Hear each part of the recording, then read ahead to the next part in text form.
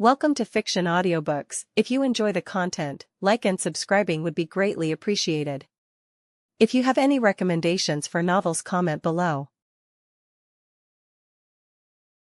Please join my Patreon at https://www.patreon.com/fictionaudiobook. Chapter 293, Emotions. Chapter 293, Emotions. As it turned out, once Tianyu explained the sequence of events, it was exactly as Tanbo had expected.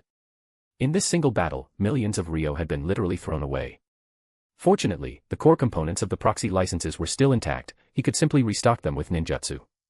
Otherwise, the financial loss would have been devastating. But that guy Obito actually dared to lay a hand on my children. Just you wait. Next time we meet, I'll give you a taste of true social death, Tanbo thought resentfully. He knew that the Madara Zetsu referred to was definitely Obito. Well, maybe not. In a real world, perhaps it actually was Madara. The probability was low, but not zero. Regardless, whether it was Madara or Obito, he would make sure they experienced a level of public humiliation beyond imagination during the Fourth Great Ninja War. Tanbo wouldn't interfere with the main plot. Naruto and Sasuke needed to follow their destined path since they were the protagonists, but in the process, he could certainly have some fun with the two big bosses to show them the fury of a father. Dad, isn't Madara supposed to be long dead? How is he still in this world? Tianyu asked aloud. In the distance, Hayama and the others watched Tianyu talking to himself with expressions of surprise. They wondered if Tianyu had fallen under a Genjutsu. After all, the enemy was a Sharingan user. What's wrong with Big Brother? Maki asked, puzzled. Wataru scratched his head. I thought I dispelled the Genjutsu for him earlier. Tianyu noticed their reactions. It's Dad. He placed a surveillance seal on us. He's talking to me mentally right now. His face carried a hint of teenage impatience. Wow.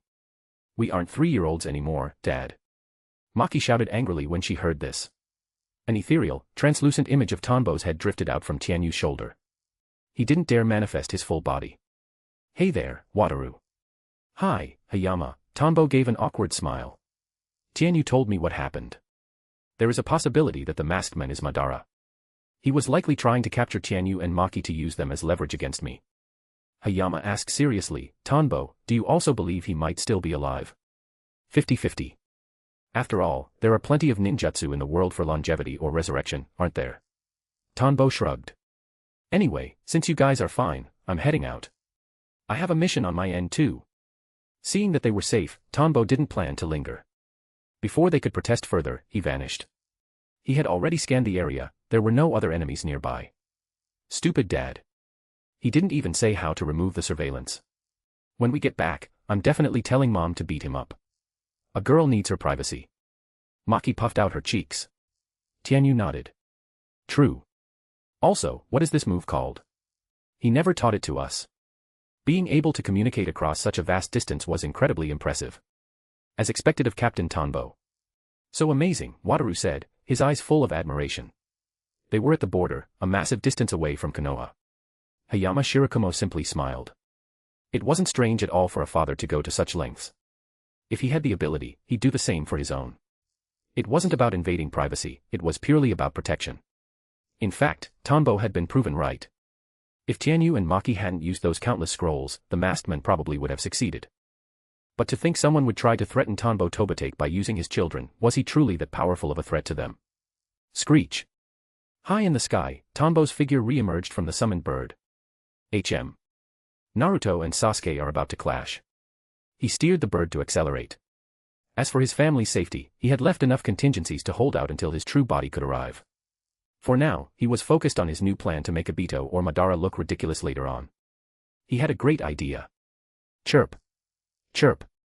In a valley formed by a sinkhole, Sasuke used Chidori to coat his Kusanagi sword, suppressing Naruto, Yamato, and Sai simultaneously. Even Sakura, who had forcibly used her instant release taijutsu, was being pushed back by Sasuke. However, the disheveled look on Sasuke's face showed he had been genuinely surprised by Sakura's speed and had even taken a solid punch from her. Kabuto and Orochimaru stood above on a ledge, watching with amused smiles, showing no intention of intervening. Sakura, you've grown stronger. But, it's not enough. Sasuke's Sharingan tracked Sakura's speed, and he delivered a sharp kick that sent her flying. Bang. Sakura smashed into the cliffside, creating a crater. The black markings on her skin gradually faded. Already weakened from the prior fight, she couldn't maintain instant release for long. Sasuke. Naruto's blue eyes changed color again, but he quickly suppressed the urge. Captain Yamato had told him he needed to rely on his own strength. Thump, thump, thump. The foreman squad had been completely neutralized. Sasuke gave a deep look at Naruto, who was struggling to suppress the Nine-Tails power, and turned to walk toward Orochimaru. Sasuke, come back. Come back to how things were, don't let hatred blind you anymore. Naruto roared, his voice cracking. His eyes welled up, and tears began to spill over. Sasuke turned back slightly, his gaze cold and indifferent. I told you before, you were my best friend. If I killed you, I could have gained greater power. I only spared you to avoid doing exactly what that man wanted. But I won't look back. All I have left is hatred. Don't follow me again, or I really will kill you. Tap. Tap. Tap. He turned away. Sasuke, I won't let you leave. I promised Sakura. Naruto forced himself up and charged straight ahead.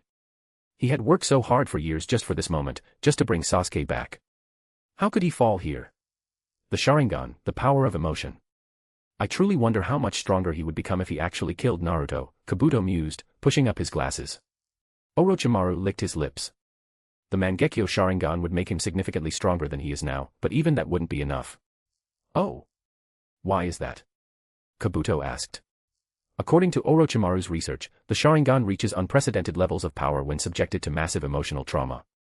He couldn't imagine a power greater than what Sasuke currently displayed. Emotions are tricky things, Orochimaru said meaningfully. The bond between Sasuke and Naruto is strong, but because of Sasuke's temperament, he cannot fully develop the Sharingan's total potential yet. Kabuto looked at the interaction below.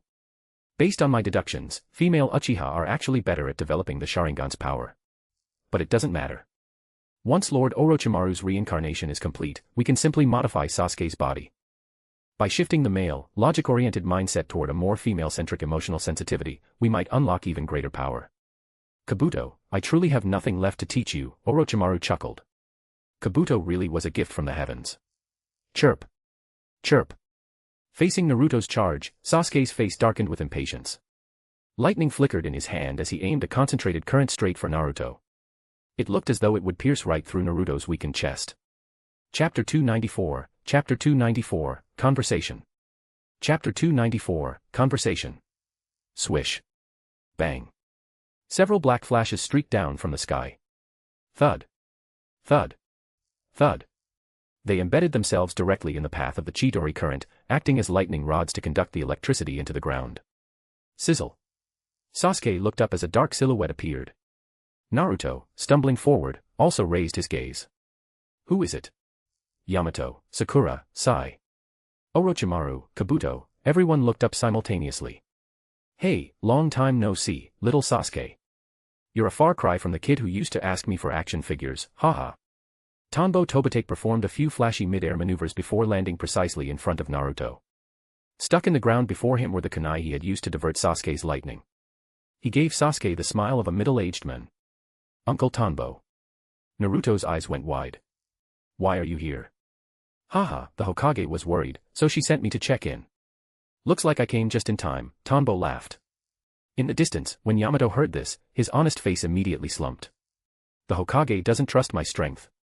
Sasuke suppressed the Chidori current and gripped the hilt of his Kusanagi sword. Captain Tanbo, is it? My target isn't you. His Sharingan spun rapidly, staying on high alert against Tanbo's Genjutsu. Ah, seeing how much Naruto cares about you, are you really sure you don't want to come back to Konoha? Tanbo asked. He twirled a kunai between his fingers, looking very much like he was prepared to drag Sasuke back if he refused. You know nothing of the Sharingan's power.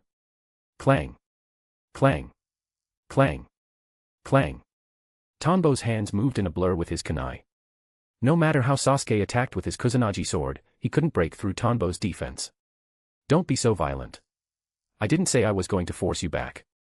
I'm just here to give you a warning, don't lay a hand on your Konoha comrades, or I won't let you off easy. Clang. Clang. Sizzle. With his Sharingan pushed to the limit, Sasuke realized that Tanbo's taijutsu techniques were remarkably similar to the combat simulations he had experienced back at the academy. Now. Under the extreme dynamic vision of the Sharingan, Tanbo's movements seemed to slow down into frame-by-frame motion. They were so incredibly slow. Chidori current flared from the Kusanagi sword, striking Tanbo directly and paralyzing his body. Sasuke pressed the blade against Tanbo's neck. I'll spare you this once. Next time we meet. Sasuke flashed back to the first time he met this weird uncle.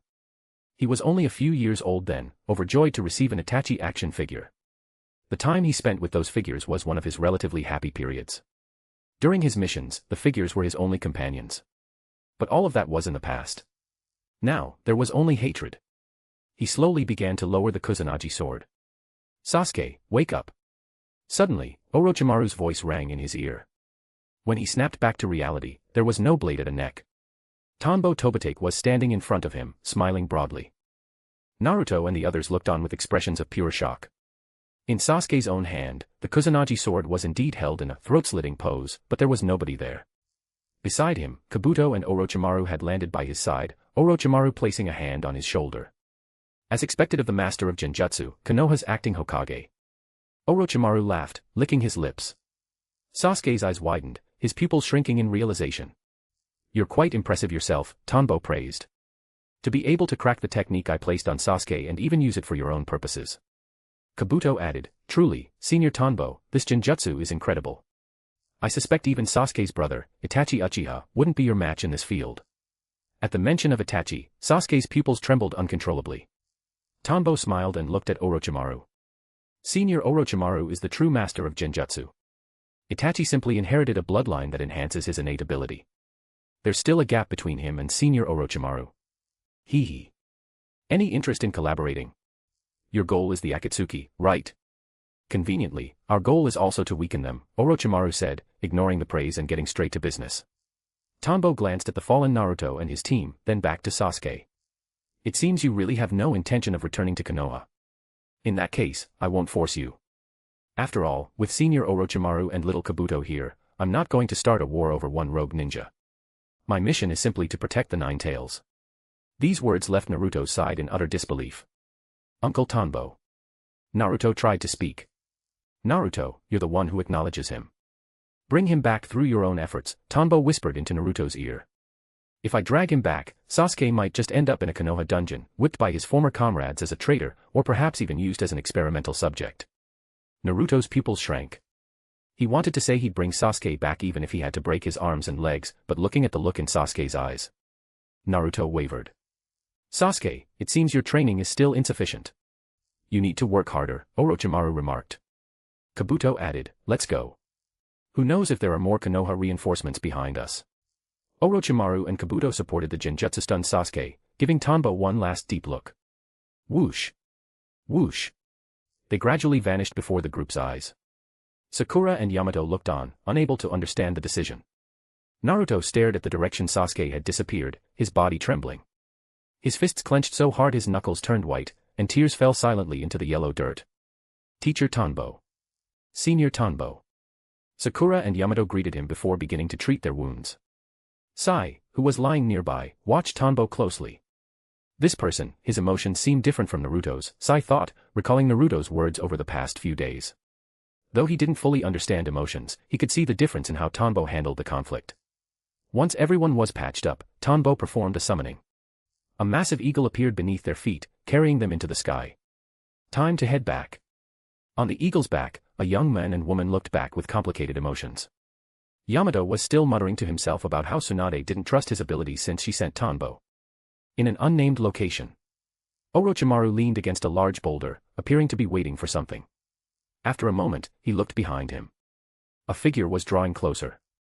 I've wanted to meet with you again for a long time, Tanbo Tobitake, Orochimaru said. I'm impressed Lord Orochimaru still remembers the Konoha secret signals, Tanbo replied. Just moments ago, Orochimaru had signaled him that he wanted to talk. Out of boredom, Tanbo decided to see what the Sannin wanted. Your abilities are vast. Why stay cooped up in Konoha? Orochimaru asked meaningfully. Tanbo blinked. Oh. You think I have some grand scheme because I'm strong? Actually, I just want to stay home with my wife and kids on a warm bed. Oh, I forgot. Lord Orochimaru, you're a single soul. I shouldn't have said that. Orochimaru was speechless. But given the way the third old man preached the will of fire, he half believed it. Still, was it really that simple? Or was he overthinking things? Chapter 295, Chapter 295, Good Gracious. Chapter 295, Good Gracious. I'll take your word for it, for now. Orochimaru sighed. What a foolish mindset, to be tethered by the affairs of men and women, of family. He didn't detect any lie in Tanbo's tone. But then again, sometimes one doesn't need to lie to achieve their goal. So, why did you seek me out? You didn't come to surrender and defect back to Konoha, did you? Tanbo quipped. He was genuinely curious about what Orochimaru wanted. The last time they met, Orochimaru was just after intelligence. Recalling the collaboration Orochimaru mentioned back in the valley, Tanbo wondered if the Sannin had set his sights on his ninjutsu. It was possible, Orochimaru could use Tanbo's research to bypass his inability to weave signs. Orochimaru smiled. I came to confirm what you were becoming stronger for. I accept your answer. Even if I find your ideology detestable, I can sense the sincerity behind it. Oh. To confirm if I'm a threat like the Akatsuki. To see if I'm after the tailed beasts. Tanbo asked. Orochimaru replied, since I've determined you aren't a threat to my interests, we can cooperate. Collaboration was his true goal. Cooperate. Do you really think we have any common ground? I'm not lacking for anything right now. Of course we do. Since I sought you out, I have naturally confirmed your capabilities. Furthermore, your behavior makes you a suitable partner. I believe you will agree. Orochimaru's voice was dripping with confidence, leaving Tanbo stunned. He mentally reviewed his life since arriving in the ninja world. Currently, he had everything he needed. Where did Orochimaru get this confidence? Tanbo challenged him, go on then. I'd like to know what exactly could sway me. As a high-ranking official of Konoha, you must have heard of it, right? Jiraiya, one of the Sannin, has been wandering the world for years searching for the child of prophecy who will bring peace to the world. Orochimaru said meaningfully. I've heard of it. But what does that have to do with our cooperation? Tanbo was baffled. Why drag Jiraiya into this? Jiraiya needed a legitimate excuse to stay abroad, and searching for the child of prophecy was that excuse. Of course, he had been doing exactly that the whole time. It has everything to do with it. We must go back to the Second Great Ninja War. Back then, when Tsunade, Jiraiya, and I were teammates supporting each other on the battlefield, Jiraiya emphasized more than once that in the future of the ninja world, his disciple would become the savior of the world. These prophecies all came from the great toad sage of Mount Myaboku. If they fail, the entire world will face a cold silence. As one who seeks immortality and the mastery of the world's truths, that is an outcome I cannot accept. Orochimaru spoke with eerie calm. Tanbo listened quietly. You believe in prophecies? He was skeptical. No matter how he looked at it, it was laughable that Orochimaru would believe in destiny. Is this collaboration just a way to manipulate me? First the setup, now comes the big pitch from the master deceiver himself. I don't believe in them, but I cannot ignore a prophecy about the destruction of the world. Orochimaru smiled thinly. At that time, I was still a normal ninja and hadn't defected from Konoha, so I didn't care. But as the people around me continued to die in war, I became obsessed with immortality and truth. At that point, I believed about half of it. So, I consulted various ancient texts, folklore, and legends scattered across the ninja world. Guess what incredible thing I discovered? Orochimaru paused for dramatic effect. Seeing Tanbo's calm expression, he felt a bit bored and continued. Starting from the time the Sage of Six Paths founded Ninshu and returned to the Pure Land, there has been an invisible hand in the ninja world tampering with history. Even the legends left by the Sage of Six Paths are incredibly scarce. But I still managed to find traces. Hearing this, Tanbo was internally shaken. Though what Orochimaru was saying didn't seem related to their cooperation yet, he was stunned by the man's intellect. You actually figured out that history was being tampered with.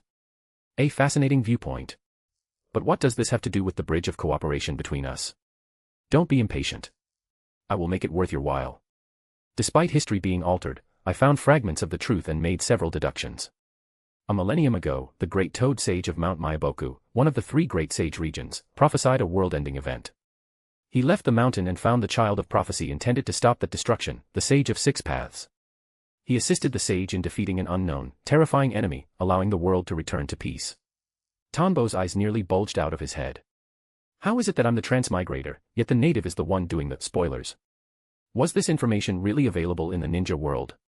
He had sent out so many clones and established such a vast intelligence network, yet he hadn't found this. How had Orochimaru deduced it? So, is that why you believe the prophecy? Tanbo was still confused. Ninjas are suspicious by nature, you can't just take a story at face value. And why tell him all this? Was Orochimaru trying to recruit him? If Tanbo refused to cooperate, wouldn't Orochimaru be compromising the legendary Sannin reputation by leaking such high-level intel? How could he trust Tanbo? 10,000 what the hells galloped through Tanbo's mind. Wait, are you saying that the goal of our cooperation is to prevent the world from being destroyed? Tanbo suddenly realized the point. Orochimaru was emphasizing this prophecy because his goal was to protect world peace. Exactly. If the world is destroyed, you, your family, and Konoha, everything will vanish. I want immortality, and you want to protect your family. There is no conflict of interest. Orochimaru confirmed his theory. You're right. If what you say is true, I should indeed cooperate with you. But how are you so sure I'd believe in some prophecy? Tanbo was shocked by the depth of Orochimaru's information. As expected of an old fox, every bit of intel he dropped hit like a hammer. He had perfectly analyzed Tanbo's psychology, or perhaps he was just testing him by emphasizing his family. Orochimaru continued, the three great sage regions are the forces that maintain the balance of natural energy in this world. To verify the great toad sage's prophecy, I personally visited Ryuchi Cave to seek confirmation from the white snake sage. Although that old snake has no interest in the toad, she did not refute his prophecy. Clearly, she acknowledges it. Of course, that's not the only reason I believe it. Better to believe it might be true than to assume it's false, wouldn't you say? Even if my plan fails, it doesn't matter. I still won't die. Chapter 296, Transmigrator Stunned. Chapter 296, Transmigrator Stunned. Ryuchi Cave. The massive white snake sage puffed on her giant pipe, watching Orochimaru as he approached step by step. A rare guest indeed. Orochimaru, what business brings you to my dwelling? Orochimaru wore his Konoha forehead protector and the standard flak jacket of the village. He looked up at the white snake sage with a serious expression. A comrade of mine once heard from the great toad sage that a great calamity awaits the ninja world in the future. I wish to obtain the truth from you, great sage. The white snake sage paused, exhaling a thick cloud of smoke. So, it's that. The old toad's prophecies are never wrong, he has no reason to lie to you humans. Is there more detailed information? Orochimaru pressed. Since you've investigated this far, I suppose I'll tell you. I haven't had a proper conversation with a human in over 1,000 years, though usually, you lot aren't worth talking to. The white snake sage exhaled another smoke ring. A millennium ago, the old toad was a rising star in the Mount Myaboka Sage region. He prophesied that a powerful enemy would appear to drain the natural energy of the entire world. When that happened, the ninja world would wither, rivers would dry up, and eternal darkness would fall. The child of prophecy he spoke of back then was that brat, the Sage of Six Paths.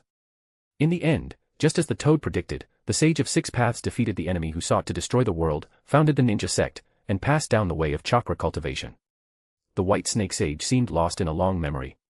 After a dozen seconds, she finally released the specific intel Orochimaru sought.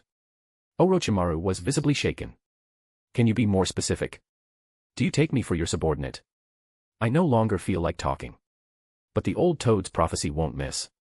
Perhaps within your lifetime, the powerful enemy who sought to destroy the world will return. Don't expect the three great sage regions to provide much help. According to the prophecy, this calamity can only be resolved by you human ninjas. The sage regions will not be the primary force. That is all. I wish to sleep. Leave. The white snake sage suddenly looked impatient, signaling for Orochimaru to depart. As he moved to ask another question, the atmosphere shifted. Orochimaru, the great ancestor has gone to sleep. Retire now. Do not force us to eat you. On either side of the sage, female elders in human form intercepted him. Their skin sprouted snake scales and flicking tongues emerged from their mouths. It was clear that if Orochimaru made a move, they would devour him instantly. My thanks to the great ancestor. Forgive the intrusion. Having obtained the core information he needed, Orochimaru immediately retreated. So, what do you think? Shall we cooperate? Everything that happens in the ninja world enters the ears of the white snake sage. She has nothing to gain from us, so the chance of her lying is slim. After finishing the account of his encounter at Ryuchi Cave, Orochimaru extended his invitation to Tanbo Tobatake. Tanbo was stunned once again. Good gracious, you know way too much. This is more detailed than even what I knew. Holy cow. How exactly do you want to cooperate? Tanbo asked. Despite Orochimaru's stable mental fluctuations, there was still a chance he was lying. However, everything the Sannin said aligned perfectly with the spoilers Tanbo possessed. It was hard not to believe. But Tanbo had already been preparing to face these enemies. What kind of cooperation did Orochimaru have in mind? Because of this world-ending crisis, I doubt the disciples taught by that unreliable fool Jiraiya will be enough to handle it. I want to train a powerful ninja capable of facing such an enemy. And Sasuke is the seed I intend to nurture. I know your abilities are vast, perhaps you've even placed a tracking mark on us during this meeting. Therefore, I want you to stop interfering in my affairs. Let me raise a powerful ninja to deal with the future apocalypse. Orochimaru laid out his purpose. His living corpse reincarnation required bodies. If all natural energy was drained and everyone died, how could he achieve immortality? You, saving the world. Tanbo was dumbfounded. Suddenly, Orochimaru was sounding noble and grand. It made Tanbo's own goal of living a quiet, ordinary life as a transmigrator feel dim by comparison. Don't try to play me. Lord Jiraiya said you only care about your reincarnation vessels. Saving the world. You really think I'll believe that? Tanbo naturally didn't buy it. In his mind, Orochimaru was a dark, self-serving figure. This sudden shift in character was making Tanbo's own worldview crumble. Are you referring to the experiments on villagers or the death of the third Hokage? It doesn't matter, those don't conflict with my goal. My goal has always been immortality, not saving the world. What I am doing now is simply a means to ensure my immortality remains possible. Orochimaru knew why the younger man was skeptical. It all depends on whether your goal is truly to protect your family. Sasuke has nothing to do with you, does he? Give me a reason to believe you can save the world. That's where the value lies, isn't it? Tanbo had been strengthening himself in secret specifically to protect his family. He was shocked by Orochimaru's intellect, but more curious to dig out things the original series never expressed. I cannot be certain I can save the world, but this is a method to increase the success rate. As for why I chose Sasuke. Naturally, it is for the power of the Sharingan.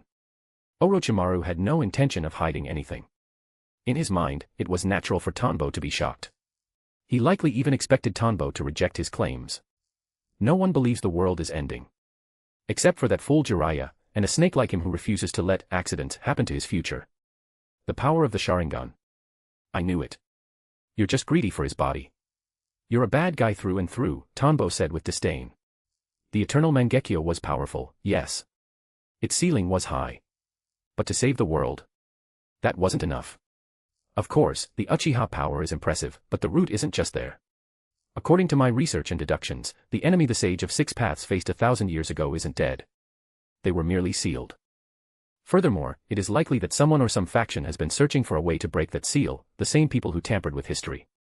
The Sage of Six Paths perhaps worried that this enemy would break free, or perhaps he received a prophecy from the Great Toad Sage similar to Jiraiya's.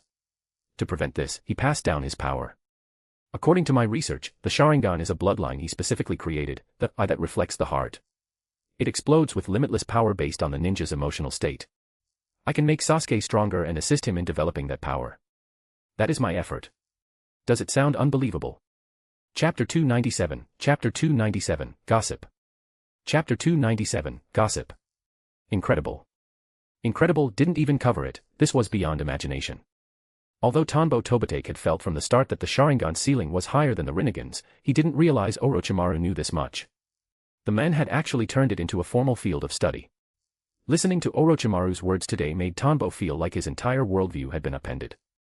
A gust of wind blew past, slapping a leaf onto his face, as if the world itself was saying, you may be a transmigrator, but that doesn't make you smarter than the natives. And what Orochimaru said about the Sharingan being a specific creation of the Sage of Six Paths. It actually made sense. The way the Sharingan could evolve unique abilities based on the user's specific goals, like Obito's Kamui, was indeed a massive bug in the system. If someone awakened an ability to kill anyone they looked at, wouldn't they be invincible? Did the Sage of Six Paths truly foresee the great calamity 1,000 years in advance via the Great Toad Sage and set these pieces on the board? Your conclusion lacks evidence, but it is very logical. I'll believe you for now. Tanbo's brain was spinning. However, he knew one thing for certain, Sasuke would never be successfully taken over by Orochimaru's reincarnation. He wanted to see what else the snake had to say. Orochimaru blinked, looking surprised. Interesting. I thought you'd have a different perspective. As expected of Lord Orochimaru of the Sannin. To have conducted such extensive research. I admit defeat in that regard. If I agree not to interfere with you, what do I get in return? Tanbo asked. I can provide your family with a world that remains intact. Is that not enough, family-oriented Captain Tanbo? Orochimaru countered. You're really good at empty bargaining. Fine, I wish your Save the World campaign every success. If there's nothing else, I'm leaving. Tanbo felt helpless. Orochimaru was indeed the sharpest of the bunch. He just hadn't realized how sharp. But Orochimaru was also underestimating him. Tanbo Tobitake was no pushover. Still, he was shaken. Did Orochimaru really want to save the ninja world just so he could live forever? Farewell. I hope we have further opportunities to cooperate, Orochimaru said with a thin smile. As if remembering something, Tanbo turned back. I don't know if what you said is true or false, but your reincarnation into Sasuke won't succeed. Because I've seen the future Sasuke, and he's doing just fine. Without giving Orochimaru a chance to respond, Tanbo vanished with a poof. Tanbo Tobitake, so the so-called will of fire really was just a mask, Orochimaru murmured to the empty air. I wonder if there's any truth to his words. As long as he doesn't interfere with me, it's fine. But the part about being family-oriented was likely true. Between his family and Sasuke, Tanbo chose his family. The third Hokage wouldn't have done that, he would have tried to save everyone. But what did his last words mean? The future Sasuke, what was he trying to imply? Orochimaru muttered lowly. Could it be spacetime ninjutsu? High in the sky. A giant eagle soared above the clouds. Tanbo Tobitake absorbed the memories of his shadow clone. That Orochimaru gave me so much shocking intel, I might as well leave him guessing too. Regardless of whether he was telling the truth. He recalled the original plot. It seemed that most of what Orochimaru said could actually be reconciled with the story.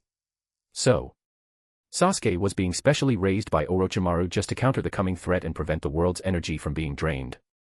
Wait, even if the motive was self-preservation, that would still make Orochimaru a savior. Orochimaru, oh Orochimaru, you can't be serious. You've gotta be lying.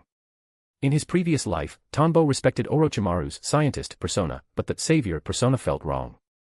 There had to be more scandalous gossip that Orochimaru hadn't shared. Tanbo's inner gossip monger was burning with curiosity. These deviations from the original story were exactly what he looked forward to. As for the cooperation, he didn't take it to heart. He never intended to interfere with Sasuke's growth anyway, he only placed marks on the boy to prevent accidents. Now it seemed he had been overthinking it. If future Sasuke was fine, current Sasuke couldn't fail. Unless they weren't on the same timeline. Ack. How annoying. In any case, hearing Orochimaru's internal gossip made him feel exhilarated. It was just like when he first saw Sasori using human puppets that could still use ninjutsu, it made the world feel alive, not just a flat piece of paper. Damn it, Orochimaru's tech is too good. No wonder the Akatsuki and even a tracking expert like Zetsu can't catch him. Who could? Tanbo noticed that the tracking mark he had placed on Orochimaru had stopped moving. There were no signs of activity. He had wanted to see if he could eavesdrop on more gossip, but in just a short time, his tracking method had been neutralized. Likely that shedding technique again. Uncle Tanbo, you didn't really want to bring Sasuke back, did you? You have the ability, right? All that talk about him being experimented on or interrogated. Suddenly, Naruto, sitting nearby, spoke up. Sai, Sakura, and Yamato all turned to look at Tanbo. They also found it strange. Tanbo had been acting Hokage, meaning everyone recognized his strength as being Kage level. Against Orochimaru, he wouldn't necessarily lose. Sakura clenched her fists. Sasuke. Do you also think he's just a traitor and don't want him back? Naruto's face was dark, his eyes filled with sorrow. I'm grown up now. Don't treat me like a kid. Slap. In my eyes, you'll always be a kid. You'll understand when you're older. Are you questioning the reasoning of a man who was acting Hokage? Tanbo swatted the back of Naruto's head. Ah. The slap sent Naruto reeling, nearly falling off the giant eagle. The sorrow vanished instantly as he frantically grabbed onto the eagle's feathers. Naruto. Sakura and the others were startled. Before Naruto could fall, Tanbo yanked him back. Go back and train properly. Stop being lazy. You lot are too weak. 4 of you couldn't handle one guy, you've completely embarrassed Konoha. When I was your age, I could fight 10 Sasukes. Tanbo, adopting his stern elder persona, scanned the 4 of them with a piercing gaze. Gulp. The terrifying glare of a 30-year-old man made them swallow hard. Even Sai, for reasons he didn't understand, felt a sudden surge of an emotion he had never felt before, fear. And you're going by Yamato now, right? You inherited the first Hokages with style, and yet you can't even beat a brat. I'm starting to think you got into the ANBU elite through the third Hokage's back door. Otherwise, how are you a squad leader? Tanbo looked toward Yamato, giving him a skin-deep smile. As for why Sai felt fear, it was just a small trick. Fear is contagious. Senior. Tanbo. I will work harder. Yamato gulped. Chapter 298, Asking for Guidance. Chapter 298, Asking for Guidance. Tanbo Tobitake led Naruto and the others back to Konoha. The mission was technically a success. Tsunade, Kakashi, and the others breathed a sigh of relief to see Naruto return safely. Only Yamato slunk off to a corner, feeling useless and wallowing in self-pity. Within the village, life remained peaceful with no major incidents. Naruto, however, began to feel the weight of his own inadequacies. Under Captain Yamato's guidance, he realized he had relied too heavily on the Ninetales' power. With the Akatsuki on the move, he felt a desperate need to grow stronger quickly. Sakura felt the same. The failure to retrieve Sasuke had exposed their weaknesses. Senior Tanbo, what is up, comrade? Tanbo found himself cornered by Sai. The young man was holding a book on psychology, seemingly trying to extract a verbal definition of friendship from him. Shouldn't you be training with Naruto and the others? Or maybe reporting to Danzo? How are you this free? Tanbo had brought Kigo to the library to study, only to find Sai loitering there. While Naruto and Sakura were pouring sweat into their training to bring Sasuke back, Sai, their teammate, was leisurely reading about human emotions. Compared to getting stronger, I would much rather know what a comrade is. Can you tell me, senior? Sai asked, genuinely perplexed. If I do something right, you praise me. If I do something wrong, you back me up. When I'm depressed, you encourage me. When I lose heart, you give me confidence. You value their strengths, overlook their flaws, but keep both close to your heart. Tanbo explained. Are we comrades then? Sai asked again. Read more, feel more. If you can break free from Danzo's brainwashing and let yourself merge with the people of this village, you'll understand eventually. Otherwise, no amount of words will help, Tanbo sighed. These children of the Foundation were truly pitiful. However, Danzo's time was coming, and the day for the Foundation to reintegrate into Konoha was drawing near. You seem very dissatisfied with Lord Danzo. Sai was sharp when it came to anything outside the realm of emotions. Not necessarily. It's just that Lady Tsunade is very dissatisfied with him, and I happen to despise his habit of brainwashing children, Tanbo quipped. I see. Time passed. An unexpected visitor arrived at the training field where Tanbo was practicing taijutsu. He was accompanied by 2 masked guards. It is rare to see someone maintaining such high-intensity training every day, Danzo remarked, watching Tanbo work. Tanbo turned around, frowning slightly. What was this old man doing here? Lord Danzo, do you have business with me? Danzo didn't mince words. I want Kigo Tobitake to join the Foundation. We must strengthen Konoha's military potential. As you know, the existence of the Akatsuki is a threat to every village. We don't know how long this war will last, we need to cultivate even stronger ninjas. In the distance, Kigo, who was using tools created by Tanbo to study scientific principles, seemed to hear the conversation and looked over at them. Wish. Wish. With a flick of Tanbo's wrist, the kunai and shuriken he had been practicing with flew from all directions toward him. Some whistled past Danzo's back, prompting the 2 guards to draw their blades. Fu, Toryun, stand down, Danzo commanded, stopping them. A kunai grazed Danzo's cheek and landed neatly in Tanbo's hand. He effortlessly collected the rest of the shuriken into his pouch. I've heard that Lord Danzo's wind style was once famous across the nations. I wonder if your current strength is still what it was in your youth. Tanbo usually didn't care what Danzo did, but at the mention of his son, a powerful wind-natured chakra condensed around his kunai. Whoosh. Hum. The high-frequency vibration of the wind chakra emitted a piercing screech. Tanbo pointed the kunai at Danzo, his face expressionless. My wind style is decent as well. I'd like to ask for some guidance from Lord Danzo. Swish. Clang. Before Danzo could speak, his 2 guards acted. They drew their swords and struck from both sides in a pincer maneuver. Slash. Tanbo swung his kunai, and the wind chakra extended like a sword of promised victory, transforming into a long, whip-like hurricane. He performed a single horizontal sweep, forcing both guards back before they could even get close. The trees and ground caught in the gale were left in ruins, the earth was upturned, and trees were leveled. Bang. Bang. Wind style, great breakthrough. A violent storm erupted around Tanbo, blowing away the black insects that were trying to swarm him. Whoosh. Mind transfer jutsu. Yamanaka Fu dodged an attack and aimed his jutsu directly at Tanbo. It hit its mark. Success. But before he could take control of Tanbo's body, a massive foot appeared in his mental landscape and stomped down on his consciousness. A genjutsu. When did he? Fu gasped in horror. Thud. He was kicked out of the mental link. In just a few exchanges, the two elites were effortlessly defeated. Tanbo hadn't even shown much of his true power, he simply used the massive intelligence gap and the skill level of an elite jonin to dismantle them. Do not be impulsive. Since you disagree, then forget it, Danzo said, frowning as he watched Torian and Fubi so easily handled. This man's strength was indeed formidable. Consider this a warning, Tanbo said, his aura exploding with intensity. A phantom image of a gargantuan demon seemed to loom behind him, threatening to swallow Danzo whole. If you ever target my family again, it won't be this simple. Don't think that arm full of Sharingan can counter my Genjutsu. Remember, I was acting Hokage, you're still a bit short of my level. Danzo felt a wave of cold discomfort. He hadn't expected Tanbo's Genjutsu to be so potent that he could be affected even while on guard. You will regret this. Torian, Fu, we're leaving. Seeing Tanbo's stubbornness, Danzo turned and walked away. His two battered guards quickly followed, though they both cast lingering glances at Tanbo, already calculating how to gain the upper hand should they meet again. Once they were gone, Tanbo retracted his kunai.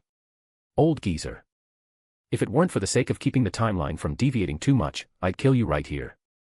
Danzo had been quiet for a long time, never touching Tanbo or his family, but this time he had the audacity to eye his son. Tanbo suspected Danzo wanted Kigo's research talents for the Foundation's technical development. It made him furious. Using a visual Genjutsu, he had secretly planted a Genjutsu seed within Danzo's chakra system. As long as Danzo was within his sensory range, Tanbo could manipulate him, for instance, by triggering subtle suggestions that would naturally diminish the importance of Tanbo's children in Danzo's mind. Danzo surely wouldn't be using the Sharingan or the Byakugan for a physical checkup every day, would he?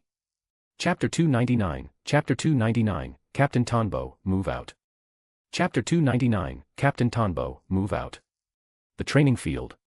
Multi-shadow clone jutsu. Poof. Poof. Poof. On the vast open ground, a massive wall rose from the earth, with a colossal waterfall cascading down its side. Countless Naruto stood on wooden platforms extending from the wall, shouting "Hey!" in unison to keep their spirits up. You're quite clever, Kakashi, coming up with a training method using multi-shadow clones. Tanbo Tobitake watched the training from a distance, having commandeered Kakashi's lounge chair. He held a piece of fruit, enjoying the show. Beside him was an earthen platform supporting a basket of pills. Though Tanbo frequently used secret recipe soldier pills, he absolutely refused to eat these particular ones. Nearby, Yamato was working hard to suppress the Nine-Tails chakra within Naruto, preventing the drain from triggering a rampage. Why do I get the feeling you aren't surprised at all? It's like you already knew about this, Kakashi said suspiciously. Well, duh, I learned it from watching you. Tanbo thought. Aloud, he said, but why did you call me here? Do you need help with the training? Yeah. Training for wind-style nature transformation, Kakashi replied.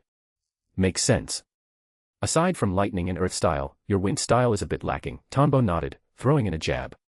Poof. Poof. Poof. While Kakashi remained speechless, Naruto exhausted his chakra. Just as the red chakra began to leak out, Yamato moved in to suppress it. Kakashi then brought a spent Naruto over, carrying him on his back. Naruto spotted Tanbo and blinked. Hey, Uncle Tanbo, what are you doing here? Your reaction time is too slow, I've been here for ages. You're almost out of chakra, why don't you eat these soldier pills? They're Sakura's special recipe. Soldier pills made with love, Tanbo teased, pointing to the basket. Ugh. Naruto looked at the pills and remembered the taste. He waved his hands frantically. What love? I just don't need them, I'm fine. His face turned a shade pale. True.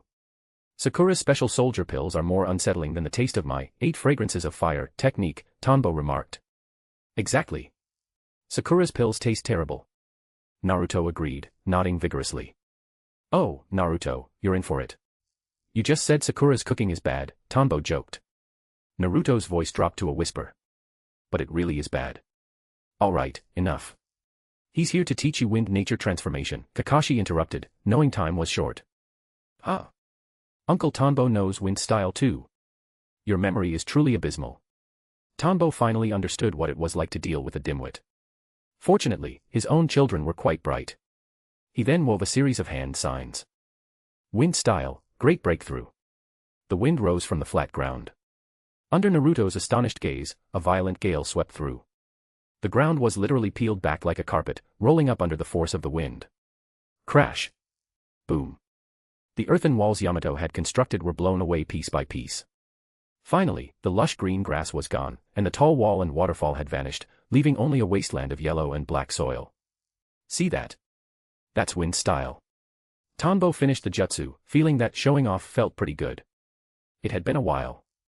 The three observers were stunned, their mouths agape. Even dead fish-eyed, Kakashi looked like his eyes might pop out. That was just a great breakthrough. My wall, my waterfall basin jutsu, my chakra. Yamato's hands trembled. Wind style is so cool. Naruto, seeing such power, practically drooled with envy. His passion was instantly reignited. I want to learn that. No, that's too hard for you. Stick to the basic nature transformation. This was just a demonstration, not for you to practice yet, Tanbo said. He then cut the chatter and began explaining the specifics of wind nature transformation. He used a top-down approach, making his explanation simple and concrete. He was an expert at finding easy-to-understand ways to help an idiot like Naruto learn quickly. So that is Captain Tanbo's strength, what terrifying wind style. In the forest outside the clearing, Sai and Sakura had happened to witness the scene. They were deeply shaken. Against a wind style of such scale, there was almost no room to dodge, one could only defend or tank it. On a battlefield, it would be a horrific harvester of the weak. Both Sai and Sakura instinctively imagined themselves as Tanbo's enemies and realized the danger. The Hokage's office. Bang. A monk wearing the robes of the fire temple stood before Tsunade. You're saying Chiriku was killed by the Akatsuki and the fire temple was destroyed? Tsunade's face was grim as she slammed her palm on the desk. Yes. I only survived because I was away at the time, the monk replied. Tsunade clenched her fist. Notify all special operations squads. Assemble. Yes, ma'am. The ANBU ninja vanished instantly. The rooftop outside the Hokage's office. 20 squads appeared. Most were Chunin or higher, not a single genin was present. Tanbo Tobitake was among them. Finally, it starts. These special operations squads had been specifically formed by Tsunade to deal with the Akatsuki, with 4 members to a team. Tanbo was one of the captains. He hadn't originally wanted to join, he was still wary of the potential appearance of Urashiki Otsutsuki, but given his teleportation jutsu and Tsunade's insistence, he had no choice. Besides, he wanted to save Asuma. Aside from being classmates, Asuma's survival wouldn't disrupt Naruto's growth, it would only affect Shikamaru's team. In the grand scheme of things, Asuma's power level wouldn't change the main storyline. Furthermore, Tanbo wanted to see Haiden, the unique specimen of the Jashin cult. The jutsu Tanbo was currently developing was actually related to him. I'll capture him for experiments. An immortal is the perfect test subject, Tanbo thought. Aside from taijutsu and the curse, death-controlling blood, Haiden lacked complex skills, making him easy to control. Shortly after, Tsunade laid out the situation. Everyone's faces grew solemn. Chiriku of the Fire Temple had been one of the 12 guardian shinobi. If even a ninja of his caliber was no match for the Akatsuki, this would be a massive challenge. Asuma, in particular, looked incredibly troubled. Now, everyone move out. Intercept and kill the enemy within the borders of the Land of Fire. Tsunade commanded sternly. Yes, ma'am. Whoosh. Whoosh. Each captain led 3 members as they quickly deployed. Tanbo led 3 Chunin. To think we're with Captain Tanbo. We'll definitely catch the Akatsuki this time. Great.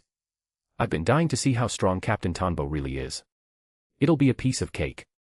He's the man even Itachi Uchiha is wary of. The 3 ninjas looked at Tanbo with eyes full of absolute trust. Chapter 300, The Fight. Chapter 300, The Fight.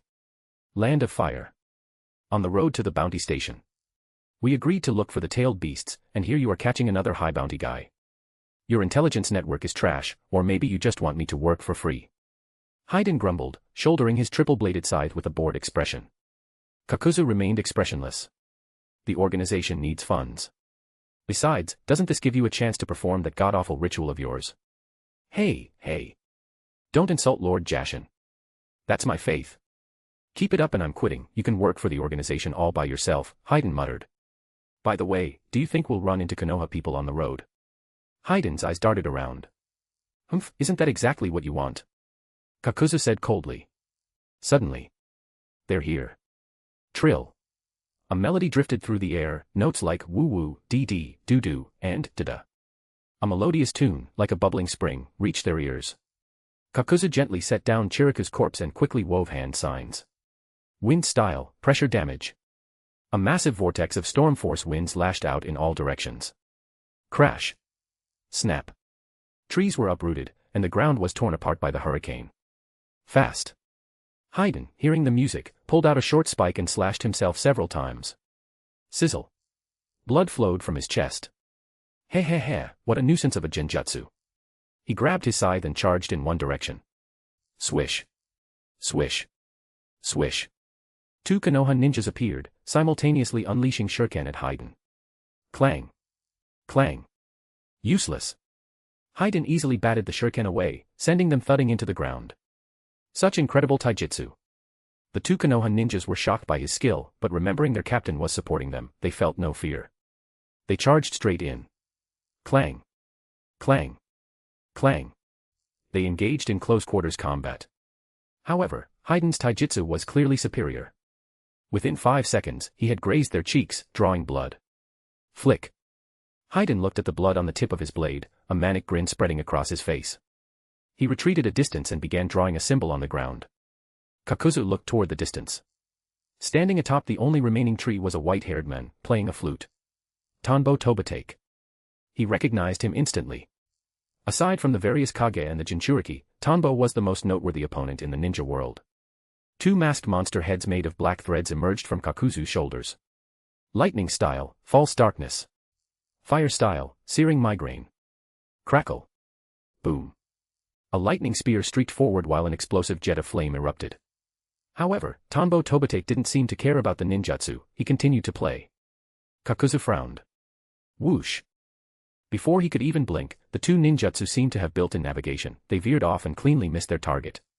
He quickly adjusted the direction of the techniques, sweeping them left and right. To his growing frustration, no matter how he adjusted, the attacks simply would not land. Kakuzu, Rogue Ninja of Takigakure. Bounty, 70 million Ryo.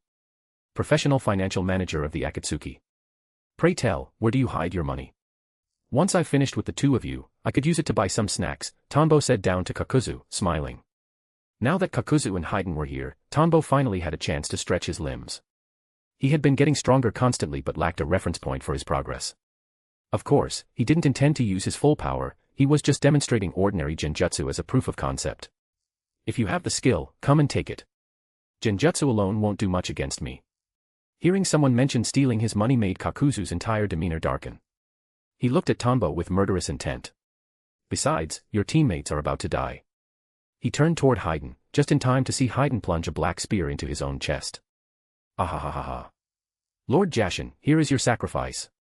Haydn laughed maniacally as the spear pierced his heart. He looked at the Konoha ninjas, expecting to see shock and despair, the most delicious food for Lord Jashin. Ah, what is he doing? Seems like some kind of ritual. Careful, we don't know what his ability is. The two Konoha ninjas looked at Haydn as if he were an idiot.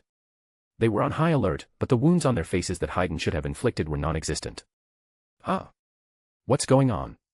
Haydn's laughter died instantly as he saw the two standing there perfectly healthy. Again. Stab. Stab stab. He stabbed himself several more times, creating multiple holes. But the two men across from him remained unharmed and ready for battle. Swoosh. While he was reeling in shock, a slightly plump Konoha ninja appeared behind him and slashed a blade across Haydn's neck. Die. Haydn's head flew high into the air. This time, Haydn saw clearly, there was no ritual pattern on his skin after the self-mutilation. In other words, he hadn't actually obtained their blood. Damn it, it's Genjutsu. Haydn raged. He remembered the leader's warning to be wary of the Genjutsu master named Tanbo Tobatake. He realized the music in his ears hadn't stopped for a second. Even if he broke the initial illusion, he was immediately covered by a new one. Kakuzu. Help me out, he screamed. Zip. Zip. As soon as he opened his mouth, several black threads shot out from the ground, pulling his head back to his body and stitching it on. Be careful. This opponent is the Tanbo Tobatake the leader mentioned, Kakuzu said, his gaze toward Tanbo filled with gravity. You are the most formidable Genjutsu user I have ever seen.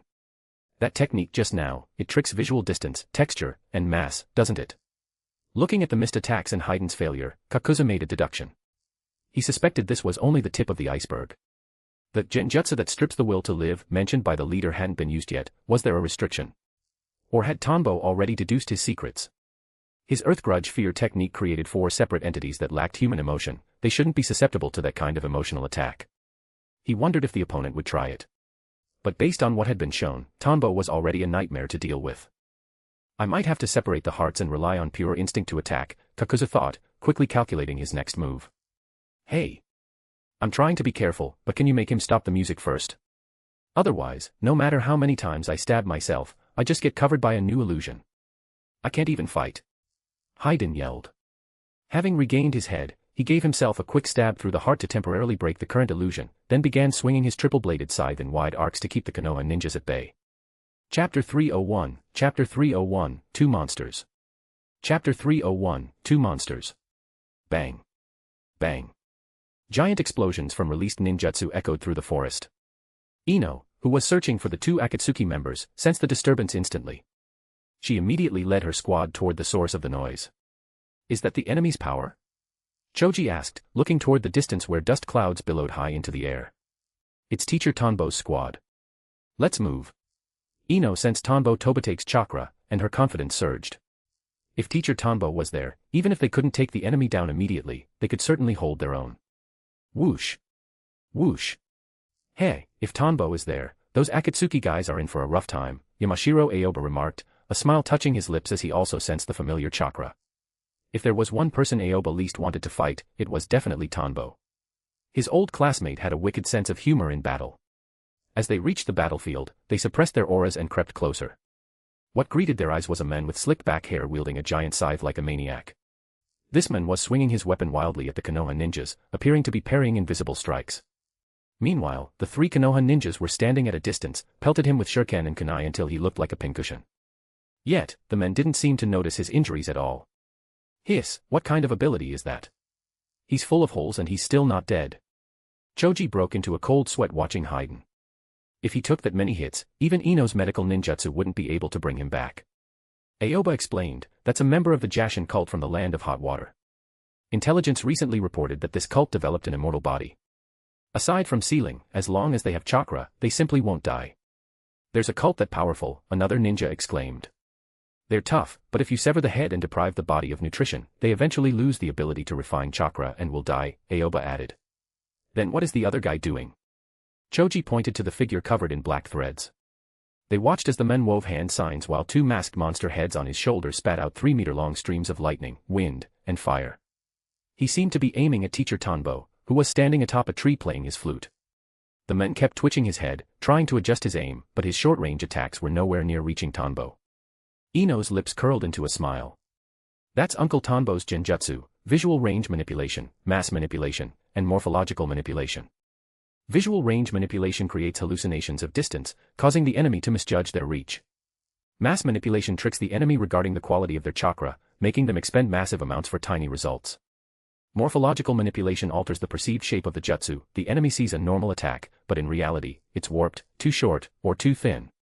When all three are combined, it makes the opponent look like, well, like an idiot. So, the Akatsuki enemies are being played like fiddles by Teacher Tanbo. Choji's face was full of shock. Was this the true extent of Tanbo's power? Having experienced a battlefield simulation once before, he knew Tanbo was strong, but to see him toy with enemies that even Chiriku of the 12 Guardian Shinobi couldn't defeat was something else entirely. Aoba nodded. Exactly. Tanbo was acting Hokage for a reason. This technique is disgusting because standard Genjutsu dispelling methods don't work, you need a very specific counter. Bang. Before he could finish, a masked monster emerged from beneath Tanbo's tree. It suddenly spat a high-pressure jet of blue water. Tanbo, still on the branch, seemed oblivious. Watch out. Choji couldn't help but shout. Swish. At that exact moment, Tanbo moved. He performed a graceful backflip, dodging the water-style attack. Even as he descended from the tree, the flute never left his lips. He fell like a leaf but struck like a meteor. Boom. He delivered a vertical kick straight onto the monster's head. The creature's instincts were sharp, it raised its arms to block. However, the force was so great that the ground beneath it sank half a meter. Amazing. To maintain a Genjutsu while executing such high-level taijutsu, Choji watched with adoration.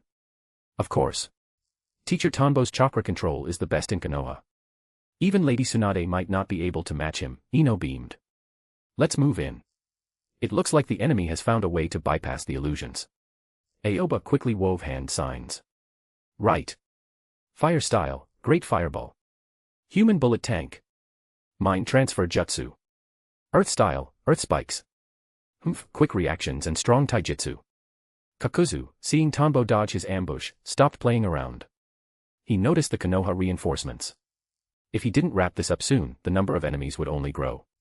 He ignored the attacks from Ino's group. Their strikes landed on his hardened skin without doing any real damage, though his clothes were shredded. Choji was sent flying by a punch of monstrous strength, spinning through the air. Ino's mind transfer was violently repelled by the entities within Kakuzu's body, showcasing the mental fortitude of a ninja who had survived since the era of the first Hokage. Whoosh! Kakuzu controlled one masked monster to rush toward Haiden, entangling him with black threads. Chakra that didn't belong to Haiden was continuously pumped into his body, forcibly disrupting Tanbo's Genjutsu flow. Genjutsu types are such a pain, Kakuzu muttered. Sacrificing one combat unit just to keep Haiden's senses clear was a testament to how troublesome he found Tanbo. Truly a man the leader warned them about.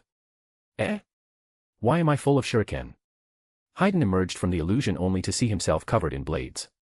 He looked at the 3 Konoha ninjas in the distance who were still throwing projectiles. He realized he had been standing there like a moron, immersed in a dream. Seeing the black threads, he knew Kakuzu had saved him again, which only made him angrier. He glared at the Konoha ninjas with murderous intent. This time, it wouldn't be an illusion. The Konoha ninjas, seeing Kakuzu's maneuver, realized Tanbo's Genjutsu had been neutralized. They retreated a few steps, holding their weapons at the ready.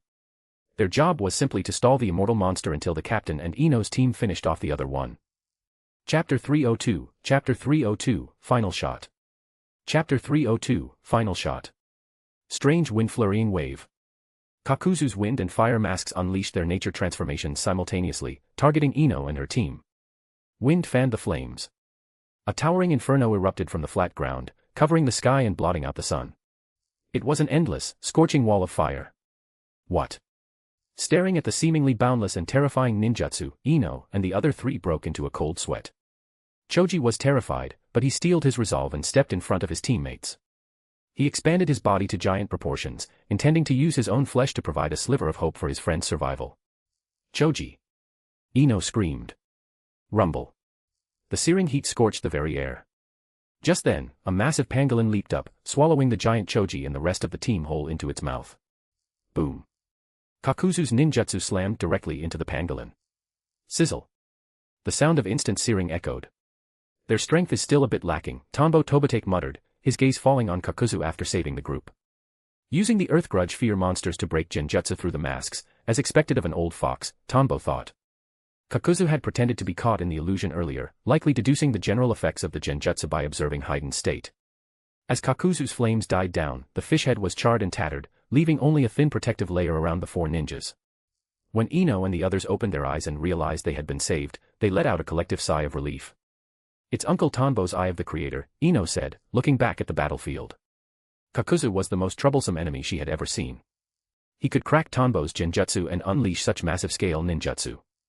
On the other side, Tanbo's 3 teammates were being pushed back by Haiden, who was now free from the illusions. Die. Die.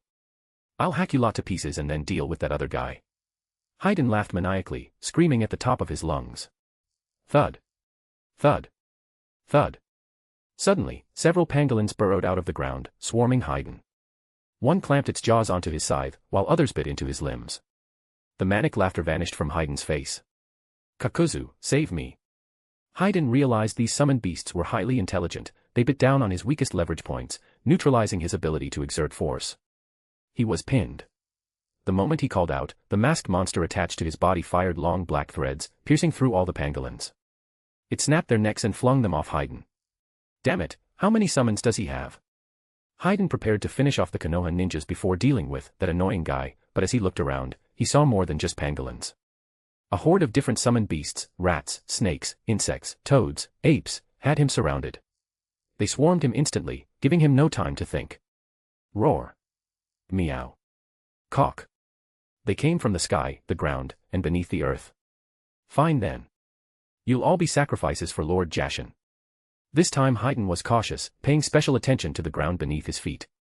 With so many powerful summons, Lord Jashin would surely be pleased. Slash. Slash. He charged with his scythe, reaping the summons like wheat, cutting them in half. However, in the heat of battle, he failed to notice that every time a summon was killed, it turned into a bamboo-woven action figure. Tanbo Tobitake. I've heard of you. As the rumors say, you are a very capable ninja. Kakuzu fixed his gaze on Tanbo. This man was more troublesome than he had imagined, especially after seeing Haiden swarmed by those summons. He suspected those weren't true summoning spells, but high-level ninjutsu. He had noticed the dead beasts turning into broken bamboo. Is that so? I've heard plenty about the members of the Akatsuki as well. Your reputation precedes you, Tanbo smiled. However, do you want to be taken back alive or dead? If you want to live, surrender quietly. I don't have the best temper. Kakuzu's pale green eyes flared, and black threads erupted from his body. Even the first Hokage, Hashirama Senju, couldn't take me down. Do you truly believe you can stand beside him? As he spoke, his hands blurred into signs. Lightning style, false darkness. A spear of lightning shot out, aimed directly at Tanbo.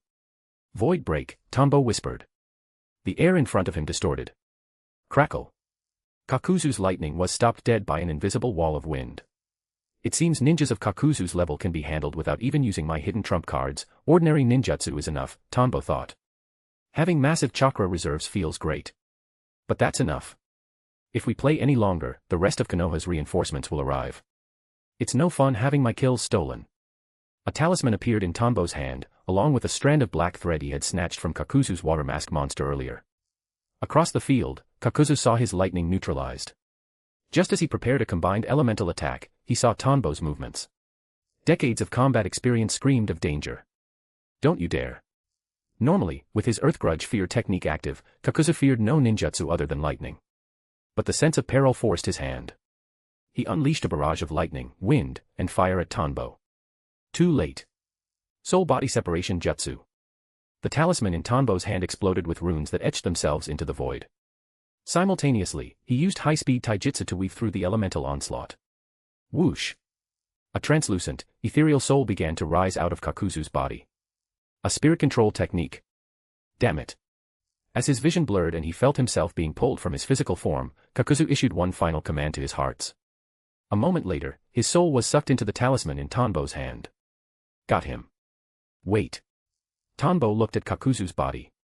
The remaining masks had congregated onto Kakuzu's arm.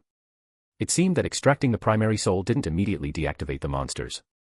The one mask went limp as the main soul vanished, the others were surging. Crackle.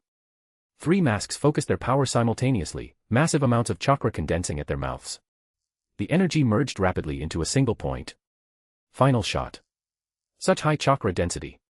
Tanbo felt the sheer energy. This was a ninjutsu born from ultra-high density chakra compression. Boom. The moment the energy peaked, the beam fired, giving Tanbo no chance to counter. A pillar of pure chakra light obliterated everything in its path. Tanbo-sensei. The battle had happened in the blink of an eye. Ino and her team had only just escaped their own brush with death when they saw Tanbo take a direct hit from the blast. He vanished instantly in the light, seemingly wiped from existence. Don't worry, Ino. Look over there, Yamashiro Aoba said, pointing at Haiden. Haiden was still hacking away at the summons. It was obvious, if Tanbo were dead, the constructs created by his ninjutsu would have dispelled. Chapter 303, Chapter 303, The Capture. Chapter 303, The Capture. Swish. Haiden's side swung wildly, but instead of cutting down enemies, he ended up destroying Kakuzu's 3 remaining masks. Even the black thread monster that Kakuzu had placed on Haiden's back was run through by Haiden's own black spear as he stabbed himself. What is happening to my body? Haiden was utterly bewildered, feeling his limbs move against his will. Not only was he unable to target the Konoha ninjas, but he had just effectively killed Kakuzu. His partner's body had been hacked into pieces. Hee, it's simple, you fell into my trap, Mr. Jashinist. Tanbo Tobitake walked out from behind him, smiling calmly. His hands were subtly moving, controlling Haiden's soul via chakra threads. The Tanbo that Kakuzu had hit earlier was merely a substitution. With his years of research and training, taking down 2 enemies whose abilities he already knew was child's play, even using relatively standard ninjutsu. It felt good to move, he hadn't had a proper fight in years. Damn it. Let me go and fight me fair and square. Haiden's face was twisted with rage. Tanbo shrugged. For a ninja, fighting fairly means using every means at your disposal to win. Did you think I was a samurai? Anyway, from this moment on, you're my research subject. Feel honored, hee. What are you babbling about? Research subject. Haiden's expression darkened. Years ago, he had joined the Jashin cult only to be experimented on by them. He thought he had escaped to kill in the name of his god, only to end up back on an operating table. You don't need to understand, little brother from Akatsuki. A long roll of bandages flew out from Tanbo's ninja tool pouch, wrapping Hayden's body completely until he looked like a mummy. A sealing talisman was slapped onto the bandages. Done.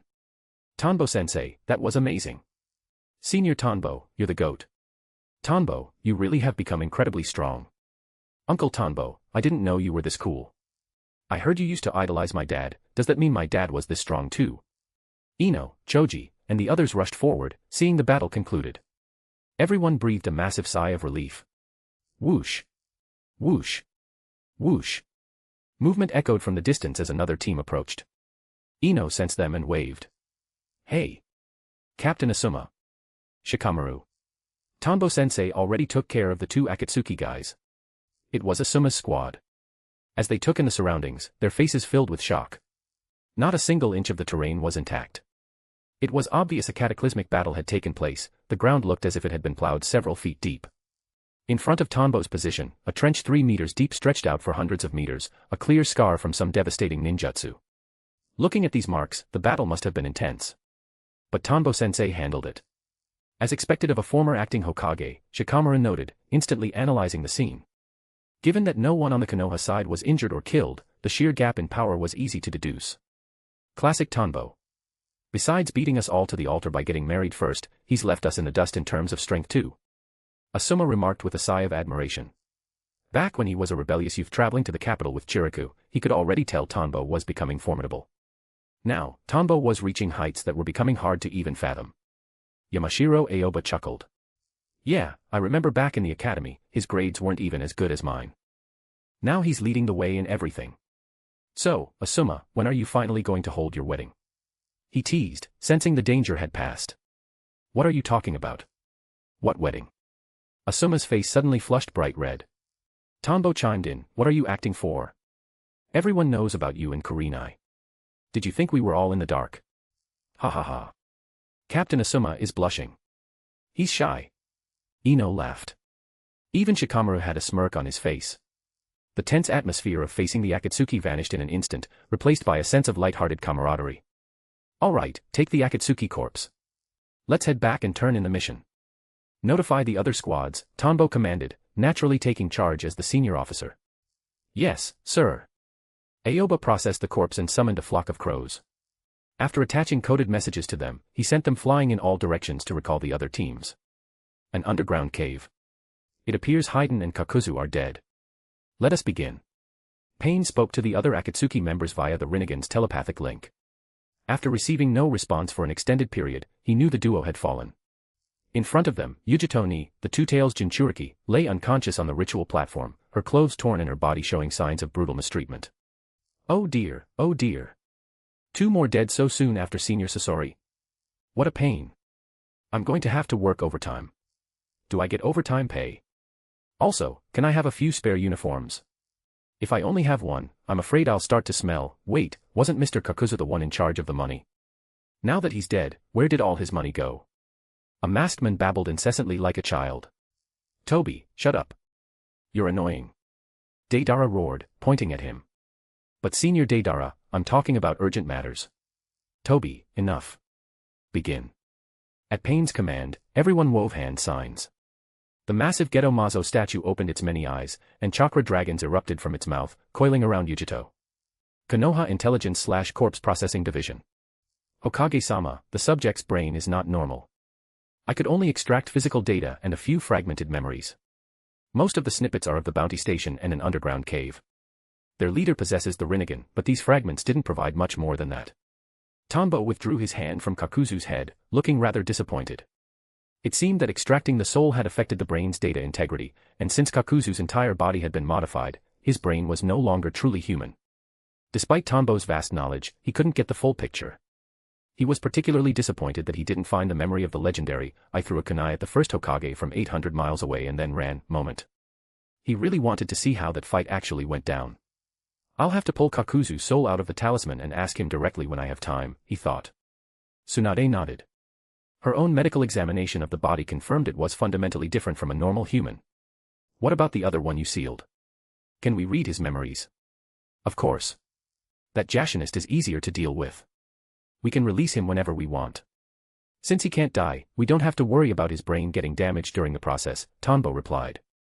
Chapter 304, Chapter 304, Intelligence on the Akatsuki. Chapter 304, Intelligence on the Akatsuki. Konoha Corpse Processing Division. You bastard. You will suffer the curse of Lord Jashin. Tanbo Tobitake pressed his hand onto Haiden's head. Even now, Haiden's mouth continued to flap incessantly, seemingly devoid of any fear of death. However, as the mind-reading jutsu activated, Haiden's eyes gradually rolled back. Tanbo was performing a violent extraction. This time, it didn't matter, as Haiden's body would eventually recover on its own. Since Haiden still possessed chakra, he wouldn't die. The long-lost tunnel of memory opened. Haiden was a child who grew up in the village hidden in hot springs. From a young age, he was dissatisfied with a mundane, peaceful life. As he grew, he heard of a group called the Jashin cult that found joy in slaughter. Eventually, he murdered his fellow shinobi in the hot springs village and joined them. Within the Jashin cult, he found exactly what he was looking for. Due to his unique constitution, he was studied deeply by the cult scientists and subjected to experiments. Ultimately, he gained a special body that would not perish as long as his chakra remained. As for why he fled the cult, it wasn't exactly a flight. It was because the cult members, seeing his immortal body, kept using him as a lab rat, which deprived him of the joy of killing and sacrificing to Jashin.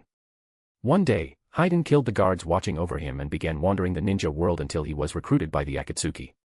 Within the organization, he was paired with Kakuzu. They continuously executed missions for the Akatsuki. Although he took orders, it was exactly what Haiden wanted. It allowed him to keep killing and sacrificing to the great Jashin. During the extraction process, Tanbo witnessed Haiden's killing methods and gained a deeper understanding of the curse, death-controlling blood. Compared to the other cult members who lacked immortality, Haiden's memories provided Tanbo with a wealth of insights. He felt a new breakthrough coming for his release nature transformation. His progress in the coming days would likely be even faster. Rumble. As the memory reading continued, he finally saw something of interest, the battle between the Kakuzu duo and Chiriku. He saw exactly how Chiriku died.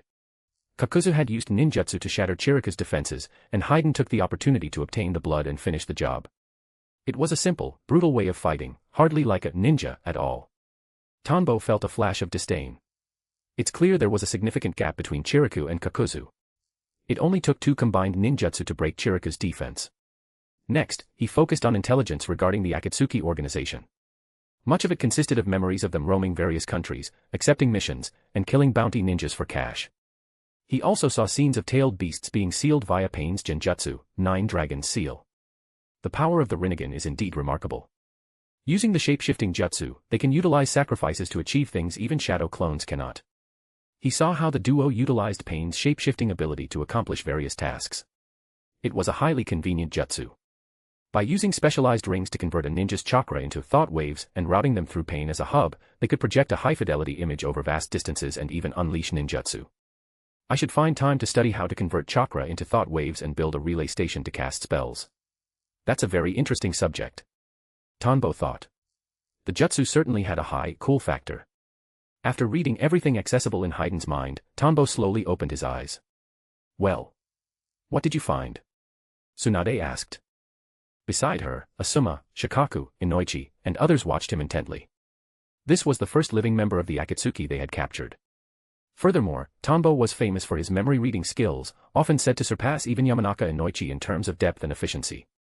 The 1 tail, 2 tails, and 7 tails have already been captured by the Akatsuki, Tanbo began. The leader is a man with the Rinnegan, the same individual I faced 12 years ago during my undercover mission in the Hidden Rain. His abilities roughly consist of. This organization is comprised entirely of specialists and monsters. Including Itachi Uchiha, they all possess extraordinary abilities. Individually, any one of them is a threat to a tailed beast. Also, Deidara, the stone rogue who fought Kakashi, is not dead. The Akatsuki's goal is to collect the power of all 9 tailed beasts to make the world feel the pain of war, thereby forcing everyone, including Konoha, into a state of fear-induced peace. At least, that is what the leader tells them. Tanbo relayed the intel, filtering out only what Haiden actually knew. In truth, Haiden was the most heartless member of the group. He only cared about killing, so his knowledge of the higher-level grand scheme was somewhat limited. What? The 2 tails and 7 tails are gone too. The high-ranking officials present, including Tsunade, all frowned. Those were tailed beasts.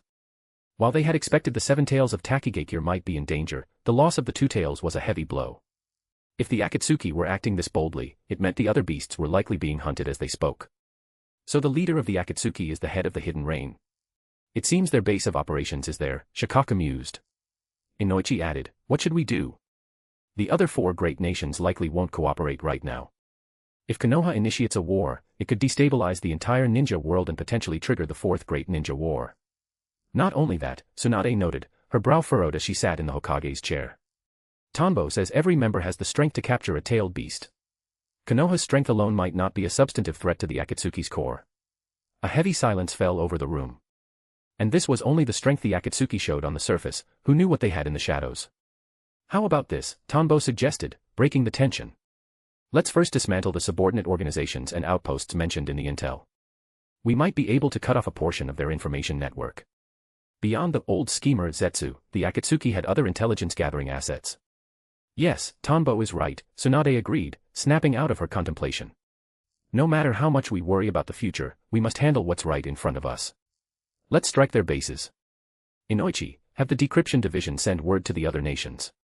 Share the Akatsuki intel. Even if they won't cooperate yet, it will put them on high alert. If we can prevent more tailed beasts from falling into their hands, it hinders their progress. Then, dispatch 20 squads to wipe out the Akatsuki bases within the Land of Fire. Tsunade quickly began issuing methodical commands to address the immediate crisis. Chapter 305, Chapter 305, Don't Underestimate Me. Chapter 305, Don't Underestimate Me. In the skies above Konoha, numerous messenger hawks took flight, soaring toward other nations. On the ground, many ninjas had already begun to move. Whoosh. Whoosh. Since the targets this time were not core members of the Akatsuki, newly promoted Chunin like Shikamaru, Ino, and Choji began their journeys as team leaders. It was clear that Konoha was acutely aware of the crisis and had initiated a full-scale military mobilization. With medical ninjas providing logistics in the rear and intelligence division ninjas verifying data at the front, Konoha demonstrated its formidable operational capacity. As Hokage, Tsunade was performing quite well, her temperament and efficiency were even sharper than those of the old third Hokage. This operation was overseen by Shikamaru as the general commander, a move proposed by Shikaku. It was a calculated step toward grooming Shikamaru for future leadership. You don't need me to step in. With my abilities, I can provide them with maximum support. Tanbo Tobitake looked at Tsunade, perplexed. He had assumed Tsunade would continue to use him for this suppression campaign, but she hadn't. Tsunade replied, I have a premonition that the matter of the Akatsuki won't be so simple. War is likely not far off. We need to train the abilities of the new generation. If you go, what's the difference between a Hokage-level ninja going out to wipe out mere foot soldiers? That was a fair point. As a former acting Hokage, if Tanbo had to step in for a minor suppression mission, Konoha might as well drop out of the 5 great nations and compete with the minor hidden villages instead. You have a point. So, why did you call me here today? Tanbo asked, in full agreement. The heavy hitters always appeared at the critical moment. The Akatsuki's goal is the Jinchuriki. Therefore, I need you to elevate Naruto's combat strength. We can't protect him every second of the day, he needs to grow up, Tsunade stated. Wait, isn't Kakashi teaching him? And Lord Jiraiya taught him quite well, didn't he? Tanbo was confused. Bang. Tsunade slammed her hand on the desk. Don't think I don't know that your current abilities are far stronger than they were years ago. That battlefield simulation training, jutsu of yours should be effective for the current Naruto. Or are you just trying to slack off? From the fact that he could face 2 core Akatsuki members and capture one alive, it was clear Tanbo's power had surged significantly. Tanbo paused. Fair enough. It should be useful. Of course it's useful, I've been improving every year. He thought. It just meant he'd have to use shadow clones to keep up with his own jutsu research. Let's go. Kakashi says Naruto's new jutsu is complete, but there seem to be some issues with it. Tsunade leaped out of the window. Shizune immediately followed with the little pig, Taunton. Kakashi-sensei, why are there so many birds in the sky? As Tsunade made her move, Naruto, possessing keen perception, noticed the messenger hawks. He stopped his training and turned to Kakashi with curiosity. Kakashi, holding a copy of Ika Ika Paradise, replied, Tanbo Tobitake captured 2 Akatsuki members and extracted a wealth of intelligence from them. Those hawks are carrying messages to other nations. Whoa. As expected of Uncle Tanbo, he's incredible. Naruto recalled every Akatsuki member he had encountered. Even their squad, with Kakashi-sensei included, hadn't managed to capture one, yet Uncle Tanbo took down 2 by himself. He had known Uncle Tanbo was the real deal since he was a kid. But if it were me, using my new jutsu, I could definitely take down an Akatsuki member too. Naruto added, his confidence surging as he thought of his newly developed technique. Kakashi and Yamato both smiled. Naruto's new jutsu was indeed remarkable. Is that so? Such confidence. Well then, let us see this new jutsu of yours. Tanbo's voice reached their ears. They looked over to see Tanbo walking up behind Tsunade, smiling at them. Naruto was instantly hyped. Uncle Tanbo. I heard you impressively took down 2 core Akatsuki members. That's so cool. No need to mention such a trivial matter. After all, I'm not like certain people who cling to Ika paradise all day instead of training, Tanbo teased, his eyes drifting toward Kakashi. Hey, who exactly are certain people? Kakashi muttered. Those certain people know who they are, Tsunade said impatiently. Enough talk. Let me see your new jutsu, Naruto. Yes, Granny Tsunade. Naruto was ecstatic. Kakashi and Yamato stepped back. Naruto summoned 2 shadow clones, one helped form the sphere while the other injected the wind-style nature transformation. V-Room. The moment it appeared, the surrounding air emitted a high-pitched screech. It was the result of high-density chakra rotating at extreme speeds. Gusts of wind radiated from the shuriken-shaped chakra sphere in Naruto's hand, blowing everyone's hair back. This is my new jutsu, wind-style, Raisin Shuriken. Naruto announced proudly. Tsunade frowned. And the performance? Show me its power. Eh? How do I do that? Where's my opponent? Naruto was stumped. Attack me. Let me see if the new jutsu of the rising generation can surpass Kakashi's Chidori. Let's see if he's managed to teach a student who surpasses the master, Tanbo laughed. From his perception, the chakra density of this move was indeed unprecedented. Moreover, it was chakra in high-speed motion. He had to admit, Minato was a true genius. Kakashi immediately stepped in to stop it. No. The power of this move is too great, and once it's released, Naruto can't control the outcome. If he isn't careful. Yamato nodded vigorously beside him. Only those who had seen the move's destructive potential knew how dangerous it was. Before they could finish, Tanbo wove a series of hand signs and slammed his palms stylishly onto the ground. Earth style, Earth Fortress Wall, modified. Rumble. A mountain-like structure erupted from the ground, lifting Tanbo and Tsunade higher and higher. It didn't stop until Naruto and the others looked like tiny beetles from above. On the left side of the wall, a slab of rock acted as a protective screen.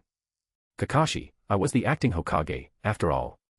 I'm not some middle-aged bachelor whose life has been ruined by Ika novels. Don't underestimate me. Tanbo stood with his hands in his pockets, his misty blue eyes looking down at Kakashi. Tsunade stood beside him, her eyes darting across the massive structure.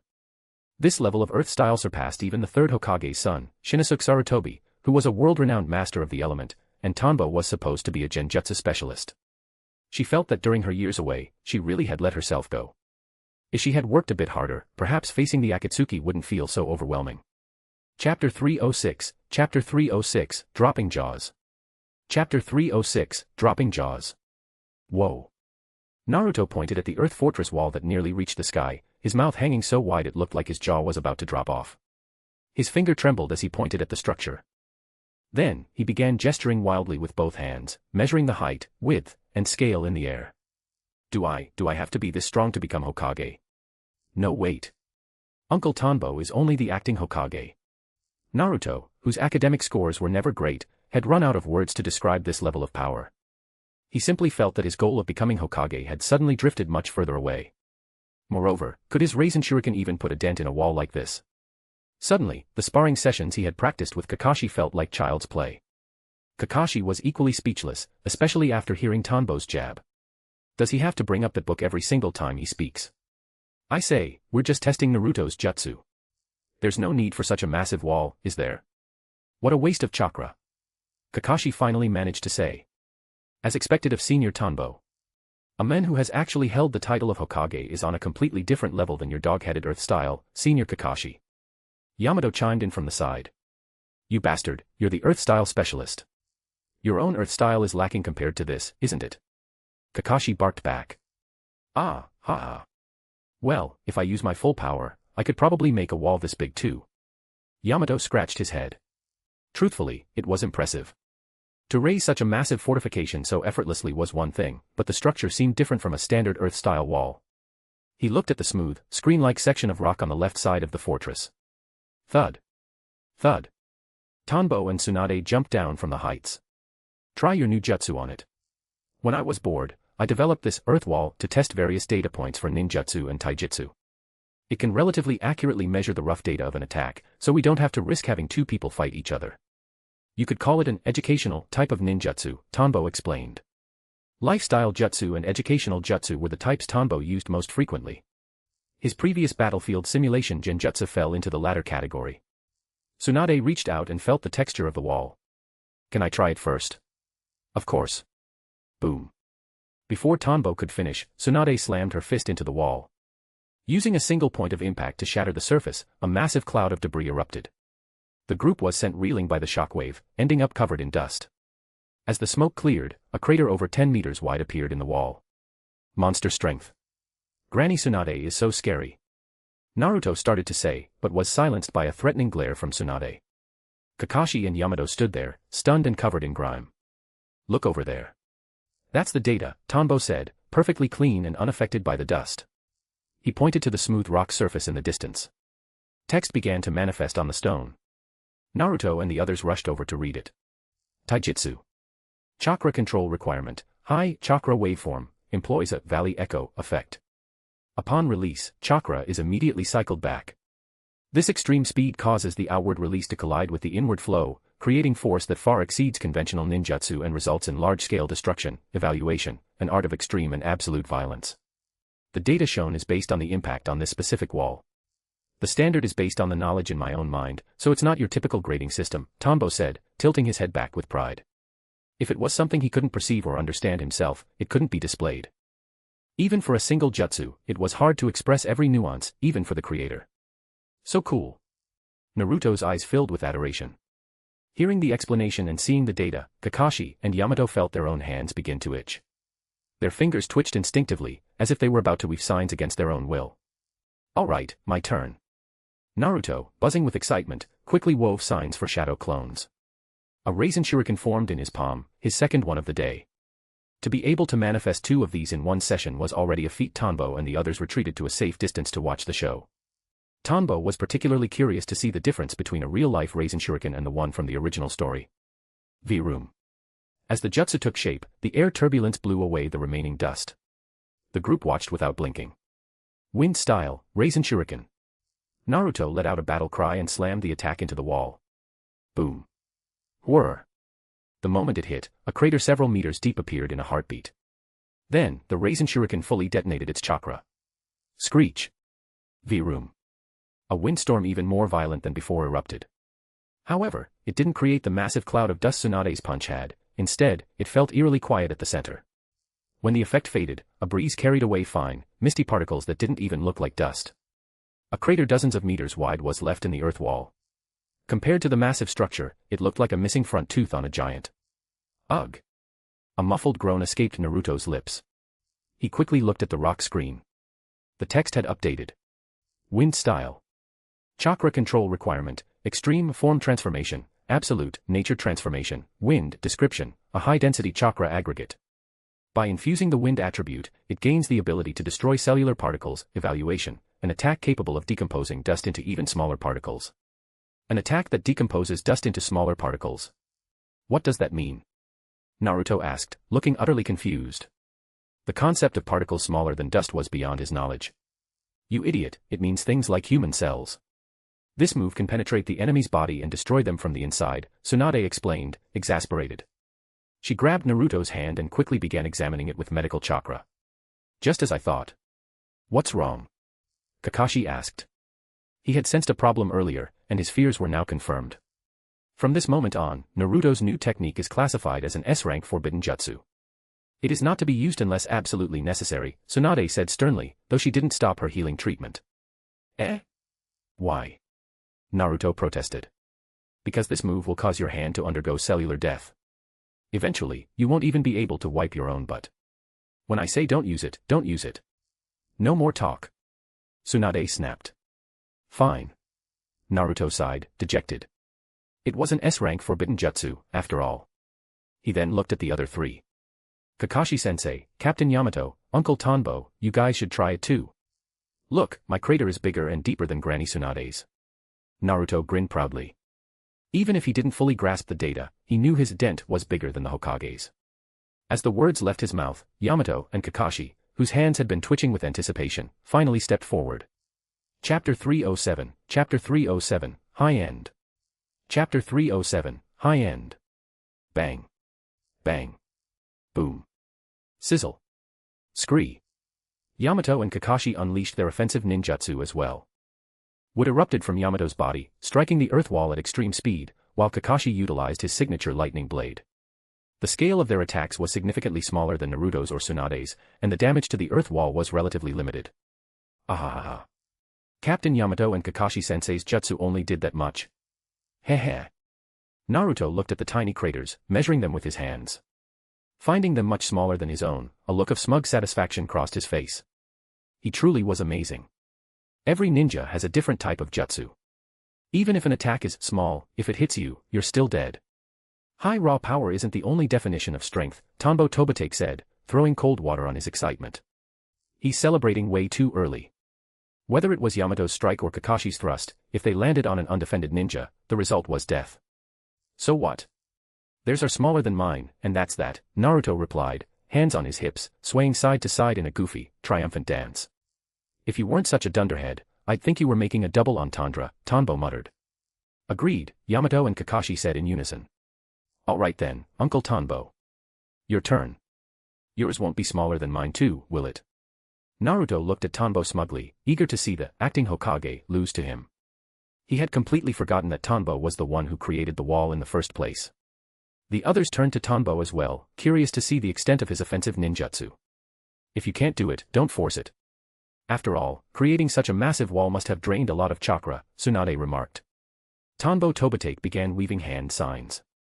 I don't really want to crush your spirit, but to help you keep your head out of the clouds, I'll use this one, wind style, 1,000 hands of the heavens. V-room. He was suddenly surrounded by thousands of thumb-sized wind needles. He pointed a finger toward the earth wall. Whoosh. Naruto was just about to mock the wind needles for being too small when he realized they had vanished instantly. When they reappeared, they had already struck the wall. Boom. Rumble. The thumb-sized needles expanded instantly. 1,000 needles, expanding and colliding with one another, caused the massive earth wall to collapse in a heartbeat. Within a few blinks of an eye, the colossal fortification was reduced to rubble. Outside the immediate blast zone, Naruto and the others only felt a gentle breeze ruffle their hair. It was a terrifying display of precision. Kakashi, Yamato, and Naruto all looked on with their jaws practically hitting the floor. Even Tsunade's expression shifted significantly. See. This is the consequence of not studying hard in school, Tanbo said, hands in his pockets, his tone echoing with effortless superiority. While this isn't an extremely advanced form transformation, nor the most absolute nature transformation, you saw that I could cause this much destruction without even breaking a sweat. How did you do that? I'm a wind-style ninja too, you have to teach me. Naruto stammered. The Raisin Shuriken he had worked so hard to develop suddenly didn't seem so impressive anymore. He was now hyper-focused on Tanbo's wind style. If he could learn that move, it would be incredible. Actually, this is just an ordinary wind-side technique, plus a little form transformation and a bit of nature transformation. The secret lies in utilizing mathematical morphology. You must master the calculation methods, erosion and dilation, opening and closing operations, skeleton extraction, ultimate erosion, hit or miss transforms, morphological gradients, particle analysis, and watershed transforms. Tanbo started getting into his groove. This was one of the subjects he had been researching deeply lately. It was the science of using mathematics as a lever and chakra application as the power arm to amplify ninjutsu power. I analyzed the chakra form and the diffusion data upon impact, allowing small parts of the jutsu to collide mathematically. Erosion and dilation are the core operations. Erosion shrinks the target area, essentially causing the chakra boundaries to contract to eliminate small, insignificant targets. Dilation expands the area, merging the background points into the target object. Thus, with a small force, you can move a mountain. The prerequisite, of course, is that your chakra control is perfect and your understanding of nature transformation is sufficient. Ah. As Naruto listened to the knowledge pouring out of Tanbo's mouth, he felt his head beginning to throb. He turned to look at Granny Tsunade and Kakashi-sensei for help. What he saw was even more alarming. The three adults all had expressions of absolute mental agony.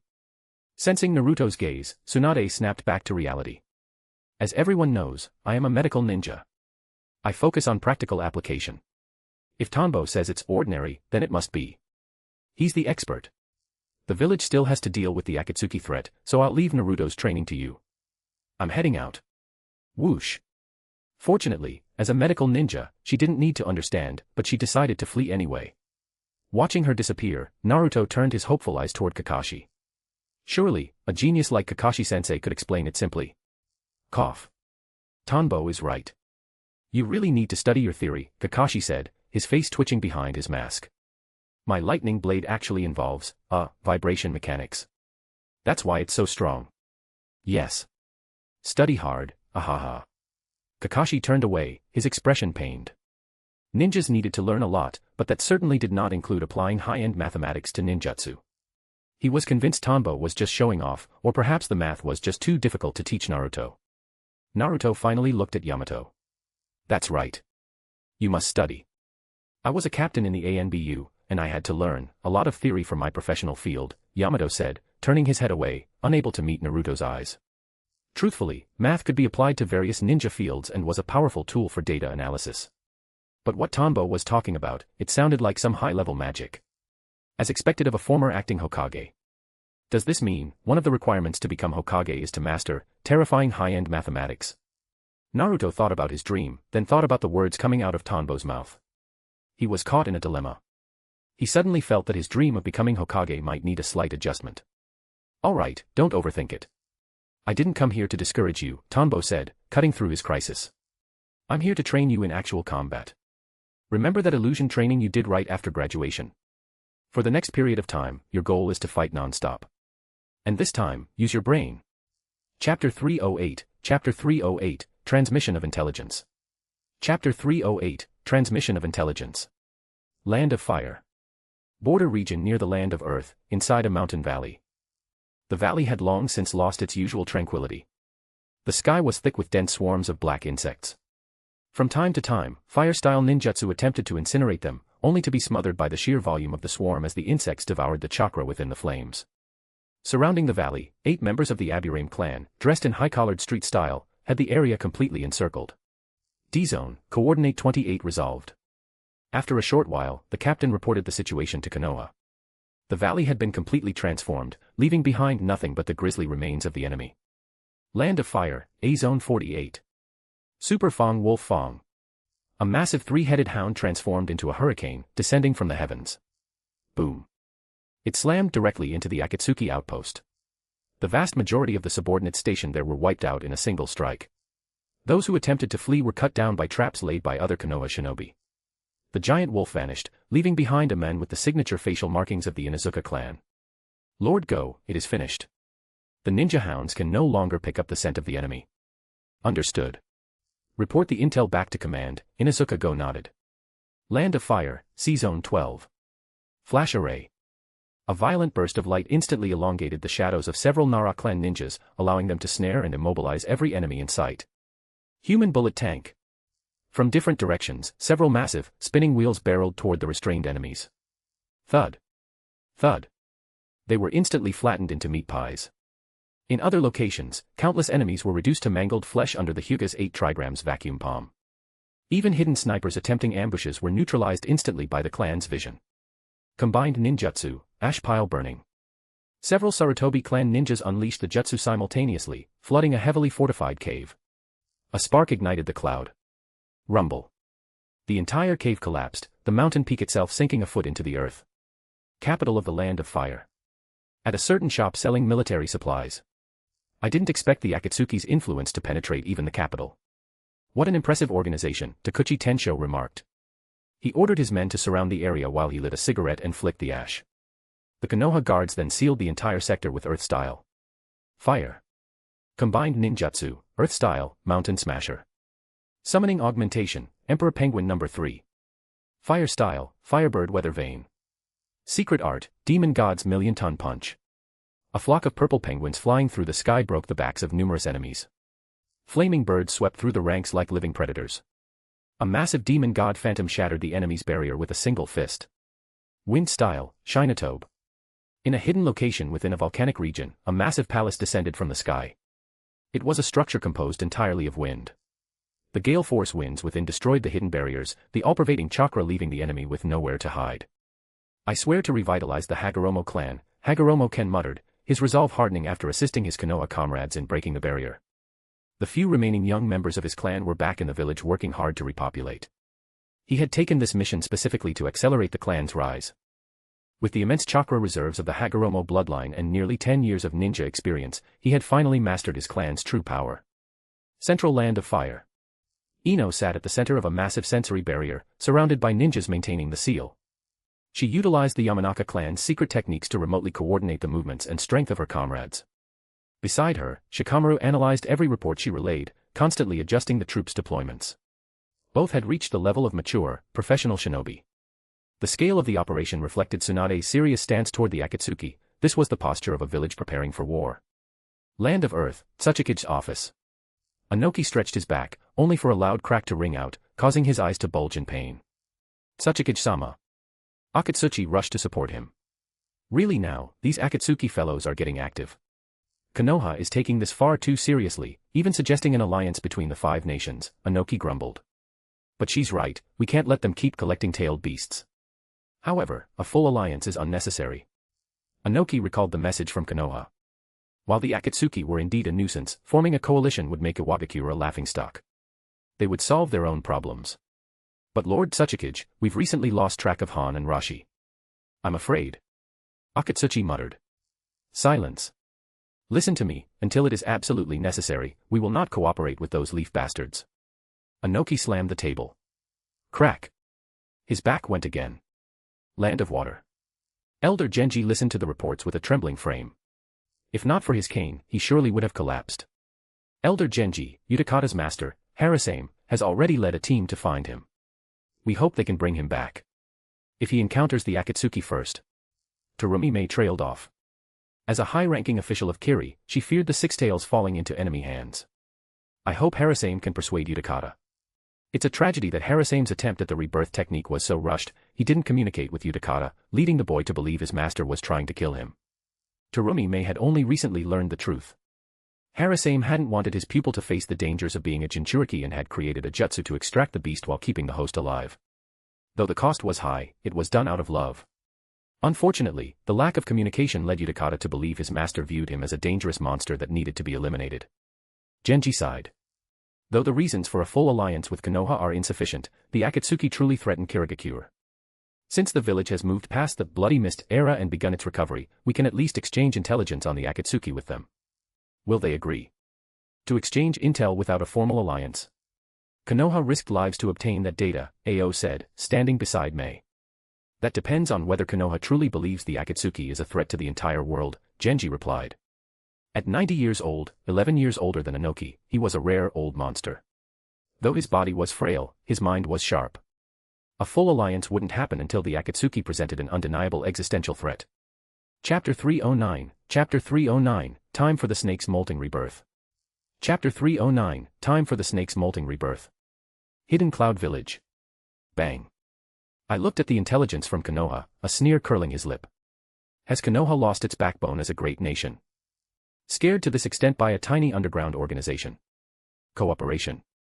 The Cloud didn't need cooperation. If the Akatsuki dared to show their faces, he would personally slaughter them. Darui sighed helplessly. Reikage-sama, the Akatsuki's strength shouldn't be underestimated. According to Konoha's intel, every core member possesses significant abilities. They were an organization that had already captured several tailed beasts. Even the Hidden Cloud had to make sacrifices when dealing with such entities. They couldn't afford to be careless. Send word to watch over B, and dispatch assassins to eliminate any Akatsuki members who enter the Land of Lightning. I wasn't a fool, he knew the gravity of the situation. Yujito had already been taken, according to their reports. Understood. A dark cave. With 2 more members gone, the remaining few performing the sealing ritual required significantly more time. Konoha actually captured Haiden and Kakuzu. It seems they deployed a considerable force, Deidara noted. Re. Konoha has powerful intelligence ninjas. I'm afraid their memories have been read clean. Toby said in his high-pitched, eccentric voice. It must be Tanbo Tobatake. Only he has the capability to extract memories from the likes of Haiden, Itachi Uchiha remarked calmly. Kisame added, truly a formidable man. If we don't find a way to deal with him, our future operations might get difficult. Only those who had experienced Tanbo's Genjutsu truly understood the feeling of powerlessness it induced. If you didn't guard against it from the start and allowed him an opening, there was almost no chance for a counterattack. Zetsu chimed in, correct. Our bases in the Land of Fire have been largely dismantled by Konoha. Only a few insignificant outposts remain. Moreover, intel suggests Konoha has shared our data with the other hidden villages. Fortunately, one of them only cared about worshipping Jashin and the other only cared about money. Neither paid much attention to the majority of our secret bases, Toby chirped. Otherwise, our presence across multiple countries would have been wiped out. Pain, given the current situation, Konoha likely knows our secrets and has already dispatched people to the hidden rain to gather more information, Conan pointed out. Pain nodded with certainty. Yes. I fought Tanbo Tobitake once, he knows part of my profile. There aren't many pairs of Rinnegan in this world to cause a coincidence. That's a real hassle. Luckily, the great villages still lack a foundation for real cooperation, or our next moves would be tough. Need some help? As a newcomer, I should pitch in. Senior Deidara finished his mission and seems to have nothing to do. Shut up, Toby. I have art to research, I don't have that much time. Speaking of which, Orochimaru should be nearing his time for rebirth, right? Toby turned his masked head toward Itachi, his tone playful. Senior Itachi, you wouldn't mind, would you? Itachi Uchiha remained expressionless. Konoha. Do you really have to go? If not, I can send Tanbo. You know his abilities, he's likely not inferior to the fourth Hokage now, Tsunade said, sitting on a bench next to Jiraiya. Jiraiya smiled. Compared to a wanderer like me, his temperament is better suited for guarding the home. Let him stay to protect Konoha. Besides, it's not like I'm definitely going to die, right? There was no heaviness in his voice regarding the perilous mission, only the relaxed tone of an old friend chatting. Stay. I need you, Tsunade's face looked like that of a young girl in the sunset. If I come back from this mission, give me a chance. And since your luck at gambling is so terrible, why not bet that I won't come back? Jiraiya stood up, walking toward the sunset. Tsunade was left behind him. I promise you, you must come back, Tsunade whispered to his departing silhouette. She seemed to lose all her energy, her hands resting limply on the bench. A dark underground cave. Sasuke Uchiha opened his eyes, his Sharingan spinning slowly. He rose, grabbed his Kusanagi sword, and walked toward a specific section of the base. Tap. Tap. Tap. The tunnel felt endless, but the boy showed no emotion. Who is it? A weakened Orochimaru lay on his bed, hearing the approach. Is that you, Kabuto? Chirp.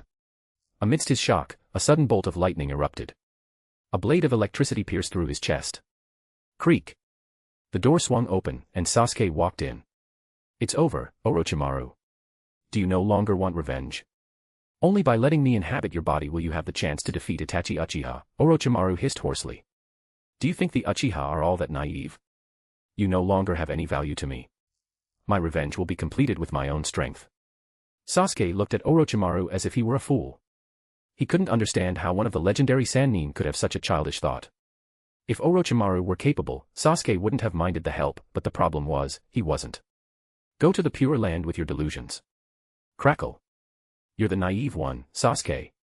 Orochimaru roared, his mouth widening as he literally spat himself out, revealing a long white snake body with a massive head that lunged at Sasuke.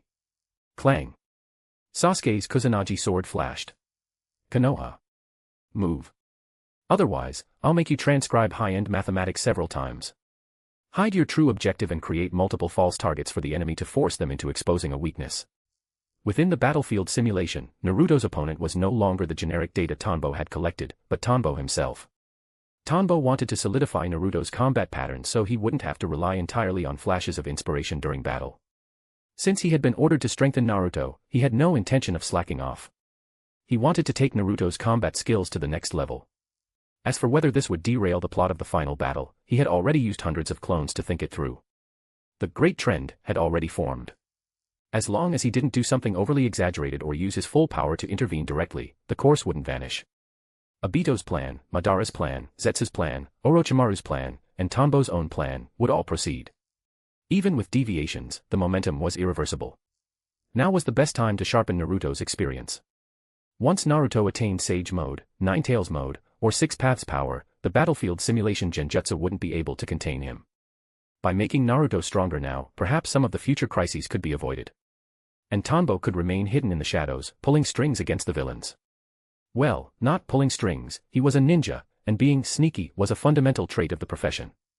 Chapter 310, The Creator, Orochimaru. Chapter 310, The Creator, Orochimaru. Orochimaru's base. Within the mental subspace of the former Sannin, Orochimaru. The reason you've ended up like this today is because you underestimated the power of the Sharingan, Orochimaru. Sasuke's Sharingan flared, and a black, mist-shrouded monster manifested behind him. Before him was the face of Orochimaru, desperately trying to close the distance to possess him. Whoosh! The monster behind Sasuke lunged forward, beginning to devour Orochimaru. I am the immortal Orochimaru, Sasuke. I will return. A look of madness crossed Orochimaru's face. However, at the very moment of being swallowed, unseen by Sasuke, the look in his eyes shifted. The old battlefield of the Hidden Rain Village, memory.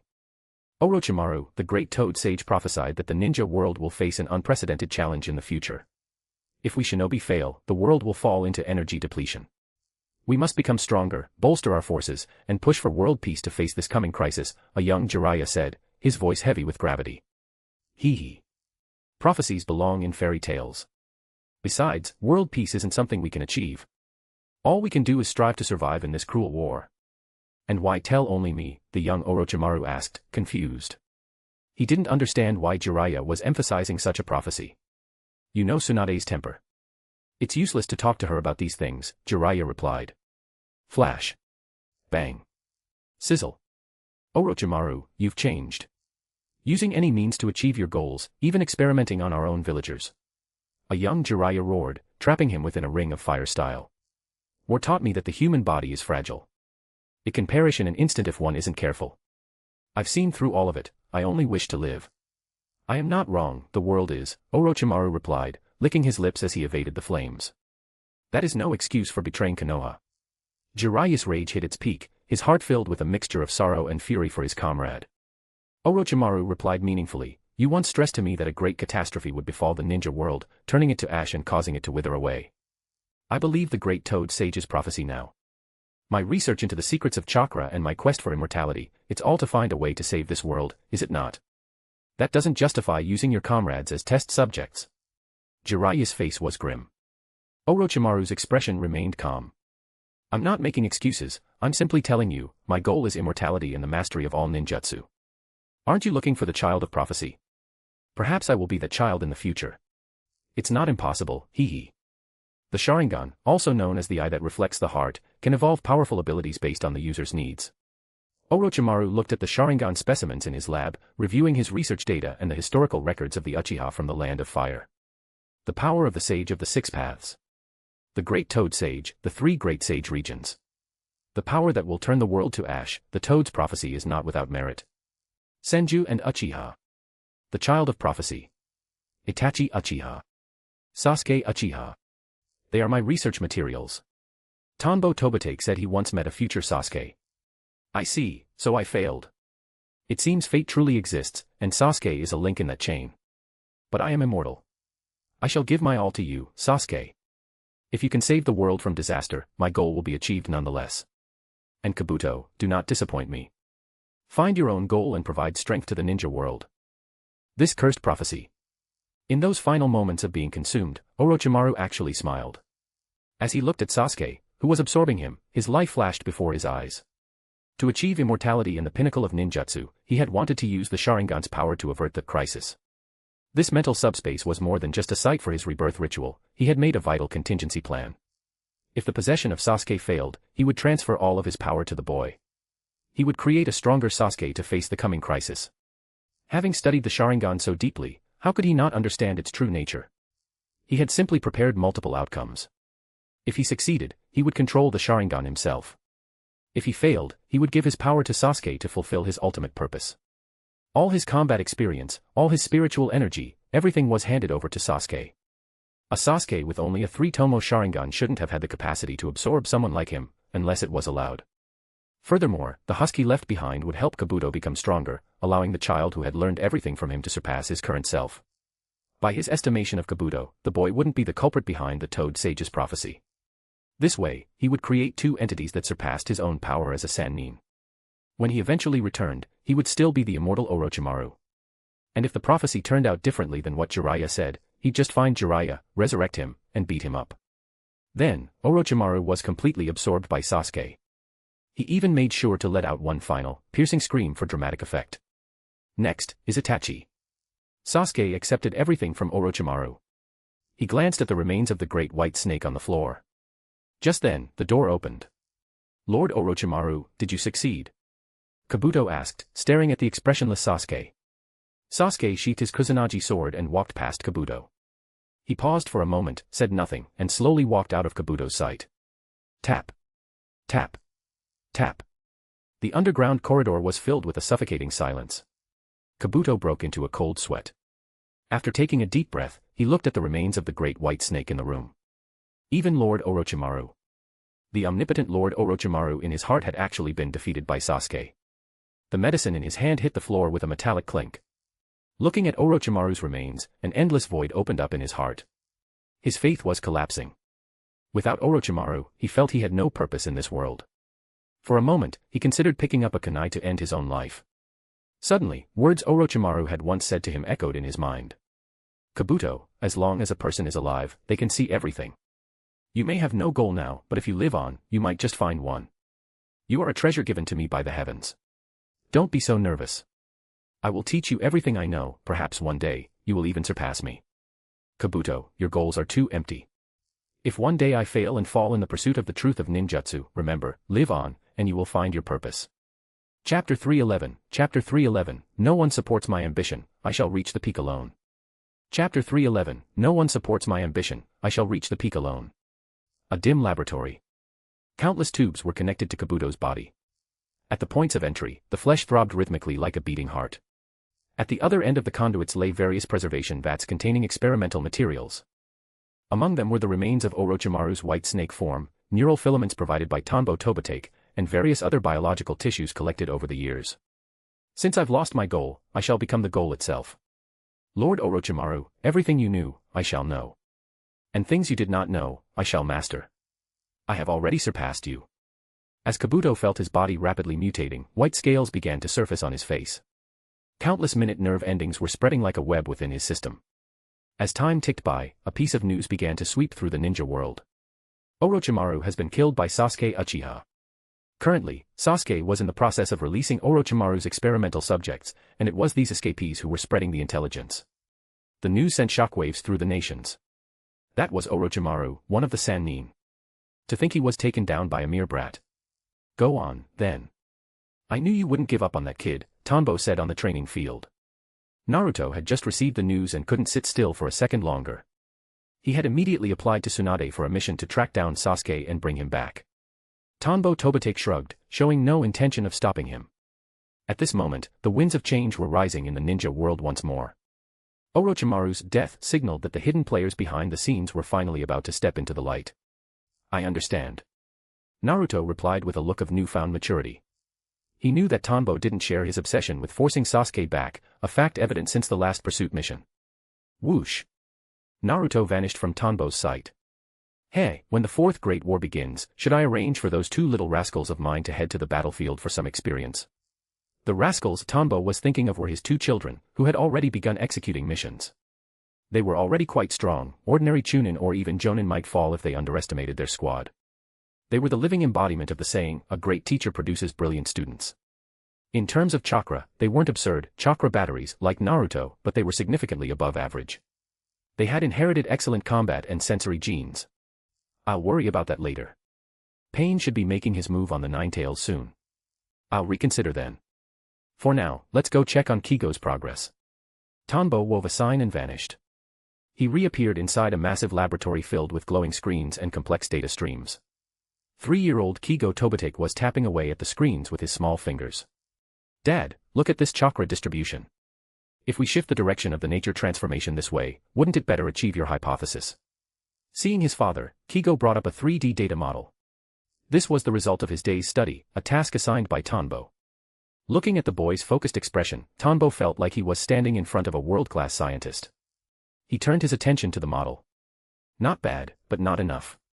I can put this into practice, but it won't reach our ultimate objective. Keep at it. Kigo had inherited Tanbo's high IQ for theoretical study. Any knowledge Tanbo explained, the boy absorbed in record time. He was practically a carbon copy of his father. Of course, like Tanbo, he sometimes lacked raw research inspiration, but that was fine. These tasks were part of Kigo's learning process. Even 30 years of Tanbo's research wasn't something a 3-year-old could catch up to instantly. Still, a child's inspiration was often unburdened by the constraints of formal knowledge. It was very useful. As expected of my son. This lab is so much better than those knockoff tools you made for me before, Dad. Kigo's face was lit with excitement. Watch your mouth. This place cost more than half of your grandfather's income from the last few years. Of course it's better than the knockoffs. Tanbo rolled his eyes. To accelerate Kigo's potential, he had spent a fortune. Of course, he also needed a top-tier lab for himself. In the past, he relied solely on his mental processing power to conduct research. But as his work deepened, he began to use tools. Some things were simply better handled by scientific instruments. He pressed a button, and the screen shifted to another scene. A massive ceiling formation surrounded a specific area, with 5 crystals at the center. 5 musical instruments within the crystals were absorbing rare substances Tanbo had collected, chakra minerals, organic chakra matter, and other rarities from across the ninja world. A guitar, a suona, a flute, a drum, and a horn. Dad, are these ninja tools really that powerful? They cost so much money that Mom even scolded you. Kigo was curious. Lately, his father had gone on a shopping spree, causing the cash flow of the recently expanded Ichiraku ramen to tighten significantly. Building the lab was one thing, but buying these materials just for a few instruments. Powerful. The tools themselves aren't the point. But when paired with a Genjutsu-type ninja, they become terrifying. Tanbo looked at the data and the materials being infused into the tools with great satisfaction. No one wants to live a life of obscurity, every traveler wants to leave their mark on history. He was no exception. Previously, he stayed low to survive. But with the Fourth War looming, showing his hand would no longer stunt the growth of Naruto and Sasuke. He prepared to put on a show during this war. Why musical instruments? Because he hadn't forgotten that after the Akatsuki, there was still the Kara organization. That threat was even greater.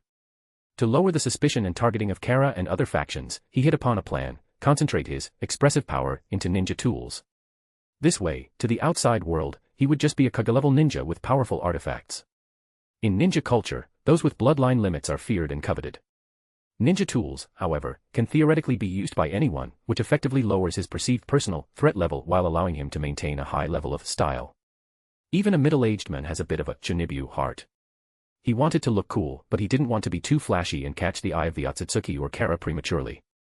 No one supports my ambition to reach the clouds, I shall step through the snow to reach the peak alone. Tanbo Tobitake was looking forward to the start of the Fourth Great Ninja War. Genjutsu, after all, could be very expressive. Chapter 312, Accident. Chapter 312, Accident. Sorry, Toby, but art is an explosion. Boom. A gargantuan Patrick star-shaped explosion echoed through the forest.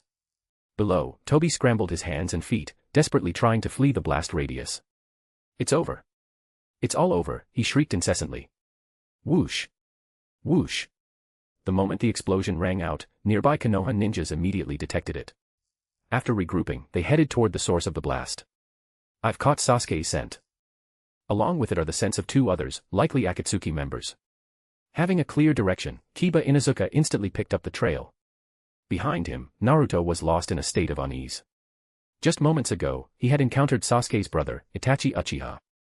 Despite the extensive combat experience he had gained under Tanbo-sensei's training, he was still no match for him, and Itachi had forced him to swallow something.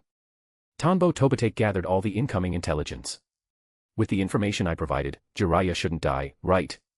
Although Tanbo hadn't personally intervened, the intel he brought back should have saved Jiraiya. Spacetime ninjutsu was practically an absolute defense, and Jiraiya's reverse summoning was incredibly potent. As for the situation with Sasuke, it was as he expected. Without his large-scale interference, although there were minor differences, events followed the established path. Deidara was dead. Itachi's plan was likely nearing completion. Having watched them grow up since they were children, only to watch them slaughter each other, sometimes Tanbo felt he was being too cold-blooded. But the thought was fleeting. He didn't truly care what happened to Sasuke and Itachi.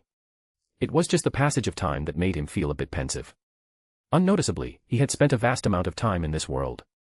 He was nearly 31 years old. By the time the Fourth War ended, he'd be past that. He had lived the second life for 18 years. Though he was still technically young, seeing the children who once asked for hugs now grown and striving for their own goals gave him the sensation of being an old man. The winds of the ninja world were surging. Forces everywhere were becoming active. Inside the hidden rain village, Jiraiya's infiltration was discovered by Pain. Bang. Bang. Boom.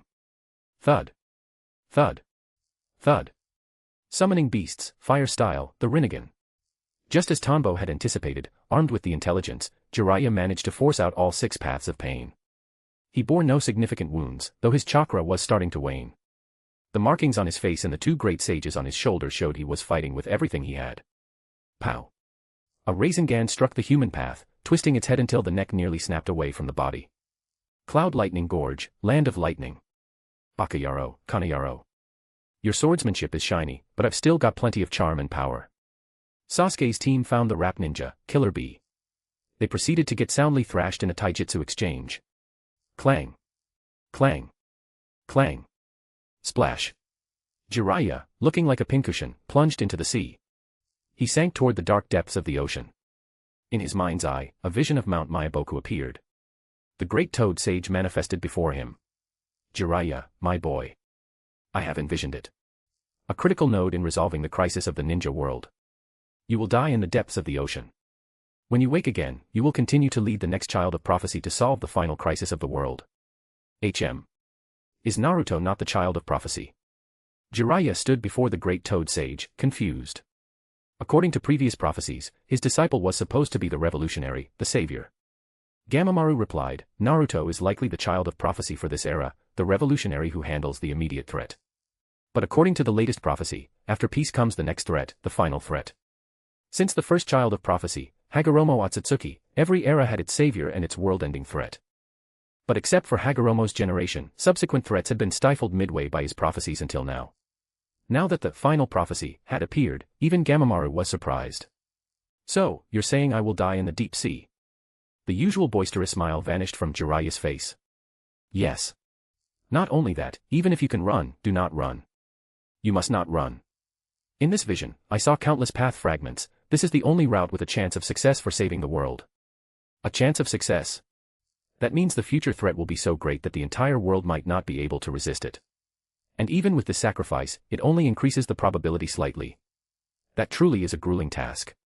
But then again, only the white-haired youth, Jiraiya, could handle such a heavy burden. Jiraiya deduced much from the sage's words. His seriousness vanished, replaced by a self-deprecating chuckle. So, according to your prophecy, I will be resurrected in some way in the future and take another disciple who will save the world. That is what my dream showed, Gamamaru said. Well, that's a bit troublesome. Fine, since it requires a future generation to solve, let the Master of Fate, Jiraiya, sacrifice himself once more. Jiraiya wasn't forcing a smile. It was as if a certain mental suggestion had taken root, shifting his mindset. The vision faded, and a flood of memories rushed into his mind. I see. Future Sasuke, and the young ones, is that blonde kid Naruto's son. I actually placed a mental suggestion on myself long ago. How embarrassing. To think this is how the tale of Jiraiya the Gallant ends. How boring. But ending like this isn't so bad. A frog in a well, drifting away into the great ocean. Is that the final chapter? Haha, it's quite grand, impressive. As the chapter of the deep sea ended, what would the next chapter be? Thump. Thump. Thump. Suddenly, Naruto, who had just returned to Konoha, felt his heart race. He felt as though something precious had been lost. What is it, Naruto? We'll definitely bring Sasuke back, don't lose heart, Sakura comforted him, seeing his pale face. Sasuke had killed Orochimaru and Itachi, one day, they would surely bring him back. It's nothing. I just have a bad feeling. Naruto didn't know how to explain it. The Hokage's office. Tsunade, who was busy with paperwork, suddenly widened her eyes. She quickly pulled out a newspaper with lottery numbers hidden in her desk. Comparing them to her ticket. Thump. Thump. She won. But she couldn't bring herself to smile. The unease in her heart was magnifying exponentially. Dead. Tanbo Tobotake's expression froze. Just now, the neural filaments he had secretly attached to Jiraiya were vanishing. This only happened when the host no longer had chakra to sustain them. Neural transfer. Tanbo vanished from his spot. When he reappeared, his body was immediately crushed by the weight of the deep ocean. He quickly sealed his breath and adjusted to the pressure. Chapter 313, Chapter 313, Snow White. Chapter 313, Snow White. Crap, the water pressure and currents are insane, Tanbo Tobotake muttered, feeling the crushing weight of the ocean and the blender-like turbulence of the currents. Water style, water evasion technique. An invisible bubble expanded around him, pushing back the immense pressure. Only then did he turn his attention to his objective, Jiraiya's body. He moved quickly, drifting with the current to close the gap. He's really dead. How did this happen? Does a world will truly exist? Even without his direct intervention, the intelligence regarding pain had been delivered to Jiraiya clearly. Yet, he still died. Did Nagato use the Geto Mazo? Or did Konan unleash her 600 billion paper bombs? Tanbo could only speculate. Given Jiraiya's mastery of summoning, there was no logical reason he shouldn't have been able to escape. In that case, let's not let it go to waste. Though surprised, Tanbo didn't experience any major emotional upheaval, he was simply puzzled by the outcome. He only needed to read the remaining memories to find out the truth. After all, his specialty was the art of mind reading. He grabbed Jiraiya's body, pulled out the black receivers embedded in his flesh, stowed them away, and began the mind reading technique. Boom. Traversing the tunnel of Jiraiya's memories, he quickly searched for the relevant nodes, prioritizing the most important events. Compared to the memories of foot soldiers or ordinary jonin he'd read before, Jiraiya's life was exceptionally rich. Tanbo felt his mind-reading skill was proficient enough to filter for specific key points, but as he breached the memory tunnel, what appeared wasn't training, or the experience of being killed, or even the writing process of a famous author.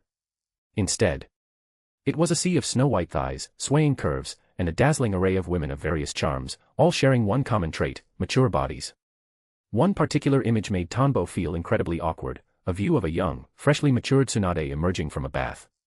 Just as the thought crossed his mind, a memory of a fist swung toward him, startling Tanbo so much he reflexively withdrew from the memory-reading state. My sins. I didn't do that on purpose. I'm a married man. Jiraiya, you bastard, no wonder you died, you deserved it. Tanbo felt like his eyes had been contaminated. He had originally felt a tinge of self-reproach over Jiraiya's death, but now. Let's try again.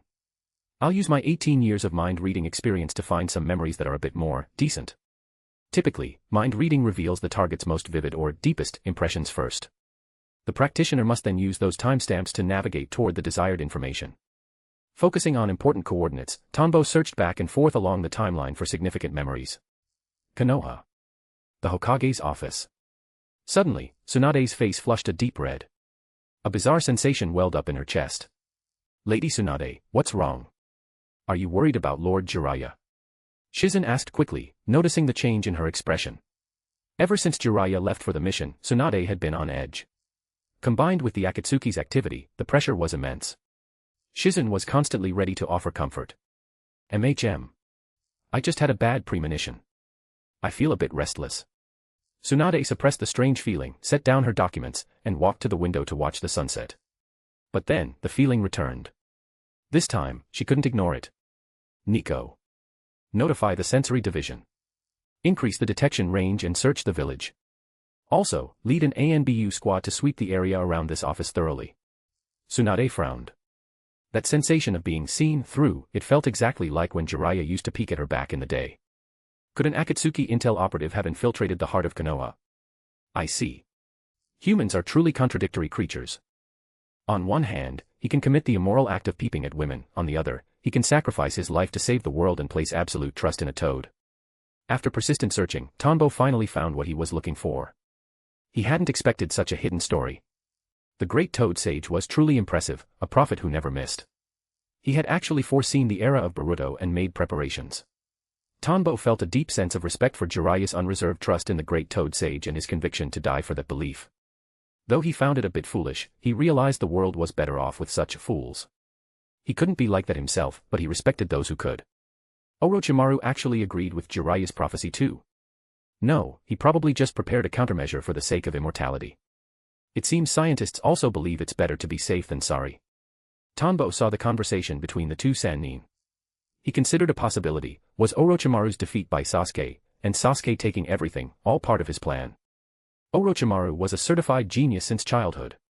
Educated by Hiruzen Sarutobi, master of countless forbidden jutsu, and a veteran of the Second and Third Wars, how could he lose to a hothead like Sasuke? Even Danzo Shimura knew how to control subordinates with forbidden seals, drugs, and brainwashing. As the leader of biological technology in the ninja world, there was no way Orochimaru only applied a cursed seal and left nothing else inside Sasuke.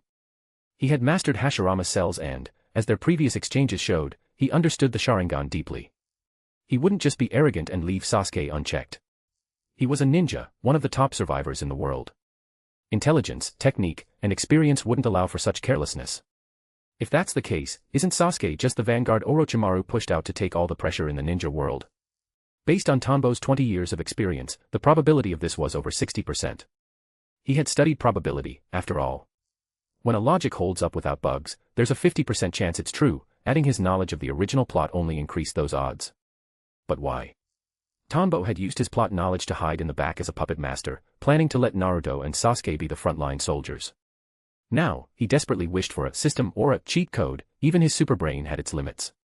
Chapter 314, Naked in the Streets, Grief. Chapter 314, Naked in the Streets, Grief. Swish. Tanbo Tobitake retrieved a piece of flesh from Jiraiya's body, sufficient for intelligence analysis. This was to serve as a medium for the reanimation jutsu. Reanimation required enough physical tissue to parse information and summon the soul back from the Pure Land. One never knew when it might come in handy. In truth, besides his wife, children, and immediate family, Tanbo didn't care much about the death of others. His perspective differed from the native culture of the ninja world. Since they could be resurrected, dying once wasn't such a big deal. At worst, he'd just bring them back later. However, people like Jiraiya might not be able to accept such a thing. Even Orochimaru hadn't done it. Orochimaru's parents had died in the war, yet he hadn't resurrected them. It was clear that Orochimaru's philosophy was the same. He didn't want to desecrate the souls of his loved ones. The traditional thinking of the ninja world is still quite different from my previous life, Tanbo mused as he returned to Konoha and sealed away the sample of Jiraiya's flesh.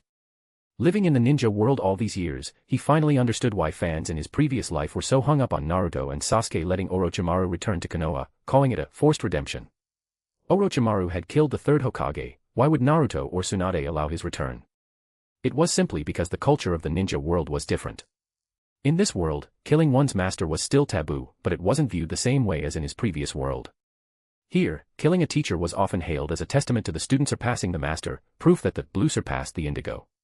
Consequently, there was much less resistance to it than there would have been in his previous culture. This was a major reason why Orochimaru, after contributing to the war, was merely kept under surveillance rather than executed. Should I summon Jiraiya and ask what he thinks? Never mind, let's stop for today. Tanbo thought about it and decided against it. The man had just died, it would be somewhat immoral to violate his wishes so soon. Moreover, carving a piece out of someone right after they passed away felt a bit awkward. As for why he didn't bring back the entire corpse, it was for the sake of the future. The clone of Jiraiya in the Boruto era was destined to be Boruto's teacher and was part of the Great Toad Sage's prophecy. He couldn't mess with that. It was to his own benefit. A question suddenly occurred to me: if those who can prophesy the future aren't limited to the Great Toad Sage and the future Kashin Koji, am I not just dancing right under their noses? Tanbo felt this was highly likely. If there was a first and a second, there was bound to be a third. Suddenly, he felt as if he were walking down a busy street completely naked. This was a major problem. Was there any ability in the ninja world to resist prophecy? Would the priestess of the land of demons work? Probably not. Her power was also prophecy, and not a very accurate one at that. He felt an urgent sense of unease, like the feeling of realizing there's no toilet paper just as you hear someone walking past the stall. Konoha Cemetery. Kabuto's had emerged from the nearby bushes. At this moment, the white scales on the left side of his face were particularly striking. His once handsome features had vanished, replaced by an aura of pure evil. Have they discovered me? Kabuto wondered, slightly confused. In his perception, many patrol teams had appeared. The security was even tighter than before. It was as if they had discovered a spy infiltrating Konoha. Good thing I integrated Tanbo Tobitake's neural tissue. A wicked smile played across Kabuto's face, his snake-like pupils looking incredibly sinister. After merging Tanbo's tissue, his sensory abilities were stronger than ever. Otherwise, with Konoha's current patrol intensity, he likely would have been caught even with his prior knowledge of the village's defense system. Regardless, I have achieved my goal. Poof. Kabuto performed a reverse summoning jutsu and vanished. Shortly after he left, a squad of ANBU ninjas appeared at the spot. The spatial fluctuation came from here. Everyone, stay alert, the captain ordered. Mount Myaboku. Gamamaru stared into the giant crystal ball at Jiraiya, who had been struck down by pain. Little Jiraiya, well done. He then shifted the view of the crystal ball to Naruto's location. Whether the crisis of the ninja world can be resolved depends heavily on Naruto's growth. If fate changes drastically, I will need to consult with the other two great sage regions, even if that old hag, the white snake, is quite annoying. What Gamamaru was pondering was unknown to the other toads. After returning to Mount Myaboku, Fukasaku Sage quickly used the distant water of the mountain to travel to Konoha with Shima Sage. They headed straight for the Hokage's office. Their arrival was detected by the barrier team, and they were escorted in. They quickly delivered the news of Jiraiya's death. Dead. Tsunade's eyes trembled uncontrollably before she forced her emotions down. What about the other intelligence? The opponent is Jiraiya's former disciple, Nagato. The leader of the Hidden Rain is also a former disciple, but he is now a puppet controlled by another. Fukasaku recounted all the details. We already knew about the Rinnegan. So there is no main body present. In other words, the abilities of those 6 puppets are all extensions of the main body's power. 1 puppet per system, while the main body hides elsewhere to control them. Tsunade suppressed the chaotic thoughts in her heart, trying her best to maintain her composure as Hokage. However, no matter how hard she tried, her face looked unnatural. Shizune, knowing Tsunade's temperament, didn't dare to speak. Lord Jiraiya, too. Yes. Besides that, there is one last thing Jiraiya entrusted to me. I must take Naruto back to Mount Myaboku to learn the power of the sages. Fukasaku knew that increasing Naruto's strength was now a matter of extreme urgency. Sage power, is there enough time? Tsunade, clearly aware of sage mode, asked. Little Jiraiya laid the foundation for Naruto over the past 2 years. It shouldn't take too long, Fukasaku replied. Very well. Summon Naruto. He needs to be told about this. Tsunade's tone was beginning to falter. She understood the pain of losing loved ones better than Naruto. She feared Naruto wouldn't be able to accept it.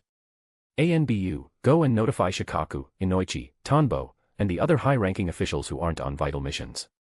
Prepare for a meeting. The enemy likely wouldn't give Naruto much time to grow. Tsunade could only do her best to prepare. An enemy capable of killing Jiraiya would be incredibly difficult to deal with. Since the Akatsuki dared to make such a big move, they must have calculated the strength of the 5 great villages. They were coming prepared. Yes. The ANBU vanished, leaving behind a few grieving souls, waiting for another person who would likely be even more heartbroken. It didn't take long. Naruto, thinking there was a new mission or news about Sasuke, rushed in excitedly. Granny Tsunade. Is there an important mission? But he was met only with the heavy, somber expressions of everyone in the room. Recalling his earlier bad premonition, the smile faded from his face. Chapter 315, Not Looking People in the Eye. Chapter 315, Not Looking People in the Eye. What? A meeting. Tanbo Tobitake was busy pondering how to counter prophetic abilities when an ANBU messenger suddenly arrived with the news. He stood up immediately. Yes. Does Lord Tanbo have something urgent? The ANBU ninja asked respectfully. I must ask you to attend, as this involves the survival of Konoha. This was the former acting Hokage and a powerful ninja, after all. However, since he was on duty and the matter involved critical deployments for the village, the messenger briefly explained the gravity of the situation. Cough, I understand. I'll get ready immediately. Images of Snow White, swaying figures flashed through Tanbo's mind. A face that hadn't blushed in over a decade was crimson today. It was too awkward. He had only recently finished using the mind-reading technique, and before the mental images could fade, he was about to face the woman in question. I feel like I'm betraying Ayam, who's at home looking after the kids. No, wait, I didn't betray her. I just caught an inadvertent glimpse, I didn't actually do anything. Why should I feel guilty? It's all Jiraiya's fault, that old pervert. The ANBU ninja thought Tanbo was acting a bit strange, but seeing as he had agreed to go, the messenger bowed and withdrew. Ryuchi Cave. The white snake sage bit down on Kabuto, injecting a surge of sinister natural energy into his body. She then slithered back to her seat. Yet another ninja seeking power. I wonder if you can endure it, the white snake sage mused with interest. It had been a long time since anyone had survived the natural energy of Ryuchi Cave. Even Orochimaru, for all his talent, had been unable to withstand the erosion. Meanwhile, news from across the world reached her mind. Jiraiya, the teacher of the predestined child of prophecy from Mount Myaboku, had died exactly as prophesied. The turning point of fate is complete. I wonder if this fellow before me can play his part. White smoke billowed from the sage's pipe as she watched the figure below. His body was twitching violently, showing signs of complete snake transformation, though he hadn't fully turned into a beast yet. As the mutation finalized, Kabuto's appearance was completely altered. From beneath his hood, Kabuto slowly lifted his head to look at the white snake sage. I thank the sage for this gift. I will make good use of this power. The feeling was exquisite. This was the power even Lord Orochimaru couldn't master, it was perfect. Feeling the strength in his body, he sensed a qualitative leap in his life force and a comprehensive enhancement of all his attributes. He felt he had surpassed Lord Orochimaru, evolving from a snake into a dragon. Impressive. You are the first in 100 years to complete sage transformation here. You have both luck and ability, the white snake sage praised, not particularly caring that she had lost a potential meal. And it is, truly perfect. Tanbo Tobitake pushed open the door and quietly slipped into the meeting room.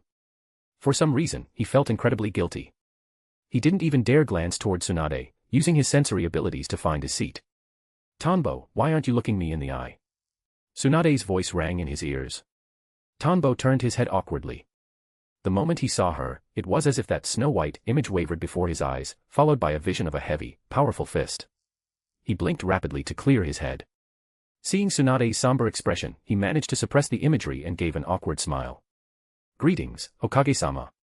I was just deep in thought regarding a new ninjutsu problem. Is that so? Tsunade's heavy expression turned suspicious.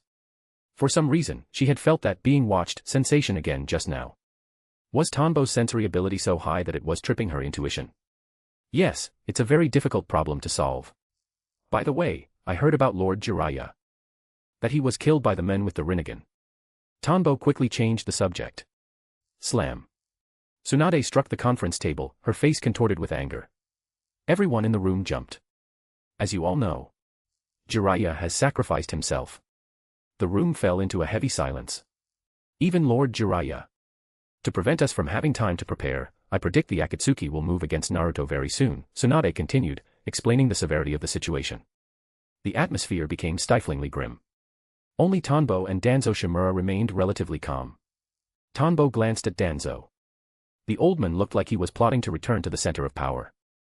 After being stripped of his root command by the third, Danzo's remaining influence was limited to the Shimura clan and hidden remnants of root. Now, he was stepping into the spotlight again. The Shimura clan was currently one of the largest in Konoha after the Hyuga and Sarutobi, even larger than the Ino-Shikacho clans. It was a well-developed clan, though no one besides Danzo had taken center stage. Well, he's going to die soon anyway, so I don't need to worry about him, Tanbo thought. Perhaps this is an opportunity, Danzo thought, his eyes darting toward Tanbo as he calculated his next move. Cloud Lightning Gorge. Sasuke walked out of the gorge, carrying Killer Bee on his back. His three teammates followed, looking quite exhausted. In the distance, two figures watched the Taka squad disappear. Damn it. Inform the Raikage immediately. Mount Myaboku. Naruto's clones were busy training. Occasionally one would start to turn into a frog, only for Fukasaku to whack the natural energy out of him. However, Naruto was learning at an incredible rate. Emptying the mind and entering a state of stillness to absorb natural energy, it wasn't just the foundation Jiraiya had laid. Naruto felt that this ability to clear his thoughts while maintaining high-level thinking felt familiar. If given enough time, he felt he could achieve the unity that Uncle Tanbo had mentioned, entering the still state to absorb energy even while in rapid motion. This would allow him to maintain balance without needing the fusion technique with the sages. Uncle Tanbo really knows a lot. To think he even understood this. Naruto recalled his combat training under Tanbo. Tanbo had told him, in battle, you must think. Don't rely solely on inspiration, manifest that inspiration and turn it into instinctive combat experience. To do this, you must empty your heart in the heat of battle, allowing your brain to calculate while your body continues to move. It was strikingly similar to Fukasaku Sage's theory of movement and stillness. Chapter 316, Chapter 316, The Enemy Arrives. Chapter 316, The Enemy Arrives. High in the sky. A dark vortex swirled like a gateway in the heavens. A figure clad in white emerged from within. So, this is the ninja world of the past. The figure possessed pale skin and long, light blue hair tied in a high ponytail. He had no eyebrows, but two dots sat upon his forehead, and two horn-like protrusions functioned as a forehead protector. Dressed in white robes, he carried a red glowing fishing basket on his back and held a red glowing fishing rod in his hand. Otsutsuki Urashiki stepped through the void, showing no signs of being affected by gravity. He gazed down at the endless expanse of forest below. That damn Sasuke Uchiha, and that brat. I wonder what time period of the past this is. Urashiki's expression was sour. During the journey through time, Sasuke had interfered, shifting their intended arrival point. His Byakugan snapped open, scanning the surroundings. Realizing he was in a desolate, uninhabited area, Urashiki looked toward the sun to determine his coordinates and flew off in a specific direction. According to the records, as long as it's before the time that Traitor Kagaya was sealed, there aren't many who can actually fight. Urashiki knew he only had to be wary of the Sasuke Uchiha who had traveled back with him. Whoosh! Konoha. Every shinobi had entered a state of combat readiness. Hey, Asuma, working hard, I see. Tell me, how many months along is Kurenai? Tanbo Tobitake teased. Thank me, man. I'm the one who gave you the chance to actually see your kid. Asuma's rugged face instantly turned a shade of red. Soon. Soon. You rascal, not bad. Unlike Kakashi and Guy, those guys are really bringing down the average for our graduating class, Tanbo praised. Haha. Asuma chuckled. He had been mocked by Tanbo like this many times in the past. Now, he finally had the upper hand. However, thinking about how Tanbo's eldest was already a genin while his own hadn't even been born yet, he still felt a bit behind. For a brief moment, their laughter lightened the heavy atmosphere of the impending war. In the distance, Kakashi, who was on patrol, saw the two of them chatting and laughing. He had a nagging feeling they were talking smack about him. He ignored it and continued his rounds. The coming enemy was no joke. He wondered if Team Guy would make it back in time. On the streets, the Konohamaru Corps and Team Tianyu were meeting up. Hey, do you know what's going on? The atmosphere in the village feels weird, Konohamaru asked Tianyu and Maki. Tianyu replied, my dad said the Akatsuki enemies have finally come out into the open. He expects someone to attack soon to try and kidnap Naruto Niken. What? Kidnap Naruto Niken? The Konohamaru Corps was furious. Don't worry, Konohamaru. With my dad around, he'll never let anyone take Naruto Niken away. Tianyu thought back to when he used to trick Naruto as a kid. He hadn't expected Naruto Niken to become this important. Besides, we've gotten pretty strong too, haven't we? Tianyu said confidently. You're right. We are strong, Konohamaru agreed, regaining his composure. Land of Frost. One of Tanbo Tobitake's clones was scouting for intel when he suddenly sensed something wrong. He expanded his sensory range to the maximum just as a fast-moving figure flew over his head. That's an Otsutsuki, they've come to this timeline. I see. So this is the time before the so-called Fourth Great Ninja War.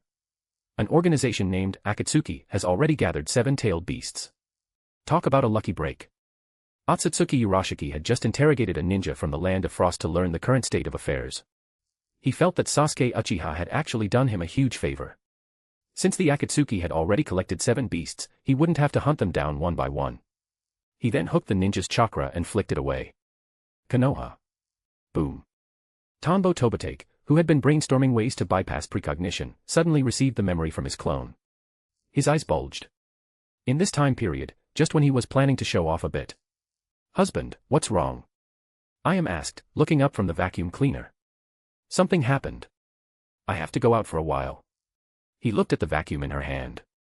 Even with money, she couldn't stay idle. He had offered to automate the housework with ninjutsu, but she insisted on doing it herself. He vanished before her eyes. Honestly, things must be really bad lately if even he's this busy. In Iam's eyes, Tanbo was the most relaxed ninja in Konoha. Everyone else always looked swamped, but Tanbo was always home to mind the kids or do chores, almost as if he didn't have a job. But she understood, her husband was simply too brilliant, he was efficient at everything he did. Poof. Poof. Poof. Across the world, Tanbo's clones busy with various tasks all vanished in clouds of smoke. Only the shadow clone stationed in Konoha remained. Whoosh. That damn Sasuke Uchiha. How dare he lay a hand on our master? Konoha must give us an explanation. Karui's red hair fluttered in the wind, her face masked in fury. Konoha has labeled Sasuke an S-rank rogue ninja, he's already defected. I just hope they can provide enough intel on him, Omoi analyzed. Then, his thoughts spiraled, but what if I go to Konoha and a local girl falls in love with me? Her boyfriend will definitely come to punch me. Should I fight back? If I don't, oh man. I'll be beaten black and blue, and the girls will be so heartbroken. Omoi's pessimistic rambling was cut short. Stop. Careful. Their captain, Samui, held up a hand, her eyes fixed on the sky. A figure in white was watching them. Those are the Hyuga's Byakugan. As a highly knowledgeable kunoichi of the cloud, Samui recognized the eyes instantly. But a Byakugan user, who was this? The cloud had coveted the Byakugan for years, yet Samui had no record of this man. Furthermore, he was flying, an ability the Hyuga did not possess. She noted the fishing rod and the glowing basket. She deduced they were special ninja tools. Zip. While they were observing him, the stranger moved. He swung the red fishing rod, the line hurtling toward them at incredible speed. Damn it, is he from Konoha? The three used body flicker to dodge, but the enemy adjusted midair with even greater speed, targeting Karui. Slash. Karui drew her blade, her exquisite swordsmanship aiming for the fishing line. But the blade passed right through. The line was incredibly resilient, it didn't snap as she expected. Instead, it looped around and pierced her body. She let out a muffled groan as her chakra was hooked and yanked out of her. She slumped to the ground, weakened. Captain. Omoy, be careful. That rod, it can absorb chakra, she gasped out the intel. What? Samui and Omoy braced themselves, their vigilance reaching its peak. Chapter 317, the battle begins. Chapter 317, the battle begins. Swish. Bang. Bang. Bang. Samui and her team collapsed to the ground, their chakra drained to the point of utter exhaustion. What kind of ninja is this? Karui's eyes were wide with shock. She tried to force her body to stand and continue fighting, but she found she had no strength left. It's over. The girls in the village have lost their favorite men, and the girls in Konoha will never get to see me. Maybe I shouldn't have come. I'll be killed by this villain, buried in the yellow earth, and by the time the village finds me, I'll be nothing but bleached bones, then the Reikage-sama will wail before my corpse. Omoy lay on the ground, muttering incessantly, his expression growing more tragic by the second. What time do you think it is? Shut up already. Karui snapped in annoyance. Ninja. I am not such a low-class being. I'll take your chakra for now, but first, I'll send you to the Yellow Springs. Urashiki smiled, tucking their stolen chakra into the basket behind his back. He raised his fishing rod to finish the three of them. Boom. The three closed their eyes, waiting for the end, only to hear a deafening roar. It was followed by a shockwave of air that sent them tumbling across the ground. Ugh. They forced their eyes open despite the pain. The white-clad man with the Byakugan was gone. In his place was a massive trench that stretched as far as the eye could see, both forward and backward. They dragged their remaining strength to the edge of the trench and looked down. It was a straight line carved into the earth, seemingly by a colossal burst of wind style. What is this? Karui gasped. What kind of attack could do this? It's as if someone fired a chakra cannon, Samui added, her broader knowledge allowing for a more specific description. Who saved us? Was it the Reikage-sama? That would be great, the girls in the village can see me again. Omoy's eyes were watery with relief. If that's the case, should I accept their? Shut up, Omoy. Samui scanned the surroundings and then looked at the length of the trench. It was immense. Let's go. We can't keep up with a battle of that level. I don't know who that ninja was, or if that white-clad guy was even a ninja at all. Samui recalled the white-clad man's words, her expression darkening. Then, the three of them, trembling with exhaustion, hurried toward Konoha. They weren't just going to report, they still had their original mission. But they didn't dare get too close to the battle, the power involved was on a completely different level from their own. Tap. Tap. Tap. As they left, a long scar remained on the landscape. High in the sky, a hawk soared, watching the trench continue to extend. Trees were being mown down like grass, and the displaced air was causing atmospheric disturbances. The far end of this tunnel was leading toward the sea near the land of frost. Yaha. Tanbo Tobate's body was jet black. He was currently pinning Otsutsuki Urashiki with one foot, hurtling through the air at such speed that the compressed air caused a series of sonic booms. Urashiki used his fishing rod to block the foot, but the sheer physical force still slammed into him, causing his body to contort under the impact. What? Urashiki stared at the pitch-black Tanbo in shock. This level of taijutsu, he could feel his internal organs shifting and deforming. He snapped his Byakugan open to get a clear look at his opponent. Tanbo Tobate of Konoha. It's you again. Tanbo was genuinely surprised. Oh. You know me. Tanbo released his foot, and Urashiki skipped across the ocean surface like a stone, creating massive explosions of water. Tanbo stood on the water as the black hue on his skin slowly receded. It seems I run into this guy in the future. Did I let him come back here? Even with his current sensory range, Urashiki shouldn't have been able to infiltrate Konoha unnoticed. As long as he was within range, Tanbo would have sensed him instantly. Zip! A fishing line shot out toward him at high speed. Tanbo tilted his head slightly, narrowly avoiding the hook. Future Sasuke mentioned that this line can't hit solid objects, but it can hook chakra. That's a nice tool, I think I'll take it. Tanbo's hands began to weave signs. Facing an Otsutsuki, he would likely have to go all out. The opponent had both the Byakugan and the Rinnegan, after all. Bang. Bang. While the main body of Tanbo Tobitake was confronting Otsutsuki Urashiki, battle had broken out within Konoha. Whoosh! Swish! What an opportune time. Tanbo's shadow clone focused its sensory perception on the invading pain. He arrived at the barrier team's headquarters. Since most of his chakra remained with his main body to deal with the Otsutsuki, this clone didn't have much left. Before this, he had already used Flying Raijin to evacuate his family members who weren't ninjas. As for Tianyu and Maki, their strength was sufficient to be tempered in this war. Boom. Fire style, burning ash accumulation. Asuma exhaled a cloud of gunpowder-laced ash, enveloping a massive centipede. A spark ignited, followed by an explosion. Bang. So this is Pain's ability, Asuma muttered, looking at the centipede which had suffered only minor injuries. Seeing that Kurenai had already been evacuated, he felt a surge of energy. It was time to show what he could do. Moegi, Udon. Go evacuate the villagers. I'm going to take these guys out. Konohamaru commanded his teammates. He turned his gaze toward the enemy fighting Ebisu-sensei. Okay. Good luck, Konohamaru. Moegi and Udon trusted his strength implicitly. Whoosh. Konohamaru appeared above the hell path via body flicker. Ebisu-sensei, get back. He pulled shuriken from his pouch and hurled them at the hell path, his hands weaving signs with blurring speed. Hum. The shuriken were surrounded by spinning wind blades, multiplying from one into a massive storm of blades. Clang. Clang. Clang. Ebisu scrambled back, eyes wide at the laser-like barrage of shuriken. Where they hit the ground, they left massive craters. The enemy was forced to use black receivers to block, his body being pushed back by the sheer momentum. The power of those shuriken. Hey, Wataru. This time Morning Sensei isn't here, this guy is all ours. Tianyu, Maki, and Wataru stood in the air.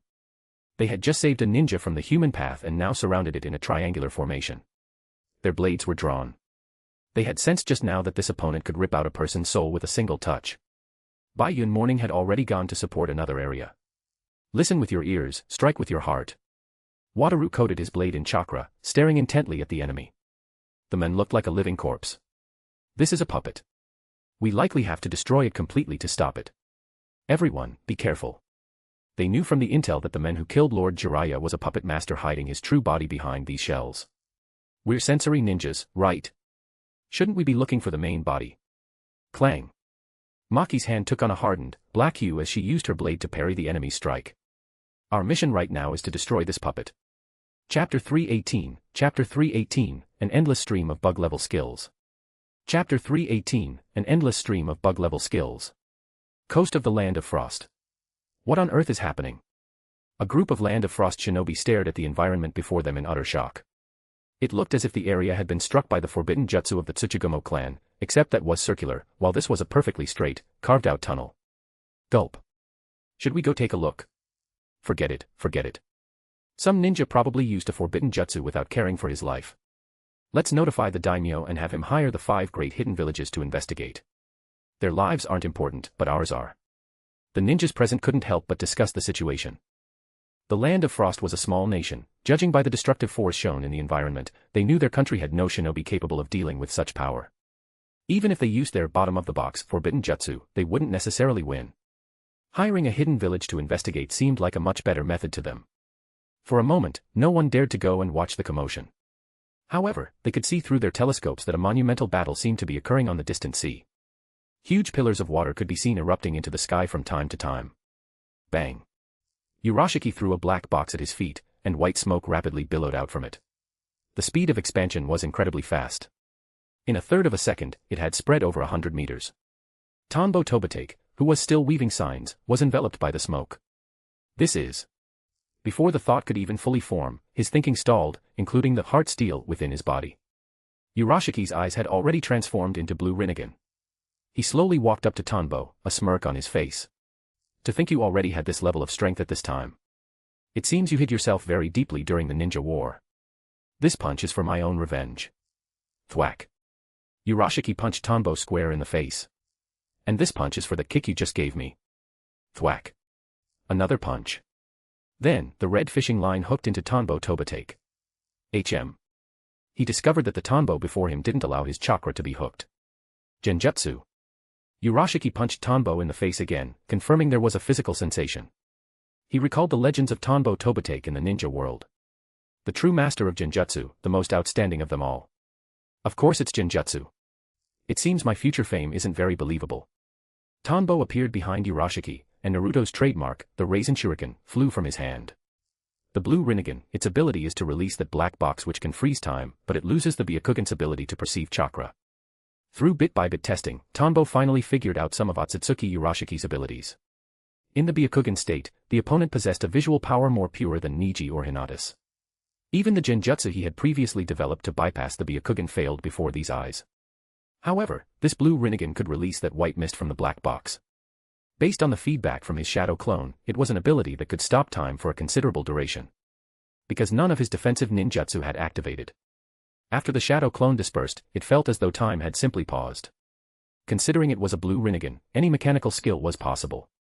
But switching to the Rinnegan means losing the Byakugan's ability to see through Genjutsu. His mind raced, analyzing the information discovered during the fight. His Raisin Shuriken was about to hit Urashiki. Right then, he sensed the opponent's chakra change. How is that possible? Tanbo watched with wide eyes as Otsutsuki Urashiki, despite being under Genjutsu, tilted his body to avoid the Raisin Shuriken. This strike shouldn't have failed. It was Senjutsu, incredibly fast, and assisted by Genjutsu. How could it miss? He frowned, pondering all possibilities. Whoosh. Swish. At that moment, Urashiki swung his fishing rod, releasing a technique similar to the multi-shuriken shadow clone jutsu. Countless fishing lines pierced toward him, sealing off every possible path of escape. Instant release. Tanbo's body erupted with black light, his phantom taijutsu exploded into action. He evaded the attack and appeared above Urashiki, his hands weaving signs with blinding speed. Finally, he pointed one finger to the sky and one to the earth. From the sea surface below, countless white strips erupted. They were the bandages from his younger years, but after generations of iteration, the sealing jutsu within them was far stronger. Unlimited void. With a point of his finger, an infinite light erupted from the bandages. The speed made Urashiki's expression turn ugly. His entire being began to turn into red origami cranes, seemingly trying to relocate through some specific method. But he was too slow. Just as the cranes formed, Tanbo's seal arrived. A torrent of information flooded into Urashiki's mind, forcing him out of his body flicker state. Damn you, Tanbo Tobatake. Tanbo looked down at Urashiki, who was reeling from the information overload of the unlimited void, and finally breathed a sigh of relief. He had only used this move once, the opponent shouldn't have been able to gather intel on it, even in the future. This Otsutsuki clan truly was the source of ocular legends, their abilities were so bizarre and powerful. Not only the Byakugan, but also the blue Rinnegan. And the abilities were time-related. Fortunately, by switching to the blue Rinnegan, the opponent had to rely on their understanding of Genjutsu to break it, rather than the Byakugan seeing right through it. Even so, the opponent was a total freak. Suddenly, Tanbo's body felt out of control. His right hand pointed forward involuntarily. What? Die. Amenosuberiboshin no Mikoto, Gyako. Whoosh. Tanbo watched as a purple orb of light cut him in half at the waist and blasted into the ocean ahead, kicking up waves 100 feet high. His powerful life force allowed him to watch his own lower half fall toward the sea below. On a reef in the ocean, he could see his shadow linked with Urashiki's. I see, so this is what Sasuke mentioned, the ability to steal others' nature transformations. At the same time, he saw Urashiki's smug smile. Idiot, that was a shadow clone. Big ball Rasengan. Like a falling star, Konohamaru slammed a massive Rasengan into the physically resilient Hell Path puppet, shattering it into broken limbs. Huff, huff. Konohamaru looked at the destroyed Hell Path, panting heavily, but a smile broke out on his face. Yash. That's one down. Konohamaru, you're amazing. Ebisu, who had been providing support throughout, had acted as a powerful mental anchor for Konohamaru. Seeing his student resolve such a terrifying enemy, he rushed up to give a thumbs up. As expected of his student. He truly was Konoha's finest teacher. This guy, he's a bit of a counter to us. The Tianyu trio looked at the human path, looking quite disheveled. Of the three, only Wataru, who specialized in adding nature transformation to ninja tools, had an intact sword. The other two had broken blades. In the distance, many other broken swords lay scattered. To avoid touching the human path, Tianyu and Maki had gone through countless ninja tools. Fortunately, they were wealthy and had come prepared. Chapter 319, A Kimichi Butterfly Transformation. Chapter 319, A Kimichi Butterfly Transformation. Tianyu and Maki's signatures were Phantom Taijutsu and Genjutsu, but they seemed to be severely countered by the enemy before them. Neither was particularly proficient in high-level ninjutsu. The opponent seemed fully prepared against illusionary attacks, whether visual or auditory. Their genjutsu was easily dispelled. Even with phantom taijutsu, they didn't dare make direct physical contact. The scene of the Ninjendo, human path, ripping out a ninja's soul was still fresh in their minds. Currently, they could only use phantom taijutsu to buff their physical stats and fight with swords. In this regard, Wataru was their core strength. We'll provide support. Wataru, we're counting on you. Tianyu and Maki said seriously. This was the toughest battle since their debut, 3 genin facing an enemy capable of killing Master Jiraiya. Right. Here I go. Soaring Dragon God Slash. Wataru swung his long sword. The wind-natured chakra manifested into the form of a soaring dragon, showcasing incredible shape transformation. Whoosh. Almighty push, Shinra Tensei. The Tendo, Deva Path, sent Kakashi and the others flying. Some ninjas, unable to withstand the sheer repelling force, died on the spot. Everyone. Seeing the situation, Choji's eyes filled with grim determination. Enduring the pain racking his body, the fat within him began to rapidly convert. His back heaved, and a pair of massive butterfly wings burst from his spine. That's butterfly transformation. The weakened Chozo watched in shock. Choji had achieved the state without using the family's secret pills. In the history of the Akimichi clan, no one had ever manifested the wings without medicinal aid, because the sudden extraction and conversion of fat-stored chakra required the pills to act as a catalyst. He saw hope. Perhaps now, Choji could do it. Unforgivable. Choji roared, his inner fury boiling over. A massive chakra pressure blanketed the area, felt by every ninja present. I can't fall behind either. Chozo swallowed the secret pills he had kept ready since Tsunade assigned the mission. Like Choji, massive wings sprouted from his back. The Akimichi secret technique. Pain muttered, feeling their rising momentum. His gaze then shifted to Kakashi, who was observing him from a distance. Double crushing palm.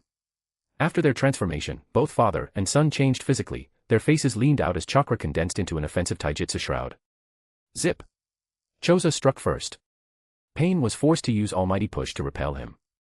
But at that exact moment, Choji moved. Boom. Caught in the jutsu's cooldown, Pain took a direct punch to the face. His features contorted under the impact, and though he didn't die, the sheer force sent his body flying like a cannonball. Crash. Crash.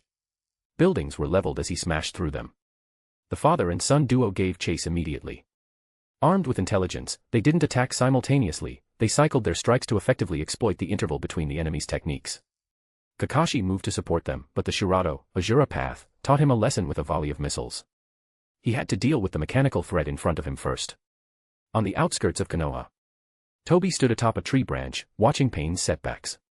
That guy doesn't seem ready to move yet. Can Pain handle these small fry? A black and white head emerged from the trunk to speak to him. Toby replied, is something delaying him? According to our intel, he isn't out on a mission. Even if he were, he should be back by now. Or maybe he's like Danzo, waiting for the right moment. Zetsu suggested. An opportunist. Toby recalled the past. Tanbo shouldn't have the history of an opportunist. He had a beautiful family, elderly to care for, children to raise. True. He must be tied up by something. Maybe Danzo is behind it. After all, this is a moment of life or death for Konoha, yet he hasn't lifted a finger. Zetsu was puzzled by Tanbo Tobate's current inaction. It's a bit early to talk about life or death. Konoha seems to have many capable people left. To resolve this, a price must be paid, Toby said, watching the battle unfold.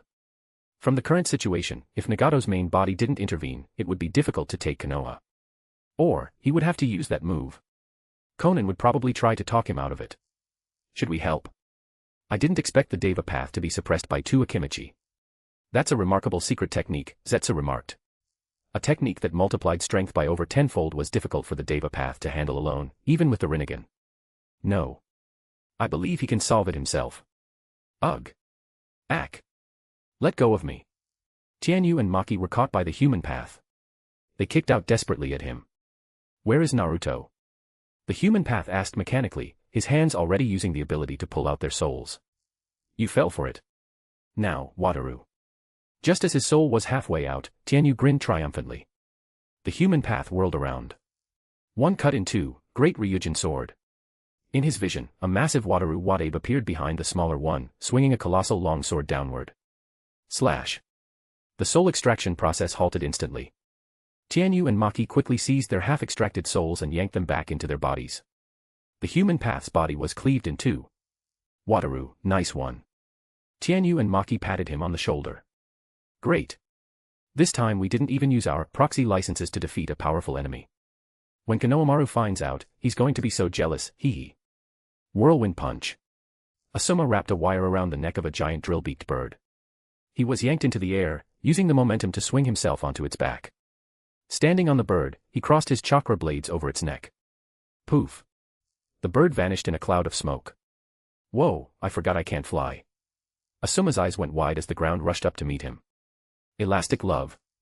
Whoosh. A massive chakra net caught Asuma. In the distance, Ino appeared, smiling as she caught her teacher. Well done, Ino. Barrier Team Headquarters. They're all doing quite well. Tanbo Tobotake's clone offered praise, but internally he felt things were getting complicated. He had left a shadow clone here fearing Tsunade wouldn't be prepared, intending to activate the Golden Bell inversion barrier himself. Now, it looked like Pain might be defeated by the Choza Choji duo before he even got a chance to use his ultimate move. Surely not. Pain had more power than this, provided Nagato was willing to expend the chakra. Most importantly, would Naruto still get his chance for Talk no Jutsu? If not, Tanbo would have to finish off Otsutsuki Urashiki and rush back to save the day. If that happened, the familiar plot would completely collapse. Still, Obito was ready. The fourth great ninja war would likely happen regardless. Beyond capturing the 8 and 9 tails, Obito had other things to consider. Chapter 320, Time Rewind. Chapter 320, Time Rewind. The ninja world's master of Genjutsu is nothing more than this. Otsutsuki Urashiki mocked as he looked down at Tanbo Tobitake, who had been sliced in half. Despite his taunt, he felt a lingering fear looking at the ceiling jutsu below. If not for the power of his Rinnegan, he might have actually fallen there. Is that so? Tanbo appeared behind him and drove a blade into his back. Tear. Urashiki shifted his body just in time, launching a rapid counterattack with a chakra-infused fist. Swish. Tanbo also evaded the strike, landing nimbly on the sea surface and backing off to a safe distance. His eyes locked onto a fresh wound that had suddenly appeared on Urashiki's body. Damn it, his sensory perception is actually this strong, Urashiki muttered, his face darkening as he saw Tanbo evade yet another sure-kill attack. An uneasy premonition began to settle in his heart. I've figured it out. Your ability is time-related. It's either brief precognition or time reversal. Judging by that wound on your body, it should be a time rewind technique, shouldn't it? Furthermore, you can only rewind the time of the world around you, you cannot rewind your own personal timeline.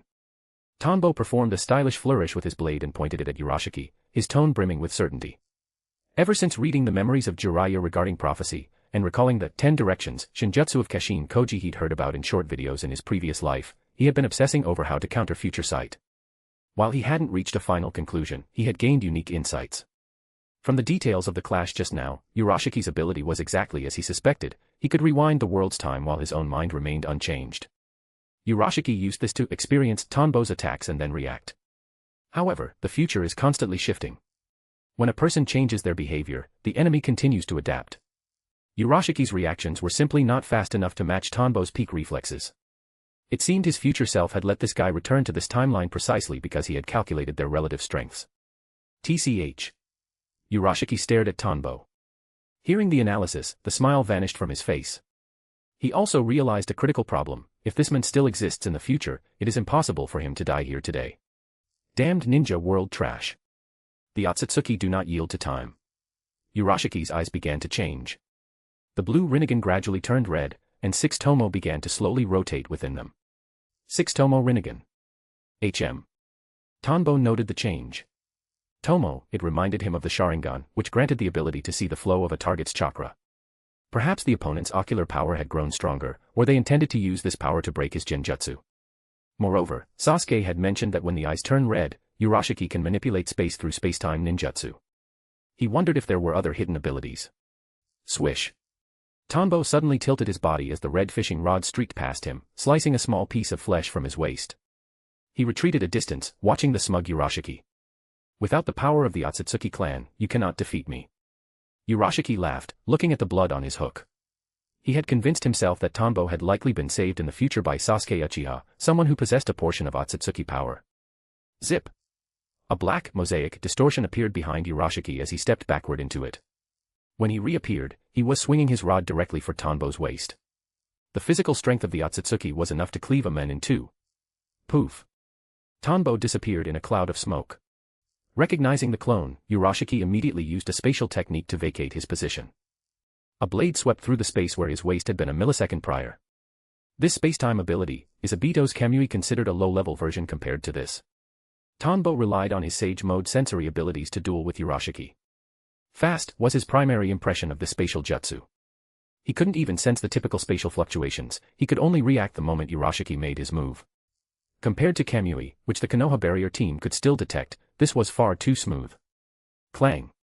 One side used supreme sensory and reaction speed to strike at the moment of movement, the other used high-level spatial travel to launch relentless attacks. Blade and fishing rod clashed repeatedly. They were moving so fast that Tanbo had no time to weave signs for complex ninjutsu. Die. Die. No one can save you. Urashiki's face grew increasingly frenzied. This man was simply too difficult to kill. Whoosh. Whoosh. It was like a game of whack-a-mole. Wherever Urashiki appeared, Tanbo's blade followed. But every time Tanbo tried to land a decisive blow, the rat would scurry back into its hole. Is this all the strength the Otsutsuki clan has? As he grew accustomed to the rhythm, Tanbo began to handle Urashiki's attacks with composure. An elite ninja would never let the same trick defeat them twice. The wound on his waist had already closed, revealing a powerful self-healing factor. The longer they fought, the more familiar Urashiki's combat patterns became. In Tanbo's eyes, Urashiki's actual combat experience was inferior to his own. Or perhaps Tanbo was simply adapting too quickly, rendering Urashiki's advantages moot. In that case, let's end this. And to think I was worried this Otsutsuki would be formidable. I spent so much time fretting that my strength wouldn't be enough when the crossing happened, constantly training myself. It turns out he's just this. A 3-year-old child holding a kitchen knife, relying entirely on the power of his bloodline. Tanbo felt a sense of calm. Otsutsuki Urashiki's power was underwhelming. His strength was entirely dependent on the bugged mechanics of his eyes and the physical baseline of his clan, his actual combat skill was garbage. He had time reversal, time stop, spatial displacement, and the insight of the Byakugan, yet he played it like this. It was a waste of divine gifts. Perhaps it was because this Otsutsuki lacked a karma seal. Tanbo knew the core elements of Boruto, though he hadn't watched it due to poor reviews. Throughout the fight, Urashiki hadn't used any karma power. What's with that look in your eyes? Urashiki was infuriated. This man actually dared to let his mind wander while fighting him. Enraged, he thrust out his right hand as purple light condensed into a sphere. Amenosobari Bushin no Mikoto, Ryugu. The yellow sky under the sun suddenly shifted to the color of burning purple clouds. A giant oarfish, carrying a sphere similar to a tailed beast bomb in its mouth, dived toward Tanbo Tobitake. Go to hell. Hey, it seems your brain really isn't your strong suit. Tanbo sighed, feeling pity for those legendary eyes for having such a master. In the time it took Urashiki to charge that flashy move, Tanbo could have escaped with space-time ninjutsu dozens of times. Chapter 321, that's all an Otsutsuki amounts to. Chapter 321, that's all an Otsutsuki amounts to. Die. Just die. A look of madness contorted Urashiki's face. Boom. The purple orb of light, reminiscent of a tailed beast bomb, painted the entire sky a crimson hue. The sea surface churned violently, drawn upward by the sheer density of the chakra mass. Whoosh. As Tanbo Tobitake let out a sigh, he also felt a wave of relief. It seemed that an Otsutsuki without a karma seal only amounted to this. He could finally deal with this fellow who had been weighing on his mind for so long. He had wanted to test the opponent's true strength, and this was it. As the purple light closed in, Tanbo opened his right hand toward the sphere.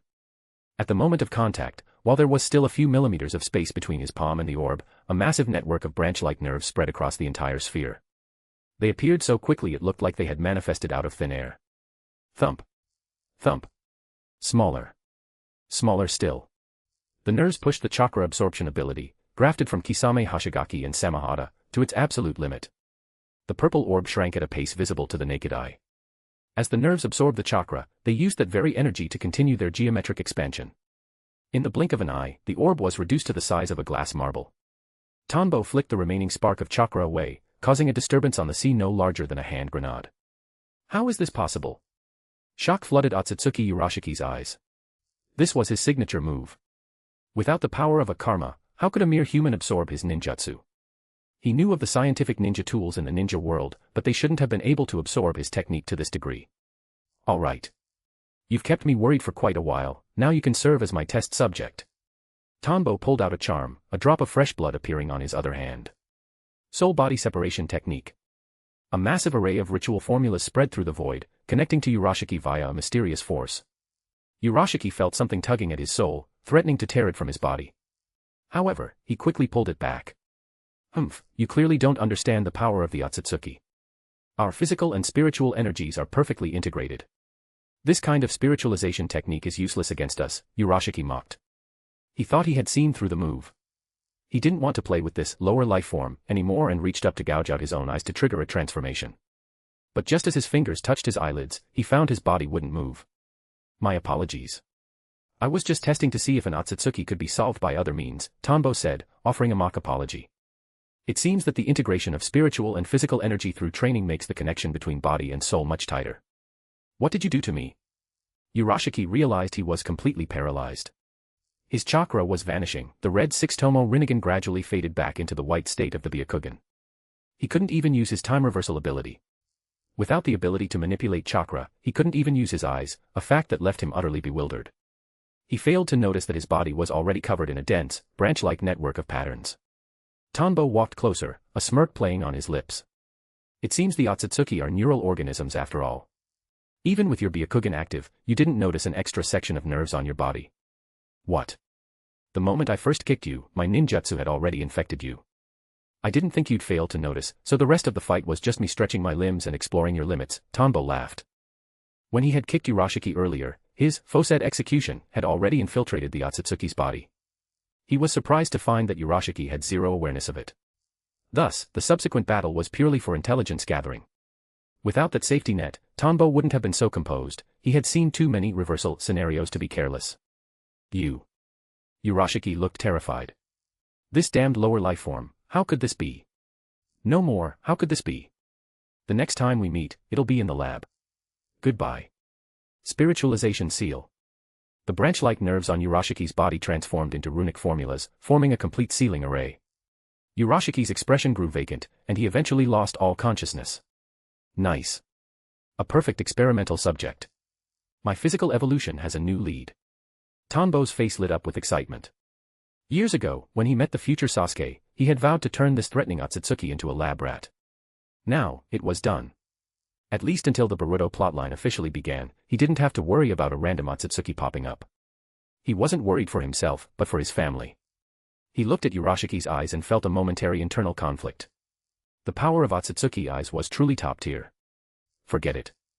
I'm not a Senju or an Uchiha, let alone a distant relative. Without the all-encompassing power of the Sage of Six Paths, transplanting them would just make them a burden on my body, like Kakashi. Tanbo decided against the transplant. It wasn't that he lacked the confidence to research a way to control the eyes, rather, he was confident that with the same amount of research time, he could develop ninjutsu even more powerful than the Rinnegan. Besides, sticking someone else's eyes into his own head felt a bit disgusting. He only needed to analyze the Otsutsuki body to evolve his own human form and optimize human genes. That was how to truly get stronger without the ick factor. This was what he had been doing all along. He was a human, a proud human. He sealed Urashiki's body into a scroll and surveyed the aftermath. Good thing the ninja world doesn't have an environmental protection agency, although, a ecological ninja system seems to be emerging. Better bail. With his perfect subject secured, he was itching to start. But he wasn't so impatient as to start the experiment right here. Flying Raijin Jutsu. 2 seconds later, Tanbo Tobitake vanished. The churning sea remained, its waves seemingly cheering for the hero who had saved the world. On the mainland of the Land of Frost. That guy, was that Tanbo Tobitake? White Zetsu thought, horrified by what he had just seen. Sensing the massive disturbance in the Land of Frost while Black Zetsu was helping Pain in Konoha, he had sent a clone to investigate. He hadn't expected to see something so incredible. Tanbo, who was supposed to be in Konoha, was in the Land of Frost, fighting that powerful stranger. That level of combat power, it was on par with a tailed beast. No, I have to report this quickly. Slash. Before he could move, a blade swept through his neck. As his head flew into the air, he saw a familiar figure. I can't let you leak that intel. Tanbo sheathed his blade, his sensory perception blanketing the sea and the surrounding area. He spotted shadow clones mopping up other White Zetsu. As for other ninjas, none were brave enough to peek. The Land of Frost ninjas were quite cowardly. Furthermore, several shadow clones had set up barriers to block any long-range scouting jutsu or tools. Sage art, Underground White Zetsu Extermination. Chapter 322, Chapter 322, The Core, Karma. Chapter 322, The Core, Karma. Land of Frost Inland. Near the coastline, those who had been trembling and hesitating whether to investigate suddenly felt the earth shudder beneath their feet. An earthquake. Could it be those two fighting ninjas from earlier? The Land of Frost shinobi were even more terrified to approach now. Don't worry, we've already notified the daimyo. Shinobi from the other major villages should be arriving soon to investigate. However, they quickly noticed that the commotion had ceased. It wasn't until an hour later that the boldest among them dared to venture forward. When they reached the coastline, they found the landscape unrecognizable. The forests near the shore had mostly been buried underground, only the tips of a few tall trees peeked through the soil. The distant sea remained turbulent, still tossing from the aftershocks of the battle. The scouts patrolled the area but found no intelligence other than the environmental devastation. But the scale of the change was staggering. I've seen this kind of change before. The state of Hidden Point Village back then was strikingly similar to this, an old shinobi remarked, recalling the past.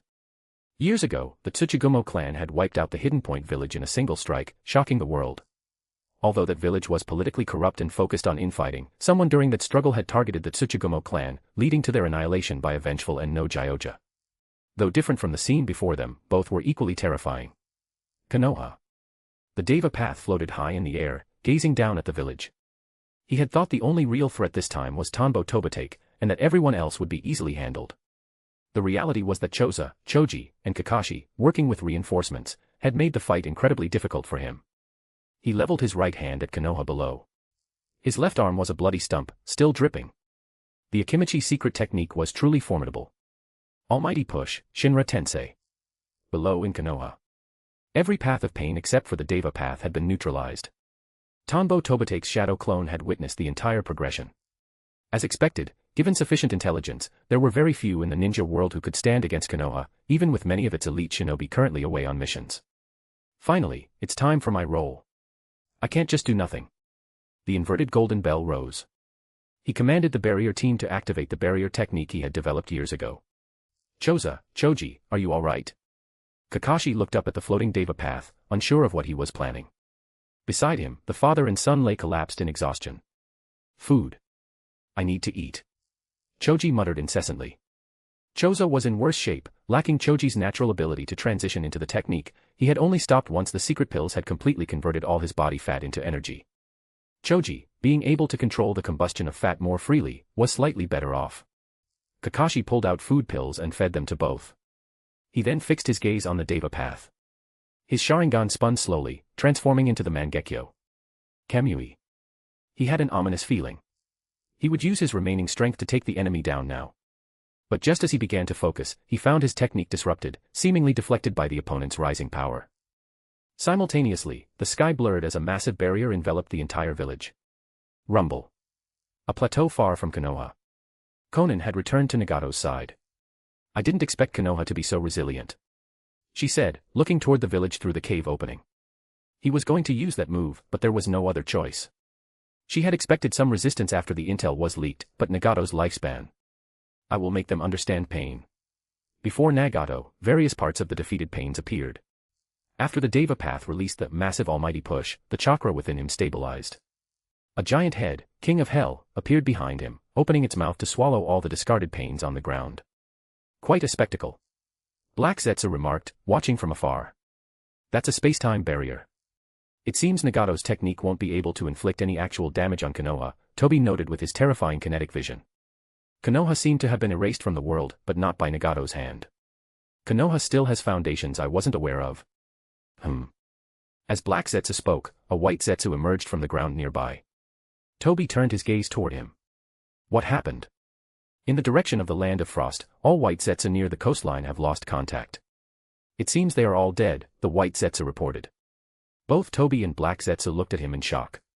White Zetsu's hiding abilities were perfect, even the Sharingan or Byakugan shouldn't be able to see through their transformation or their high-speed, mayfly, technique. What's the situation? I don't know. From my later investigation, there were only traces of a battle, no other chakra signatures. It seems to have been completely wiped clean. However, judging by the battlefield, it was comparable to two tailed beasts fighting, and tailed beast bombs were definitely used. White Zetsu recounted the scene in the Land of Frost. Tailed beasts. This made Toby and Black Zetsu frown. The Akatsuki only lacked the 8 and 9 tails, it was impossible for another tailed beast to appear. Let's go see. Is there some other powerhouse in the ninja world? We can leave things here to Nagato and the others. I trust their strength. Rumble. Konoha had been turned into a crater, or so it appeared. The Deva path frowned, noticing there was no architectural rubble at the bottom. Just then, the giant drill-beaked bird flew through the sky as the animal path summoned all the pains back into action. The hell path used its ability, opening its mouth to swallow and then spit out the fully restored Deva path. At that moment, the pains saw a change below. Led by Tsunade, dozens of ANBU appeared out of thin air. Tsunade clenched her fists, staring intently at the enemies in the sky. The power of resurrection, is this the Rinnegan? Tanbo Tobate's secret lab. He appeared there, carrying Otsutsuki Urashiki's body. Pain. What was pain compared to this? This was an Otsutsuki body. A living Otsutsuki. I wonder if I can read his memories. He placed his hand on Urashiki's head and activated his mind-reading technique. This time, it was different from usual. There were no fragmented memories, instead, there was a vast, boundless void. In the center of that void sat a massive, diamond-shaped crystal. Tanbo approached, frowning. On the crystal, he seemed to see countless memories, yet at the same time, he could see nothing at all. It wasn't a problem with his brain, he truly could not see them. He pressed both hands against the crystal. The moment his chakra extended from his hands, he was repelled with a loud bang. Black patterns began to crawl across the crystal, generating a massive suction force that seemed intent on draining his spiritual energy. Tanbo immediately deactivated the mind-reading technique. In the real world, he snapped his eyes open and checked the seal first. It was intact. Is this an ability to prevent memory theft? That core, it's somewhat similar to the one on Boruto. One acts on the body and spirit, while this one is concentrated solely on the spirit. Those black patterns must be the karma ability. But why didn't he use this karma during the fight? Tanbo remembered from his previous life that the karma was incredibly powerful, allowing the next-gen protagonist to become a total powerhouse. Chapter 323, Instant Release Saves the Day. Chapter 323, Instant Release Saves the Day. Using the various instruments in his laboratory and his own neural sensory probes, Tanbo Tobate conducted a comprehensive examination of Urashiki's body. He discovered that the most valuable asset was the genetic information of Otsutsuki Urashiki. Crucially, he found that the Otsutsuki physique was exceptionally suited for information transmission, and their genetic code was incredibly complex. It was the most intricate biological individual he had ever studied, far more complex than Naruto's state when Ninetail's chakra leaks out to form a chakra shroud. Recalling things he had seen in his previous life, Otsutsuki Kagaya ate the fruit of the god tree, using its immense energy and information to compile and reorganize the Otsutsuki genetic code. That was how she achieved evolution. Then my method of evolution isn't really different from the Otsutsuki. Only the process varies slightly. The result was the same, even if the methods differed. Tanbo felt he was on the right path. However, he still needed to research this thoroughly, otherwise, he wouldn't be able to utilize Urashiki's physical data. Tanbo's information evolution required a deep understanding of the target's data to evolve his own body safely. He couldn't blindly absorb information and let his body evolve chaotically, that would turn him into a monster. These eyes. Tanbo looked at Urashiki's Byakugan. Once the research was finished, who should he give them to? The fourth great ninja war was approaching fast. From start to finish, it would only last about a month. After that, there would be no familiar plot left, only scattered bits of intelligence. He wasn't sure if his power would be enough or if he would need more support. According to the prophecy Jiraiya received from the great Toad Sage, his strength might still fall short. Otherwise, the prophecy wouldn't have predicted only one uncertain path with a mere chance of success. Therefore, in addition to a scientist like Orochimaru, he needed to gather other forces. Naruto, Sasuke. Maybe I can research a way to infuse Urashiki's Byakugan ocular power into Hinata or Niji. Could it drastically enhance their vision and perhaps awaken the power of the Tenseigan? The Tenseigan was the first thing that came to mind. Since he didn't want the eyes for himself, he could give them to others. As a pure-blooded Otsutsuki, Urashiki's ocular power should be enough to help Hinata or Niji awaken it. Sigh, I'm thinking too far ahead. One step at a time. First, I need to create a jutsu to counter reflection shinjutsu, then develop a way to prevent precognition. Only then can I consider other matters. Tanbo's mind raced as he planned for the future. He hadn't even come up with a direction for countering prophecy yet. Boom. Just then, a massive surge of chakra entered his sensory range. He paused his deliberations. His perception swept out of the lab, past Konoha, and some distance further. A giant monster was exposed to his senses. The Gedo Mazo. Holy crap. Whoosh. This scale of destruction, it was a clash between high-level ninjutsu masters. Toby appeared at the site where Tanbo and Yurashiki had fought, accompanied by Zetsu. He surveyed the environment. Those two ninjas were certainly impressive. This is on par with Nagato's almighty push, Zetsu remarked. Suddenly, Zetsu sensed a disturbance back in Konoha. Nagato has summoned the Gedo Mazo. Sage Art, Raisin Shuriken. Naruto appeared on the battlefield out of nowhere, slamming a Raisin Shuriken into the giant monster. V-Room. It was useless.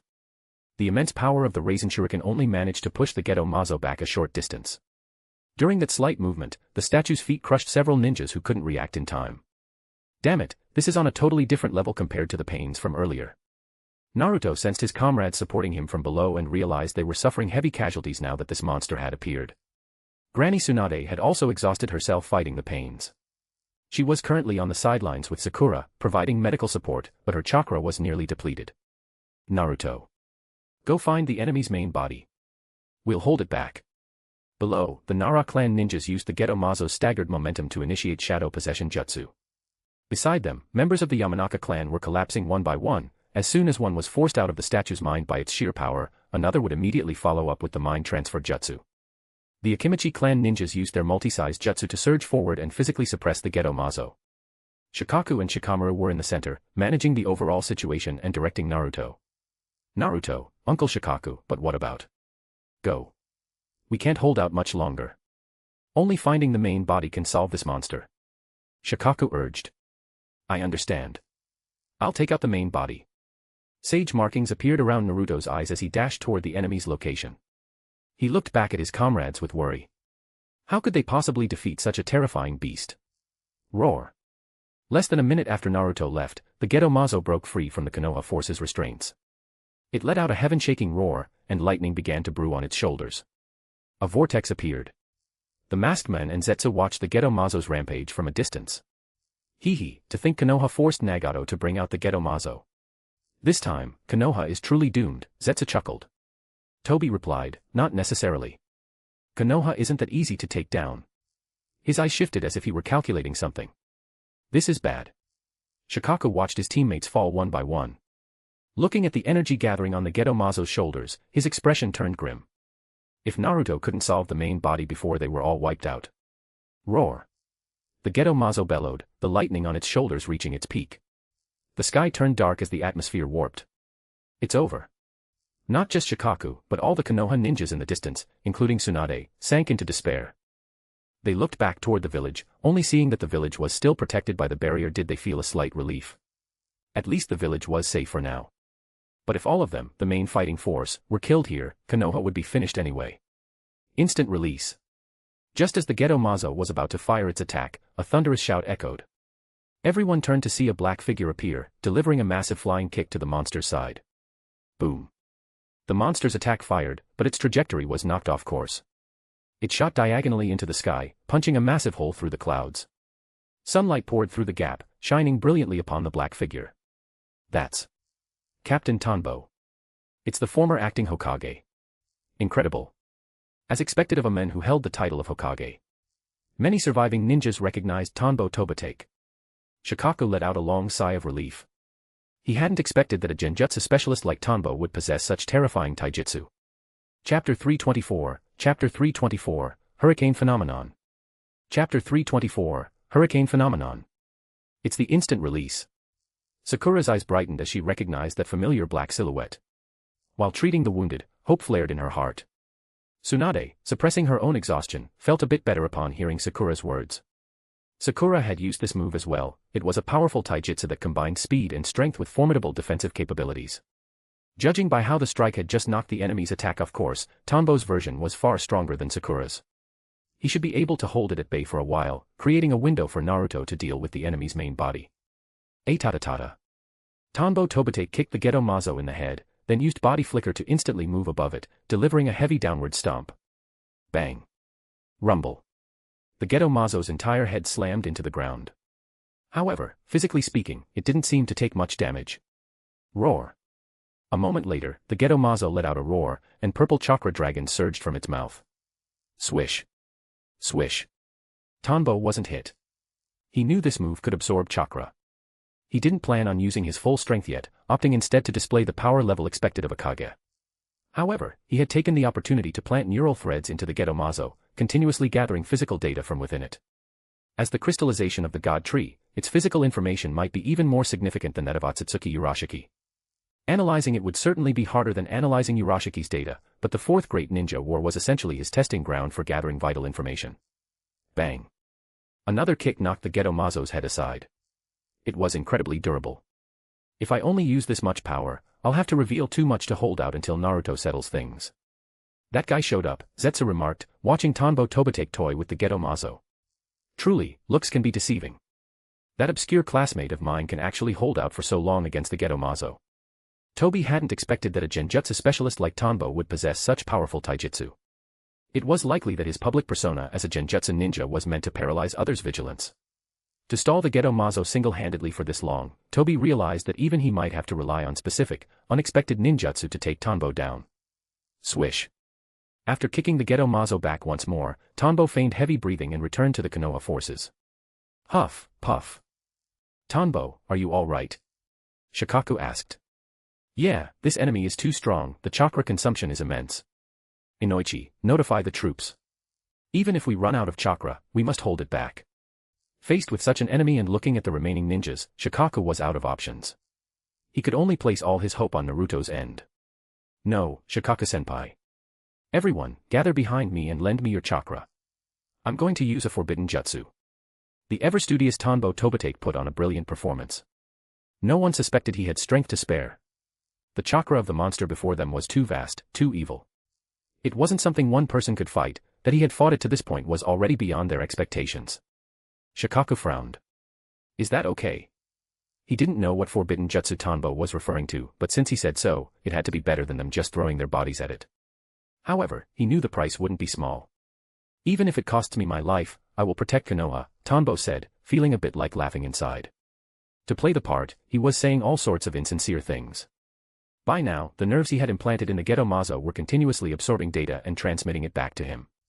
Will the future enemies truly be that terrifying? No. Hopefully, like Urashiki, they are just silver spears with wax tips, all show and no substance. Still, one had to be prepared. One couldn't get arrogant just because they defeated an Otsutsuki. Arrogance makes the mind stupid. Fine. Everyone, assemble. Shikaku knew there was no time for discussion and quickly relayed the order through Inoichi. Whoosh. The remaining ninjas clustered behind Tanbo, watching the Gedomazo as it prepared to attack again. What do we do? Shikaku asked. Just don't resist. Chakra conversion jutsu. Tanbo wove signs, and branch-like lines connected all the ninjas. He continued weaving signs so fast his hands became a blur. The other ninjas felt their chakra being drained and stopped resisting the flow. Roar. Sensing a threat, the Gedomazo charged at them. Deception, hurricane phenomenon. Is he going to use some kind of forbidden jutsu? Zetsu wondered. Toby watched intently, wanting to record all of Tanbo's hidden cards. Back off. Toby suddenly commanded. In his eyes, countless tiny specks of chakra appeared, saturating the Gedomazo's battlefield. They were microscopic yet dense. Suddenly, wind rose out of thin air around the Gedomazo and even beneath their own feet. In Toby's vision, those tiny chakra specks were interfering with the natural order of the environment, forcibly altering it. The surrounding natural energy transformed. It felt like a long time, but it happened in an instant. The entire environment changed. Massive, violent tornadoes swirled where they had been standing. Collisions between these tornadoes birthed even more ferocious hurricanes. The wind was strong enough to shred wood into fibers and grind rock into dust. What forbidden jutsu is this? I've never heard of it. Toby searched his memory but found no record of anything similar. Before him was a total change in the local weather. Judging by the hand signs, it should be a genjutsu, Zetsu offered his deduction. Toby paused. A genjutsu that rewrites reality, did he develop it himself? It wasn't even a question. Neither Uchiha Madara nor Zetsu knew of it, it was almost certainly a self-developed technique. Such formidable talent for genjutsu. This level of attack can only stall the Gedomazo for a while. If it hadn't absorbed the tailed beasts, Nagato might not have lasted long. But with 7 tailed beasts inside, the Gedomazo just needs to hold out until Tanbo's chakra is exhausted. And using such a technique must have a huge drawback, Zetsu said. Konoha truly has deep foundations, Toby lamented. To force the Gedo Mazo, powered by seven-tailed beasts, into a battle of attrition was incredible. In the center of the storm, the Gedo Mazo was tumbling like it was in a washing machine.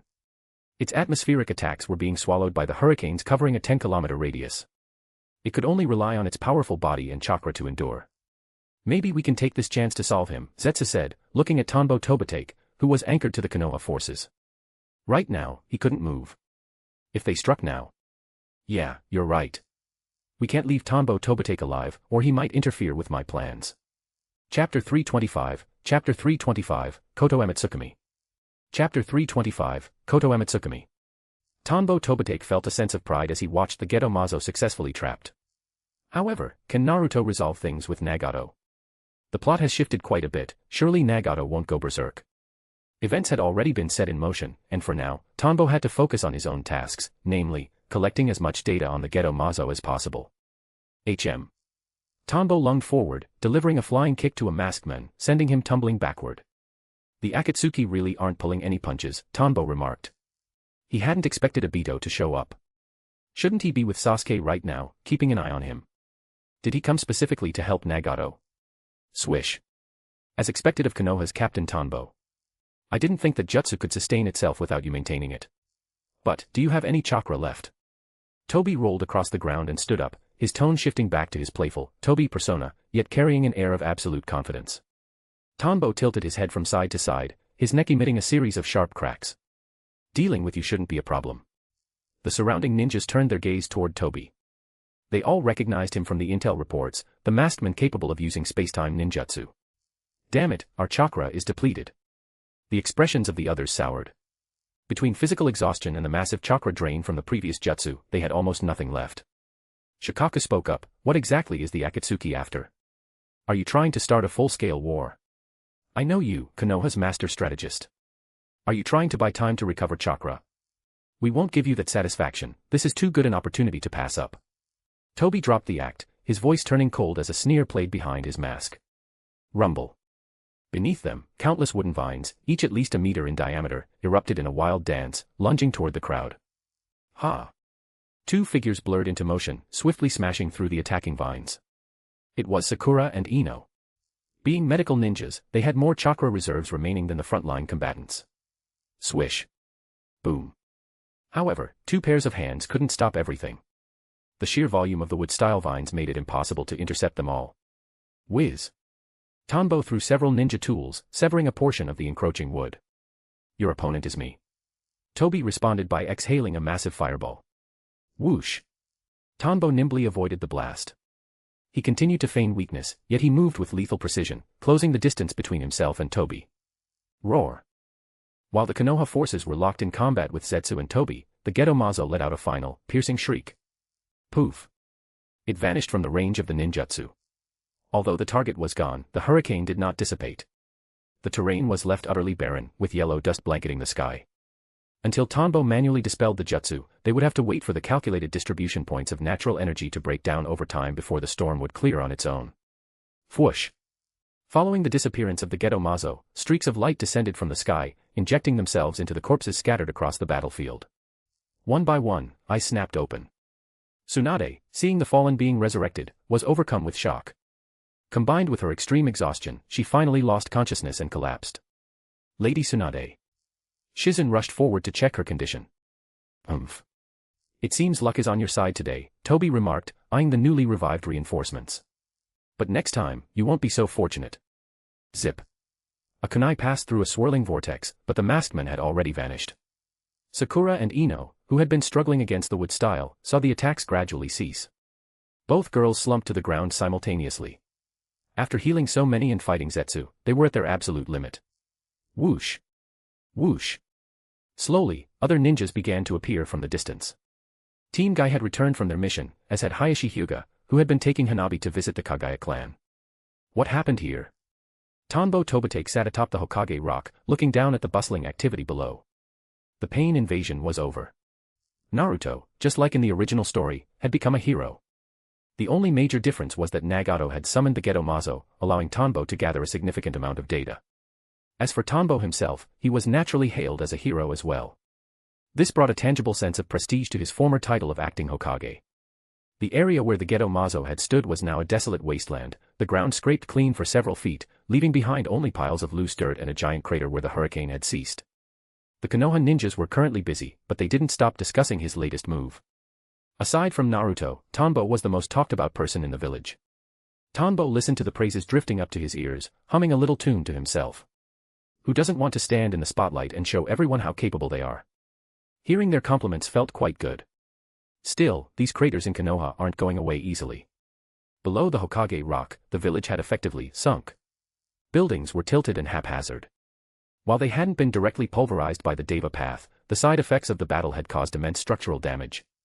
Tanbo hadn't anticipated this particular downside. When the barrier had ended, the village had dropped into the hollowed-out earth created by Pain's massive almighty push. Well, it'll be fine after some renovations. Tap. Tap. Tap. Just as he was about to head back to begin his deep dive research into Otsutsuki Urashiki, the sound of footsteps approached. He turned to find Danzo Shimura standing there, flanked by his two guards. Danzo. You need something. Tanbo's tone was blunt, bordering on disrespectful. This fit his current persona perfectly. When Konoha was in its darkest hour, Danzo was nowhere to be found. He didn't even bother with the title of Lord Danzo anymore. Danzo's expression remained unchanged despite the disrespect. It is nothing. I simply felt you did well. Hiruzen's trust in you was not misplaced. I hope you continue to maintain this standard in the future. Without waiting for Tanbo to respond, he turned and walked away with his guards. This left Tanbo completely baffled.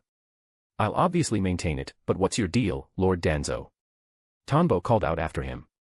But Danzo had already vanished. Wait, you came all the way up here just to tell me that? Buzz. The moment that thought crossed his mind, a foreign memory surged into his consciousness. Release, Kai. Tanbo instantly dispelled the chakra he had placed as a safeguard in his mind. His eyes narrowed instantly, and a surge of killing intent erupted from him, causing the nearby trees to rustle violently. However, as his gaze trailed toward the direction of the departing Danzo, he reined it back in.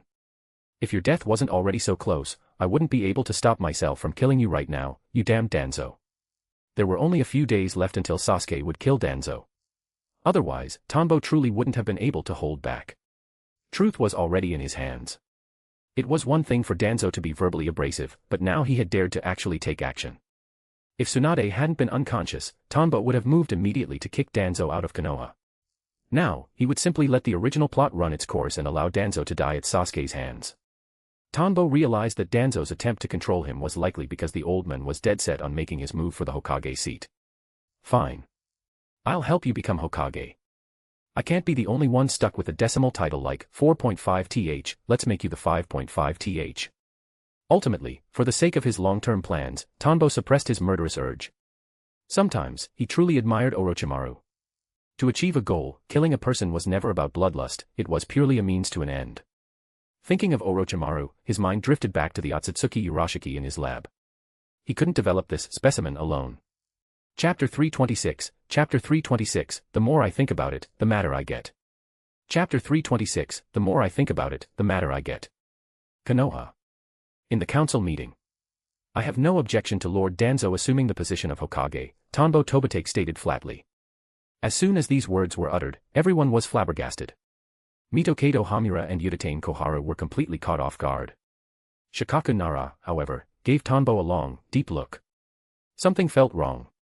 Tanbo Tobitake had lived in Konoha his entire life, it was impossible for him not to know Danzo's methods. Supporting Danzo over Kakashi was fundamentally out of character. There had to be an ulterior motive. Furthermore, Tanbo expressed no interest in continuing as the acting Hokage himself. Shikaku could understand this part. Tanbo had always treated the Hokage seat as something he'd rather cast aside like a worn-out shoe. With Tanbo's firm stance, the Land of Fire's daimyo naturally wouldn't force the position on someone who didn't want it. Compared to the alternatives, Kakashi had the seniority and the contributions, but Danzo was pushing hard. The daimyo fluttered his fan. Very well. Then it is settled. I hereby declare Danzo the successor as the 6th Hokage. What is this? The Kumobikuru trio, passing through the outskirts of Konoha, stared at the massive crater before them. It looked as if a natural disaster had ravaged the land. Omoi immediately recalled the monster they encountered in the Land of Frost. A monster didn't show up here too, did it? If that's the case, am I going to die here? The girls in Konoha will never see me, and my yet-to-be-born son might never even be conceived. His face grew increasingly pessimistic as he rambled. Omoy, stop with the doom and gloom, Karui said, exasperated. There was clearly a massive battle here, just like the one we saw before. Samui added, let's move. We'll ask about it once we get into Konoha. Her eyes lingered on the crater. A truly formidable battle must have taken place. Dad, why did you send us away earlier?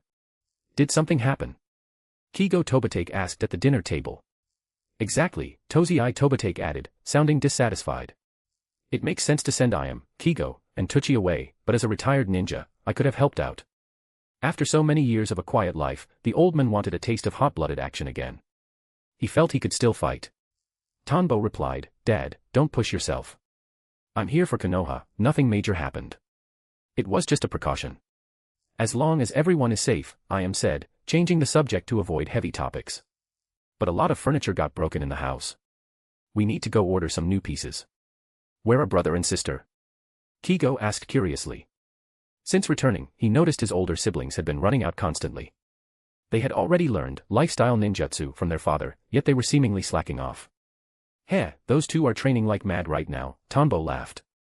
The enemy invasion stimulated them. Because Konohamaru had taken down an enemy single-handedly while it took all three of them to handle one, Tianyu and Maki were feeling the pressure. They were training harder than ever, though their squad was already becoming famous for taking down a powerful enemy. The Pain invasion ended, and Danzo was officially the 6th Hokage. After settling his family affairs, Tanbo left a shadow clone to help manage village matters while his main body retreated to the lab to begin a deep-dive analysis of Urashiki. Cells, heredity, chakra, everything went through neural probes and high-tech instrumentation. Meanwhile, news of Sasuke capturing the Eight Tails could no longer be suppressed. Kumogakure called for a 5-Kage summit. With someone taking the lead, the other villages followed suit. Before, only Konoha and Suna were concerned, but now Kumo was restless, and Kirigakure and Iwagakure agreed to the meeting. Rumors of the Akatsuki nearly destroying Konoha spread through the ninja world. No nation could ignore that kind of pressure. Danzo hadn't even been Hokage for 2 days before he was called to the summit. He had already left the village. The black flash of Konoha, Captain Tanbo. Sasuke listened to the report from the masked man, his grip tightening on his Kusanagi sword. No matter how strong the opponent, Konoha was destined to be destroyed before the eyes of the Uchiha. Danzo has become the 6th Hokage and is currently heading to the Land of Iron for the 5-Kage summit, Tobi said. Understood. I'll deal with him. Sasuke rose, leading the members of Team Taka out of the base. Tobi's lips curled into a smirk. Tanbo, do you have some sort of plan? On this day, Shikaku Nara met with Tanbo. He had pondered for a long time and still couldn't fathom why Tanbo would push Danzo for the seat. Are you talking about Danzo becoming Hokage? I was controlled by his Genjutsu. He used Shirsue's eye, Tanbo said casually, now dressed in his Konoha flak jacket. What? Shikaku was stunned. Danzo had actually used Genjutsu to control Tanbo just to become Hokage. And the fact that a Genjutsu could even work on Tanbo was shocking, he was the master of the craft. Uchiha Shirsue's eye. That's right. That guy got Shirsue's Mangekyo from somewhere. I wouldn't mistake that chakra, I clashed with him once, Tanbo said. So, what are you doing now? Shikaku noticed Tanbo was geared up for a mission. I'm going to slaughter him. The sentence floored Shikaku. Tanbo, don't be impulsive. He is the 6th Hokage now. He won't be the 6th once he's dead. Daring to lay a hand on me is daring to lay a hand on Konoha. I was once the acting Hokage, anyone who strikes at a comrade deserves to die, Tanbo said airily. The more he thought about it, the angrier he got. He decided to kill Danzo himself after the 5-Kage summit ended. Regardless of the consequences, he wanted to land a few slashes. Hey, don't do anything rash. Don't worry. It's just one dead man, Tanbo smiled, then vanished from Shikaku's sight. This is going to be a disaster, Shikaku muttered, rushing toward the high-level council chamber. He had to report this immediately. I see. No wonder Tanbo nominated Danzo. He was being controlled, Udatane Koharu said, her voice laced with fury. She had no objection to Danzo being Hokage, but controlling their own people behind their backs was unforgivable. If Danzo could control Tanbo, what was to stop him from making the village his personal puppet show? Yes. We need to send people to stop him, or things will spiral out of control, Shikaku urged. However, the counselors shared a look. Regardless of Tanbo's motive, killing a Hokage was a grave sin, but they also didn't want to be controlled by Danzo. If Danzo died, he deserved it. If he lived, it was just luck. Most of them already preferred Tanbo or Kakashi for the role anyway. Only those close to Tanbo sighed. They feared that from now on, Tanbo Tobitake would be saddled with a dark and infelicitous legacy. Chapter 327, Chapter 327, The Death of Danzo. Chapter 327, The Death of Danzo. Whoosh. Tanbo Tobitake hovered in midair, looking down at the battle below. It was the clash between Danzo and Sasuke. He was here to steal the kill. Based on his gaming experience, an unexpected kill steal felt infinitely more satisfying than a pentakill. Although teammates might curse you for it, it didn't matter. Sasuke wasn't exactly a teammate right now. Rumble. The battle below was incredibly fierce. One side used an ultimate move with a massive debuff, while the other utilized skills that required expensive materials. It was a battle between a grinder and a whale. Seeing it live was much more thrilling than watching the anime. Danzo displayed his veteran combat experience and various tactics, which actually made Tanbo look at him with a new level of respect. The old fossil actually had some moves. He wasn't as pathetic as imagined. Of course, our little friend Sasuke was also showing off his genius side. But there's a reason Danzo is losing. Being a ninja is a profession that relies heavily on combat experience, which was Danzo's advantage. But youth has its own perks, not to mention Sasuke had the Mangekyo Sharingan, giving him top-tier reaction speed. Tanbo recalled an incident from his previous life while playing a game called Crossfire. Back then, he was young. He saw an enemy pop out and headshot them instantly. When he checked the enemy's profile, he saw a very high rank. How is someone with such a high rank so trash? He had mocked on the screen. 10 years later, after returning from the workforce, he opened the game again. The moment he stepped out of a doorway and thought about firing, he was headshot. The opponent said the exact same thing to him. How is someone with such a high rank so trash? A bullet from 10 years ago had finally hit him between the eyes. The fight between Danzo and Sasuke was strikingly similar. It wasn't a lack of experience, the gap in reaction speed was just too vast. Being a ninja is like competitive gaming, it's all about reflexes. Danzo was like Tanbo's former self, a corporate slave, who hadn't kept up with training. His reactions had naturally dulled over the years. Tanbo watched as Danzo suffered every time due to his slow reflexes, forcing him to expend Sharingan eyes to use as an Aji. Of course, the fact that Tobi was watching from the sidelines also forced Danzo to divide his focus. Without that pressure, he might have actually beaten the current Sasuke. It's like a game. I might not match your reflexes, but I have veteran experience and I've pay-to-1 with these eyes. Oh, Sakura is almost here. And she didn't knock out Kiba and the others. It seems my presence influenced her. No matter, she isn't the child of prophecy. Tanbo sensed Sakura's squad approaching, including Sai, Kiba, and Rock Lee. Further away, Kakashi and Naruto were also closing in. All of them were within his sensory range. In Sage mode, his perception was far superior to Naruto's. Naruto wasn't originally a sensor type, he only gained that ability through Sage mode. Tanbo, however, was a sensor type by nature and maintained Sage mode constantly, having developed this talent to perfection. If this were a cultivation world, his perception would be at the golden core or nascent soul level. In his normal Sage mode state, he could sense everything within a 50-kilometer radius. If he pumped in more chakra, doubling that distance wouldn't be a problem. Ah, what a man without taste. A total scumbag. Tanbo witnessed Sasuke's cold abandonment of Karen, stabbing through her to get to Danzo. Danzo's time was up. Danzo tried to flee but was blocked by the masked man. Realizing he couldn't survive, he bared his chest, preparing to release the reverse 4 symbol ceiling. Flash. Hey, old man. Better you die by my hand. Tanbo descended from the sky, instantly halting Danzo's suicide attempt. In his other hand, he held a kunai infused with the wind style that Danzo prided himself on. You broke free from Koto Emitsukami. Danzo stared at Tanbo in utter shock. That was the ultimate Genjutsu, one that altered the target's will and thoughts without them even noticing. Quickly, kill Uchiha Madara and Uchiha Sasuke first. I command you in the capacity of the 6th Hokage. I'm here to kill you, old fossil. Tanbo didn't waste words. A single kunai strike parted Danzo's hair right down the middle of his torso. Then, with lightning speed, he sealed Danzo's body away. Throughout the entire sequence, Danzo didn't even have time to decide whether he should die with his eyes open or closed. Tanbo's sudden entrance naturally made the masked man retreat several steps. I didn't expect a man like you to actually kill the 6th Hokage. Truly unbelievable. Tobi had learned from Danzo's dying words that the old man had used Koto Emitsukami on Tanbo, yet it had been broken. He was deeply puzzled. Koto Emitsukami was the pinnacle of Mangekyo Genjutsu. How did this man unravel it? Anyone who lays a hand on me deserves to die. But you deserve it even more. Tanbo erupted with killing intent, a tidal wave of bloodlust surging toward the masked man. Toby retreated a few more steps, eyeing this troublesome opponent. Our battle won't happen now. The fourth great ninja war has already begun, there will be a time for us to clash. Tanbo Tobitake. Your opponent is me. On the other side, Sasuke Susanoo fired an arrow directly at Tanbo. It seems you've lost your mind, kid. Daring to strike at your uncle Tanbo. Even Itachi didn't have that kind of nerve. Tanbo backhanded the arrow, his kunai coated in a layer of pitch-black matter, swatting the projectile away effortlessly. Boom. The arrow struck a distant mountainside, creating a deafening explosion. Don't mention Itachi to me. It's all Konoha's fault. For the sake of Konoha, he was so incredibly foolish. Hearing Itachi's name, the rage in Sasuke's eyes became uncontrollable. His skeletal Susanoo began to shift, growing meridians and flesh, becoming shrouded in a chakra cloak as its form neared completion. Die. A Magatama bead was launched from the Susanoo's hand. Zip. Tanbo's legs flickered with black matter as he reappeared on Sasuke's right flank. Rumble. The mountain behind him was leveled by the explosion. Wind style, iron blade wind cutter. The kunai, wrapped in intense wind-natured chakra, slashed across Sasuke's Susanoo. A tiny crack appeared on the ethereal armor.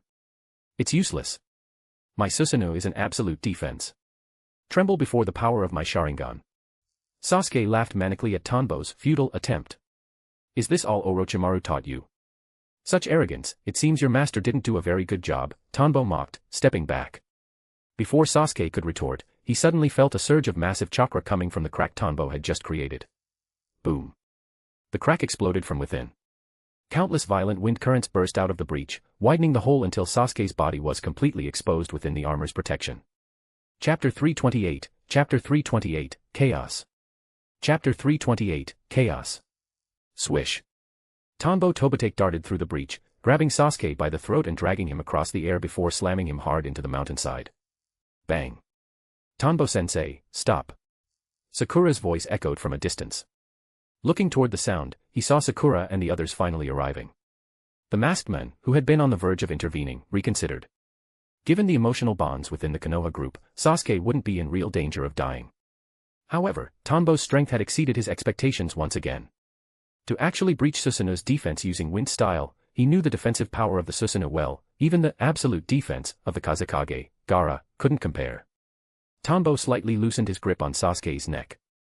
This was all calculated. Sakura would never sit idly by, and Sasuke simply needed a lesson. The kid's mindset was still too unstable, far too prone to arrogance. He was nothing like the steady, composed Sasuke of the future. Damn it. Enduring the physical pain, Sasuke released a surge of Chidori Nagashi to force Tanbo back.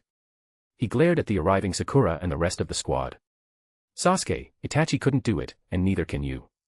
Tanbo retreated to Sakura's side, speaking coolly. Sasuke remained silent, a sense of powerlessness welling up in his eyes. Looking at Tanbo, his vision blurred until all he could see was an indistinct haze. He clenched his fists at Tanbo's words. Tanbo-sensei. Sakura's team looked at Tanbo, confused as to why he was here. After a quick greeting, Sakura rushed toward Sasuke. Tanbo's gaze fell on Rock Lee and the others, they had grown quite a bit stronger. Teacher Tanbo, why are you here?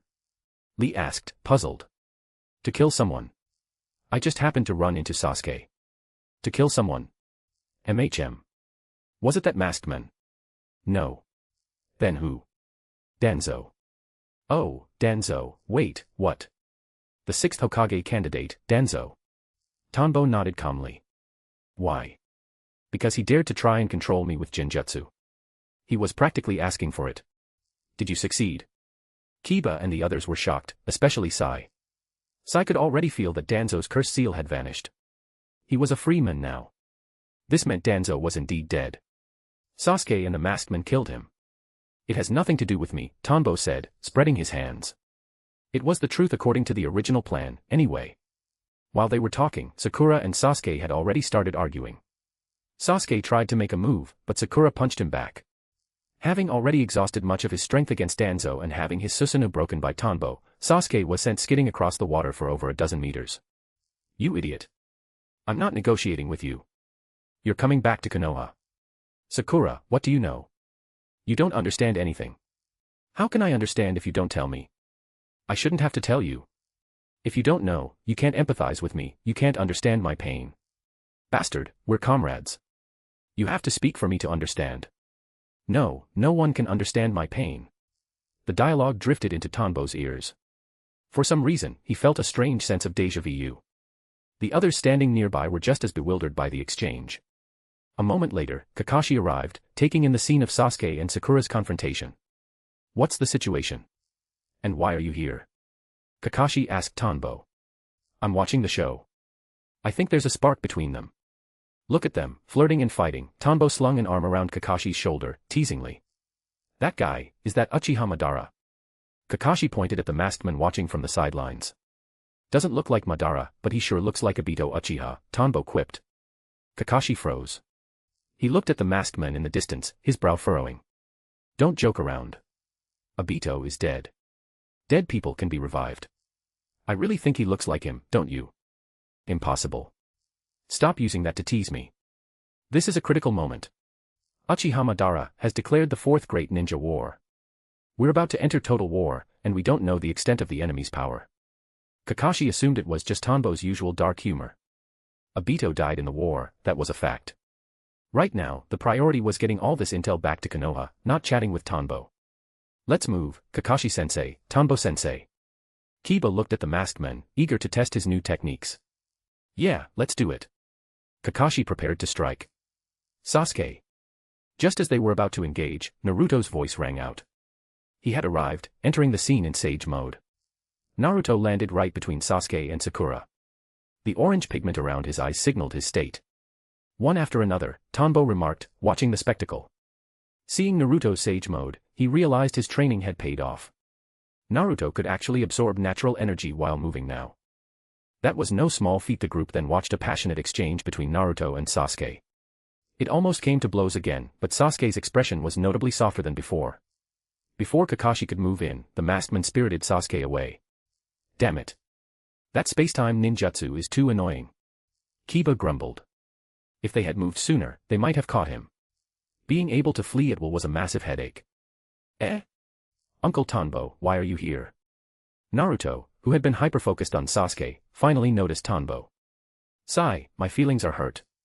Back when you were a baby and wanted me to hold you, I picked you up immediately. Uncle, uppies.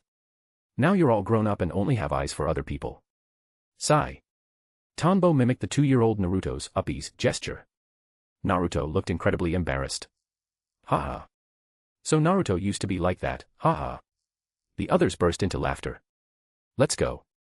We're heading back. The war is starting. And bring that woman, Karen, with us. The allied shinobi forces were officially established. The fourth Raikage, I, was appointed as the supreme commander. Tsunade had woken up and attended the 5 Kage summit as Hokage to discuss the war deployment against Uchiha Madara. As for Tanbo Tobitake, since he claimed that Sasuke and Madara killed Danzo and he only attempted to kill him, he was sentenced to a period of reflection and had a month's salary docked. Of course, this was just for public record. Tanbo did whatever he wanted. Currently, he was in his lab, looking at 5 specific ninja tools. With the war starting, as a Genjutsu specialist, he intended to truly make a name for himself with illusionary arts. He gave the 5 tools some rather shinobi-style names. Guitar, the ultimate iron. Trumpet, Life-Taker 3000. Flute, Flute of 10,000 waves. Great Drum, Thunder Drum. Horn, Fossil Horn. Each was capable of amplifying the power of specific types of Genjutsu. Chapter 329, Chapter 329, The Battlefield Correspondent Ninja. Chapter 329, The Battlefield Correspondent Ninja. Konoha. The Tobitake residence. Dad, I heard the 4th Great Ninja War is about to start. Is it true? Tianyu Tobitake asked. Yes, it's starting very soon, Tanbo replied. Then can I be a squad leader? And, who are we fighting anyway? Tianyu thought for a moment and realized he didn't even know who the enemy was. Uchiha Madara, Tanbo said, glancing at him. Uchiha Madara? You mean one of the founders of Konoha, the legendary powerful Uchiha? He's not dead yet. He'll be dead in a few days. He's not important. What do you mean? Isn't he supposed to be incredibly strong? I really want to trade blows with him. Tianyu's eyes were full of hot-blooded excitement. Right. How about you beat Konohamaru first? He couldn't beat you back then, but now you can't beat him. You have the nerve to ask for a squad leader position and a fight with Madara. Where's your shame? Tanbo teased. Hey. Does that mean I can't go to the battlefield? Tianyu looked shocked. He considered himself a powerful ninja. After all, he was part of the trio that took down a major threat to the village. The Hokage issued an order, children under 14 stay behind to guard the village. All other ninjas marched to the front, Tanbo explained. The Shinobi Alliance was about to mobilize. Konoha would leave only a small garrison and send its full force to the front. Young genin were not required to fight. Neither were pregnant kunoichi, like Kurenai Yui. Ah, why? We're really strong too. That's exactly why you need to protect the home front. Just leave Uchiha Madara to me. Dad, can you really handle him? Tianyu asked skeptically. In the legends, Uchiha Madara was a terrifying figure who, alongside Hashirama Senju, suppressed every power in the Land of Fire to create Konoha. His dad was cool, sure, but Madara was. Madara. What do you mean, can I handle him? Just watch. Not only am I going to give him a thrashing, but I also prepared this. Tanbo held up a new model camera from the Land of Fire. Unlike the bulky versions from years ago, this was a piece of miniaturized tech developed recently. That's a battlefield, Dad. Why would you bring that? Tianyu found it unbelievable, even knowing his father's eccentricities. This was war. When Tianyu went on missions, he didn't dare lose focus for a second, let alone take photos. Hee, to record the war, of course. To warn future generations, Tanbo chuckled. The fourth war would be full of celebrities, it would be a waste not to capture some of those moments. I feel like there's something wrong with you, but I have no evidence. Tianyu still didn't get it. His dad definitely wasn't doing this for future generations. It was more like he found something fun and wanted to satisfy his own twisted sense of humor, just like when he recorded videos of Tianyu running around naked as a toddler. Wait. Tianyu's eyes widened. He wouldn't do that to the legendary ninjas, would he? Alright, mission start. Tianyu Tobitake, listen up, you, Maki, and all other ninjas under 14 will guard the village. Also, give your mom a message for me, I'm going out to play for a few days and I'll be back soon. Tanbo smiled, offered no further explanation, and vanished with a poof. Damn it, Dad. Now I have to deal with Mom's nagging all by myself. Land of Lightning. The Shinobi Alliance was assembling. Ninjas from various villages continued to arrive, setting up camp in designated areas. The Land of Lightning was mountainous, with most structures built directly into the cliffs, especially within Kimogakure. Click. Click. Tanbo Tobitake walked around openly, taking photos of the various ninjas as they prepared. He captured the sharpening of tools, the bickering between different village factions, the complaints, the lingering looks of hatred, and the logistics of the troop divisions. Nice. From now on, I am the first generation of battlefield correspondent ninja, a ninja whose goal is to document combat and war. A smile tugged at Tanbo's lips. After the war, he would write books and gain worldwide fame. He planned to introduce various specialized ninja systems, gourmet ninjas, jewel ninjas, correspondent ninjas. He wanted the post-war generation to focus their energy on these things. Most importantly, he wanted to leave his own legend behind. Hey! What are you doing, Konoha ninja? Yeah. Are you an enemy spy stealing Alliance secrets? Since he was so blatant about it, some ninjas naturally noticed and shouted in anger. The more hot-tempered ones were already reaching for their weapons. I am the battlefield correspondent ninja, Tanbo Tobitake. I'm just documenting the war. Excuse me, these are precious historical images, they must be preserved. Tanbo snapped a few more photos, looking at the display with increasing satisfaction. His photography skills were truly top tier, he captured the tension of the war perfectly. You bastard. Don't touch him. That's the Black Flash of Konoha, Captain Tanbo. You can't beat him. What? Black Flash. Why is a guy with white hair called the Black Flash? I heard that when he uses taijutsu, his whole body turns black. Turns black. Does it happen down there too? Damn it, watch your mouth. Tanbo's reputation was quite large now, and many ninjas recognized him. Such scenes occurred throughout the camps, his shadow clones were everywhere.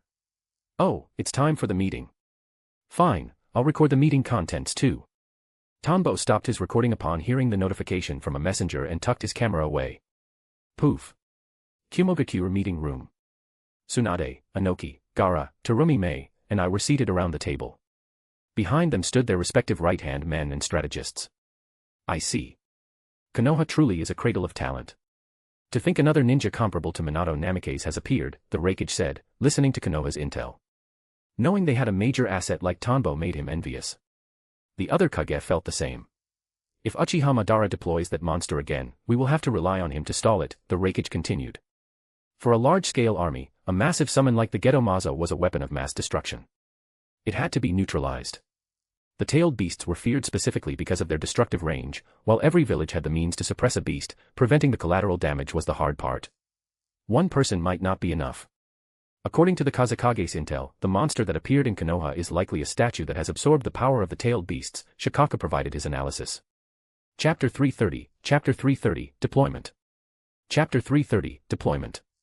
You brat, Tanbo Tobatake. Where did you run off to at such a critical moment? Do you have any idea how much you could delay our military operations?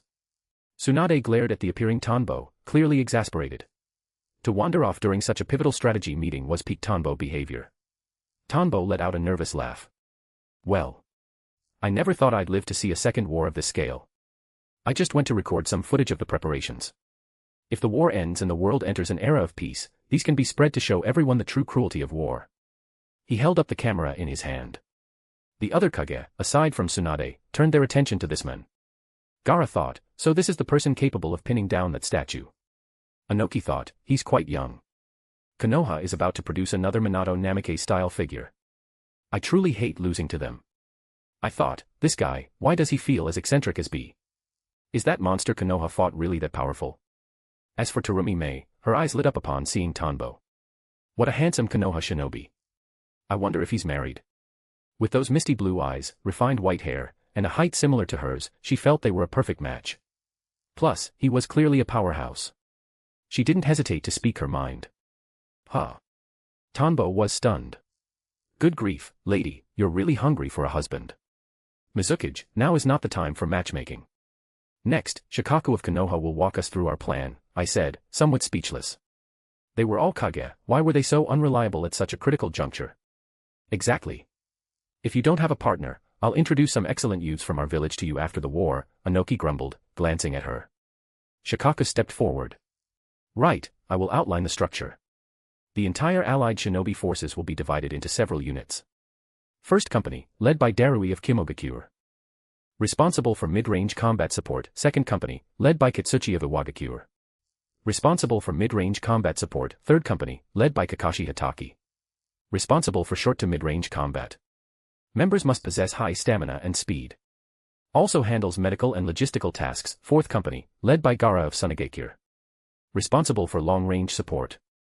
Gaara also serves as the regiment commander of the main battle forces. Fifth company, led by Mifune of the Land of Iron. A special division responsible for unique jutsu support. Surprise attack division, led by Kankuro of Sunagakure. Responsible for ambushing the enemy rear. Daimyo protection squad, led by the Mizukage, responsible for protecting the various daimyos. Sensor division, led by Inoichi Yamanaka, providing sensory support to the front lines. Since we don't know the enemy's specific deployment, we may adjust these units at any time. Shikaku explained the troop arrangements with meticulous detail. Hey, what about me? I'm a sensor ninja too, Tanbo remarked after hearing the list. He felt like he'd been left out. You are a vital combat asset, Shikaku explained. Your primary role is to intercept any massive monsters that appear, specifically the one we encountered before. Meanwhile, the Hokage, Reikage, and Tsuchikage will oversee the overall direction and decision-making from HQ, providing support to specific units when necessary. Reikage nodded. Correct. That giant monster is a massive threat to our divisions. We cannot guarantee the enemy won't summon it onto the battlefield. Therefore, you are a key figure. Ah, I see. No problem. Leave the big guy to me. Tanbo found this acceptable. He hadn't collected enough data on the Gedomazo yet.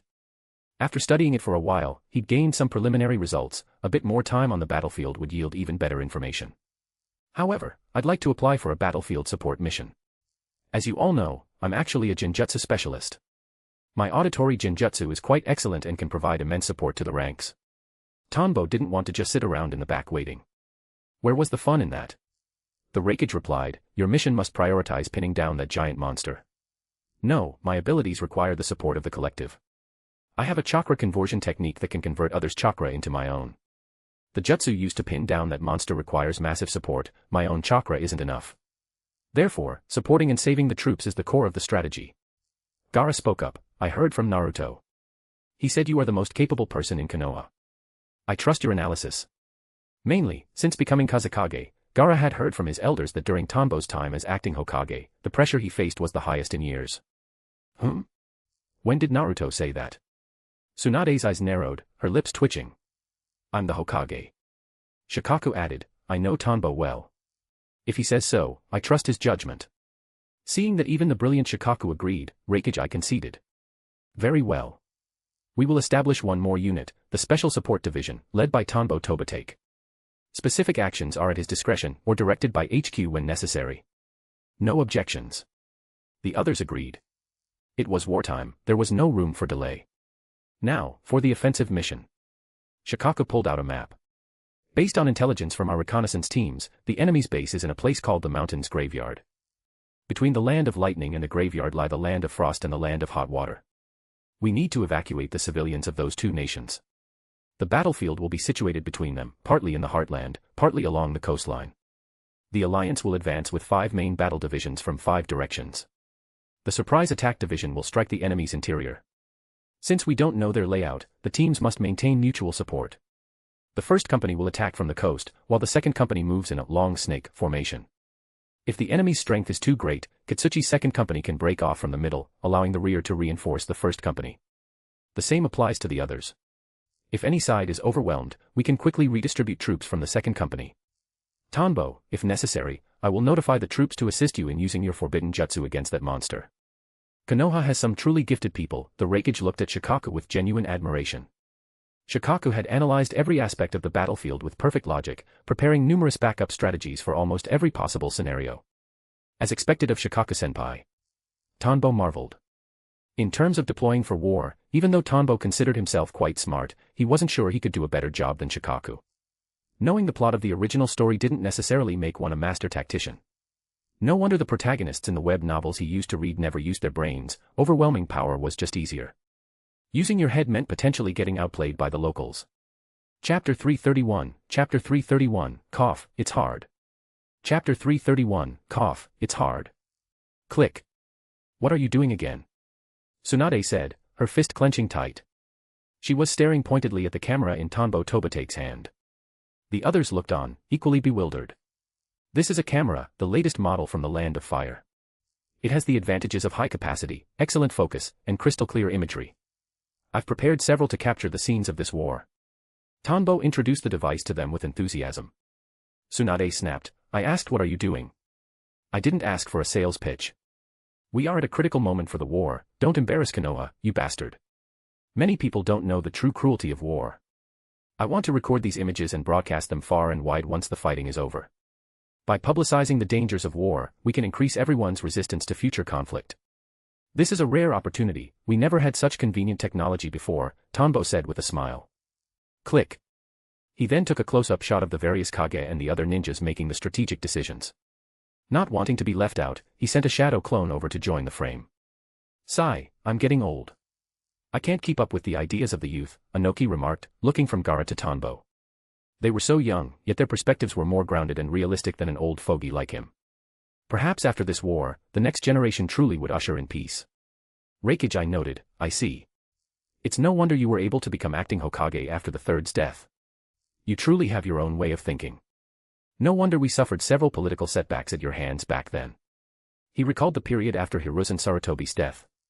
Tanbo's time as acting Hokage had indeed caused significant diplomatic headaches for Kimogakure. Looking at it now, their fundamental ways of thinking were just different. So handsome. Terumi watched him, her eyes sparkling.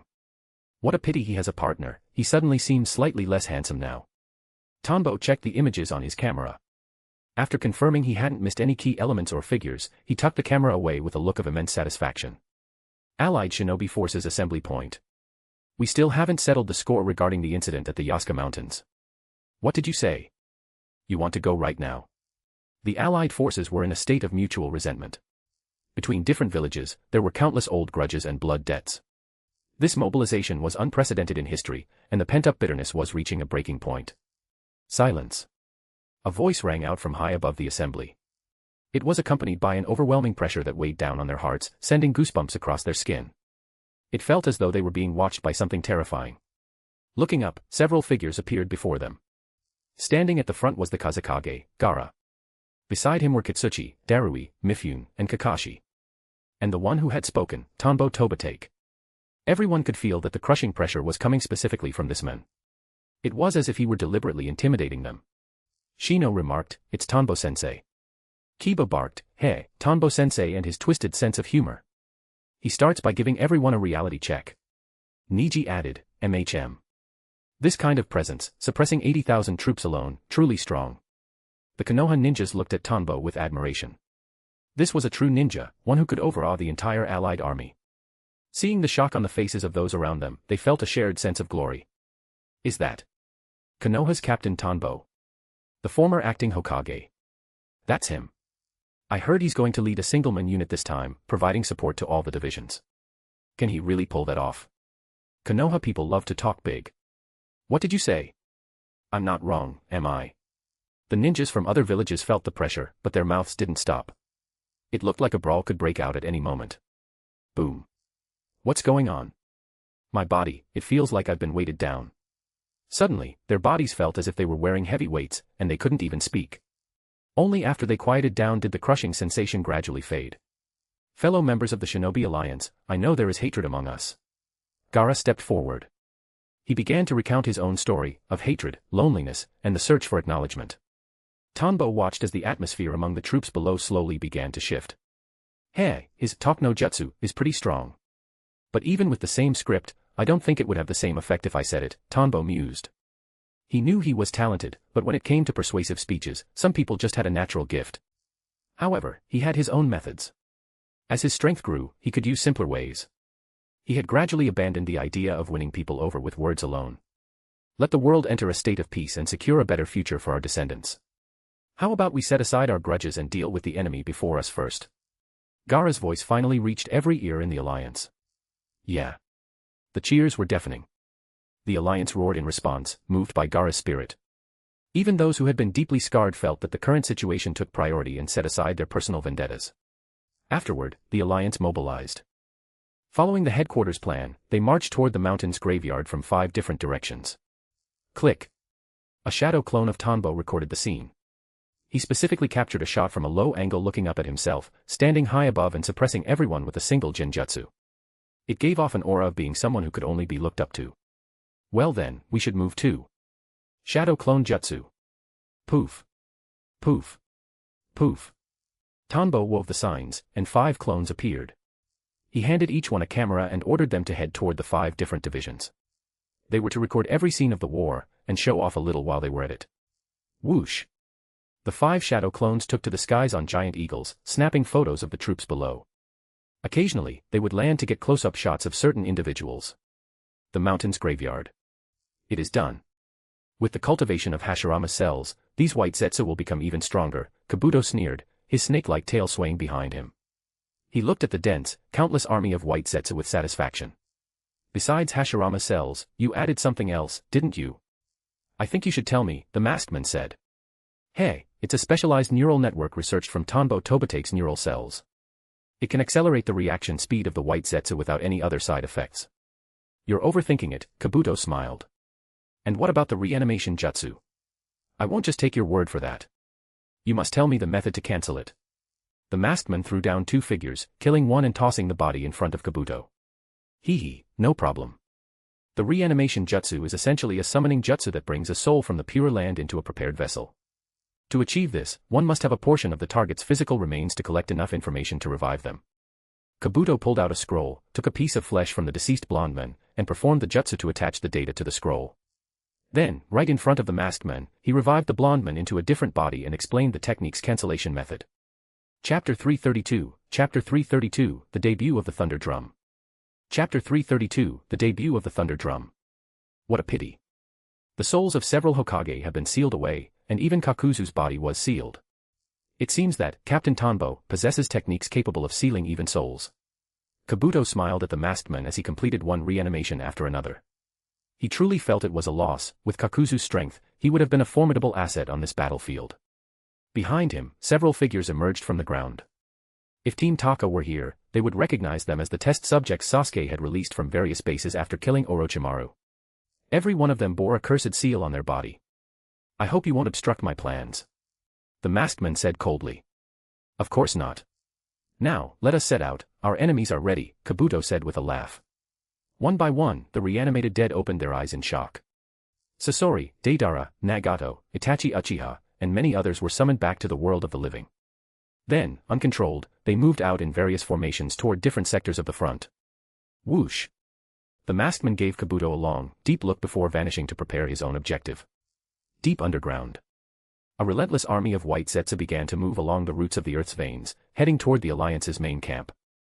They were packed together like swarming insects.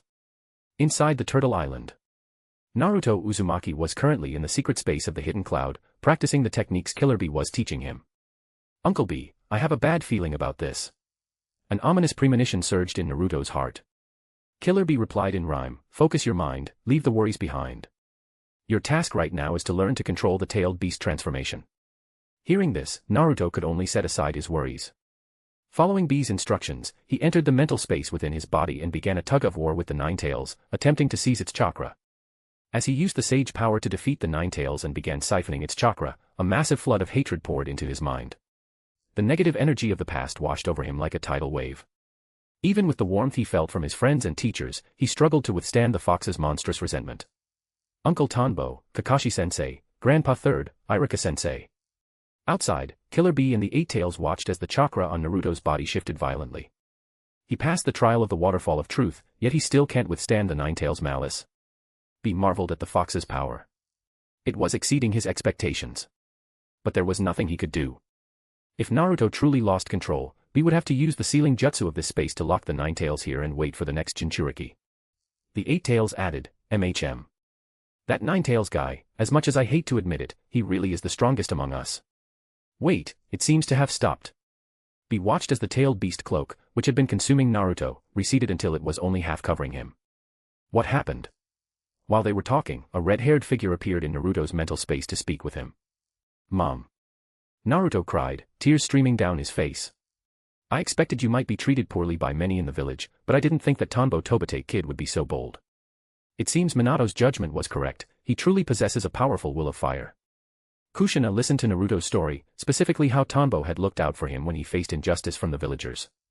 She remembered the ramen kid she had talked to while she was pregnant. Back then, he was just a chunin, wasn't he? Now he had become a hero of Konoha, earning a title nearly as legendary as Minato's. Yeah, though he really loves to show off, just like Sasuke, Naruto laughed. The front line. Earth style, earth flow rise. Boom. Kitsuchi slammed his hands onto the ground, creating a volcano-like terrain that continuously spat out white Zetsu. The ninjas behind him were stunned by the sheer number of enemies. Quick! Kill them! Swoosh! Swoosh! Ugh, they're so strong. Their reactions are too fast. Everyone be careful, don't engage them one-on-one. Fire style, great fireball technique. The moment they clashed, both sides began to take heavy casualties. Even ninjas like Kitsuchi and Kuratsuchi found this volume of enemies troublesome, especially since these Zetsu were remarkably fast. MHM, there certainly are a lot of them. Tanbo Tobitake was holding a camera, continuously recording the scene with a series of clicks. He looked down at the emerging Zetsu. Within his sensory range, he could feel that these Zetsu were integrated with his own technology. Kabuto is indeed a genius. He actually managed to research my neural traits so deeply and apply them to the white Zetsu. The difficulty for the Alliance has just spiked. Faster reactions meant a vertical leap in combat power. Tanbo understood this perfectly. He created another shadow clone to handle the photography. The clone summoned a giant eagle and retreated to a safe distance, snapping away. He had to make sure his coolest moments were caught on film. Summoning Jutsu. Poof. Ninja Tool, Horikawa Thunder Drum. Genjutsu, Riotous Palace Taiko. Bam. It's Captain Tanbo's Genjutsu support. What kind of Genjutsu is this? I've never seen it before. Look. The enemies are becoming clumsy and disorganized. Incredible. As expected of Konoha's Genjutsu master, he can precisely target the enemies with his illusions.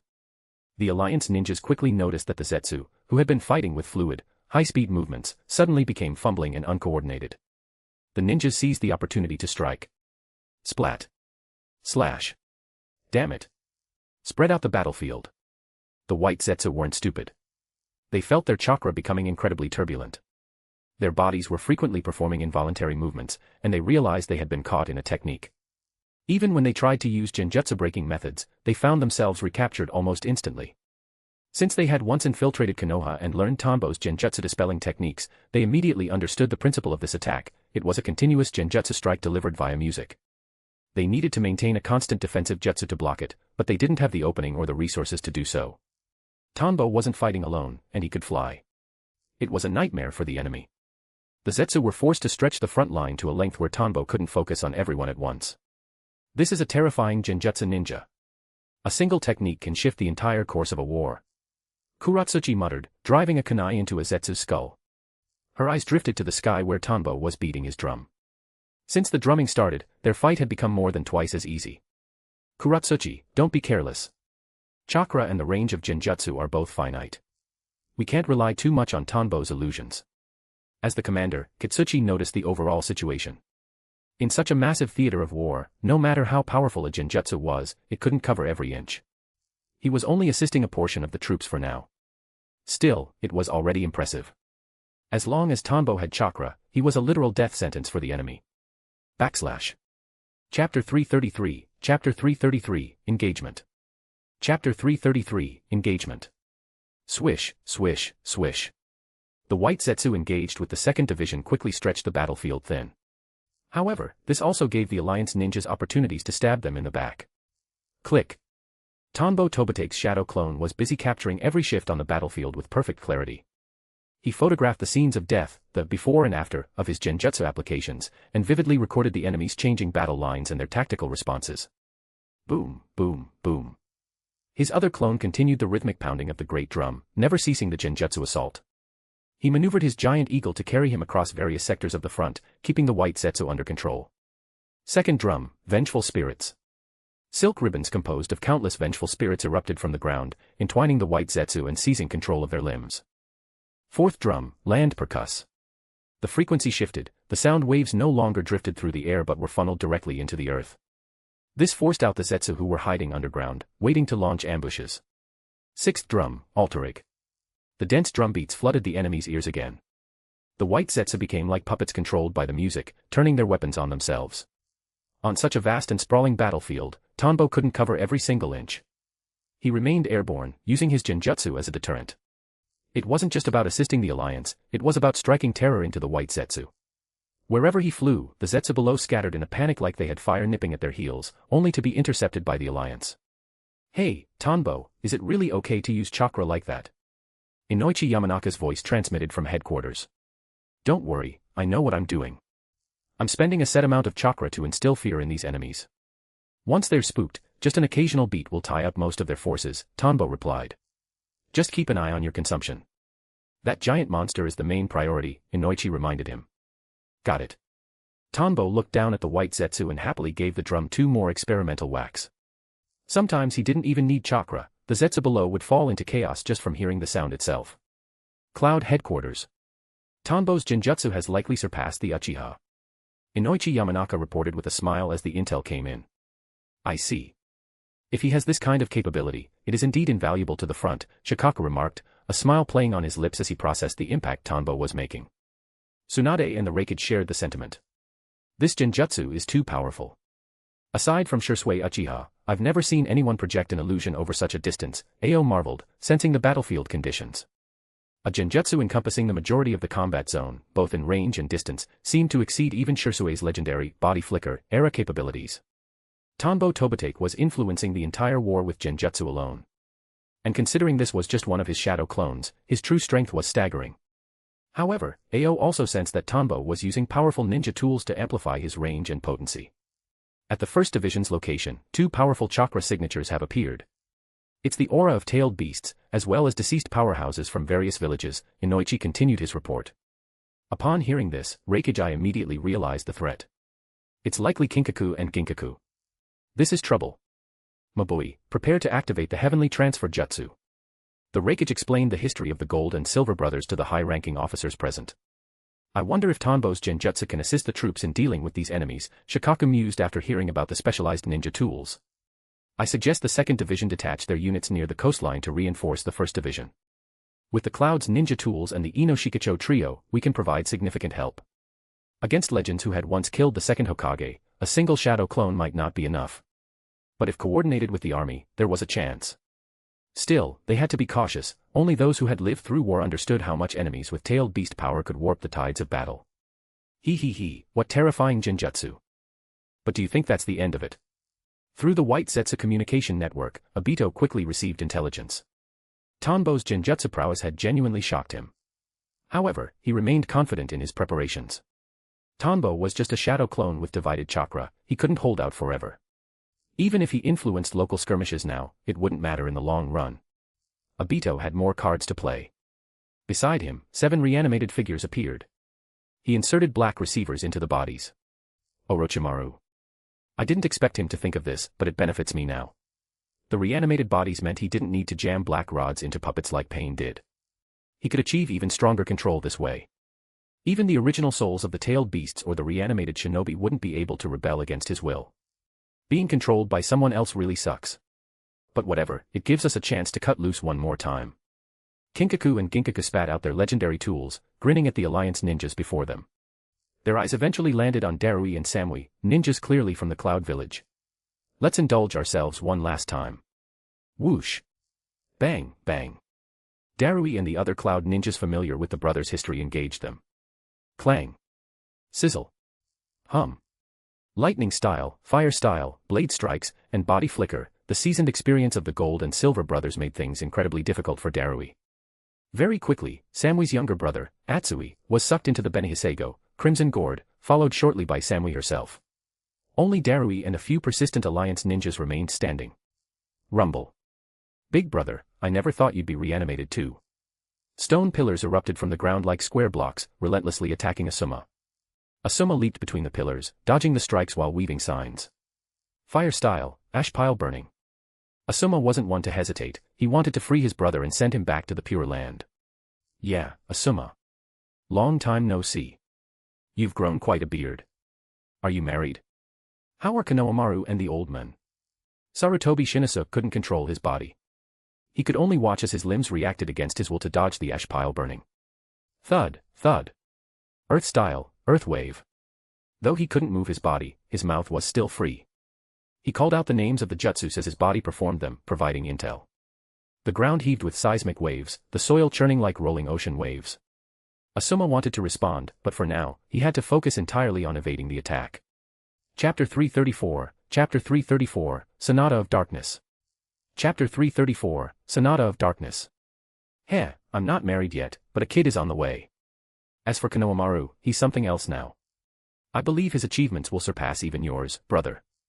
Asuma dodged an attack, a smile touching his lips as he mentioned his woman and Konohamaru. He then assumed the posture of a Buddha, and a 1,000-armed Buddha manifested from chakra behind him. Whoosh. Whoosh. That's wonderful to hear. But what about the old man? Hearing what he wanted to know, Shinosuke used consecutive earth-style, mud wall to block Asuma's assault. He's dead. I see. So the old man is dead too. Well, it makes sense. He was getting up there in years, Shinosuke remarked, showing no real sadness as he surveyed the surrounding battle. For a ninja, death was far too common. For someone in their 60s like the old man, it was practically expected. But do you have anything else? With this body, as long as I stick to smaller ninjutsu, I have an infinite supply of chakra, Shinosuke added. Having learned what he needed, he quickly began leaking his own combat data to his opponent. Asuma used welcoming approach, 1,000-armed murder to defend and counterattack. His speed and defense were excellent, but unfortunately, Shinosuke's reanimated body could extract infinite chakra. He unleashed ninjutsu without pause. The battle was the same elsewhere. Except for those bodies not being strictly micromanaged by the puppeteer, everyone was spamming ninjutsu as if it cost nothing. Even though the Alliance had the numbers, they couldn't withstand this volume of elemental fire. The Alliance ninjas had to conserve every drop of chakra, while the enemies, backed by waves of white zetsu, did not. The battlefield was a chaotic collage, Darui against the Gold and Silver brothers, Shinosuke against Asuma, Choza Akimichi against Denkato. Who is this guy now? Amidst the chaos, a terrifying new enemy appeared. He moved with the speed of a lightning bolt, absorbing ninjutsu and firing it back. Even when tactical maneuvers successfully cornered him and landed hits, his body sustained no damage. Combined with the reanimation's regenerative properties, the attacks were rendered completely ineffective. Orochimaru, is that you? I didn't think you'd live this long. I'll be coming for you. Storm style, thundercloud inner wave. Summoning jutsu, snake, dog, bird. Hirako hadn't expected that after being hunted and killed by the combined forces of the four great nations, Orochimaru would get the last laugh. He was deeply dissatisfied with being controlled and planned to settle the score with the mastermind once this battle was over. Under his control, storm clouds gathered in the sky. Rainwater fell like needles, piercing through the bodies of the Alliance ninjas. Buffed, buffed, buffed. His summoning jutsu brought forth a twin-headed snake with infinite regeneration. Despite the Alliance's best efforts, it recovered from every wound instantly, its massive bulk crushing ranks of shinobi. Damn it. Take my happy rocket launcher. Tenten glared at the giant snake, a rocket launcher propped on her shoulder. She fired a barrage of kunai laced with explosive tags, which slammed into the twin-headed snake in a series of violent detonations. As the beast struggled to regenerate, Tenten pulled out a short rod with a rounded tip and pressed it against its hide. ZZZZZZT. A powerful electrical discharge surged through the snake, leaving it paralyzed. Sealing team. On it. Several ninjas carrying scrolls appeared, unfurling long sheets of paper to wrap around the twin-headed snake. Whoosh. Bang. Bang. Just then, a giant bird flew overhead, shedding a rain of feathers. When the feathers touched the sealing scrolls, they triggered massive explosions. The bird continued its flight, raining destruction on the Alliance. Its explosive feathers detonated across the battlefield, uncaring if they hit the white Zetsu as long as they killed the Alliance. Curse it. These summons are a nightmare.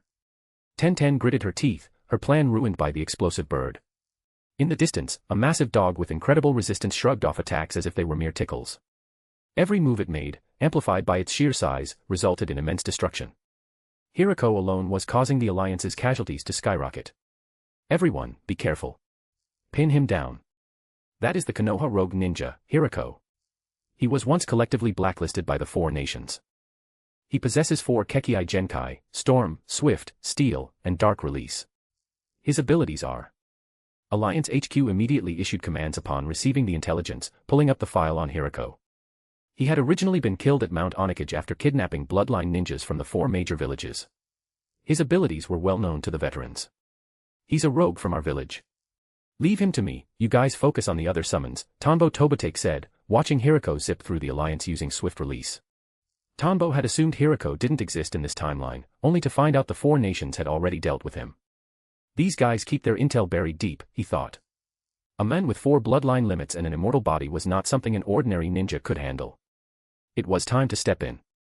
He had been too busy taking photos of the legendary ninjas he hadn't seen in the original series. Tanbo, are you sure? HQ's voice crackled through.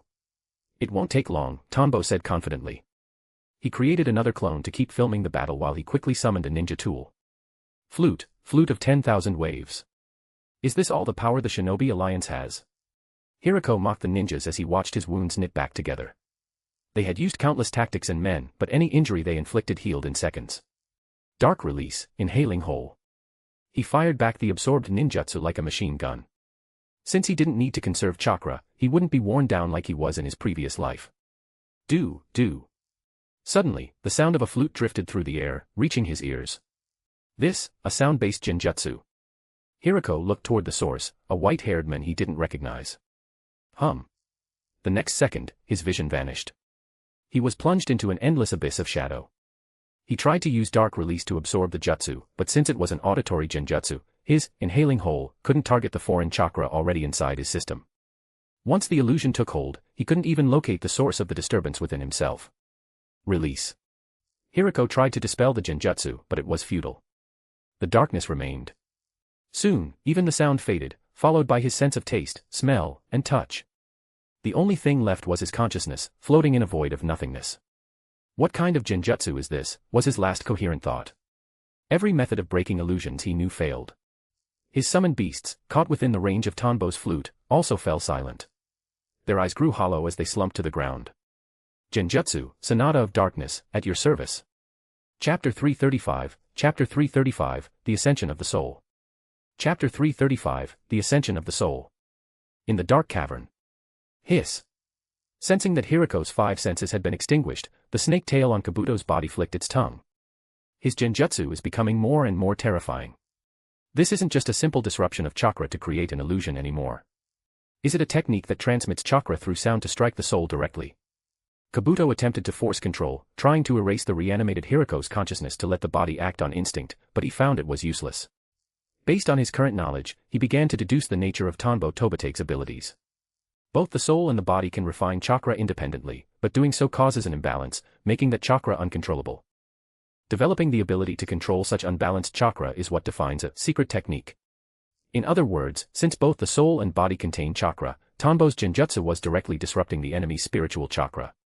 As expected of Tanbo Tobate. To find a way to disrupt the volatile nature of pure spiritual chakra, such attainment. Kabuto thought of Lord Orochimaru. In certain fields, they were both at the absolute pinnacle, surpassing the heights of previous generations of ninjas. Only someone like him or Orochimaru, who delved deep into the truths of ninjutsu, could understand just how impressive this level of mastery was. It meant that in terms of release nature transformation, Tanbo Tobate had pulled ahead of his predecessors by a landslide. Kabuto believed that even the legendary, strongest Genjutsu might not work on him. Much like Orochimaru's research into Hashirama's cells, this was a breakthrough that defied conventional imagination. However, I have surpassed Lord Orochimaru. I won't let you have it that easy. Having understood the release mechanism of Tanbo's jutsu, Kabuto's hands quickly wove a series of signs. He had prepared countermeasures against wide-range Genjutsu users. Sage Art, Inorganic Reincarnation. Powerful Senjutsu chakra flowed through the connection of the reanimation jutsu, crossing skies, earth, and forests to reach the various battlefields, injecting itself into the bodies of the reanimated powerhouses. I can't cover everyone, but the weaker ones don't matter to the outcome of the war anyway. Kabuto pushed up his glasses, a smirk playing on his lips. The coastline. Is the caster behind the scenes looking down on us? Is he afraid we'll fall for a Genjutsu? Kinkaku felt a strange sensation within his neural network, as if it had come to life, transforming into a living entity to protect his soul. Seems so. It means the enemy has a powerful Genjutsu specialist. We can't let them underestimate us. Ginkaku grumbled. Boom.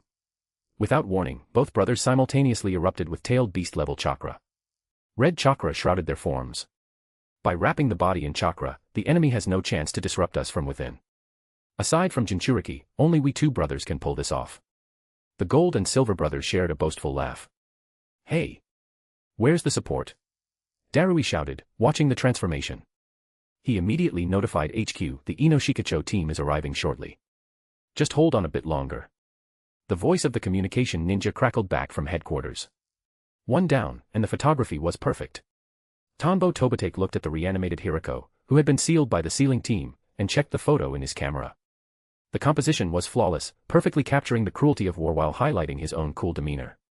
Once he compiled the photos from all the battlefields and sent them to a magazine, they would definitely take the world by storm. Of course, he wouldn't neglect photographing others, a red flower needs green leaves to stand out, after all. He picked up his camera again and began filming other areas. Meanwhile, his combat shadow clone arrived at the battlefield where Asuma was fighting. With his powerful sensory abilities, he instantly noticed that the reanimated ninjas had changed. A powerful mental Genjutsu defense mechanism had been applied to their minds. Furthermore, it utilized research on the properties of the neural cells he had lost in the past, combined with another defensive ninjutsu. Truly a civilian genius like me. Give him a little material, and he can innovate and create something entirely his own. Tanbo marveled. He couldn't control those nerves. Fundamentally, they weren't his nerves anymore, they were new things developed using his cells as a base. It was very different from his own enforced execution technique. Just as Hashirama couldn't use the cells on Madara's body to control Madara, Tanbo couldn't control these. In that case, I can't use the Sonata of Darkness. I'll have to use ordinary ninjutsu to interfere with the enemy's brain. It'll just be a standard 5 senses genjutsu that can be broken with a simple technique like the aching muscle punch. The Sonata of Darkness was a terrifying illusion that extinguished the 5 senses, leaving the victim's mind in an endless void. The chance of a person breaking it themselves was practically zero. It was the ultimate version of a sensory genjutsu, far more powerful than the Bringer of Darkness jutsu, which only blocked vision. It's enough. Not just anyone can break a standard genjutsu. Tanbo smiled slightly, not particularly bothered.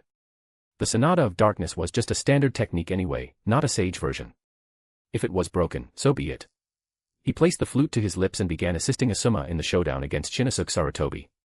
He also looked out for the other ninjas nearby. Naturally, he made sure to stand in a cool pose, his shadow clone was still filming, after all. Trill. Shinosuke Sarutobi, who had been overwhelming Asuma, suddenly heard the sound. Just as he was about to unleash a ninjutsu, he froze. Hey, are you my dad? You're pretty good with earth style, pushing Uncle Asuma back like that. A boy appeared before him, arms crossed. Despite the heat, he wore a long muffler. His hairstyle was similar to Shinosuke's, and he had a wide, confident grin. Shinosuke recognized that face instantly. It was a younger version of himself. And the muffler around the boy's neck. Shinosuke remembered clearly that Konohamaru's mother had knitted that. "Konohamaru, you've grown so much. Asuma was right, you will surpass me." The reanimated Shinosuke's eyes welled with tears as he began to mumble. He knew it was a genjutsu. He knew it was likely a technique from Konoha's specialists used against him. But it felt good. To see the grown-up Konohamaru, he wished time would slow down just for a moment so he could look a little longer. Gradually, through the power of familial love, his soul began to change. Breaking free from Kabuto's control, his reanimated body started to crumble and wither away. The genjutsu broke as the image of Konohamaru vanished. "Asuma, tell Konohamaru to keep working hard." Shinosuke said his final words to Asuma before his soul ascended to the heavens, nodding once to Tanbo Tobitake for the illusion. "I'll make sure of it," Asuma laughed. He hadn't expected to free his brother without a sealing tag. Chapter 336, Chapter 336, The Sound of the Horn Rises. Chapter 336, The Sound of the Horn Rises. "Good work, Tanbo." Asuma gave Tanbo Tobitake a quick word of praise before smiling and moving off to deal with other enemies. What exactly is the principle behind this? Tanbo had conducted extensive research into soul-based jutsu. However, he still couldn't quite grasp the mechanism of the reanimation jutsu, specifically, how a reanimated soul with no lingering regrets could spontaneously break the contract and dispel the jutsu once certain conditions were met. Well, it doesn't matter. As long as the goal is achieved, I can study the rest when I have time. Whoosh, whoosh. Having dealt with Shinosuke Sarutobi, he arrived at another sector, the battlefield where Choza Akimichi's team was facing Den Kato. The fighting here was also intense. However, Den Kato was on the back foot, relying entirely on his immortal reanimated body to withstand the assaults from Choza and the others. Interestingly, Den Kato was not using his spirit transformation jutsu. It was clear that without the constraints of a living body, Dan's soul might slip out of control, a risk Kabuto had likely foreseen. Still, Den Kato proved why he was a Konoha elite. Even with basic combat skills and a reanimated body, he held out against Choza's team for a long time without being sealed. Inside the cavern, Kabuto removed a game piece from the board. Impressive. Using ordinary genjutsu, has he found a weakness in the reanimation? However, you can only look after one section at a time. You cannot be everywhere at once. The ultimate victor of this war will be me.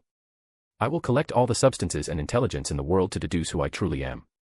Kabuto smiled as he refocused his energy on controlling those who were reluctant to fight. His goal in joining this war was to collect materials and data that were unavailable during times of peace. By incorporating this intelligence into himself, he hoped to finally find his sense of belonging. As long as I can do that, I will find the truth of my existence. Now, onto the next battlefield. The mist-shrouded forest. Within the thick fog, the sound of clashing blades rang out. "Captain Kakashi, what should we do? The 7 ninja swordsmen of the mist are a nightmare, and we have troublesome characters like Bakura of the Scorch release and Gari of the Explosion release to deal with." Nara and Sui shouted. They were currently trapped within Zabuza Momochi's hidden mist jutsu. Since the enemies were reanimated, they didn't care about visibility, their margin for error was infinite. Boom. Boom. Explosions echoed in the distance. Kakashi observed with his Sharingan, his mind racing to formulate a counter-strategy. "Santa, you're in charge of sensing the enemy. And Sui, you. Maki, prepare the ceiling." Kakashi quickly devised a plan to neutralize the primary threat, Zabuza Momochi. Woo. Rumble. Suddenly, a loud, resonant sound echoed from the sky. A horn. What's going on? The alliance members who heard the horn felt a sudden shift in their chakra. Simultaneously, a voice reached their ears. "Do not resist. This is Tanbo Tobitake of the Sensor Division's Special Support Unit. This is Genjutsu, Team Battle Assembly, it will guide you to face the enemies you cannot see." As the voice faded, the resounding blast of the horn echoed again. "It's Captain Tanbo. I didn't know Genjutsu could be used on allies like this. Incredible. Move out. Follow the chakra flow. This is amazing. The Genjutsu is like a musical conductor. Instructions on what to do are flowing clearly into my mind. Yeah. It's like the sensory changes of a sensor ninja are being projected directly into our brains. The enemies are as clear as lights in the dark." The controlled ninjas were shocked. It felt as if a map had appeared in their minds, a high-level sensory map. Under Tanbo's guidance, they began their coordinated assault. Originally, the ninjas from different villages wouldn't have been able to cooperate so seamlessly, despite Gaara's speech. Now, under the direction of the horn, they initiated a flawlessly synchronized offensive to surround and annihilate the enemy. Tanbo's Genjutsu goes deeper than I thought. I didn't know he had this up his sleeve, Kakashi mused. A map he shouldn't have been able to see appeared in his mind, pinpointing Zabuza's location. It was better than any plan he could have come up with on the fly. This jutsu was the ultimate tool for group combat, making unfamiliar ninjas move together with fluid precision. Leaf Great Whirlwind. Might Guy flew forward, kicking an enemy away and allowing the ceiling team behind him to move in. Tanbo's ability is just too strong. To give us such a surprise in a team battle, how youthful. Achoo. Swoosh. Realizing the hidden mist was useless against the alliance and was only hindering the reanimated ninjas, the fog gradually dissipated. Kakashi, well done, Zabuza said as his body was shredded by Kakashi's Raikiri. Monga quickly moved in from behind to seal him. Well, it's mostly thanks to Tanbo, Kakashi smiled. He looked around the battlefield, and though the horn in his ears was a bit loud, it was exceptionally reassuring. In the sky, Tanbo Tobotake's lips curled into a smile. The horn blew even louder. This was the art of command. Genjutsu, Team Battle Assembly. This was a specialized variant of his signature mind reading and memory insertion techniques. By reversing the concept of injecting memories, he used the horn's sound to broadcast his own will and sensory data directly into the minds of the alliance. It allowed them to sense what he sensed. From his vantage point high above, he acted as the eye in the sky. Since he didn't know every ninja's specific jutsu list, his commands were simple tactical directives, which the elite ninjas then executed using their own skills. Controlling the board from above, this feels great, he thought. The alliance below were his chess pieces. With every breath into the horn, he dictated the flow of battle. Rumble. With superior numbers and artistic command, the reanimated army began to crumble. Swoosh. Suddenly, ice crystals manifested around Tanbo. A vacant, soulless figure appeared within the mirrors, launching a barrage of Senbon needles at him. Because Zabuza was sealed, Kabuto erased your will. In that case, I'll send you to reunite with him, Tanbo said with a smile, standing atop his giant eagle. The horn didn't stop blowing, yet Tanbo's foot had already landed on one of the ice crystals. Crack! The ice shattered, and Haku's figure appeared out of thin air. Tanbo followed up with a crushing downward kick, smashing Haku's reanimated body into the ground. Before Haku could regenerate, a sealing scroll unfurled, dragging him inside. The crystal ice mirrors are said to have the speed of light, but they still require a human to act. In front of a sensor like me, you're just too slow. Chapter 337, Passing By. Chapter 337, Passing By. The Desert Zone. Gaara led the main army as they advanced toward the mountain's graveyard. Whoosh, whoosh. All the ninjas moved toward their target with measured speed, prioritizing chakra conservation. So far, they had yet to encounter any resistance. In the sky, two figures flew side by side, leading the formation and acting as the sensory unit to detect any enemy presence. Captain Tanbo, can that thing in your hand truly play a role in ending wars? Gaara asked, glancing at Tanbo Tobotake, who was busy taking photographs.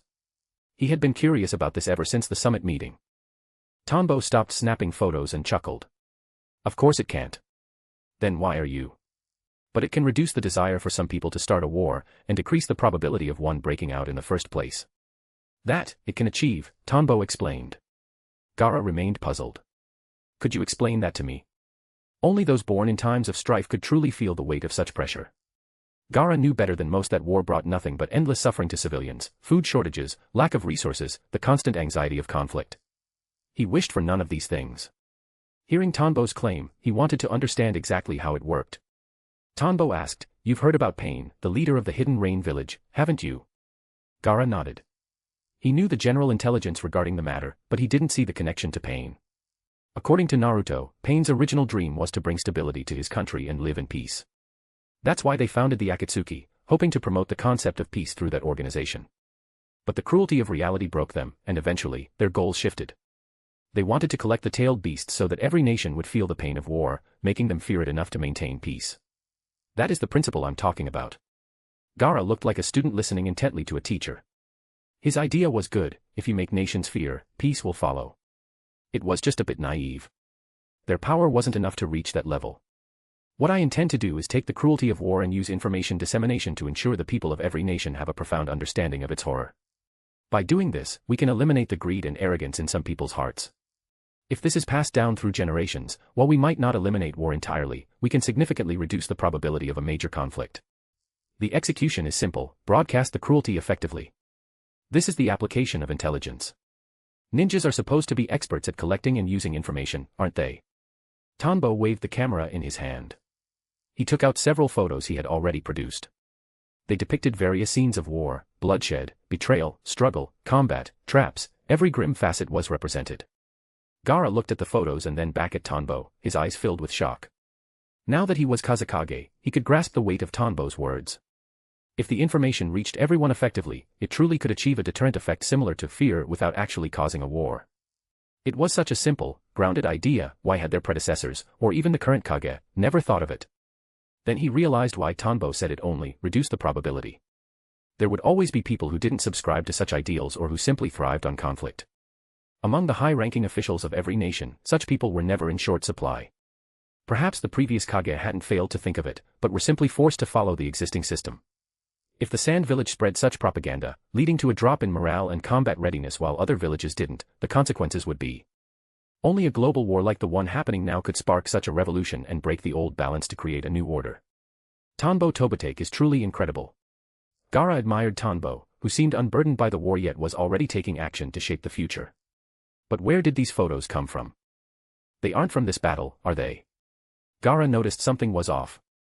The images weren't of the allied forces, the headbands of different villages were clearly visible, and the environments were wrong. Tanbo laughed. You probably know I used to be the head of the decryption unit. These photos were created using ninjas' memories and a specialized technique to reconstruct identical scenes which I then photographed. They're very realistic, aren't they? Hee hee. In the world of ninjas, Tanbo was the pioneer of using high-level ninjutsu for mundane life. As he said, the fewer wars the better. While he was at it, he might as well spread some positive energy. Good idea, Gaara stammered after a moment of stunned silence. He admired Tanbo even more, his ideas were always practical and effective. They're here. Looks like a few big shots, no army, Tanbo suddenly said. Gaara focused. I see them. My father is among them. Poof. Tanbo summoned a guitar and held it in his arms. I'll support you. Twang. Clang. Boom. Boom. Boom. The surprise attack units of both sides clashed. The reanimated ninjas, Deidara, Sasori, Shin, and others, immediately put pressure on the allied unit. Art is an explosion. Deidara, having finally managed to find some clay, let out a maniacal laugh as he unleashed his attack. Fortunately, the alliance had intelligence on him and successfully evaded. In the sky, Tanbo Tobitake flew past, now holding a trumpet. The surprise attack unit, they don't really need much support, they can handle this easily. Oh well, I'll lend a hand to make it a bit smoother for them. He quietly took out his camera to record the battle, and then blew into the trumpet. Genjutsu, descending tombs. Thud, thud, thud. Every reanimated ninja below suddenly felt a crushing weight. When they looked closely, they found themselves pinned down by massive tombstones. You bastard. Don't you dare run away. I'll settle the score with you. Deidara's eyes shifted colors, he realized the IE had trained specifically to counter the Sharingan's Genjutsu couldn't break this one. He cursed at the Alliance ninja flying above. Swish, swish. Seeing the opening, the Alliance used various means to restrain the enemies. Sai unfurled a scroll, and several ink tigers pounced. At that moment, chakra threads extended from Sasori's fingers, dispelling the Genjutsu for the others. However, Deidara was still caught and stuffed into the salamander puppet by Kankuro. Whoosh. That man feels familiar. Sasori watched the receding figure of Tanbo Tobitake. For some reason, he had a nagging feeling in his heart.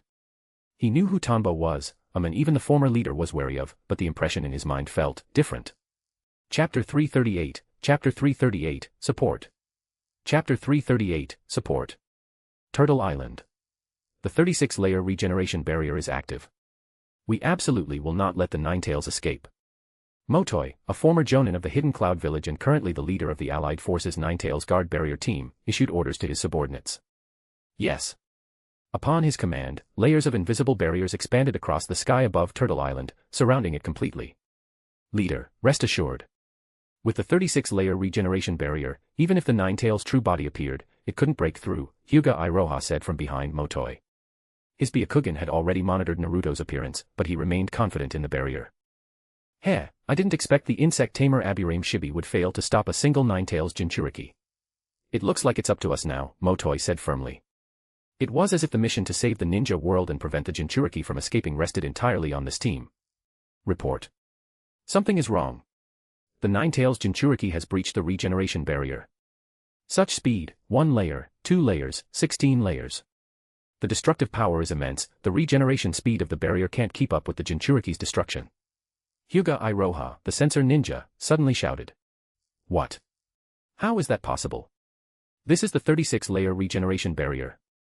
A mere Nine-Tails, how can it have such destructive power? Motoi felt his world crumbling. The Eight-Tails Jinchuriki is helping him too. What? Master Killer Bee. Why would he? Motoi slumped to the ground. There went his glory. The 5th Division, led by Mifune and comprised of samurai from the Land of Iron, showcased the elegance of modern swordsmanship. Without the flashy nature of ninjutsu, their simple and direct attacks proved exceptionally effective against enemies like the White Zetsu. Alongside the samurai, clouds of insects blotted out the sun, swarming across the battlefield. This time, I'm definitely going to earn a great achievement and claim the title of Hokage. Kiba Inuzuka shouted, coordinating with Akamaru to take down enemies one by one. Beside him was his sister, Hana Inuzuka, along with the 3 Himura brothers, who were all fighting hard. Hana simply smiled at Kiba's declaration. While he was talented, she felt his chances weren't very high. Ta-ta-dee-dee, boom boom papa. In the heat of the battle, high-penetration music echoed through the sky. It wasn't just the enemies, even Kiba and the others felt goosebumps. It was as if invisible ghosts were circling them, staring them down. What's going on? Kiba looked toward the source of the sound. A giant eagle appeared in his sight. Whoosh! Shino used his bugs to kill a charging White Zetsu. These Zetsu seem hindered by an invisible force. They are likely caught in a Genjutsu. Only Tanbo-sensei has this kind of ability. You're right, it's Tanbo-sensei. Incredible, in the areas where the music penetrates, all enemies are being controlled. Hinata had activated her Byakugan and saw Tanbo Tobitake flying in the sky, as well as the abnormal chakra movements within the White Zetsu. Hana Inuzuka kicked a stiffened White Zetsu to finish it off. As expected of Tanbo-sensei. He's essentially a war machine. Tanbo's intervention sent morale skyrocketing. The enemies, on the other hand, were in a bind because they couldn't fly. They couldn't even target the support first. They could only struggle to fend off the Allied forces' attacks. Mifune and the other samurai found their job much easier. The White Zetsu, who usually had lightning-fast reflexes, were now like wooden dolls, allowing the samurai to hack them into pieces with ease. So this is Captain Tanbo, Konoha's Genjutsu master. Truly impressive, Mifune marveled. Samurai had faded from the stage of history for a reason. But that was fine, even if the profession faded, the spirit of the samurai would endure forever. This was the core belief of a leader of Bushido. Clang. Click. The penetration of the trumpet is indeed stronger than the flute. It's perfect for group battles. Tanbo Tobitake blew with gusto. Once the war was over, his title as a Genjutsu master would ring throughout every nation. After all, he felt this battlefield support effect was even better than Naruto distributing tailed beast chakra. Moreover, it befitted the strength of a Kage. I wonder if my 5 Genjutsu ninja tools will be revered as treasures by future Genjutsu users. Tanbo could imagine that after the war, these 5 tools would be seen as the Kusanagi swords of the Genjutsu world. 1st Division Battlefield. Boom. Just as the Allied forces were slowly killing off the White Zetsu and sealing the reanimated ninjas, a colossal monster was summoned onto the battlefield. With a single step, the resulting gale blew the ninjas away. It's the Gedomazo. Thanks to Naruto's intel, everyone knew the name of this monster. Everyone was shocked by its sheer size, it was even larger than Choji and Choza in their multi-size forms. A casual stomp could create a hurricane. Tanbo, it's your turn to act. A message came through from the HQ communication ninja. Orders were issued, Choji and Choza would restrain it, Kitsuchi would provide support, and the rest of the Allied forces would assemble quickly. Watch out for a sneak attack from Uchiha Madara, the HQ reminded him. Tanbo wove signs to connect all the alliance members. Don't worry. Hurricane Celestial Phenomenon. Immediately, he drew, connected, and converted the chakra of the Allied forces, releasing a massive jutsu. The colors of the world shifted, turning dark and gloomy. Winds rose from the flat ground, recreating the scene from the invasion of Konoha. A hurricane completely surrounded the Gedomazo. Choji and Choza retreated from the attack range just in time, leaving the Gedomazo to tumble within the wind. Tanbo-sensei is so cool. He trapped that giant monster so easily. Choji, sporting his butterfly wings, looked at the spectacle with admiration. During his brief clash with the Gedomazo, he had felt its terrifying power, yet Tanbo had neutralized it with such ease. Others who had never seen the Gedomazo or Tanbo's ninjutsu were left speechless. The prior destruction was immense, but the current hurricane felt like it would shave bone and melt flesh if one even touched it. Tanbo waved his hands dismissively. Keep it down, keep it down. This is just micromanagement. At that moment, a man in a white mask appeared in the distance, carrying a gun by. Like a common thief, he stole the two Cloud Village ninja tools under Darui's protection. Zip! Several black shadows snaked across the ground toward him. I'll take the contents for now. I'll return the tools if there's a chance in the future, the masked man said. His eyes spiraled into a vortex, sucking in the two tools that contained Ninetales chakra and avoiding Shikamaru Nara's shadow possession jutsu. His body suddenly froze for a split second, but he quickly recovered, dodging the following shadows and Darui's cloud-style slash. The Yamanaka and Nara clans, you have some skill. But I don't have time to play with you today. The masked man vanished instantly. Simultaneously, the Gedo Mazo, which had been caught in the hurricane, disappeared as well. Chapter 339, Chapter 339, Time. Chapter 339, Time. Tanbo, do you have any strength left? I do. Why? Naruto and Killer Bee have headed for the battlefield. Lady Tsunade and the Reikage have decided to let them join the fight, but since the two of them must lead from the command center, they need you to watch over the Jinchuriki. At the very least, we need someone there capable of communication. Tanbo Tobitake suddenly received this message from headquarters. Neither Naruto nor Bee were communication-type ninjas. Shikaku Nara had witnessed Tanbo's performance on the battlefield. Even though he was just a shadow clone, he had displayed powerful dominance over the combat zones. Shikaku realized he had underestimated Tanbo's utility. Thus, as Naruto and Bee headed out, the task of monitoring them was handed to Tanbo. No problem. Near the headquarters, Tanbo's original body was currently carving runic formulas across the entire facility. If anyone proficient in spacetime ninjutsu were present, they would realize this was the setup for a massive spacetime barrier. Upon receiving the notification, Tanbo immediately created another shadow clone to head toward Naruto and Bee, while his main body continued the setup. Hey, back then, I actually worried about this. I really underestimated myself. Why was he setting up a spacetime barrier at HQ? It was a plan rooted in his thoughts from when he first transmigrated. In the original story, the Tanbo Tobitake, who served as a sensor ninja under Inoichi Yamanaka, died at the Alliance HQ, vaporized by the Ten-Tails tailed beast bomb along with Shikaku Nara and Inoichi. When he first arrived in this world without a system or a cheat code, he spent a lot of time thinking about how to avoid that inevitable blast. He had considered many things, retiring early, refusing to go to the front. The inverted golden bell barrier he developed was originally intended to survive Pain's assault and the Ten-Tails' ultimate attack. Back then, he was only 12 years old. In a few days, it would be 19 years since his arrival. He was nearly 31. Looking back, his childhood ideas seemed to lack so much foresight. Yet, he decided to complete the setup anyway, to build the inverted golden bell at HQ. It was a way of giving closure to his younger, naive self. Moreover, when Obito and Madara eventually targeted the HQ, he could show off his wisdom once again without revealing too much of his true combat power. It was killing two birds with one stone. It reinforced his image as a brilliant strategist. Perhaps my current thoughts, if viewed years from now, will seem just as laughable as my 12-year-old self's ideas, Tanbo mused. He thought of his wariness regarding the Kara organization. He wouldn't let his guard down. It was precisely these worries that had allowed him to grow to this point. If a person loses their inhibitions, they become reckless and eventually turn into the very dragon they sought to slay. Whoosh! White clouds drifted beneath Tanbo as he soared through the endless sky. The old, weak, sick, and disabled duo. I wonder if they're even enough for Naruto to warm up with. The current Naruto could absorb natural energy while moving.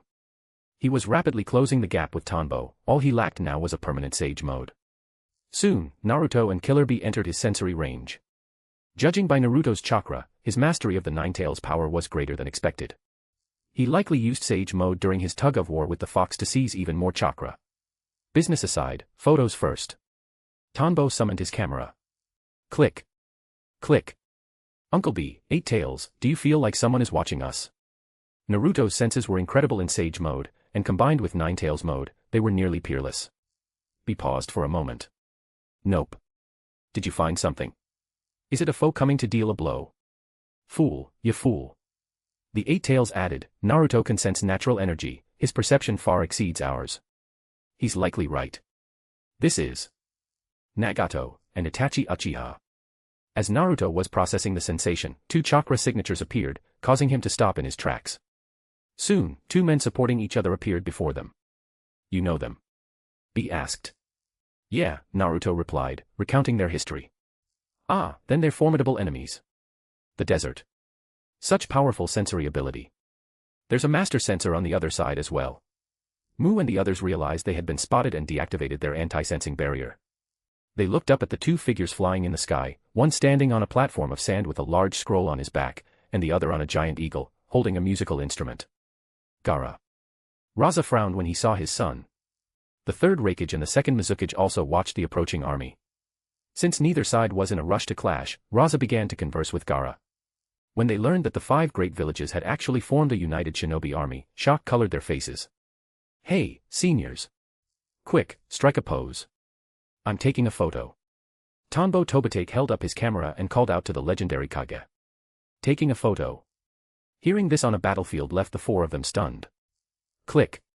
Tanbo's camera captured their bewildered expressions perfectly. It's a device that preserves a person's image in a frame. Lord Mu and Lord Genjutsu Hozuki probably haven't seen one. Once the war is over, I can make sure your likenesses are passed down to future generations, Tanbo introduced with a straight face. Hey, kid. I don't know what that thing is, but if you're going to pass our images down, let me try again. I need to strike a better pose. I can't look ugly for history. Genjutsu Hozuki said. Thinking of his own illusions and mirages, he was dissatisfied with his previous look. He immediately struck several flamboyant and, in his mind, extremely handsome poses. Mu remarked, how childish. Kid, I don't care what you do, but bring Inoki here. He's the only one who can face me. Despite his words, Mu's body was surprisingly cooperative, shifting into a dignified stance. We notified him the moment we found you. We'll hold you here until Master Inoki arrives, Tanbo said. Oh. Quite the bold claim. I expanded the bloodline limit to create the bloodline selection. You'd better be careful. Before Mu could even finish his sentence, his body moved on its own.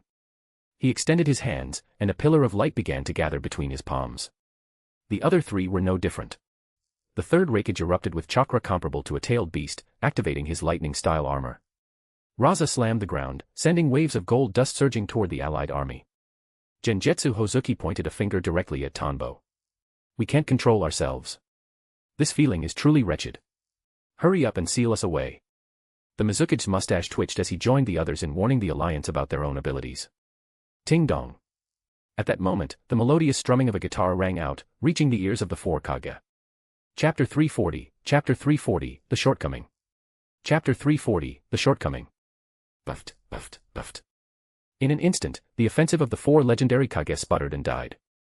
Eh? What's going on? Genjutsu Hozuki asked in surprise. Mu looked at the suddenly neutralized ninjutsu and replied to the mustache's question, this is a genjutsu. It's a technique that suppresses the refining of chakra from both the spirit and the body. I can feel that when the sound rings out, the difficulty of refining chakra spikes, causing an imbalance at the moment of release. It seems the Shinobi Alliance has some talented people after all. The third Raikage looked at the performing Tanbo Tobitake with a look of appreciation. Raza nodded. So it seems. But if this is all he has, it won't be enough. What happened just now? Why did the enemy's ninjutsu suddenly vanish? It's Captain Tanbo. He's a one-man special support unit. Incredible. Even if the opponents are all former Kage, we're bound to win.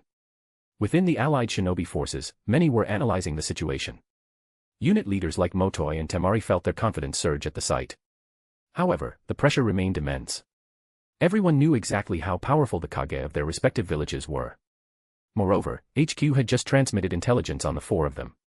Aside from the 4th Kazekage Raza, the other 3 were exceptionally difficult to handle. One was a tricky genjutsu specialist with the Hozuki clan's secret techniques. One was the first man to expand bloodline limits into the particle style, the second Tsuchikage Mu. And the last was the third Raikage, who had famously held off 10,000 stone ninjas for 3 days and nights. Each was a genius among geniuses. Even with their superior numbers, the alliance barely equaled a single third Raikage. Worse, the enemies were reanimated and couldn't be worn down. They could only place their hopes in Gaara, Tanbo, and the soon-to-arrive third Tsuchikage, Inoki.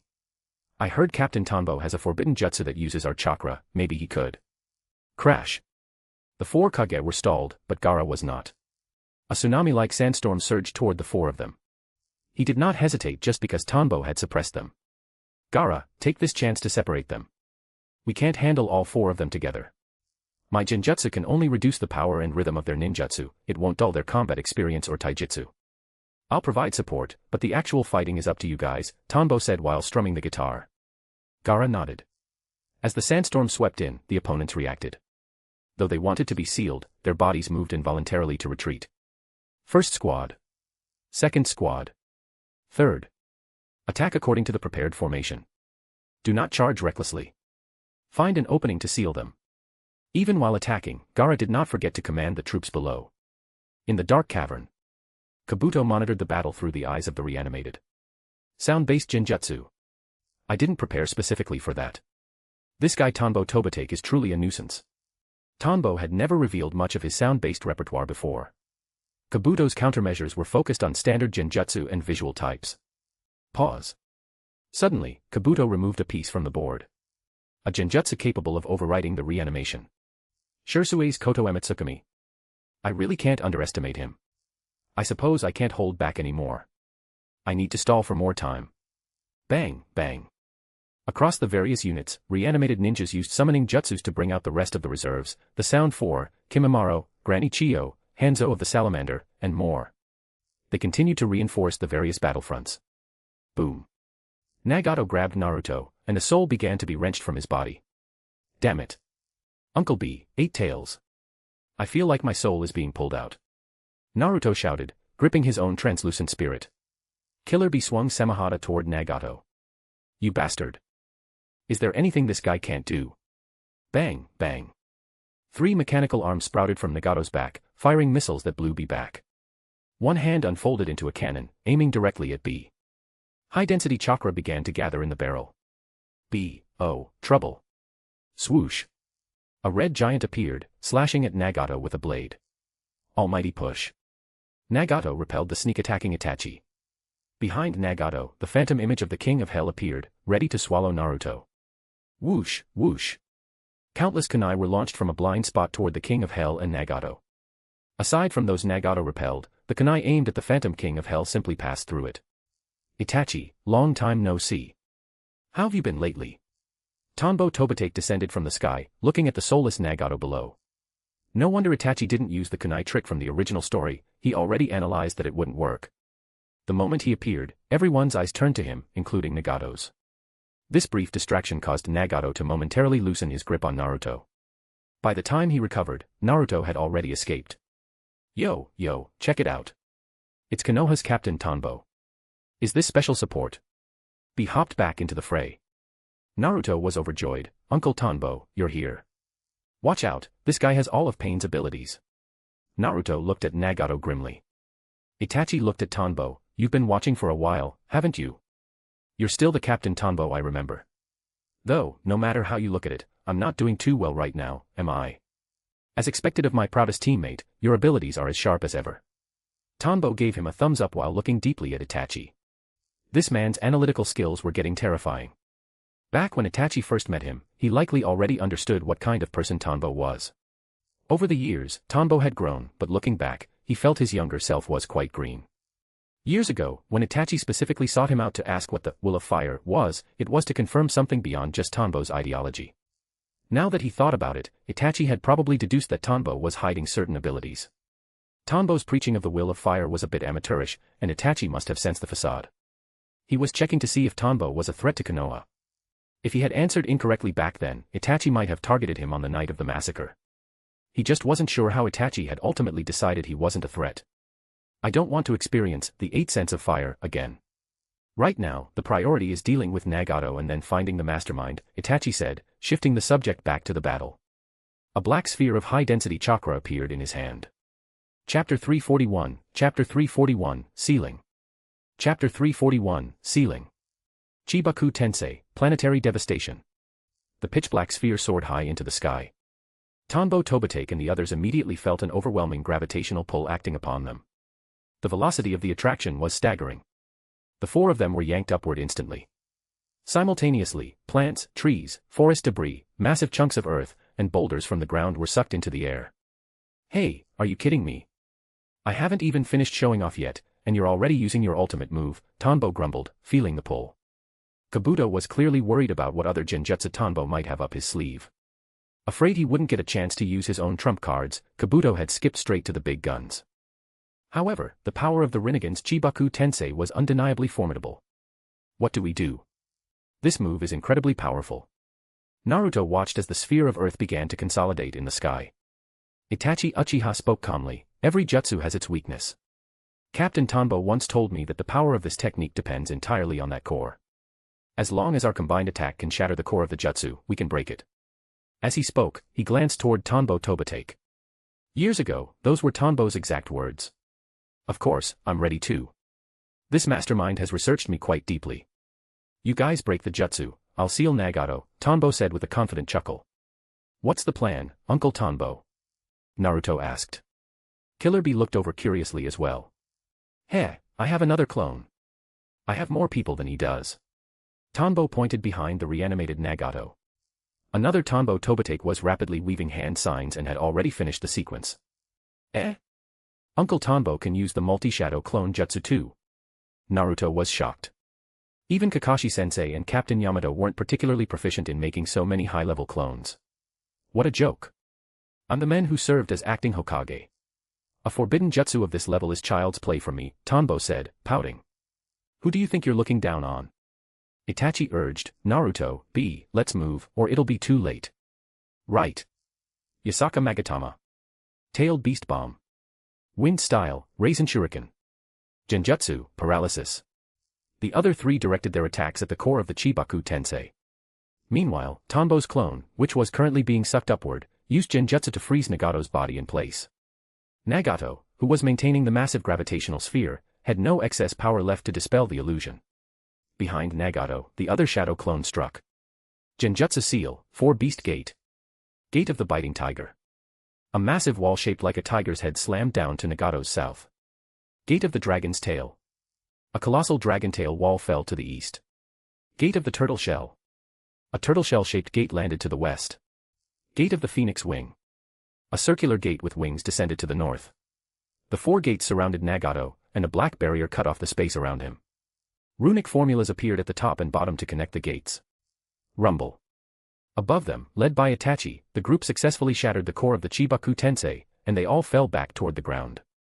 Upon landing, they saw Nagato already securely sealed. Uncle Tanbo is amazing. He actually sealed him, Naruto praised. Itachi glanced at the seal and said, since this is settled, we shall part ways. I am going to find and deal with the mastermind behind this. Killer Bee gave Tanbo a thumbs up. Go, go. Captain Tanbo, you live up to the name. What a powerful character. He began rapping again. Hearing Itachi, Naruto said, let's go together. No need. I've already thought of a way to deal with that person. Your mission now is to support the main battlefield, Itachi replied seriously. Across the various battlefields, victory was blooming everywhere. Everywhere you looked, he was there. Who? Tanbo Tobitake. He was making a name for himself. With just his shadow clones, his genjutsu dominated the front lines. Whenever his music echoed, the allied forces felt an extraordinary sense of security. As the supreme commanders, Reikage and Tsunade watched Tanbo's ever-growing results and agreed, he had the right and the ability to act as a one-man army. His clones alone were significantly reducing the alliance's casualties. Shikaku Nara, as the chief strategist, found Tanbo's utility to be unparalleled. The main factor was Tanbo's ability to convert others' chakra. Whenever a clone ran low, it simply converted the chakra of nearby allies into its own and got right back to work. This made Tanbo's record even more glorious, though it technically bordered on group bullying. No one had ever seen such a versatile ninja on the battlefield. In terms of impact on the enemy, each of his shadow clones was comparable to a tailed beast. While they lacked raw destructive power, the influence of sound-based genjutsu on a war scale was simply too great. Tanbo Tobitake became synonymous with peace of mind. To whichever battlefield he arrived, cheers followed. The battlefield artist. This was the new title Tanbo had earned among the troops. If you want to pierce my body, you'll need a powerful wind style. This is not enough, the third Reikage said to the allied ninjas. Even though Tanbo's genjutsu was suppressing his chakra and weakening his jutsu, the alliance's attacks were still falling short. They could barely break his skin before his reanimated body healed the damage. Damn it. I'm already the most powerful wind style user in this unit, Temari said, her expression turning grim as she watched the Reikage recover. Senior Motoi, is there really no other way? Motoi replied, the third Reikage's body was strong enough to go toe-to-toe with the 8 tails. His speed is among the best in the history of the ninja world. He is a formidable existence with the strongest spear and strongest shield. We must have a wind attack powerful enough to overwhelm him before we can seal him. To think he still has such attack and defense even while suppressed by Captain Tanbo. Temari felt frustrated. Matsuri added, Senior Temari, isn't Captain Tanbo known as the Black Flash? He should be able to break the Rakich's defense. I heard he once used wind style to restrain a monster even more terrifying than a tailed beast. You're right. Based on the intel, that move was a wind style, Motoi recalled the report from headquarters. Tanbo Tobate's files were well known to them. He possessed a powerful wind style forbidden jutsu. If he could unleash it, perhaps it could shatter the third Rakich's defense. But this is just a shadow clone, and he's busy using Genjutsu to support us. If he stops the suppression, the other units might suffer heavy losses, Temari analyzed. The Kazekage has already sealed Raza and is chasing the second Tsuchikage with Lord Inoki. We need to seal the third Rakage, who has maxed out mobility, defense, and attack, as soon as possible, or he'll cause massive destruction. It all depends on whether Captain Tanbo can do it. They didn't know if the move Tanbo used before would work against an enemy as specialized as the third Rakage. A man should never say he can't do it. Don't worry, the Kazekage and Tsuchikage are doing fine, and the guy with the mustache is just playing games with the Alliance. I have a moment to step in here. Tanbo descended from the sky, landing in front of the ninjas facing the third Rakage. Don't resist. Lend me your chakra. Chapter 342, 8 Winds Accordance. Chapter 342, 8 Winds Accordance. The desert. Oh. Are you finally stepping in personally? The third Rakage spoke as he watched Tanbo Tobate descend from the heavens. I have long heard of the third Rakich's reputation. It is a pity that I am only a shadow clone, otherwise, I would truly wish to test my skills against yours in a proper bout, Tanbo replied with a smile. He extended his neural threads through the majority of the allied ninjas. Without utilizing his forced execution protocols, a shadow clone truly risked being popped by the third Rakich's sheer aggression. Clones were not the same as the original body, after all, tactical adjustments were required. Come then. You are clearly a powerful ninja of this era. I hope you are the one to seal me, the third Rakage stated firmly. Whoosh. Boom. A massive amount of chakra erupted from his body, shattering the lingering Genjutsu from before. He charged toward the Alliance with the same unstoppable momentum that had once allowed him to face 10,000 men alone. Well timed. I rarely use ninjutsu for direct combat, so this is a perfect trial run. Wind style, atmospheric pressure. Wind style, 8 winds accordance. Under the combined chakra supply of Tanbo and the vast reserves of the Alliance, the wind became visible to the naked eye, appearing almost liquefied in the air. It compressed the space around the third Rakage to the extreme, forcing his movements into a crawling slow motion. The melting wind, a scorching heat, as if the sun itself had descended, began to melt the surface of the Rakage's reanimated form. The leading wind, a chakra distribution map appeared over the Rakage, exposing the weaker points of his physical vessel. The scar on his chest became glaringly obvious. The spring wind, arriving with a drunken rhythm, it made the Rakage appear slightly dazed, causing his lightning-style armor to flicker and destabilize. The hammer wind, the original atmospheric pressure was pierced by this new current, a direct, hammering gale that slammed like a heavy mallet into the weak point exposed by the Meishu wind. The cool wind, working in tandem with the melting wind and the other three, it caused the Rakage's body to fracture heavily. The Alliance ninjas watched, mouths agape. This wind style. The impervious wind, pervasive and inescapable, it whistled into the gaps of the shattered body. From the inside out, the third Rakage's form completely disintegrated. You are the first ninja to use wind style to break my lightning armor, the third Rakage remarked. He watched as his crumbling body tried to regenerate, only to be torn apart again by the lingering wind. He looked at Tanbo with genuine admiration. Thinking back to Tanbo's comment about his main body not being here, the Rakage realized that if this man's taijutsu matched his ninjutsu, he was undoubtedly one of the strongest people in the allied shinobi forces.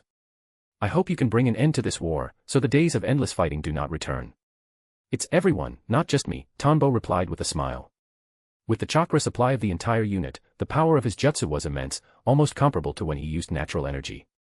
Normally, his wind style wouldn't be this potent, a shadow clone would likely have needed to reach the 8th wind to settle this. But today, the 6th was enough. As expected, a ninja's battle is a battle of intelligence and chakra. The same technique, backed by more chakra, yields exponentially greater power. Sealing team, move in. Yes, sir. The sealing team behind him immediately deployed, binding the fragmented, non-regenerating third Rakage. Senior Temari, your wind style doesn't seem that strong anymore. Captain Tanbo is the real deal. And he's so handsome, just like Lord Kazekage, Matsuri said, her eyes sparkling as she watched Tanbo's back. Temari watched the composed Tanbo and huffed at Matsuri's comment. TSK, the guy's just a poser. He only did that because of his chakra conversion technique that lets him use the alliance's power. If I knew how to do that, I could do it too. Despite her words, she was internally impressed. A mere shadow clone possessed this much combat power. Nice. The third Reikage is sealed. The sealing team cheered, relieved to have dealt with such a troublesome character. Whoosh. Bang. A shadow clone of Naruto, having just dealt with a magnet-style user, arrived at the front lines. He had heard the alliance needed a stronger wind-style user and intended to help, but Tanbo had already stepped up and finished the job. Naruto stopped in his tracks. Uncle Tanbo's wind style is incredible. He took down that beastly ninja so fast. Naruto thought. He had felt Tanbo was amazing since he was a kid, but seeing it was something else. Since he wasn't needed here, he decided to head elsewhere. Swoosh. Transformed into a yellow flash, he sped toward another chakra signature in his perception. The dark cavern. Kabuto felt another piece vanish and removed it from the board. Tanbo Tobitake, it seems I can't hold back anymore. Having witnessed Tanbo's methods again, Kabuto decided it was time to bring out the trump card. He hadn't expected the third Reikage to stall him for so little time, especially since it was only a clone. I wonder if Tanbo will have any tricks left when this person appears. I'm quite looking forward to it. Kabuto didn't care about the outcome, it was just a dead man, after all. He still had more cards to play. The snake head on his tail hissed menacingly. Allied HQ, good news. The third Reikage has been sealed. AO sensed the Reikage signature vanish from the sensing bubble. Shikaku asked, is that so? Give us the details. Tsunade and Reikage both turned their attention toward him. Sealing the third Reikage could provide a vital blueprint for the other units. It was Tanbo. He used wind style to break the third Reikage's defense, allowing the sealing team to finish it. As expected of Tanbo, I didn't realize his attainment in wind style was so high, Inoichi Yamanaka reported after receiving word from the front. To Inoichi, this was a massive surprise. Beyond Genjutsu and Tanbo's unique secret techniques, his wind style was now at this level. The little kid who used to look up to him had surpassed him by so much, becoming a pillar of the village. He briefly wondered if he should have another daughter to marry into Tanbo's family. He heard Tanbo's young son, Kigo, was already very bright at age 3. Definitely worth a future son-in-law hunt. Oh. Isn't he a Genjutsu specialist? Reikage was stunned. That forbidden jutsu he used against the Gedomazo, with my father's speed, he shouldn't have been given the chance to cast it. It seemed he had grossly underestimated Tanbo Tobitake. Tsunade wore a proud smile. That kid hides things deep. Even I haven't seen through him completely. He's a man you can trust, he's just a bit lazy normally. It was the smile of a proud mentor. In every aspect, Tanbo was suited to be Hokage, his only flaw was his laziness and total lack of interest in the position. And the fact that he seemed to love having children. Every time she saw Tanbo appearing before her holding yet another baby, she felt a weird sense of annoyance. It wasn't that she was unhappy, she was glad the village was thriving, but it just irked her. She almost felt like giving him some special chores as a reprimand. Chapter 343, an eye-opening experience. Chapter 343, an eye-opening experience. Incredible. The strongest shield was actually broken just like that. Motoi stared at Tanbo Tobitake, completely stunned by how easily he had neutralized the third Reikage. That was the third Reikage, the man he once served as an assistant. He knew better than anyone just how powerful the man was. What kind of wind style was that? It was legendary that Tanbo was a Genjutsu specialist, yet he had already seen his illusions in action, and now his wind style was just as terrifying. Is there anything this man isn't good at?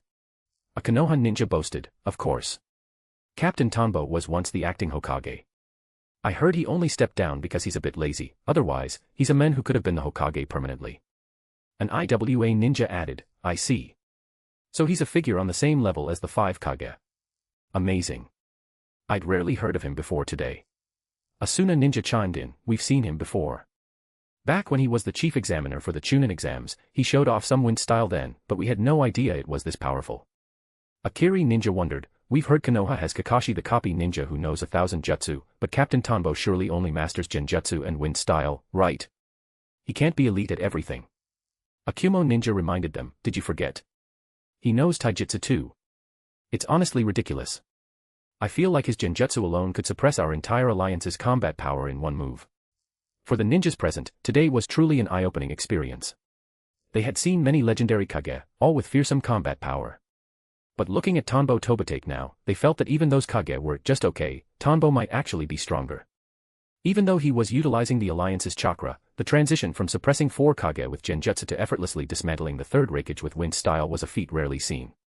It felt as if the standard of ninja combat power had been raised. They didn't look like the traditional ninjas who relied on assassination, poison, schemes, or threats. They fought with the dignity of warriors. Amidst these compliments, the curve of Tanbo's smile grew higher and higher. High in the sky, a hidden clone photographed the cheering crowds of the Alliance following the sealing of the third Reikage. Quick, over here. Over here. Sigh. I told you my jutsu is a mirage type, why can't you guys find me? Genjutsu Hozuki was pointing and shouting at the Alliance troops. He felt these ninjas were all useless. Since the Genjutsu had faded earlier, his chakra suppression had lifted, allowing him to use many techniques that were now giving the Alliance a massive headache. That kid's Genjutsu is interesting, though. To be able to suppress the balance of spirit and body during chakra refining, it seems quite practical compared to my mirages. Genjutsu was very interested in the Tanbo who had suppressed them earlier. After all, he was one of the world's most famous Genjutsu ninjas. It was a pity Tanbo had gone to deal with someone else, otherwise, Genjutsu would have loved to spar with him, even if it meant following the mastermind's orders. Mustache. The third Reikage has been sealed. You're next, don't be in such a hurry. At that moment, the Alliance received word from the communication unit that the third Reikage had been neutralized. Morale soared, and they even mockingly notified Genjutsu. Bastard. I told you not to call me Mustache. I'll kill you. Genjutsu was fuming, literally. Steam began to rise from the giant clam, and the mirage intensified. Numerous bubbles appeared in front of Genjutsu. Hey, I don't really want to kill you, but I can't control my body. Run.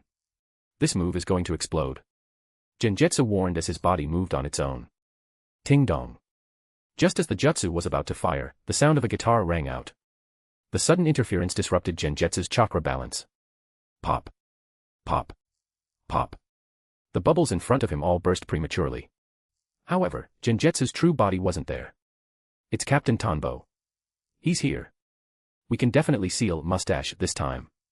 Everyone get ready. Be prepared to lend Captain Tanbo your chakra at any moment. The Alliance ninjas were overjoyed. They knew Tanbo had arrived just by the sound. Through the communication unit, they understood his abilities and were ready to provide support.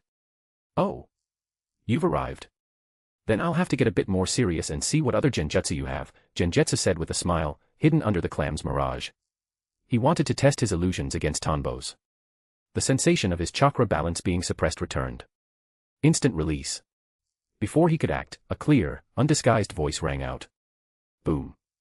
Genjutsu felt his summoning jutsu fail, his giant clam vanished. Immediately after, a massive explosion followed. A powerful shockwave traveled a great distance. Without the protection of the clam's mirage, his figure was instantly exposed.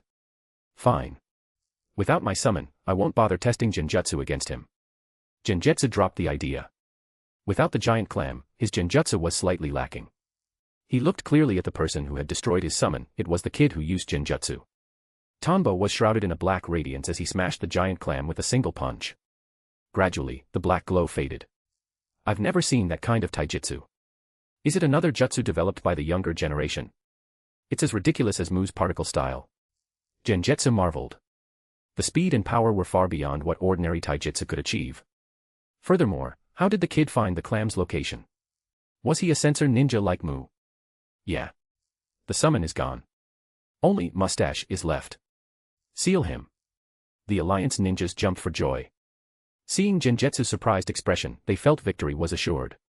Their admiration for Tanbo grew, regardless of which village they were from. Powerful taijutsu had arrived, this was the super taijutsu of Captain Tanbo mentioned in Konoha's intel. Today, they had truly opened their eyes. Before they could even process what was happening, the enemy summon had been obliterated. Mustache is exposed. Go. Support Captain Tanbo.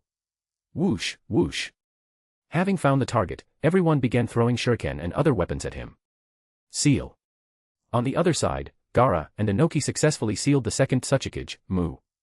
They then flew toward the remaining battle with Genjutsu Hozuki, leaving the sealed Mu behind. After they departed, a head suddenly popped out of the ground near the seal. It walked toward the sealed body and tried to peel off the sealing tag, but it was useless. As expected, a seal that isn't so easily broken. It's time to bring out the trump card. But before that, let's see what the mastermind's methods look like. Kabuto, controlling Mu's split body, muttered as he headed in a specific direction. Chapter 344, Chapter 344, Uchiha Madara. Chapter 344, Uchiha Madara. Whoosh. Bang. Bang. Bang. Just as Gaara and Inoki approached Genjutsu Hozuki sector, they heard a series of thunderous booms.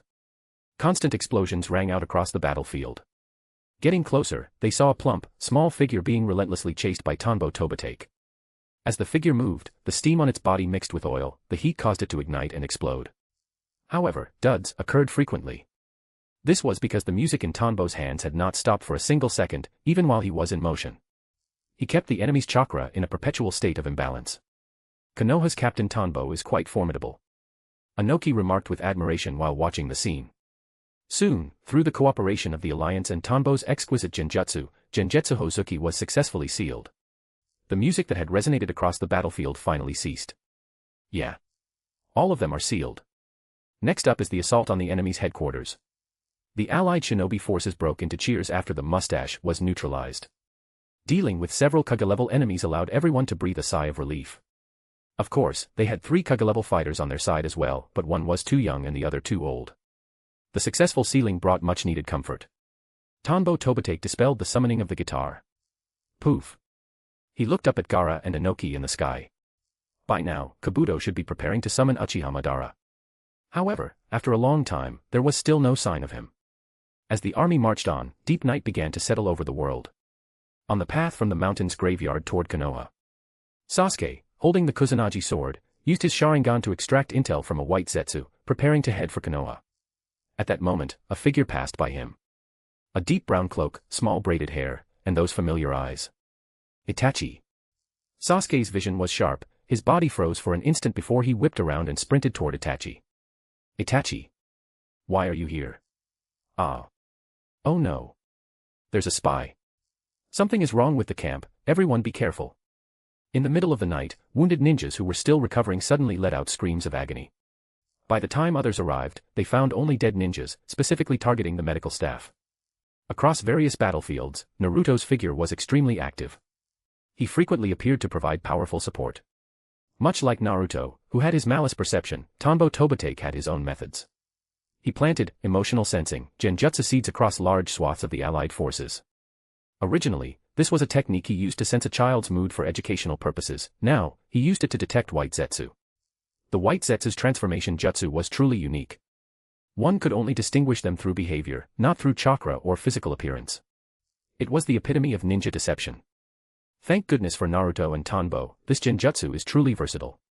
Inside the allied HQ, this wasn't the first time they had praised Tanbo. Every time he acted, he exceeded their expectations. He was like a bottomless pit, every so often, he would pull out an uncommon but perfectly countered ability. With Shikaku as the lead strategist and the Raikage and Tsunade making decisions, they began a mop-up operation against the appearing Zetsu. However, despite this, the alliance suffered heavy losses. Tanbo and Naruto's perception couldn't cover every single ninja and battlefield at all times, they could only sweep through them bit by bit. A bit longer and we'll reach the mountain's graveyard to strike at Uchiha Madara's lair. This war will be over soon. In the desert, Gaara had been leading the army for a day or two. They were finally about to emerge from the dunes and head toward the enemy's base. I'm afraid it won't be that easy. Tanbo suddenly looked up.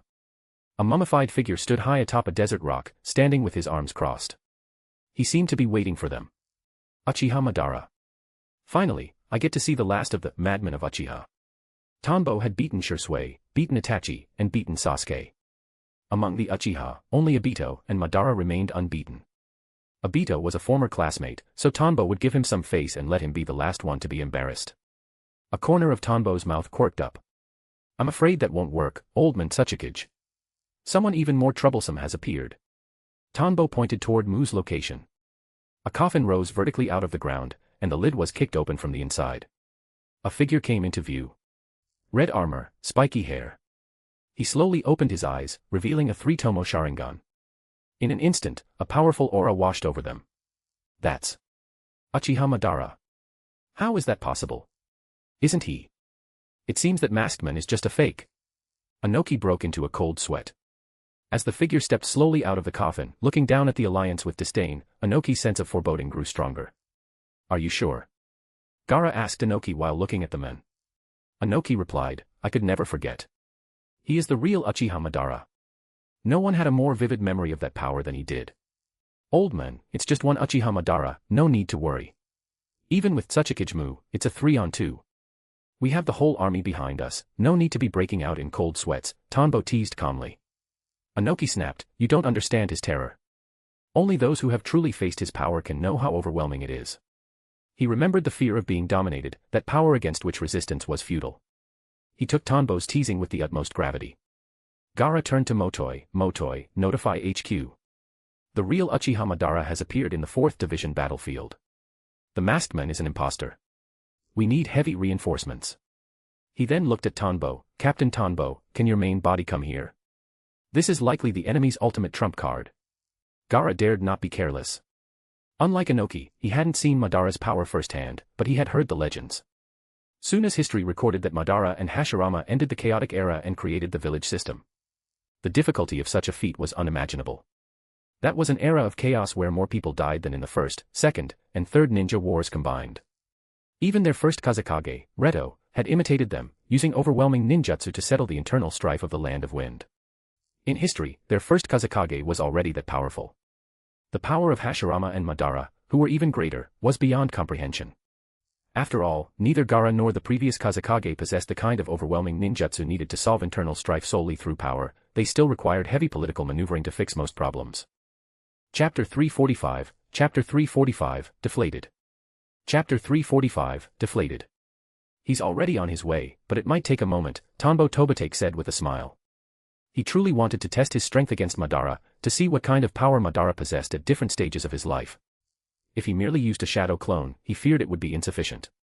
After all, a clone disappears the moment it's hit. For a ninja as experienced as Madara, any kind of countermeasure was possible. How long? 2 seconds. Gaara and Inoki both looked at him in shock, thinking he was joking. Although they didn't know where Tanbo's main body was, it couldn't possibly be that close. Swoosh. In the time it took them to blink, Tanbo's original body materialized right in front of them. Poof. The shadow clone then vanished. Although my flying Raijin jutsu takes a bit long to prepare, it works perfectly fine for traveling, Tanbo stated calmly. There was no need to hide this ability. A technique that took 2 seconds to execute wouldn't seem too outrageous to them, given that he had served as an acting Kage. The second Hokage's flying Raijin. The shock on their faces deepened. To think Tanbo also possessed the ability of the Yellow Flash, who had once famously dominated the ninja world. Your reanimation is different from theirs. I prepared this specifically for you, you are stronger now than you were in your prime, Kabuto said, speaking through Mu to Madara. Uchiha Madara, having grasped the current situation, looked at Mu. You've seen my prime.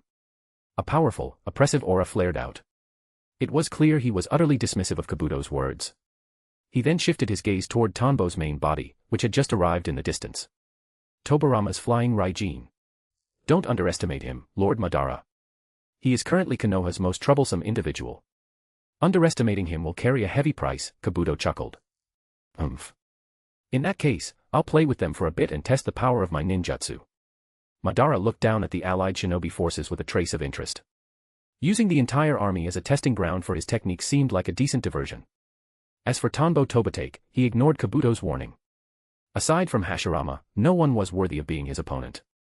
Then, he noticed a yellow figure appearing. The specific chakra signature immediately caught Madara's attention.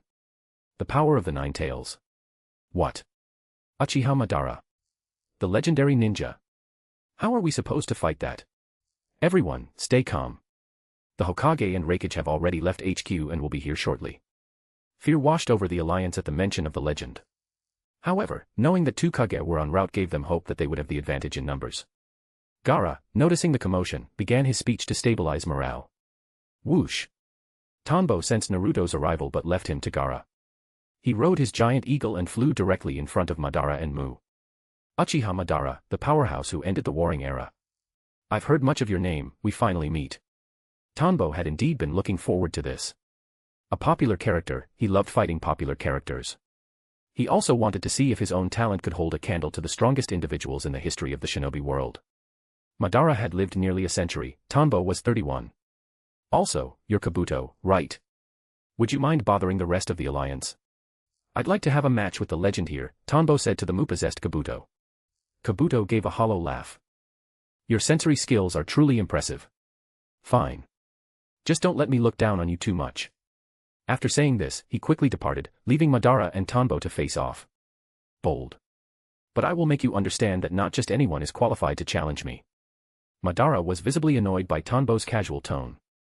Had the name of Uchiha Madara fallen so far in the later generations that any random person felt they could look down on him? Fire style, majestic destroyer flame. Without giving Tanbo a chance to speak further, Madara wove signs, and a massive fireball erupted from his mouth. Tanbo, however, just stood there smiling, seemingly making no move to defend himself. Madara frowned. He watched as Tanbo was incinerated into ashes by the flames. A shadow clone, or Genjutsu. Don't say I didn't warn you.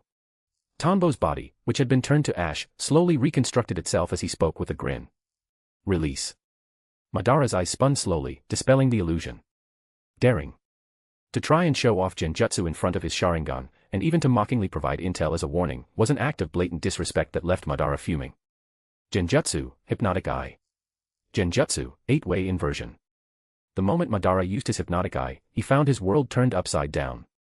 Left was no longer left, right was no longer right. How is it? Is my Genjutsu a bit more impressive than your Sharingans? Tanbo was still smiling. This was too amusing. Kabuto hadn't given Madara any intel on him, he had clearly overestimated Madara's natural immunity. For a ninja, the gap between having intel and being blind was like heaven and earth. Of course, Tanbo didn't think it would be this simple to take Madara down, this was just the appetizer. What is Uchiha Madara doing? Is he caught in a Genjutsu? Let's go help. He looks so silly. Madara is done for. I think I see another of Captain Tanbo's clones in the sky taking pictures. The allied forces, who had originally worried about Tanbo being crushed while stalling for the Hokage and Raikage, were now baffled. They watched as Madara occasionally spat out massive fireballs at nothing, or moved his body erratically as if his coordination had failed. He looked like someone suffering from a severe twitching disorder. Nice. Uncle Tanbo is as amazing as ever. Gaara, old man, let's go. Naruto's clone shouted excitedly. Naruto, you deal with the second Tsuchikage, Mu. We need your sensory abilities, Gaara commanded. Mu's invisibility made him impossible for ordinary sensors to track. Fine. You guys be careful. Naruto nodded, acknowledging Gaara's role as the field commander, and led a squad to hunt Mu. Gaara and Inoki then turned their sights toward Uchiha Madara. I'll disintegrate you in one shot. Inoki gathered particle style in his hands. Gaara's sand also began to swarm around Madara, preparing to seal him the moment he recovered. Boom. Sensing the lethal danger, a massive surge of chakra erupted from Madara's body. He forcibly shattered Tanbo's Genjutsu, his eyes shifting from 3 Tomo to the Mangekyo Sharingan. Using a body flicker, he narrowly evaded the particle style and Gaara's sand. He stood some distance away, glaring at Tanbo. A Genjutsu that controls the 5 senses, to have ensnared me for that long, I suppose I should commend you. But you know nothing of the power of the Sharingan. Now, it is my turn. Madara's interest had finally been piqued. Since becoming the head of the Uchiha clan, he had never been manipulated by Genjutsu. This was the first time in decades he had truly felt deflated in an illusionary battle. Whether it was casting or dispelling, the man before him was a top-tier master. Moreover, the Genjutsu wasn't easily broken. It was as if a seed had been planted in his body. The moment he utilized his chakra, he risked falling right back into the trap. Chapter 346, Chapter 346, Tengai Shinsei. Chapter 346, Tengai Shinsei. Earth style, Mud Wall. Wind style, Gossamer Net. Fire style, Great Fireball. Aside from the units pursuing the Tsuchikage Mu, the other ninjas followed Gaara's lead and charged. Inspired by Gaara's speech, they mustered their courage to strike at this legendary shinobi. A massive barrage of ninjutsu thundered toward Uchiha Madara. Fire style, Majestic Destroyer Flame. With a single jutsu, Madara intercepted all incoming attacks, and this was while his primary focus remained on the trio of Tanbo Tobitake, Gaara, and Inoki. Pesky insects. I'll settle you all first. Madara's Sharingan suddenly shifted into eyes with concentric ripples, the Rinnegan. His hands wove signs with blinding speed, and a terrifying surge of chakra erupted. Everyone, watch out. Inoki, who was looking for an opening, saw those eyes and realized something was wrong. He was right. Within moments, the sky turned a leaden gray. A colossal meteor began to descend from the heavens, carrying with it an absolute sense of oppression. Tanbo looked at the sheer volume of the meteorite. If it hit the Alliance, the casualties would be catastrophic. Recalling the scenes from the original story, he knew there was likely a second one right behind the first. Unlike the animation, the real experience was a literal celestial disaster. The pressure was suffocating. Damn it.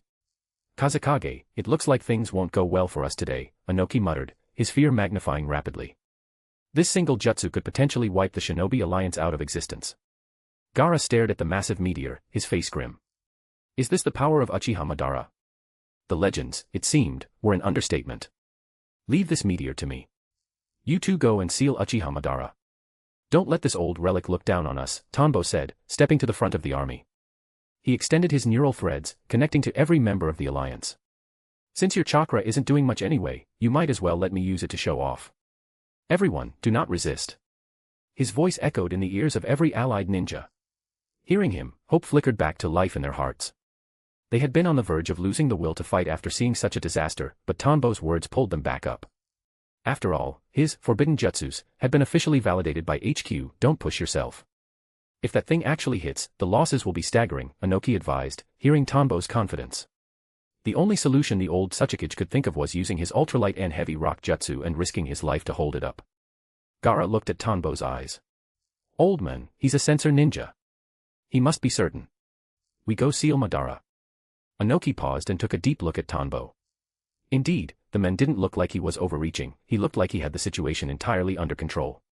Fine. We're going, then. Don't drop the ball, kid. Inoki flew toward Madara, with Gaara following closely behind. Oh. Is it some sort of combined ninjutsu? Before the power of the Rinnegan, it is nothing more than chickens and dogs, Madara remarked. Seeing Tanbo attempting to use a combined jutsu to counter the Tengai Shinsei, his eyes filled with disdain. He admitted Tanbo's genjutsu was decent, but compared to him, the man was still miles away. To see the alliance treat a mere test of his jutsu as a life-or-death crisis proved they were far inferior to Hashirama. He noted Gaara and Inoki's movements as well. Are they trying to attack me directly to stop the jutsu? How naive. The ninjas of the later generations have truly regressed. Before he could finish that thought, he froze. The chickens and dogs he looked down upon were being linked together by Tanbo. A massive amount of chakra gathered above the alliance, condensing into a bow and arrow made of pure energy. How is this possible? This chakra density, it has reached the level of a tailed beast bomb. Madara was well-traveled and experienced. In his eyes, the arrow hovering above the alliance possessed the density of a tailed beast bomb, yet its structure was entirely different from the pure destructive chaos of the fox's sphere. Just looking at it, he could feel a sharpness capable of piercing through anything. Genjutsu coordination, allied combat ninjutsu, the hunter drawing his bow. Countless mathematical formulas and research data on chakra shape transformation flashed through Tanbo's mind. He had created this jutsu on the spot. If Madara wanted to experiment with jutsu, Tanbo would do the same. Against an opponent like Madara, it was a rare opportunity. He could have used his own massive chakra reserves or sage mode to break the meteor, but whether it was for the sake of experimentation or hiding his true depth, he chose this path. It was the perfect time to test the accumulation of his years of study. In less than 2 seconds, his life's knowledge coalesced into a single plan. This was wisdom, the ability to develop a high-level ninjutsu at a moment's notice. By connecting to the ninjas via nerves, coordinating chakra distribution through genjutsu, and using shape transformation as the foundation, he created something even more refined than a tailed beast bomb. Whoosh! The construction was complete. His body moved in sync, weaving signs rapidly. The massive chakra bow rose above the army, aimed at the descending meteor, and fired at a speed invisible to the naked eye. The chakra arrow soared. As it flew, its internal distribution was constantly shifting. It was a visual representation of a chakra load distribution map. Force concentrated over specific units of length or area. If the intensity was uniform, it was a uniform load, if not, it was non-uniform. The line load units were N/M, the surface load units N/M superscript 2, and so on. In the blink of an eye, the chakra's shape incorporated immense mathematical logic. It took the scattered, weak chakra of the Alliance ninjas, focused it through a specific method, and erupted with staggering power through shape transformation.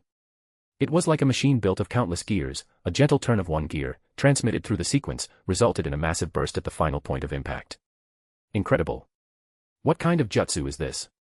Through the Byakugan of the Hyuga ninjas, the arrow appeared to undergo complex evolutionary changes in its structure during its flight. The chakra strength grew more potent until it stabilized at a singular point. It seemed these evolutions were maintained within a certain dimension to prevent the exponentially rising power from shattering the jutsu's own structure. the onlookers didn't understand the how. They just knew it was incredibly cool.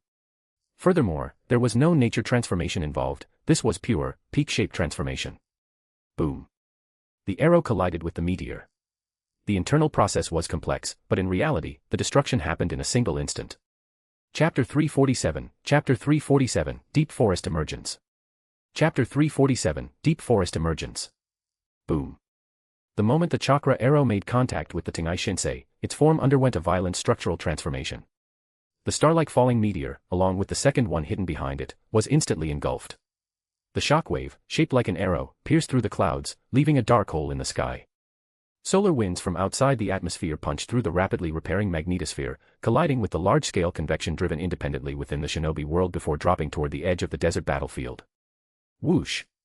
Bang! Bang! Sizzle! An aurora-like streak of light flashed across the horizon. In that instant, every sensor ninja within a 100-mile radius experienced a momentary blockage of their sensory abilities. They lost their power to perceive for less than half a second. Allied HQ, Shikaku had just finished sending Tsunade and the fourth Reikage to the dedicated room for the heavenly transfer jutsu when he received a transmission from Inoichi Yamanaka. What? A momentary loss of perception. Was it the enemy's doing? Shikaku's brow furrowed. A total sensory blackout across the entire battlefield for half a second was no small matter. It could very well be an enemy conspiracy. Is Tanbo in trouble? The fourth Reikage, standing in the center of the teleportation array, noticed Shikaku's expression. No, it's this. Inoichi has another update. At the moment of the blackout, Ao sensed that the direction causing such an influence was exactly where Uchiha Madara's battlefield is. Tsunade looked at Mabui. Do it. Uchiha Madara is a ninja who was an equal to my grandfather. I'm afraid they won't be able to hold out for long. Mabui nodded, her hands moving in a blur of signs. Shum. Tsunade and the Reikage vanished, transformed into beams of light. Whoosh, whoosh. Clang. Kiba took down a white Zetsu with a kunai. His nose twitched. Woof. You noticed it too, Kiba. Shino appeared silently at his side. Hinata looked confused. What is it? My nose stopped working for a split second just now. It felt like the scent particles in the air were disrupted, Kiba explained, using his years of training to make an educated guess. Yes. My parasitic insects outside my body lost coordination for a moment as well, Shino added. Was it an enemy attack, or some kind of natural anomaly? Hinata asked. Woof, woof. Hana Inazuka approached from a distance. Everyone, don't panic. HQ has communicated. This was likely a large-scale anomaly caused by the battlefield where Uchiha Madara is located. What? It influenced things from that far away. What kind of jutsu was that? Kiba was stunned. The distance between the 4th Division and their current position was immense. It seems the 4th Division has run into major trouble. Legendary ninjas are terrifying. Shino muttered. What do we do now? First, seal the reanimated enemies, then deal with these Zetsu. It's almost over, the enemy doesn't have much left in reserve, Kiba analyzed. With Tanbo's clones using Genjutsu to suppress the enemy, their advantage was overwhelming. The opposing forces were nearing total annihilation. Whoosh. Two figures were moving at high speeds. Hey, Ninetales kid, did you feel that? Killer Bee suddenly had a strange sensation. Something had just happened. Naruto replied, yeah. Just now, I felt a burst of natural energy in the distance. Even my malice perception flickered for a moment. What on earth was happening? How could natural energy become so chaotic on such a massive scale? Swoosh. Elsewhere, Obito, wearing the white mask, carrying the gunbai, and dressed in a deep blue robe, was marching with a swarm of reanimated Jinchuriki behind him. He was heading straight for Naruto and B. Suddenly, he looked in a specific direction. Was that an illusion? The dark cavern. Hiss. How did you find me? Kabuto put down his game piece and turned toward the cave entrance. Itachi Uchiha stood there, followed closely by Sasuke. Itachi replied, while I was under your control, I could sense the direction your chakra was coming from. I see. I didn't expect such a weakness. It seems the technique is still not perfect, Kabuto chuckled, standing up to face the two brothers.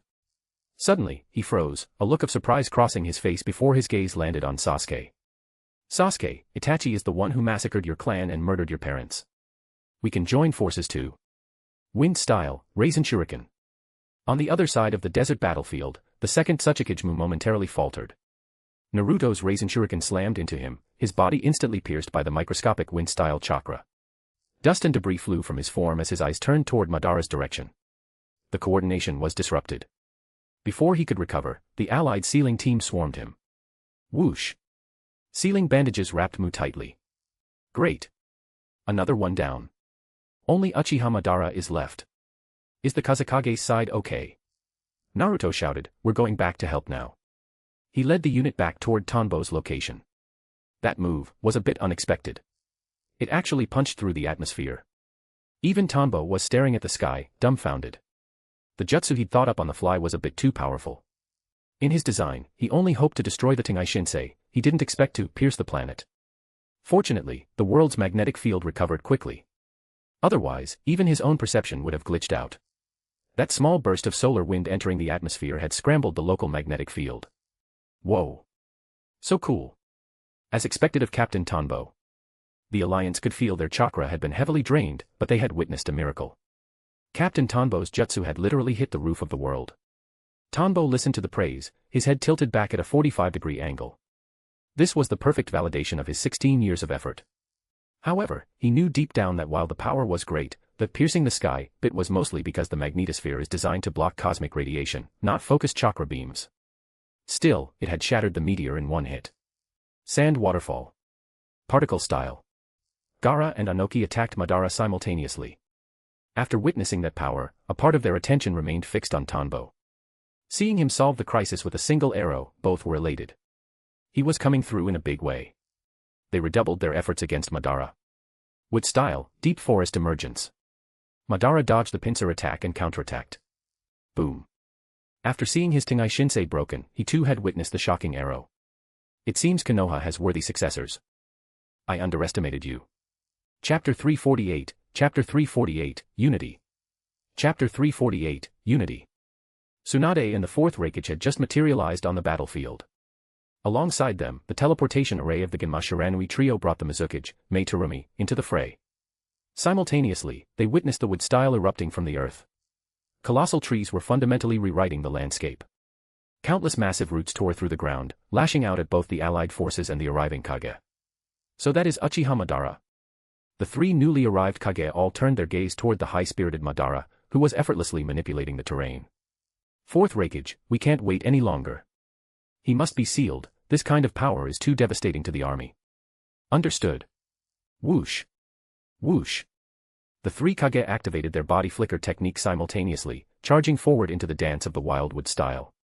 They attacked the encroaching forest, shielding the allied ninjas from the crushing roots. Ahead of them, within the ranks of the alliance, Tanbo Tobitake once again drew upon the collective chakra of the troops.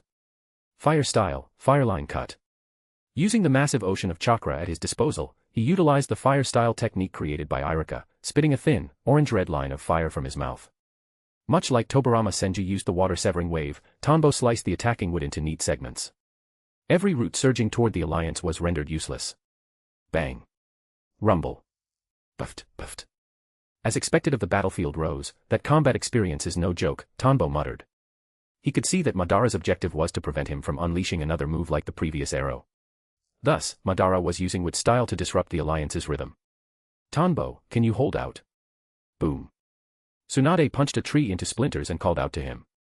The other two Kage were also assisting, one transformed into a bolt of lightning, zigzagging through the timber, the other spat acidic liquid, melting the wood on contact. Swoosh. Gaara and Anoki returned to the main formation. Give me a break. I have the power of the entire alliance backing me up. This is a walk in the park, Tanbo said, rolling his eyes. Did he look like someone who was struggling? This is wood style, he can use it too. Gaara asked. Tsunade looked at Uchiha Madara, who stood with his arms crossed, looking down at everyone with disdain. He likely used some method to borrow my grandfather's power. Even if we have to stake the honor of the 5 Kage, we must stop Uchiha Madara on this battlefield, Anoki said, clenching his fists. Fourth Reikage, exactly. Mei Terumi, they say Uchiha Madara is handsome and powerful, but I think he's not quite as charming as little Tanbo over there. Hey, what's with this, stake the honor of the 5 Kage, talk and leaving me out? Honestly. Click. Tanbo first made sure to record the scene. He photographed the grand entrance of the Kage, as well as Madara's overbearing presence. The fourth Reikage looked at Tanbo, who seemed perfectly synchronized with the alliance's chakra. You're a Genjutsu specialist. Can you provide support from the sidelines while we handle the front? Of course. I'll hold the line for you guys. Go ahead, I promise to make things very uncomfortable for him, Tanbo chuckled. You lot seem quite relaxed. I feel somewhat underestimated, Madara suddenly spoke, looking down at the group casually chatting and designing tactics. So you are the Kage of the 5 great villages. You've truly regressed. I hope you can pique my interest even slightly, and that unexpected fellow as well. Madara had never been ignored like this before. However, the alliance across from him was indeed an eyesore. That man's ninjutsu clearly required a massive amount of chakra to function. Hey, aren't you thinking a bit too highly of yourself? The name Uchiha Madara is indeed legendary, but you're just a relic of a bygone era, a puppet whose soul is being toyed with, Tanbo replied, looking directly at him. His tone was brimming with confidence, and his smirk suggested he truly believed his own words. The 5 Kage felt their lips twitch at Tanbo's bold claims. No matter how you looked at it, Madara wasn't as pathetic as Tanbo made him out to be. Still, in war, morale and bravado were essential. It seems the ninja's Hashirama raised. Madara's expression darkened with a hint of pity for the shinobi Hashirama had cultivated. No matter how hard they fought to protect the village, was this the result of Hashirama's dream? Truly, only his own path was perfect. Before he could finish, a yellow figure rose behind him. A raisin shuriken was hurled toward his back. Noisy. Buffed. A wood-locking wall sprouted behind Madara, encasing him. The raisin shuriken slammed into it, sending wood chips flying. It eventually tore through the defense, but when it hit Madara, he transformed into a log. A substitution. Naruto landed on a rock, frowning. The sneak attack had failed. The 9 tails, is it? It seems the establishment of the Ninja Academy didn't grant you any particularly outstanding ninja qualities, Madara said, emerging behind Naruto and reaching for his throat. Swoosh.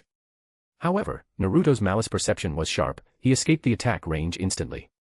The 5 Kage followed up immediately, launching a combined assault on Madara. Boom. Monster strength, particle style, sand, lightning armor, acid. Rumble. Naruto, let your clones support the other battlefields. Leave this place to me, Tanbo summoned his musical tool once more. He began channeling the alliance's chakra again. Ting dong, the music rang out. Naruto, glowing with yellow light, asked, is it really okay? Are you questioning my strength? Tanbo raised an eyebrow. Naruto paused. Uncle Tanbo had always been incredibly strong. He realized he had never actually seen Tanbo's full power and suspected the men might be even stronger than himself. Kid, haven't you noticed? This guy can use Sage Mode too. The 9 tails inside Naruto couldn't hold back anymore. Ah. Uncle Tanbo knows Sage Mode. But I thought only the Toad Sage. Naruto was stunned. In his mind, aside from himself, only Pervy Sage knew it. How did Captain Tanbo learn it? Wait, no. Why are you willing to talk to me now? Naruto realized the 9 tails had proactively started a conversation. The 9 tails, with its tail flicking behind the seal, paused. He doesn't just use Sage Mode, his is even more perfect than yours. He has completely merged natural energy with his own being. It is this profound fusion that prevents you from sensing that Sage power directly. Unity. Naruto remembered a term Tanbo had once used. Exactly. That unity he spoke of. He must have mastered it back then. No wonder Uncle Tanbo taught me about that back then. Naruto was immediately distracted by the 9 tails, forgetting to ask why the fox was suddenly so chatty. This guy is extremely dangerous. He won't have any problem stalling Uchiha Madara. In fact, he might even be able to go toe-to-toe with him. The 9 tails recalled being pinned down by one of Hashirama Senju's hands. Back then, Hashirama, like Tanbo, possessed the power of Sage Jutsu. In this regard, Tanbo was already stronger than Jiraiya or the toads of Mount Maiboku.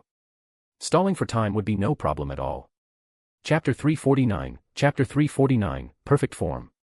Chapter 349, Perfect Form. Boom. Tailed beast bombs collided. Rumble. The entire landscape shifted, the dense forest was ground into a desert. Naruto and Killer Bee were locked in a fierce battle with Obito. The Geto Mazo had been summoned by Obito's summoning jutsu. Faced with the Geto Mazo, 6 reanimated Jinchuriki, and Obito himself, Naruto and Bee were stretched to their absolute limits. It's over. Obito reached out toward Naruto. Leaf-strong whirlwind. At the critical moment, Might Guy appeared just in time. Obito was forced to abandon his opening and phase through Guy's attack. Raikiri. Clang. Clang. Bang. Rumble. Inside the dark cavern, Itachi Uchiha once again severed Kabuto's dragon horn. How is this possible? Kabuto touched his head, then looked at the horn lying on the ground. It should have been cut off long ago. Sasuke, stay by my side. I told you, those who cannot face their true selves will wander forever in a world of their own delusions. Itachi said to Kabuto. Impossible. I will not fail. I have surpassed Lord Orochimaru, I have evolved into a dragon. Sage art, inorganic reincarnation. Kabuto roared in disbelief, unleashing the signature sage art of Ryuchi Cave. The inanimate objects in the space took on a life of their own, surging toward the brothers. Swish. Swish. Bang. Clang. Dodge, strike, Itachi and Kabuto clashed again. Once more, a horn was sliced off by Itachi. Kabuto touched the missing horn, the look of disbelief on his face deepening. He refused to accept this reality. The desert battlefield. Particle style. The other Kage bolstered Onoki with their chakra, allowing him to strike at Madara's Susanoo clones. Bang. Bang. Bang. With a single sweep of the light, the clones vanished. Throughout the fight, the constant music continued to suppress and lower the potency of Madara's techniques. Thanks to Tanbo's Genjutsu, otherwise we wouldn't have been able to break through his defense, Onoki muttered, looking at Uchiha Madara, who now had a hole blasted through his chest. Ultimately, Madara had managed to evade the full brunt of the particle style. Troublesome fellow. Wood style, advent of a world of flowering trees. Madara slammed his palms onto the ground. Through the extended combat, he had finally adapted to Tanbo's Genjutsu that disrupted the balance of mental and physical energy. He was now able to adjust both energies at will to maintain a stable chakra extraction, refusing to be dominated by the illusion. Massive flowers rose from the earth. As they bloomed, clouds of yellow pollen were sprayed across the battlefield, spreading with frightening speed. Careful, everyone. It's toxic. Don't worry, look at me. Phantasm Taijutsu, toxin resistance. Tanbo's voice rang out. The melody of the Genjutsu shifted, instead of suppressing Madara, it moved to buff his own allies. Using Genjutsu to hyperactivate the ninja's immune systems, the body was tricked into rapidly secreting antibodies to counteract the toxin. Genjutsu, decadent sound. After planting the seeds in his allies, Tanbo's music shifted again, this time into a luxurious, decadent melody. What is this music? I feel like I'm having a second youth. Motoi exclaimed. As the decadent sound echoed, he felt his body reacting, he felt aroused. It wasn't just him. Every member of the alliance, male or female, young or old, felt a sudden, primal surge of desire. The alliance members were already struggling, but as the primary target of the attack, Uchiha Madara felt it tenfold. Even a reanimated body can experience this. I acknowledge you, as the strongest Genjutsu user outside of the Uchiha. Madara felt a surge of masculine impulse, a violent one. Even the Edo Tensei vessel couldn't fully suppress the sensation. Looking at Tsunade, Mei Terumi, or the women of the alliance, his mind was flooded with intrusive carnal illusions. His entire body felt out of control. However, a man of 100 battles knew he could not succumb. If he did, his legendary reputation would be ruined. Even if he intended to cast infinite Tsukuyomi on the world, he couldn't live with himself if he lost here. Suddenly, a skeletal Susanoo frame began to assemble around him. It grew more complete by the second. Finally, a perfect Susanoo towered over the battlefield. Its massive form surpassed mountains and seemed to pierce the clouds. Compared to it, the Shinobi Alliance looked like mere ants. I wanted to experiment with other jutsu, but time is up. Let me see the true extent of your caliber. Madara spoke from within the Susanoo. This is. Tsunade and the other Kage felt a wave of despair. It's over, this chakra. Is this the power that rivaled my grandfather? This is the legend, Uchiha Madara. Damn it, this is a real headache. Gaara remained resolute. Everyone, do your best. Stalling for time is all we can do. We must find a way to counter him. The Kage realized that until now, Madara had simply been playing with them. Tanbo Tobitake heard Madara's mutterings and twitched his mouth. You really love to pose, don't you? Strongest outside the Uchiha, my foot. However, the Susanoo before him was undeniably powerful. The old internet fan theories about a Susanoo-clad wood golem destroying the four nations seemed entirely plausible now. In his perception, the perfect Susanoo was a structure of absolute defense. Even sound-based Genjutsu couldn't penetrate to reach Madara inside that armor. This required raw power. I guess if I don't use forced execution, I'll have to use sage art to fight him. To go toe-to-toe with Madara, Tanbo had to stop holding back. Hokage, Kazekage, Tsuchikage, Reikage, Mizukage, I have a way to block him. Watch me. Tanbo called out to the 5 Kage. they were stunned. Against this, there was still a way. Even the Alliance ninjas providing chakra behind him found it hard to believe. Whoosh. Regardless, Tanbo was a leader of the Alliance and a proven powerhouse. The 5 Kage gathered around him. What do we do? Tsunade asked. Don't resist. Give me your chakra. I'll block him. Tanbo's nerves connected to the 5 Kage. Massive amounts of data flooded his mind as he began the extraction. Uchiha Madara, stop acting like a big shot. Let me show you the power of the new generation. Sage Art, Nekasuno, Fortune Cat Susanoo. With the chakra of 10,000 ninjas, the 5 Kage, and Tanbo himself, plus natural energy, boom. The entire alliance was lifted by a tide of chakra. They suddenly found themselves, much like Madara, standing inside a colossal aggregate of energy. While Madara's was a samurai, theirs was a gargantuan Maneki Miko, Fortune Cat. Chapter 350, What Can You Do to Me? Chapter 350, What Can You Do to Me? The battlefield. A man and a cat towered over the landscape, standing tall amidst the chaos. They faced each other in a tense standoff. High mountains and giant trees were nothing more than stepping stones beneath their feet. This is... Anoki felt the power radiating from the construct, his aged face filled with disbelief. In his perception, the strength of this entity was on par with Uchiha Madara's. The secret technique of the Izuno clan. I didn't expect you to have mastered it to this extent. Tsunade, standing nearby, shot Tanbo Toba take a deep, contemplative look. As the Hokage, she was privy to the intel on all the village's clans. According to her records, the Izuno clan hadn't produced anyone capable of reaching this level of Nekagami possessions for several generations. She hadn't expected Tanbo to have trained in this as well. Reikage, kid, you've done well. With this, we should be able to hold out much longer. Gaara, incredible. Mei Terumi, now this is handsome.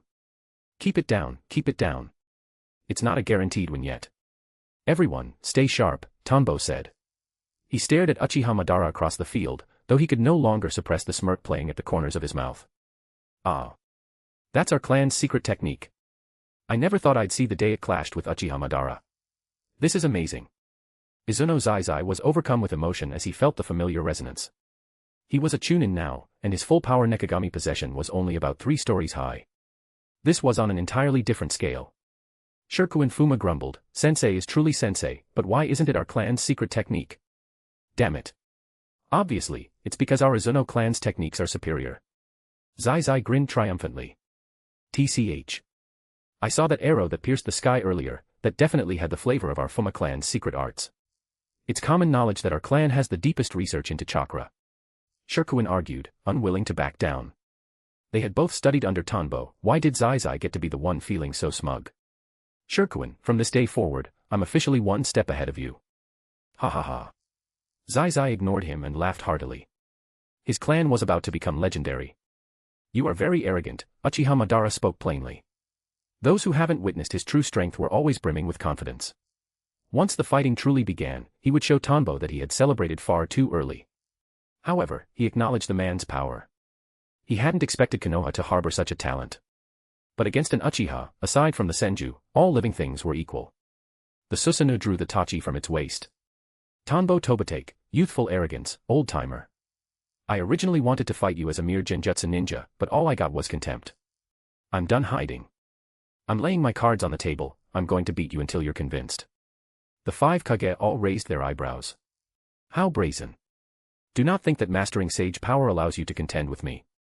If you underestimate the power of the Uchiha to this degree, you are gravely mistaken. Madara didn't waste any more words. Swoosh. He opened with a horizontal sweep of his blade, a strike meant to cleave thousands. Boom. The Fortune Cat nimbly evaded the attack. Behind it, a mountain peak on the opposite side was instantly decapitated, falling with a thunderous roar. And don't you think that just because you're walking the path of your predecessors, you can look down on us? Tanbo was not to be outdone. He lunged forward with a flurry of cat-cat punches, delivering a massive slap directly toward Madara's face. Bang. While the cat's agility was superior, its raw destructive power was clearly a notch below the Susanoo's. It only left several deep claw marks across the Susanoo's face. Whoosh. Bang. Bang. In an instant, the 2 giant chakra aggregates engaged in a fierce melee. But neither could gain the upper hand. One possessed top-tier attack and defense, the other possessed top-tier speed and defense. From a distance, it looked like 2 streaks of blue and red light colliding violently. The surrounding environment suffered the most. Small mountains collapsed under a single footstep, tall mountains were sliced apart by stray blades. The resulting shockwave sent the local ninja beasts fleeing for their lives. Those who couldn't outrun the blast were sent flying, the strong survived, the weak perished. Even the flying beasts in the sky were affected as the shockwaves cleared the clouds, revealing the crimson sunset. Yasaka Magatama. Nekarenka, cat sickle kick. Rumble. Under Tanbo's expert combat experience, the fortune cat used its speed to circle Madara. Madara's experience was equally sharp, utilizing the Susanu's absolute defense to set up tactical counters. This guy is no ordinary character, both thought simultaneously. The allied ninjas and the 5 Kage encased within the fortune cat felt their adrenaline spiking. It was a blood-pumping spectacle. The speed was so intense that those with slower reaction times couldn't even follow the details, they only felt the impact of the collisions and saw the light trails left by the movement. This wasn't the slow, lumbering giant battle one might expect, it was a high-speed exchange of 10 or more strikes per second. Too fast, my perception can barely keep up.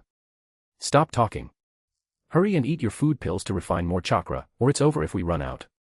Right. Captain Tanbo is only this strong because he's integrated the entire alliance. If our chakra fails, he's done for. Damn it, the enemy has a reanimated body, his chakra recovers indefinitely. There were smart people among the alliance. Knowing Tanbo couldn't give them orders during such a high-stakes fight, they realized chakra was the key. They began pulling rations from their pouches to replenish themselves. The Kage also focused on extracting chakra. I hope he can hold out until HQ finds the mastermind behind the Edo Tensei, they all thought. They had successfully stalled the real Uchiha Madara, the turning point now rested with Shikaku's efforts. Wondering if Tanbo could withstand such high-intensity combat, the 5 turned to look at him. They quickly realized he seemed perfectly fine. Tanbo stood with his hands in his pockets, casually controlling the fortune cat's responses to Madara's onslaught. There wasn't a hint of anxiety on his face, in fact, he seemed to be enjoying the fight. Looking across at Madara, they saw that his initial disdain had vanished, replaced by a much more serious expression. Yet, both men shared a similar aura, as if this world-shaking clash was merely a common occurrence. Chapter 351, Chapter 351, He is simply a Superman. Chapter 351, He is simply a Superman. The sky gradually faded into night. A bright full moon rose into the heavens. This is headquarters. The 4th Division and the 5 Kage are currently engaged with Uchiha Madara. All infiltration and reconnaissance units, locate the mastermind behind the Edo Tensei immediately. This is a matter of extreme urgency. Shikaku utilized the intel from AO and other sensory ninjas to swiftly issue new deployments. He knew this was the critical moment. The best solution was to neutralize the caster of the reanimation jutsu. Reconnaissance unit here, Captain Takuma Hyuga. We are pinned down by an enemy ambush squad. We need backup. This is the 5th Division. Our sector is under control, we are moving to support. 3rd Division here. We are nearing Naruto's location. 1st Division here. En route to Naruto's battlefield. 2nd Division here. Also approaching Naruto. Alright, Tanbo, you're a sensor ninja. Have your clone head toward Shikaku, they're disappearing. The souls of the reanimated are being liberated. Before Shikaku could finish the assignments, Inoichi and Ao suddenly sensed a massive release of chakra. Whether sealed or unsealed, the souls of the deceased began ascending to the heavens. Shikaku was stunned by the news. Across the battlefield, countless souls were finding peace. Those who could meet loved ones did so, those who couldn't simply ascended with a smile. Only the warmongers felt a sense of regret, they had been sealed too early and hadn't enjoyed a proper fight. And why were they sealed so early? Because of that damn Genjutsu ninja. It went exactly as I theorized. After the Edo Tensei is released, one can briefly utilize the spirit transformation jutsu to maintain control. Den Kato looked at the empty, devastated battlefield as his soul drifted out from the seal. He then flew toward a specific direction he sensed. Whoosh! Naruto, it seems someone has broken the reanimation jutsu. We must return to the Pure Land. We'll give you the last of our strength, hope you can stop his plan. In the mental plane, the souls of Utakata, Fu, Rashi, and the other Jinchuriki tossed their respective tailed beast chakra to Naruto before vanishing from the space. Naruto etched each of their names into his memory. I won't let you down. Boom. In the outside world, Obito controlled the Gedo Mazo to drag the tailed beasts back into the statue. He manipulated the chains to continue his assault on Naruto and Killer Bee. Guy and Kakashi provided support from the sidelines. Bang. Bang. Bang. Roar. Faced with the raw power of the Gedo Mazo and Obito's own abilities, the 4 were struggling to keep up. Within moments, B and Naruto were ensnared by the chains and dragged toward the statue. Damn it, this thing's suppression over tailed beasts is too strong. Even in his sage fox form, Naruto was being overpowered by the Mazo. Kamui. Kakashi's Mangekyo spun, attempting to warp the chains and rescue his comrades. Don't even think about it. Obito moved to interfere. Guy lunged forward with his nunchucks to intercept him. Whoosh. Ultimately, Kakashi's Kamui failed to sever the chains. Instant release. Just as Naruto and B were about to be pulled in, a figure descended from the sky like a falling star. Boom. The Geto Mazo was smashed directly into the earth, looking as if it had been hammered into the ground itself. However, the chains protruding from its mouth still refused to release the two Jinchuriki. Obito sensed the arrival and turned his head, his brow furrowing behind the mask. This guy again. Due to that momentary distraction, the Mazo's chains wavered. Kakashi seized the chance to sever them with Kamui. Naruto and B scrambled back to safety. Swoosh. Whoa, he is simply a Superman, Might Guy muttered, staring at the descending Tonbo Tobitake. Yo, Obito. Long time no see. How did you end up as the mastermind boss? You've certainly come a long way. That kid who used to shout about defeating Kakashi. I guess you finally got your wish. Tonbo used a body flicker to clear the Mazo's retaliatory strike, landing between Kakashi and Guy with a light smile directed at Obito. Obito. Guy and Kakashi were both shocked. Guy was genuinely bewildered, but for Kakashi, it was the final confirmation of a theory. Between the shared ocular space and the combat style, he had suspected this was his old friend. Plus, Tonbo had mentioned the masked man resembled Obito back at the site of Danzo's death. Thinking of this, the light in Kakashi's eyes shifted. He looked at Obito with hesitation and pain. Guy, you're saying he's Obito. But isn't he dead? Dead people can be revived. Haven't you seen enough of that on the battlefield today, Guy? Tonbo remarked. He's right. The dead can return. And I shall be reborn as the savior of this world, to change this false, dark reality. Obito removed his mask and looked at Tonbo. His aura was cold and composed. I didn't think you'd still recognize me. We weren't close. I am a sensor ninja, old classmate. Don't go making more mistakes. Kakashi frequently visits your name at the memorial stone. Even though you aren't dead, you used to be the kind of guy who loved helping old ladies across the street. This isn't like you, Tonbo said. What do you know? You know nothing. This world is fake, dark, and cruel. Once my plan is complete, all of humanity will enter a beautiful world of illusion. Everyone will find happiness. Hearing Tonbo's words, Obito's face filled with annoyance, his voice dripping with resentment toward the world. What kind of illusion world crap is that? That's no different from being dead. Naruto shouted. It was as if a button had been pressed, his talk no jutsu was officially activated. The dark cavern. How unexpected. I didn't think you'd be the one to let me out, Orochimaru chuckled, walking toward Kabuto and looking at Sasuke with a smile. Hiss. So scary. Suigetsu Hozuki immediately ducked behind Sasuke at the sight of Orochimaru. What are you planning? Stop him, Sasuke. If he takes over Kabuto's body, then. Karin warned urgently. No need to worry. I've seen everything from inside Kabuto's body. I'm merely taking back my own chakra. I've changed my perspective. Kabuto was merely a clumsy imitator. He couldn't provide me with any real research inspiration. Sasuke, I'm much more interested in seeing how the wind you blow will move the world. Orochimaru placed a hand on Kabuto, reclaiming his essence. He seemed far more interested in Sasuke than in Kabuto's perfect, sage body. And he was right, while he once favored Kabuto, his bets were now entirely on Sasuke. The child of destiny, his theory was correct. I want to know the truth. I need your power, Sasuke said, making his intentions clear. No problem. I will do as you wish, Orochimaru replied. Whoosh. Sasuke tossed the scroll Suigetsu had given him to Orochimaru. Clap. Heh. To think you found my secret research materials. Perfect. This saves me a trip. Orochimaru smiled, looking at the scroll in his hand. Chapter 352, Chapter 352, The News Headline. Chapter 352, The News Headline. Boom. A pair of massive cat feet slammed directly into the Susanoo's face. Crash. Bang. The Susanoo was sent skidding across the earth, carving a massive trench into the ground. Uchiha Madara felt the weight of the blow. It wasn't devastatingly powerful, but it was highly insulting. I've underestimated the ninjas of this era. To have more combat experience than an old man from the Warring States period, do you have some sort of special ability? During their clash, Madara realized that Tanbo's combat instincts were actually superior to his own. Furthermore, Tanbo seemed intimately familiar with Madara's moves, keeping him constantly on the back foot. Suddenly, Madara's body began to crack and crumble. His soul seemed to vibrate, threatening to drift away from the vessel. The perfect Susanoo flickered and vanished completely.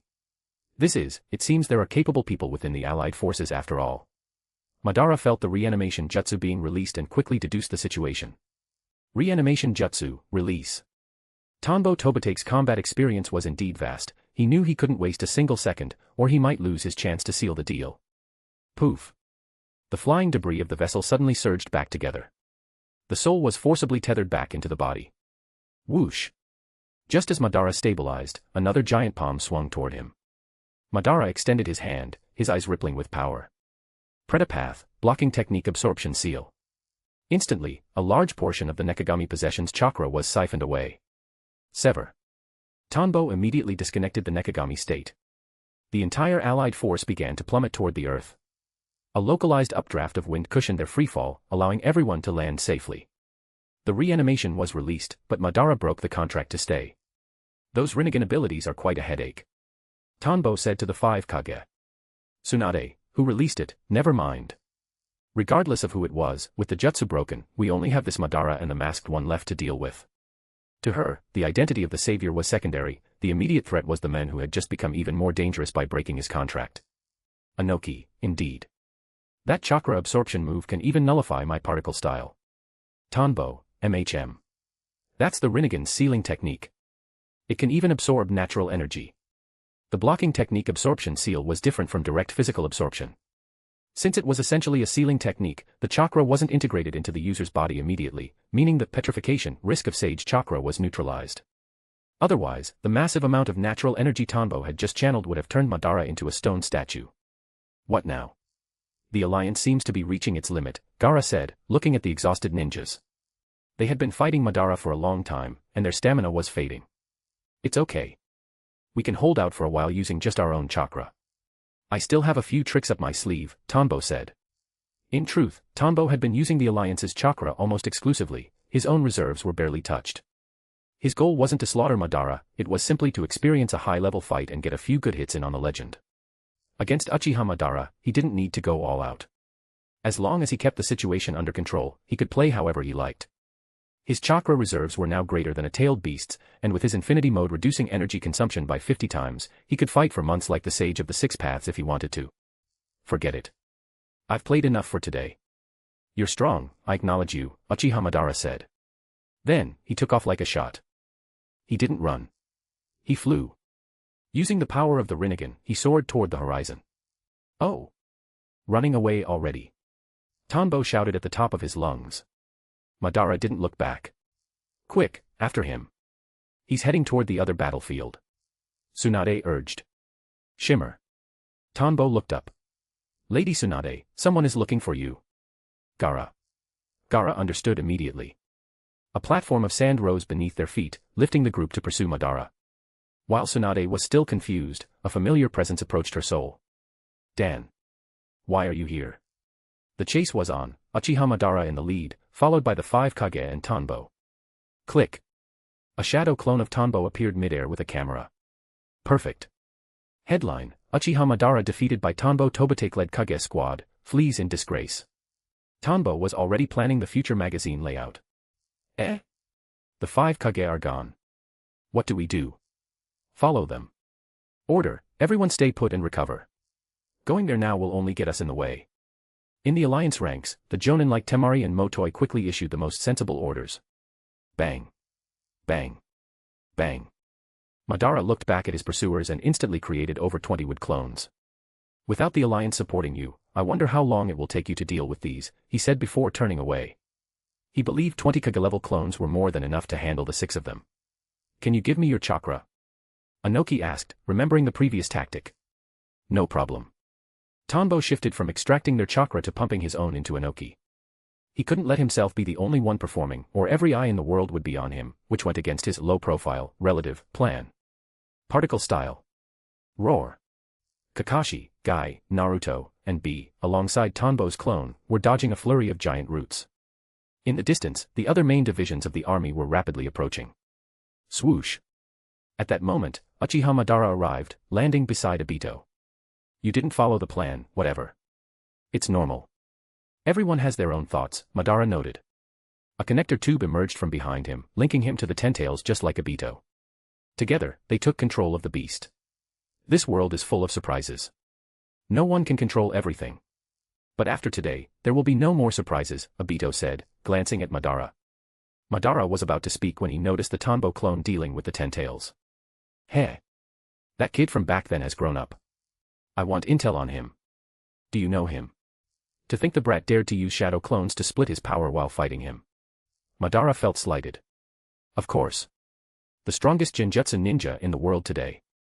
His name is Tanbo Tobitake. Do not underestimate him, his Genjutsu can even ensnare the ocular power of the Rinnegan. Obito began to relay everything he knew about Tanbo, specifically his terrifying illusionary capabilities. Chapter 353, Chapter 353, Tailed Beast Bomb. Chapter 353, Tailed Beast Bomb. Swoosh. Swoosh. Swoosh. First Battle Division, arrived. Darui led his troops onto the field. Second Battle Division, arrived. Katsuchi led his forces into position. Third Battle Division, arrived. Acting Captain Iwashi Tatami led the unit to the front. Fifth Battle Division, arrived. Mifune and his samurai arrived. Sensor Division, arrived. C led his team to the sensory hub. Surprise Attack Division, arrived. Kankuro led his squad to the flank. Medical and Logistics Division, arrived. Shizun led the support staff to the rear. We finally made it. Glad we're not late. Shibi Aburame appeared with Irika's squad. Yo-ho. How could a scene this big happen without us? Tanbo Tobitake and the 5 Kage descended from the sky, landing firmly at the head of the entire allied army. It's Lord Tanbo and the 5 Kage. Fantastic. But the size of that enemy, it's too big, isn't it? Is that the Ten-Tails? The arrival of the leaders sparked a wave of excitement through the alliance. However, the monster facing them, the Ten-Tails, was gargantuan. It was over a dozen times larger than any other tailed beast. Ninjas familiar with tailed beasts realized with a shudder that the Ten-Tails eye alone was the size of an entire tailed beast. The pressure was suffocating. A normal tailed beast could cause catastrophic casualties, this thing could wipe out the entire alliance with a single stray movement. This is headquarters. Readjusting combat deployment. Tanbo. At that moment, Shikaku's voice echoed in the minds of every commander, initiating a strategic layout. The 5 Kage, respecting Shikaku's intellect, immediately signaled their compliance. Senior Shikaku, my allied ninjutsu can only connect about 10,000 people at once. Any more and I won't be able to control the flow. Tanbo reminded Shikaku. That's enough for now, Tanbo thought. I can't link the entire army, or the Ten-Tails won't even have a chance to play. Understood. Your division will handle support. Naruto and the 5 Kage will execute the decapitation strike. Shikaku quickly pivoted. The entire alliance began to shift like a giant machine. Boom. Inside the Uchiha shrine in the Hidden Leaf Village. The 4 Hokage and Orochimaru's group all suddenly felt a powerful resonance. Everyone sensed it, but the 2nd and 4th Hokage's perceptions were particularly acute. We've told you everything you need to know, Hashirama said to Sasuke. It is time to resolve this. Orochimaru, then, let us go see what is happening. He loved this kind of scene, war, the ultimate large-scale laboratory. Whether it was the Hokage, Sasuke, or the others, they would all be his research subjects. He also wanted to see what kind of wind the child of destiny he had personally refined would blow through the world. Swoosh. In an instant, the 4 Hokage surged out of the Naka shrine. Let's go as well, Orochimaru said to Team Taka. Suigetsu, who had just been terrified by the Hokage's presence, immediately ducked behind Sasuke. First, second, third, I'll head on ahead. A yellow flash streaked across the sky. Like a bolt of lightning, Minato left the other 3 Hokage far behind, disappearing from their sight in a burst of speed. Hashirama, Sarutobi, he's quite impressive. How did he end up dying alongside the 9 Tails? Hiruzen Sarutobi remained silent. Not everyone can be a monster like you, Lord First. Roar. The 10 Tails had been buried in the earth by Shikaku's tactics, leaving only the tip of its head exposed. Obito and Madara stood atop its brow. In the distance, the alliance exhibited near-perfect coordination under the guidance of a rhythmic horn signal. I didn't expect Genjutsu to be used this way. I underestimated him. Uchiha Madara watched the Ten-Tails being forced back by the Alliance's tactics. He was genuinely impressed by the Alliance's commander and Tanbo's illusionary coordination. A mastermind paired with a battlefield conductor, the resulting power was beyond expectation. It seems we need to solve the issue of the enemy's head first. Obito had intercepted the chakra transmissions from the Allied HQ, narrowing down their general direction. Zip! As the Ten-Tails remained pinned, the horn signal ceased, replaced by the sound of a bowstring drawn to the breaking point. An attack faster than lightning streaked toward them. Uchiha reflection. Madara already had intel on this move. He held his gun by in front of him, bracing against the chakra arrow. Crash! Even so, the force pushed him back a great distance, the connector tubes stretching behind him as he moved. Whoosh! Bang! Though he intended to reflect it back at the Alliance, the attack was too powerful, the deflection went wide. The arrow pierced the earth, creating a diagonal, bottomless pit in the distance. The ground above rolled and buckled. This guy is also a headache. Impressive. It only took seeing it once for the move to become useless. As expected of Uchiha Madara, Tanbo observed. He wasn't surprised the arrow was reflected. Besides, that wasn't his true goal. Beneath his feet, dark, branching patterns connected him to the Ten-Tails. While the beast was buried, Madara and Obito couldn't see that Tanbo's neural system had already saturated the Ten-Tails' interior. He was harvesting data. He had planted neural seeds in the Geto Mazo back when he fought Pain, but in terms of data extraction, wireless was no match for wired. He needed to absorb as much information as possible in the shortest time. The current Ten-Tails was different from the Mazo. In his perception, it was radiating terrifying amounts of natural energy, far more concentrated than the anomalies he'd felt in the land of snow. A walking source of infinite energy, Tanbo noted. While analyzing the beast, a figure suddenly entered his sensory range. The figure glanced at the battlefield and immediately flickered away to another location. The body flicker technique was executed with absolute perfection. Minato is here, Tanbo deduced. He sees the battlefield is holding up, so he's gone to mark locations with flying Raijin. Minato's base speed, even without flying Raijin, was significantly higher than Shirsue's. Roar! Suddenly, the buried Ten-Tails underwent a violent transformation. Its form mutated rapidly, growing even more massive. The natural energy became even thicker. A flower bloomed from its mouth, and a colossal amount of energy began to gather. A dark red-tailed beast bomb appeared. Oh no! Mind transfer jutsu. Under Shikaku's command, members of the Yamanaka clan immediately attempted to possess Obito to veer the tailed beast bomb off course. Boom. In less than 3 seconds, Obito shattered the mind transfer. The tailed beast bomb fired, followed immediately by a second one. They were being fired like cheap ammunition. Perhaps because it was their first time controlling the beast, Madara and Obito missed their marks, several bombs veering wide. Then, one tailed beast bomb was aimed directly at the sky. Bang. That's the direction of headquarters. Shikamaru deduced the target instantly. For a moment, his heart skipped a beat. Chapter 354, Showing One's Skills. Chapter 354, Showing One's Skills. Boom. As the tailed beast bomb launched, Inoichi Yamanaka and the other sensory ninjas at the Allied HQ immediately felt the vibration. Cold sweat broke out on their faces. However, as veteran jonin who had weathered 100 battles, they remained calm enough to handle the crisis. Time is short. Everyone, listen to me. Inoichi placed his hand on Shikaku's head, and Shikaku began to issue the final defensive arrangements. Senior Shikaku, don't worry. I'm prepared. Just as he started to speak, Tanbo Tobotake's voice echoed in his mind. Then, a shadow clone of Tanbo appeared right in the middle of headquarters. Everyone, Ao, Inoichi, Shikaku, and the others, turned to look at him.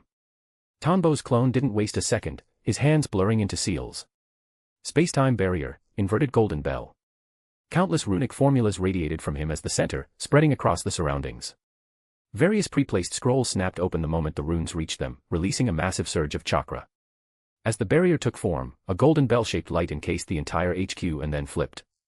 The buildings vanished from the spot, leaving only a flat, empty stretch of land. Boom.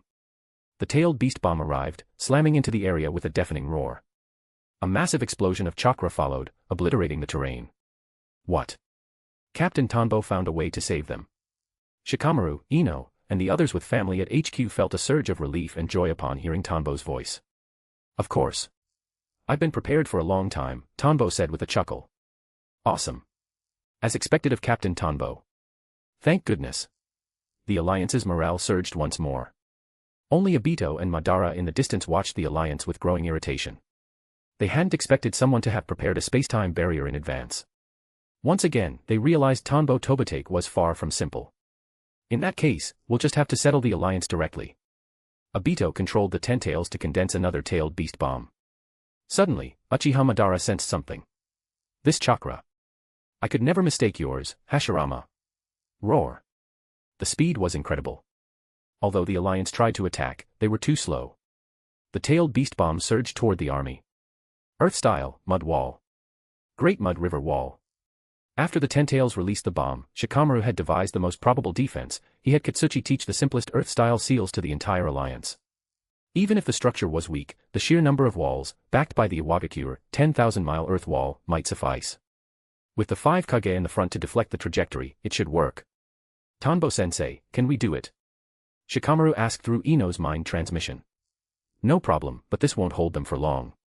You'll need to think of another way after this, Tanbo replied. His hands began to weave the phantasm, Hurricane Celestial. The complete version. This was the largest structure he could maintain that would stay stable and powerful based on his knowledge of physics. Bang. Bang. Bang. The tailed beast bomb tore through layer after layer of barriers, destroying the earth walls. Just as Killer Bee prepared to use a tailed beast bomb of his own to intercept it, the projectile suddenly vanished. It's gone. The alliance was stunned. Sorry I'm late. Minato Namikaze appeared before the alliance. Far out at sea, a massive explosion erupted, sending a shockwave that buffeted the ninjas, knocking some off their feet. The 4th Hokage. Your speed is even faster than mine. You're as impressive as ever. Not bad, young man. Swoosh. Swoosh. Swoosh. In rapid succession, the 2nd, 3rd, and 1st Hokage appeared. However, before they could even finish their grand entrance, Tanbo's voice cut through the air. Everyone, fall back. The sky shifted. Dark clouds swirled, sand flew into the air, and giant tornadoes rose from the ground. Following orders, the alliance retreated rapidly. Gradually, the battlefield became a territory enclosed by a massive hurricane, with the Ten Tails at the very center. Oh. This ninjutsu is more impressive than mine, Hashirama remarked, watching the giant storm rise from nothing. Tobirama added, this is a very specific Ine-style nature transformation. To develop a ninjutsu to this level is truly remarkable. It's an honor to be praised by the Second Lord, but it was only possible thanks to the Alliance ninjas, Tanbo said, landing beside them and pointing to the exhausted shinobi in the safe zone. Tanbo. I knew I wasn't wrong about you. You're a man who has inherited the will of fire, you've grown so strong. Hiruzen Sarutobi was delighted. Minato smiled. It's been a long time. Indeed. A dozen years have passed in a flash. Your son has grown so much. Time flies, and I never thought we'd be fighting side by side again, Tanbo mused. Zip. Dad. Naruto appeared in his golden cloak. Tear. The hurricane's winds lashed at Obito and Madara, drawing blood instantly. Madara's Edo Tensei skin was caught in a constant loop of being shredded and regenerating. This jutsu. Obito looked down at the Ten Tails and realized even the beast's flesh was being torn away. Susanoo. Madara manifested his Susanoo, encasing the Ten Tails and Obito within it to withstand the assault. Throwing out forbidden jutsu like they're nothing. If this were enough to settle a chaotic era, Hashirama and I would have done it long ago, Madara remarked, watching his Susanoo get stripped to its skeleton and then regrow via the Ten Tails chakra. Obito, it seems we can't get out for the moment. They were trapped in the eye of the storm. The jutsu should dissipate in about 15 minutes. Grab the opportunity then, don't let that fellow use another one, Madara advised. The Hurricane Celestial was too vast, they were blinded and could only wait for it to end. No, we can't wait. The enemy has gained several Hokage as reinforcements, Obito argued. He was impatient to create the new world. Tanbo, prepare the previous move again. When the enemy emerges, seize the chance to kill it, Shikaku's voice rang out again. Understood. I'll get ready, Tanbo replied. Beneath his feet, data continued to stream back through his neural threads. The Ten Tails hadn't moved an inch. This was perfect, it gave him more time to collect data. He could feel Obito preparing something big, the Ten Tails chakra was condensing in a strange, concentrated way. He followed Shikaku's plan, reconnecting to the army to prepare the allied ninjutsu, aiming to shoot down the Ten Tails the moment the storm cleared. Though, he privately estimated that the same trick wouldn't work on them twice. Chapter 355, Chapter 355, Cataclysm. Chapter 355, Cataclysm. 5 minutes later. Under Tanbo Tobate's systematic integration, a gargantuan bow and arrow materialized above the allied forces. The arrow was locked onto the Ten-Tails position, ready to fire at any moment. The soldiers of the alliance looked up at him with expectant eyes, while the other Kage stood poised to provide immediate support. Roar! But before they could finish imagining the end of the war, a horrific mutation occurred. The heavens and the earth changed color. The sky turned into a chaotic swirl of dark clouds, crackling with lightning and thunder. The earth groaned and buckled as if a giant dragon were turning over beneath the surface. The hurricane celestial jutsu was forcefully dismantled, dissolving into the air. Heavenly lightning raged and the earth rolled in violent waves. Rumble. The phenomenon rippled out from the battlefield across the entire continental plate. The land of frost, the land of hot springs, the land of lightning, the land of fire, the land of rice, all territories near the battlefield experienced varying degrees of cataclysm. Natural energy was inverting, disrupted by a power that had suddenly surged beyond control. Konoha. What's happening? Tenyu, did you find anything? Konohamaru was patrolling the village when a sense of profound unease washed over him. He immediately sought out Tenyu, who possessed superior sensory abilities. Nature is wailing, the ecology is shifting. Tenyu tried his best to articulate his sensations. In his perception, the chakra in the very air was rioting. Normally, the trace amounts of chakra distributed within nature were too minute for him to sense, but now, they were screaming. Konohamaru frowned. I'm afraid something has gone terribly wrong on the battlefield. Seriously, why won't the Hokage let us go to the front? Just keep patrolling, Tenyu replied, knowing they were helpless to change the tides. We have to make sure no enemies slip in during the chaos. In a hidden dimension. Jigen opened his eyes. He sensed the upheaval, but because his body could not yet fully sustain the power of the karma, he was forced to return to sleep to continue the repair process. Soon. Ten-Tails. Mount Myaboku. The gears of destiny are turning. Hagoromo, the threat to the shinobi world, the final setup. Gamamaru stood before his crystal ball, watching the shifting images on the surface. Shikatsu Forest. In this damp, misty region, rows of green vegetables grew in defiance of the humidity, plants that were usually finicky grew lushly here. Amidst the greenery, a colossal slug lay elegantly on the ground. Vast amounts of natural energy surrounded Katsuyu like a thick fog, flowing in and out in a rhythmic, breathing pattern. Suddenly, she felt the violent fluctuation of natural energy. I hope the old toad's prophecy is correct. Ryuchi Cave. Grandmaster, the land of ancestors has no one left seeking the power of sage arts. Why don't we move? Tajitsuhime licked her lips.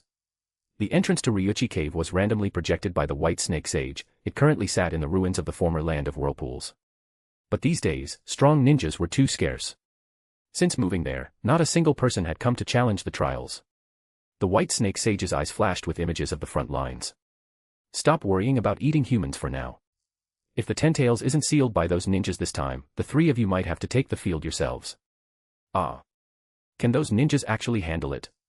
Honestly, wouldn't it be better if the three great sages stepped in? Tajitsuhime was worried. She knew how weak most ninjas were. In 1,000 years, the number of people to pass the Ryuchi trials could be counted on one hand. Don't underestimate them, the White Snake Sage said, puffing a ring of smoke. There is one fellow among the ninjas whose ability is formidable. I don't know why he chooses to hide his full strength, but combined with Hagoromo's contingency plans, it will be fine. The sage's ability, subtle light of the soul, allowed its mental waves to travel freely across the world. Only specialized barriers or pocket dimensions could block its perception. Everything, Tanbo Tobate's self-taught sage mode and his high-level jutsu, was within the sage's sight. Whoosh! What is going on? Temari and Motoi, leading the reinforcements, were suddenly halted by the world-ending weather. Lightning fell from the sky. Rumble. Several ninjas were turned to ash before they could even react. Panic set in. They were forced to stop to deal with the lightning, but then the ground itself began to churn. Lord Motoi. The ley lines are flipping. Heaven and earth are in chaos. An IWA ninja, sensitive to the earth, realized this wasn't just a simple jutsu. The very crust of the planet was shifting. Bang. Bang. Damn it. What is happening at the front? Ninjas were being buried alive by the rolling earth. The power was far greater than anything tens of thousands of Earth-style users could produce. Splash. Huge floods and tsunamis surged forward, threatening to swallow the world. Oh my god. Suigetsu, following Orochimaru, stared at the wall of water in horror. A wind so strong it threatened to peel the skin off his face followed close behind. Orochimaru licked his lips as he felt the power radiating from the distance. What fascinating power. Lord Orochimaru, stop being fascinated and let's worry about surviving. Suigetsu was terrified of the lightning strikes. Don't move. A giant white snake lunged out of the flood and swallowed Suigetsu, Karen, and Jugo whole. Boom. Boom. Wood style, deep forest emergence. Summoning jutsu. Super beast scroll. In a single instant, the allied forces took devastating casualties. Being at the center of the battlefield, they were hit the hardest. The jutsu Tanbo had been maintaining was shattered the moment the earth flipped. If they fell to the ground now, they would be swallowed by the churning rock. But the elite quickly reacted. Massive trees erupted from the ground to provide footing for the survivors. Tsunade summoned Katsuyu to heal the wounded, and Tanbo used wind style, updraft to catch those falling into the abyss. I am inferior to it, Tanbo thought, looking at the source of the chaos. Chapter 356, Chapter 356, Accelerating. Chapter 356, Accelerating.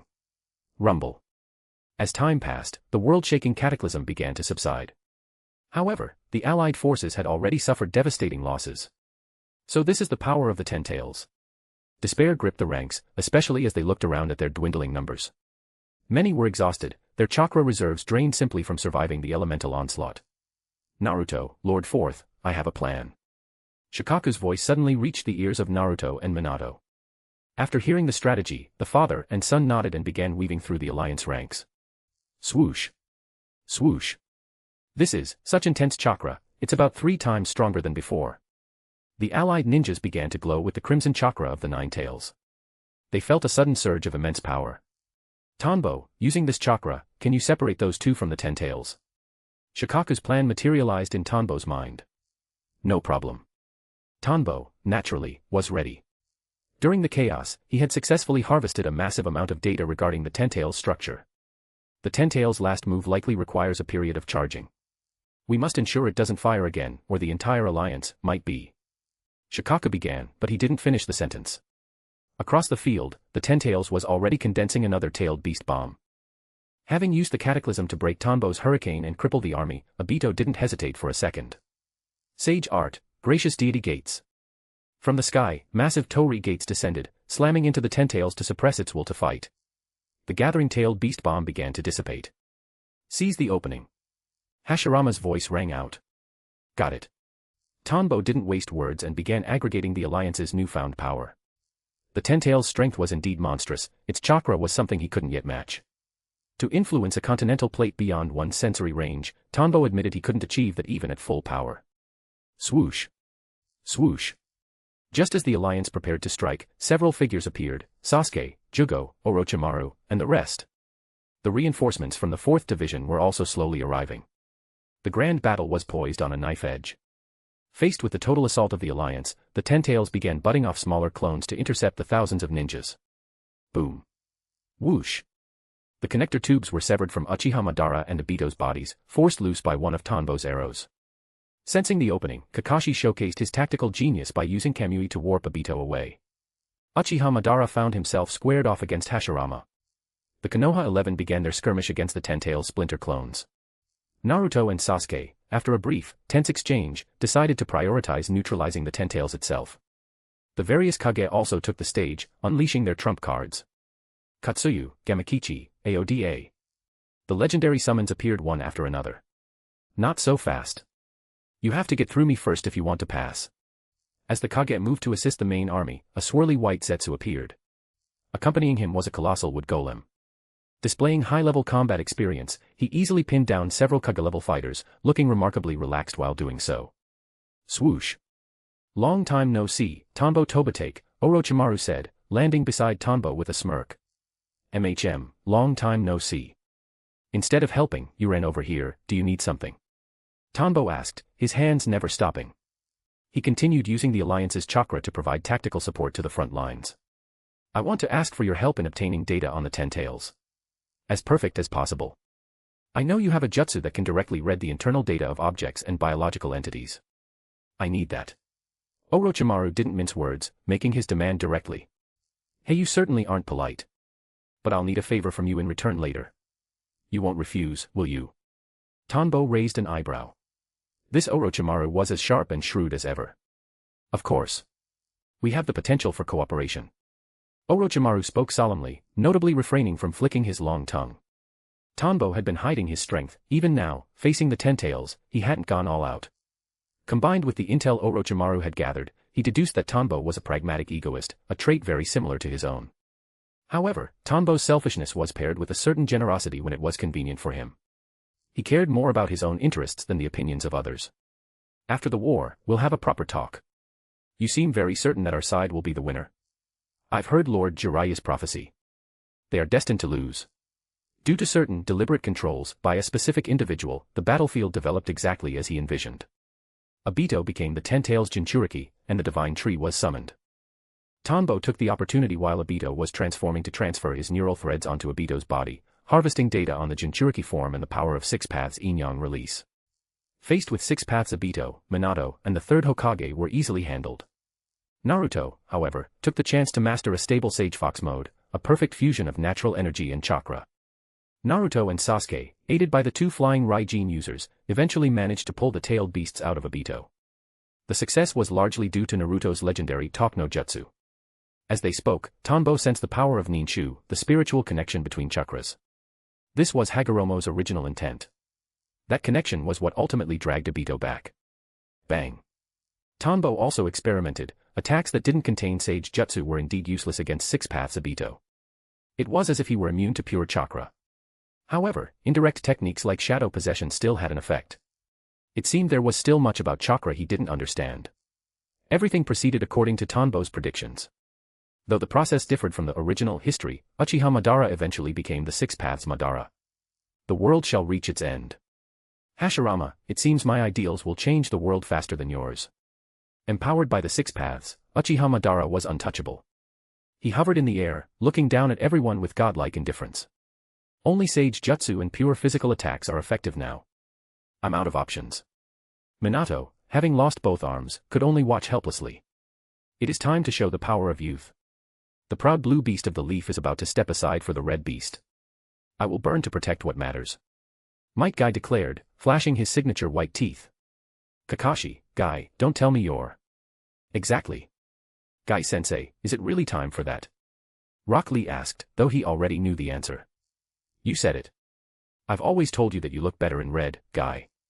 Let the two colors of the leaf take the stage once more. Suddenly, Tanbo Tobitake descended from the sky. In his hands, he held a large mass of white, pulsating matter. But before you open the gate of death, let's plant this thing in you first. Chapter 357, Chapter 357, Hurting My Feet. Chapter 357, Hurting My Feet. What is this? Guy asked, looking at the white mass in confusion. Since our opponent is immune to ninjutsu, I knew your taijutsu would be the key. I got this good stuff from Orochimaru specifically for you. Stop talking and hold still. Tanbo Tobitake's hand hovered over the white matter, surrounded by a swirl of emerald chakra. Yang style, life return. He slammed his palm against Guy's chest. The white matter began to dissolve, seeping bit by bit into Guy's sternum. Kakashi's eyes widened. Such intense life force. Those are Hashirama's cells, aren't they? Minato Namikaze noted. As a Hokage, he was well aware of that specific line of research. Exactly. Orochimaru's research into Hashirama's cells is now quite thorough. This was specially prepared for this moment. Gradually, the cells integrated into Guy's body. Tanbo had a deep understanding of the 8 inner gates. After becoming the acting Hokage, he had researched them extensively and discussed them at length with Guy.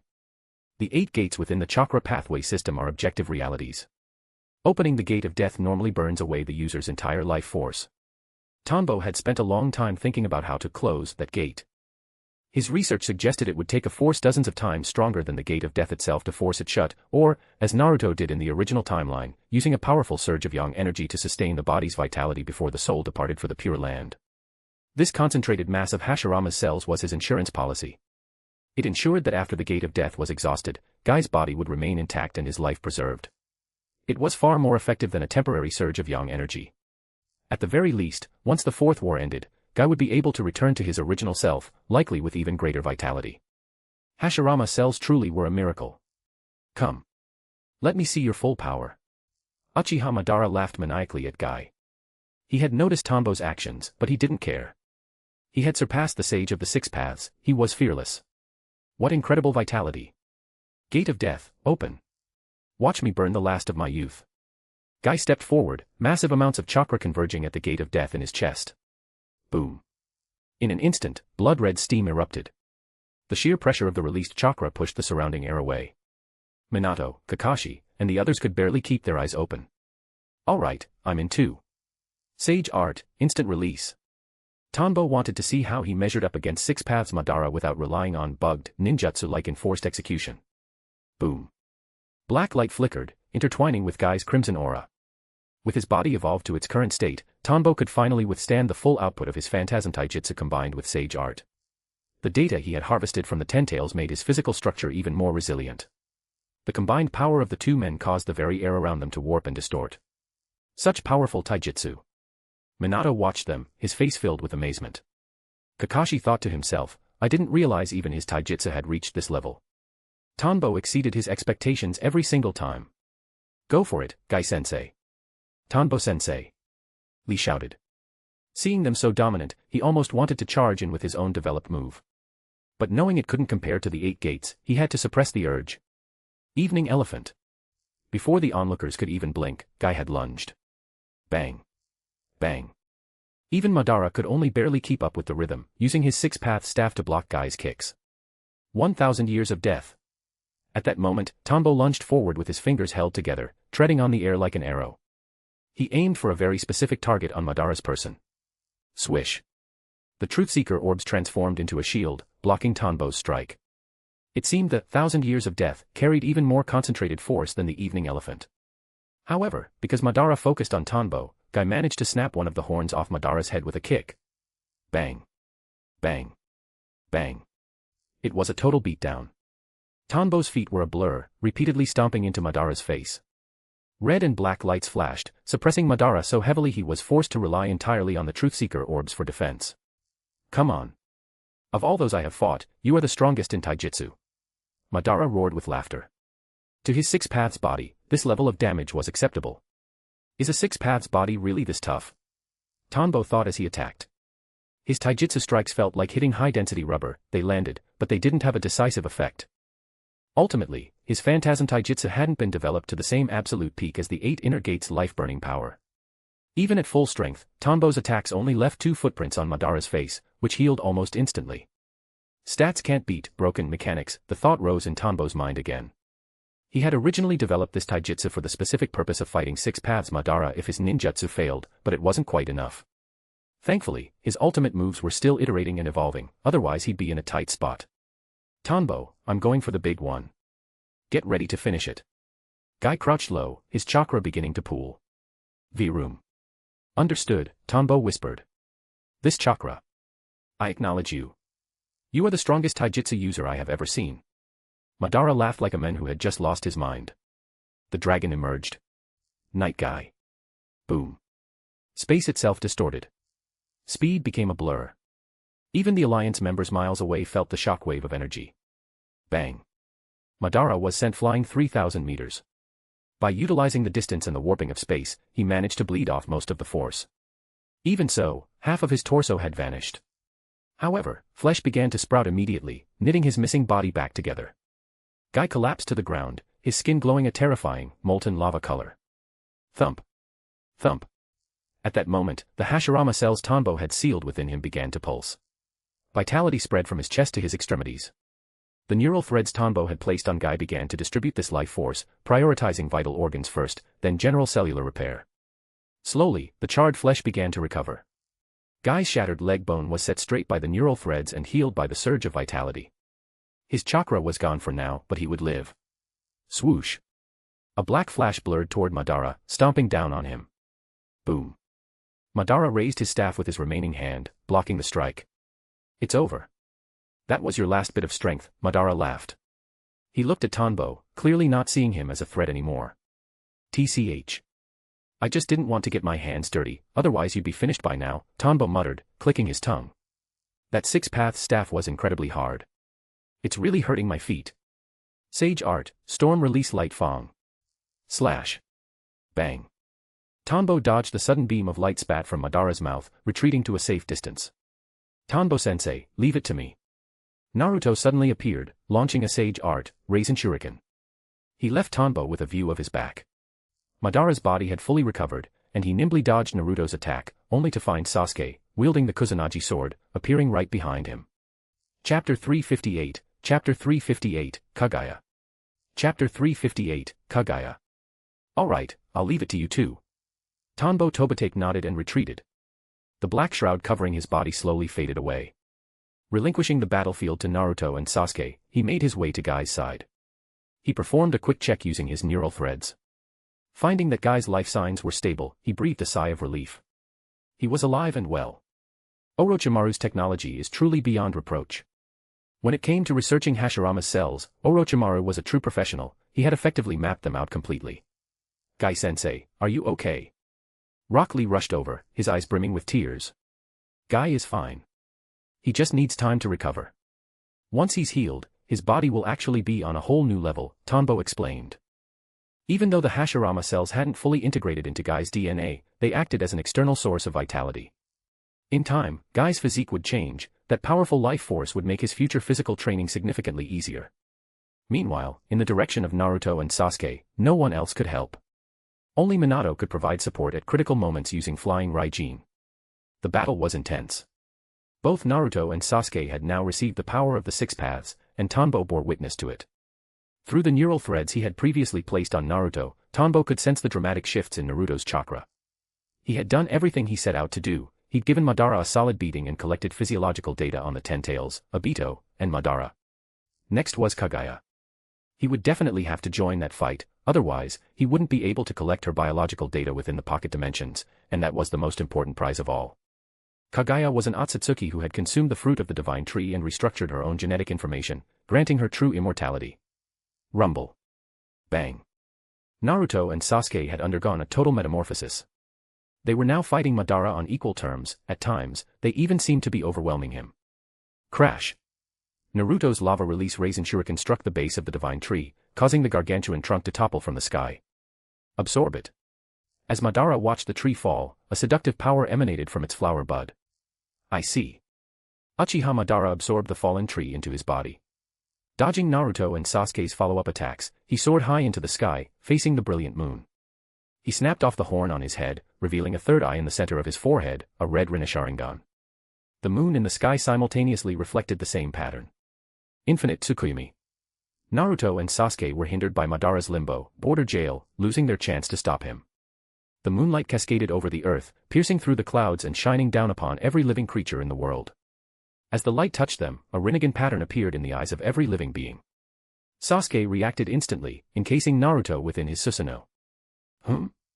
It looks like Sakura and Kakashi won't be participating in the big fight this time. Tanbo noted, raising an eyebrow as he saw Sasuke only protecting Naruto. Nekagami possession. The giant fortune cat manifested, shielding Tanbo, Guy, and the others. However, the moonlight still managed to penetrate the chakra construct. As I suspected, simple chakra protection isn't enough to block the infinite Tsukuyomi. You need the power of the Rinnegan or an equivalent level of power like Sasuke. Fortunately, I didn't plan on relying solely on that. Tanbo's eyes also manifested the Rinnegan pattern, as did the people lying on the ground around him. God, deep forest emergence. Madara continued the ritual. Countless bandage-like wrappings descended from the sky, cocoons of wood binding all living beings. Only the reanimated Hokage were ignored by the attack. The power of the Rinnegan allowed them to evade the infinite Tsukuyomi, Black Zetsu observed, controlling Obito's body as he looked at the Susanoo blocking the light. Gradually, the moonlight faded. Sasuke and Naruto emerged from the Susanoo just as Uchiha Madara descended from the heavens. This loathsome world will finally enter its most beautiful era. No matter how hard you struggle, it is all in vain. Ha ha ha. Madara laughed wildly at the duo. Sasuke, no matter what, we have to take this guy down and save everyone, Naruto said, his expression grim. Yeah. This guy is really starting to piss me off, Sasuke agreed. Ha ha ha. Now that I have absorbed the power of the divine tree, you have no chance of victory. Just go ahead and enjoy your own little worlds. Madara's laughter was arrogant and dismissive. Gasp. Before he could finish his sentence, a hand pierced through his chest from behind. You should join them too, Black Zetsu said, emerging from the shadows. You betrayed me. I created you. Madara gasped in disbelief. Feeling his chakra spiraling out of control, he couldn't comprehend what was happening. I was never created by you. From the very beginning, you were merely my pawn, a tool to resurrect my mother, Kagaya. Black Zetsu utilized yin-yang release, spirit possession assimilation, merging himself into Madara's body and forcing a violent transformation. The chakra of all living beings trapped in the infinite Tsukumi began to funnel into him. As the massive influx of chakra surged, Madara's body began to warp and balloon. Naruto and Sasuke watched in stunned silence, unable to grasp what was unfolding. Within moments, a female form appeared before them. Her alien appearance left them shocked, particularly the unfathomable amount of chakra radiating from her. Obito's body, no longer under Zetsu's control, collapsed to the ground. Hagoromo. Kagaya Otsutsuki fixed her gaze on Naruto and Sasuke. She sensed Hagoromo's power. Looking at their hands, the sealing power etched there triggered a vivid, ancient memory. I will not be sealed by that power again. The environment suddenly shifted violently as the entire space was replaced by a world of molten lava. He. Faced with Mother's power, you can only watch in despair as the world dies. Ha ha ha.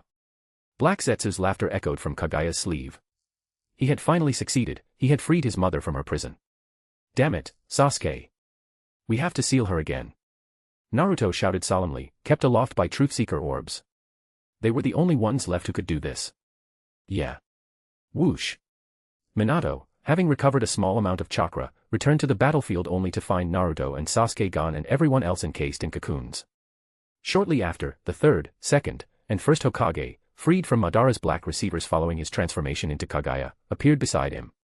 Tobirama, is there a way to save everyone? Hashirama asked. It's impossible in the short term. The enemy's power is too great, this isn't a genjutsu that can be broken by ordinary means, Tobirama replied after examining a cocoon. He estimated that even for him, it would take about 3 months of research to find a way to break a jutsu that affected the entire world. Since reanimated bodies were immune, it proved a solution existed, but they simply didn't have the time. At the site of the divine tree, Tanbo Tobitake, having bypassed the infinite Tsukumi, appeared at the base of the remains. Naruto, Sasuke, sorry for making you lose the support of Kakashi and Sakura this time. But give me a minute, I need to dig up the roots of this divine tree first. Bang. Bang. Bang. He summoned a horde of phantasm beasts to begin excavating the roots. This was prime material for crafting powerful ninja tools and would be essential for his plans over the next decade. Naruto and the others can wait, he thought. They won't die in just a few minutes. Chapter 359, Chapter 359, A Handsome Entrance. Chapter 359, A Handsome Entrance. Boom. Lava release, Raisin Shuriken. Whoosh. Whoosh. Beams of white light flashed, instantly shredding Naruto's ninjutsu and launching a relentless counterattack toward him. Poof. Fortunately, it was just a shadow clone. Damn it, her taijutsu is way too strong. It's even tougher than Thick Eyebrows Sensei's. Naruto and Sasuke were attacking with everything they had, yet they were being repelled by Kagaya's fists one by one. Naruto, this isn't like you. We will win, Sasuke said beside him. By now, both of them were looking quite battered. Ha ha ha ha. Mother is the progenitor of chakra. In front of her, you two stand no chance, Black Zetsu cackled from her sleeve. Humph, we're not giving up yet. Sasuke, I'm using that move. Naruto whispered into Sasuke's ear. Sasuke broke into a cold sweat. Now is not the time for jokes. What kind of idea is that? How could that possibly work? I've practiced this move longer than the Rasengan, it'll work. The stronger the person, the bigger the opening they leave for this jutsu, Naruto said confidently. Fine, we have no choice but to try, Sasuke relented. They were strong, but there was still a gap between them and Kagaya. They needed the element of surprise. Multi-shadow clone jutsu. Poof. Poof. Poof. Countless shadow clones manifested, swarming the sky and completely surrounding Kagaya. Naive. Mother, separate them. If they can't touch, they can't use the sealing jutsu, Black Zetsu suggested. Kagaya was about to act when the Naruto clones in the distance transformed. Reverse harem jutsu. Poof. Countless handsome men suddenly filled the sky. Not only was the naive Kagaya stunned, even Black Zetsu was dumbfounded. What on earth? In this dimension of purple earth and lava, another man appeared in the distance at that exact moment. Oh, what a coincidence. Tanbo Tobitake hadn't expected that the moment he used the neural threads on Naruto to coordinate a spacetime jump, he would witness this scene. Snap. With lightning speed, a camera appeared in his hand. Flash.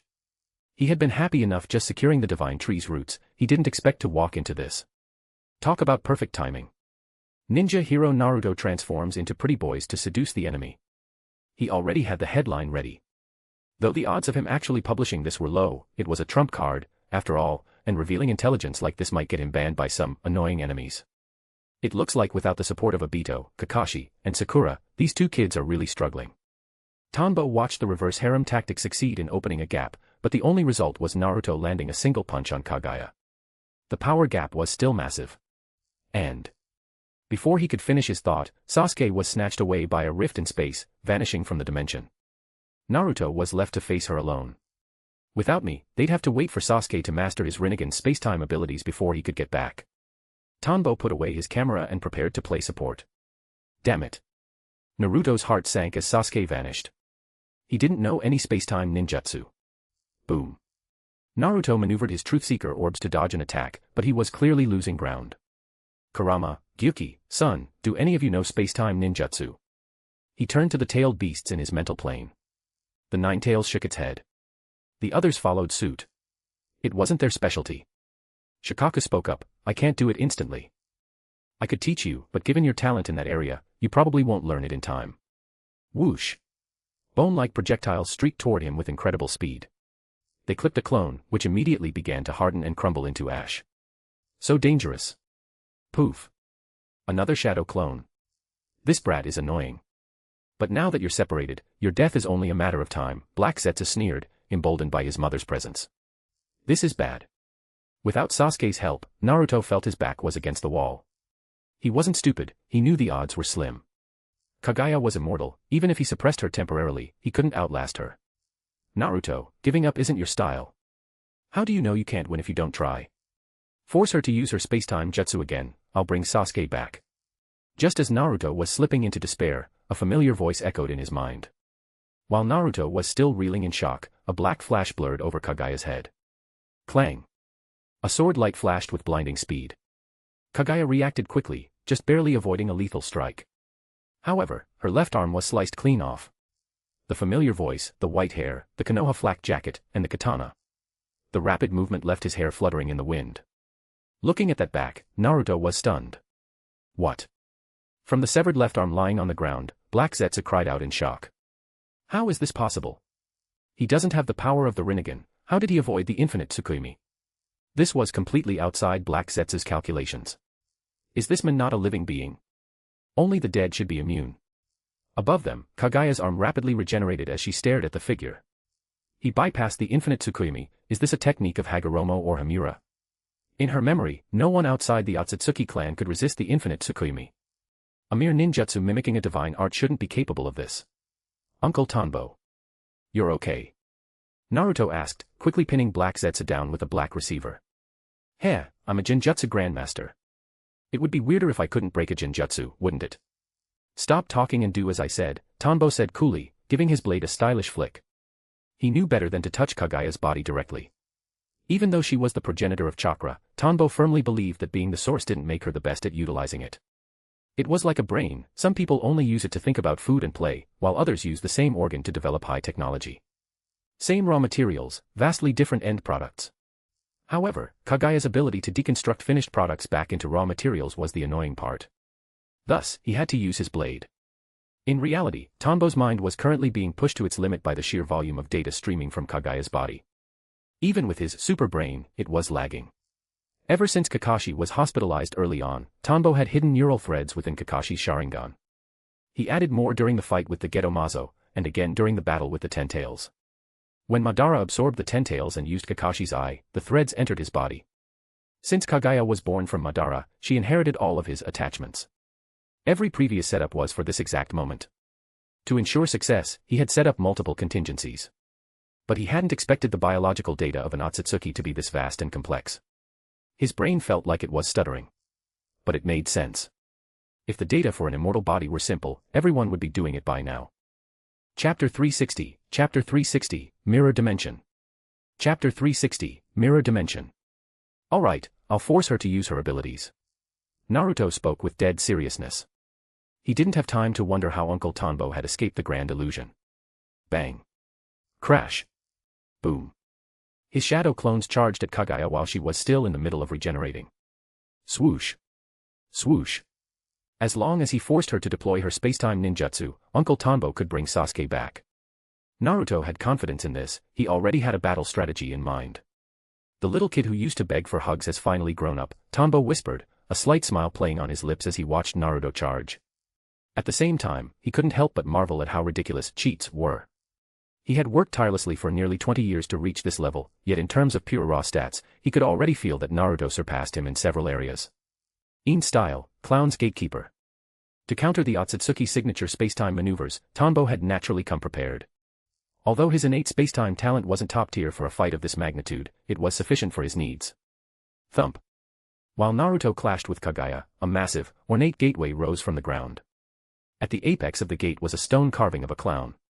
The clown's nose emitted ripples of spatial energy, and the runic formulas on the gate shifted dynamically based on the clown's scent of the dimensions. As the jutsu activated, spatial echoes resonated within Tanbo's mind, materializing the invisible coordinates of the dimensions. Zip! In the distance, Kaguya silently opened a rift and appeared stealthily behind Naruto. First dimension located. Huff, puff. In the desert dimension, Sasuke was panting heavily, cold sweat dripping down his face. In this environment, even if I don't move, my chakra is slowly bleeding away. Damn it. I hope Naruto hasn't died yet. Sasuke felt his chakra vanishing like water poured into sand, drying up at an alarming rate. It was only because of his high recovery speed that he was still standing, a normal jonin wouldn't have lasted minutes. Looking at the endless dunes, Sasuke felt the situation was dire. However, he had already thought of a plan, he just didn't know if Naruto could hold out long enough. Having once absorbed Orochimaru's pocket dimension, he had inherited the Sanin's knowledge, including spacetime research. By combining that with the power of his Rinnegan, he was certain he could return to Naruto's side. But he had no idea how long it would take. He suddenly thought of Uchiha Itachi. If Big Brother were here, he'd have a way, wouldn't he? Crack. Suddenly, a disturbance occurred nearby. Sasuke whipped around to see a giant clown gate rising from the sand. The doors swung open. A figure stepped through into the burning heat. Fifth dimension. Heh, found you. Tanbo Tobitake saw Sasuke. Through the open gate, one could see the lava dimension where Naruto was being chased by Kaguya. If she weren't so distracted by the endless shadow clones, Naruto would have been caught long ago. Tanbo Tobitake. Sasuke was genuinely shocked. This man should have been caught in the infinite Tsukuyomi outside. How was he here? And it seemed he had come looking for him specifically. You look surprised. Surely you didn't think only the ocular power of a Sharingan or Rinnegan could break a Genjutsu. Tanbo said with a half-smile. This kid was as arrogant as ever. Whoosh. Sasuke used Amenotejikara to swap places through the clown's gatekeeper, appearing back in the lava dimension. He glanced coolly at Tanbo. You haven't seen true power. Having said his piece, he swapped again to appear above Kaguya, coordinating a pincer attack with Naruto. The cool act failed. This kid is really overconfident in his own strength. Tanbo muttered. Well, to be fair, he had the strength to back it up. Sasuke's mastery of the Rinnegan was improving by the second. That was raw talent for you. Bang. Sasuke, encased in his Susanoo, was sent flying back toward Tanbo. Several all-killing ash bones were lodged in the energy construct, and the Susanoo itself was cracking like glass. Sasuke immediately deactivated the armor. Is that all? Let me touch you for a second to set a coordinate. I don't want to have to hunt you down in some hard-to-find dimension again. Before Sasuke could snap back, Tanbo reached out. Neural thread surged from his hand, instantly permeating Sasuke's body. This again. Sasuke recognized it. It was what Orochimaru had shown him years ago, a segment of neural pathways. According to Orochimaru, it could enhance neural reflexes, provide coordinates, and read biological data. Since he still needed Tanbo's help, Sasuke didn't resist. Alright, go get M. I'll provide support. Good luck. Tanbo patted his shoulder encouragingly. Sasuke gave him a look and charged back in. Mother. Kill that man first. Black Zetsu, still pinned to the ground in the distance, screamed. Tanbo Tobitake was a nuisance. Since he could escape the infinite Tsukuyomi, he might have a way to threaten Kaguya. Faced with Naruto and Sasuke's combined assault, Kaguya constantly flickered through spacetime, appearing and disappearing like a ghost. It was only because of their six paths reflexes that they weren't finished. Hearing Zetsu's warning, she too realized the annoyance.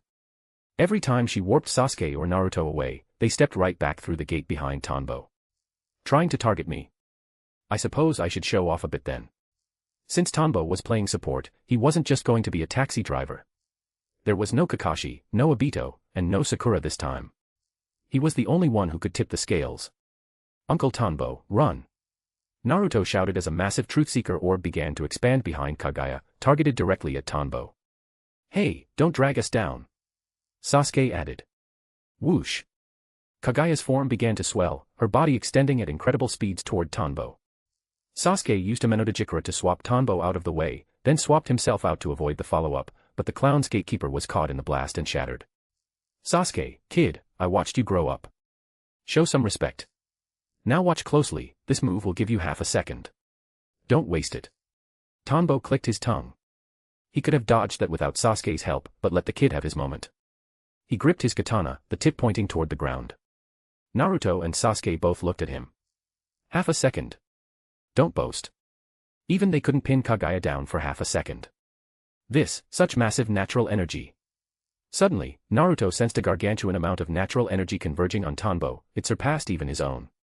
Sasuke saw it too, through the Rinnegan, the atmosphere itself seemed to be flowing into Tanbo. They realized he wasn't joking. Sage Art, Mirror Dimension. Chapter 361, The Greatest Winner. Chapter 361, The Greatest Winner. Crack. Shatter. Kagaya, along with Black Zetsu on the ground, watched as Tanbo Tobitake and the surrounding space began to fracture like glass. Sensory inversion. Kagaya's vision flipped upside down. Her body felt as if it were burning at a searing temperature, her nostrils were filled with an odor so foul it would make an Otsutsuki vomit, chaotic, dissonant sounds roared in her ears, and her tongue tasted a cloying, sickly sweetness. Mass reversal.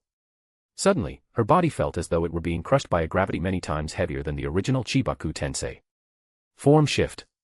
Her vision seemed to snap back to normal for an instant. In the distance, the two boys wielding Hagoromo's power were closing in on her with blinding speed. Kagaya's Byakugan bulged in fury. A unique surge of chakra formed in her brain, and all the previous sensory distortions vanished instantly. But what she saw next plunged her into despair. 6 paths, Chibaku Tensei. One hand from each boy slammed onto her body simultaneously. No. Hagoromo. Kagaya wailed in unwilling defiance. The Truth-Seeker orb behind her shattered bit by bit. Her body distorted as the 9-tailed beasts were forcibly extracted from her form. The body of Uchiha Madara was also ejected, falling toward the ground. The immense sealing force encased Kagaya, and the surrounding matter of the dimension was sucked into the core to form a new satellite. Sorry about that. I'm just trying to survive. I'll come visit you when I have time, Tanbo said, hands in his pockets. He walked over to Black Zetsu and kicked him toward the rising mass of the seal. Swoosh. Damn it, Tanbo Tobitake. Mother and I will return. Thud, thud, thud. A giant moon rose within the pocket dimension. It's over. Uncle Tanbo, you were amazing. What was that move? It was incredible. Naruto's eyes sparkled as he looked at Tanbo, amazed at how easily Kagaya had been sealed. Sasuke remained aloof, but his ears perked up, he clearly wanted intel on that technique. He knew that with the power of his Rinnegan, even his Genjutsu had been useless against Kagaya. Sasuke's internal plans weren't finished yet, he still intended to seize absolute power to enforce world peace. It was nothing special. I'm just a tiny bit stronger than the average guy, Tanbo waved his hand dismissively. Really, I'm making people blush with all this praise. TCH. Both boys looked at him with disdain. He was definitely milking the moment. By the way, how do we get out of here? The battlefield. The old man, Hagoromo, sensed the completion of the seal and used the summoning jutsu to call forth the spirits of the previous Kage. My power is fading, I must soon return to the Pure Land. Everyone, lend me your strength for the summoning jutsu to bring them back, Hagoromo said to the spirits. It seems the future shinobi world is still plagued by war. It seems strife did not cease after my death. From the look of it, the younger generation is about to enter a new era. The first Raikage, since the Sage of 6 Paths has spoken. No one objected. They all formed hand seals, preparing to use their chakra to pull Naruto, Sasuke, and the 9-tailed beasts back from Kagaya's dimension using the array Hagoromo had created. Poof. Just then, right next to the formation, a gateway rose from the ground. Startled, everyone turned to look. 3 figures walked out slowly. At the lead was a white-haired man with a smirk on his face. Hi there. Problem solved. Are you guys having a party? Tanbo laughed. Naruto and Sasuke followed, with the 9-tailed beasts behind them. Kurama's tail was wrapped around Madara's body, which he threw heavily onto the ground. Hey! What do you mean, problem solved? Sasuke and I worked really hard. Naruto pouted. He had almost died, yet Tanbo made it sound like a walk in the park. Hagoromo froze, looking at Tanbo with genuine appreciation. It seems my help wasn't needed after all. Creak. The clown's gatekeeper closed and vanished into the air. Hashirama laughed. It seems there are many capable people among the younger generation. Tobirama looked at Tanbo intensely. To break the infinite Tsukuyomi in such a short time, your intellect is far from simple, kid. Hagoromo, very well. Sasuke, Naruto, the cycle of hatred between my sons should end with this era. What you do next is up to you. I am me, and Sasuke is Sasuke. We aren't your kids, Naruto said confidently. Indeed. But all's well that ends well, Hagoromo nodded. Sasuke's eyes darted to Uchiha Madara. Seeing he wasn't dead yet, he prepared to finish him off. But Tanbo blocked his path. He's finished. Let him have a final word with his old friend. Sasuke glanced at him, then watched as Hashirama walked toward Madara. Alright, you guys chat. I'm going to rest for a bit. Tanbo acted exhausted, leaning against one of the thick divine tree roots where countless ninjas were still hanging. The fourth war is over. The harvest is plentiful. I wonder how strong the future Otsutsuki will be. In terms of raw power, they shouldn't be stronger than Kagaya. Using the research gathered from Urashiki and the neural data harvested from within Kagaya, he had found the precise anchor points to trigger a genjutsu on her, buying that crucial half-second. That was why his genjutsu worked. It wasn't just the massive natural energy, it was the data. He didn't even have to use his forced execution cheat to relegate Kagaya to the history books. Her combat experience was even worse than Urashiki's. What a waste of a body containing infinite power. I don't have much intel on the future beyond this point. I'll spend my time researching ninjutsu and the Otsutsuki. I'll find the Kara organization and kill them on sight. With the war over, his meta-knowledge was running dry. His knowledge of the Boruto era was limited. However, he wasn't worried. He had a new, superior experimental subject, Kagaya Otsutsuki. He had the coordinates for Kagaya's core dimension saved in his mind. He had set them before the fight even started. By using his space-time abilities, he could return there to continuously harvest data. As long as they were in the same dimension, the neural threads he left on Kagaya would feed him data, even through the seal. Step, step, step. Naruto and Sasuke began walking toward the final valley. The greatest winner is me. From now on, I can live however I want without worrying about Naruto and the others. Genjutsu, historical modification. As Tanbo watched Sasuke and Naruto leave, and before they could release the infinite Tsukuyomi, he placed his hand inconspicuously against the divine tree trunk. Using the tree as a hub, his neural thread surged toward the people hanging from the branches. Underground, the thread spread from the tiny roots toward every person in the world. When he reached his limit, he siphoned the chakra flowing through the roots to push the threads even further. Every person touched by the threads was subjected to historical modification. He suppressed their memories of his taijutsu and ninjutsu prowess, replacing them with a reinforced impression that he was purely a genjutsu specialist. Since the roots of the infinite Tsukuyomi were interconnected, everyone in the world was affected. He then severed the threads, leaving them dormant within their bodies, a hidden trump card to be activated if ever needed. He didn't know what the Boruto era would bring, but a little extra insurance never hurt. Chapter 362, Chapter 362, Warmth. Chapter 362, Warmth. The war was over. Every shinobi was busy tying up loose ends on the battlefield. In truth, there weren't many ends left to tie up. Under the world-shaking power of the Ten Tails, the terrain had been destroyed beyond recognition. The ninjas of the various villages followed their respective kage back to their own nations. Snap. Finally, Tanbo Tobite captured the sight of everyone's relieved expressions with his camera. Konoha. Inside the Hokage's office. What? You still want me to be Hokage? No way, not doing it. I'm retiring. It's the era of the youth now. Facing Tsunade and the two consultants, Tanbo Tobite waved his hands frantically in refusal. What are they thinking? He was 31 years old now. It was time to step aside and hand the position over to the younger generation. Tsunade frowned. The Shinobi Union has just been established. Konoha needs an experienced and powerful ninja to serve as Hokage and handle the aftermath of the Fourth War. The ninjas of the entire village believe you are the most suitable candidate. After all, you already have the experience. She couldn't understand why Tanbo always shirked responsibility when he was clearly so capable. Mitokado Hamura added, that's right. A new era needs a new look. Tsunade is getting older, we need young people like you to take control. Before he could finish, Tsunade glared at him with murderous intent. Ahem. Generally speaking, Tsunade has done a great job as Hokage, but you must shoulder this responsibility, Hamura coughed, quickly changing the subject. Tanbo curled his lip. Talk about letting the youth take control. Hamura-senpai, Kohara-senpai, you two are even older than Lady Tsunade, aren't you? Why haven't you retired? The idea of them talking about the youth controlling the new era was simply hilarious to him. Udatane Kohara scolded, don't think that just because you've become one of the heroes who ended the war, you can be disrespectful. We only remain to ensure Konoha doesn't head down the wrong path. We haven't retired so that the younger generation can grow up and inherit our positions. But now, even you don't want to take responsibility, setting a bad example for everyone else. You are a hero, you must step up. To hell with you. Tanbo's eyes flashed. The two old fogies' vision immediately blurred, and they slumped over, fast asleep. He didn't want to hear it.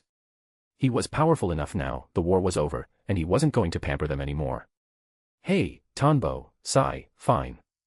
Tsunade looked at the two consultants caught in the Genjutsu and sighed helplessly. I'll let Kakashi do it then. He's lazy too, but he's still more diligent than you in these matters. She had wanted Tanbo to serve as Hokage because of his unparalleled experience and ability.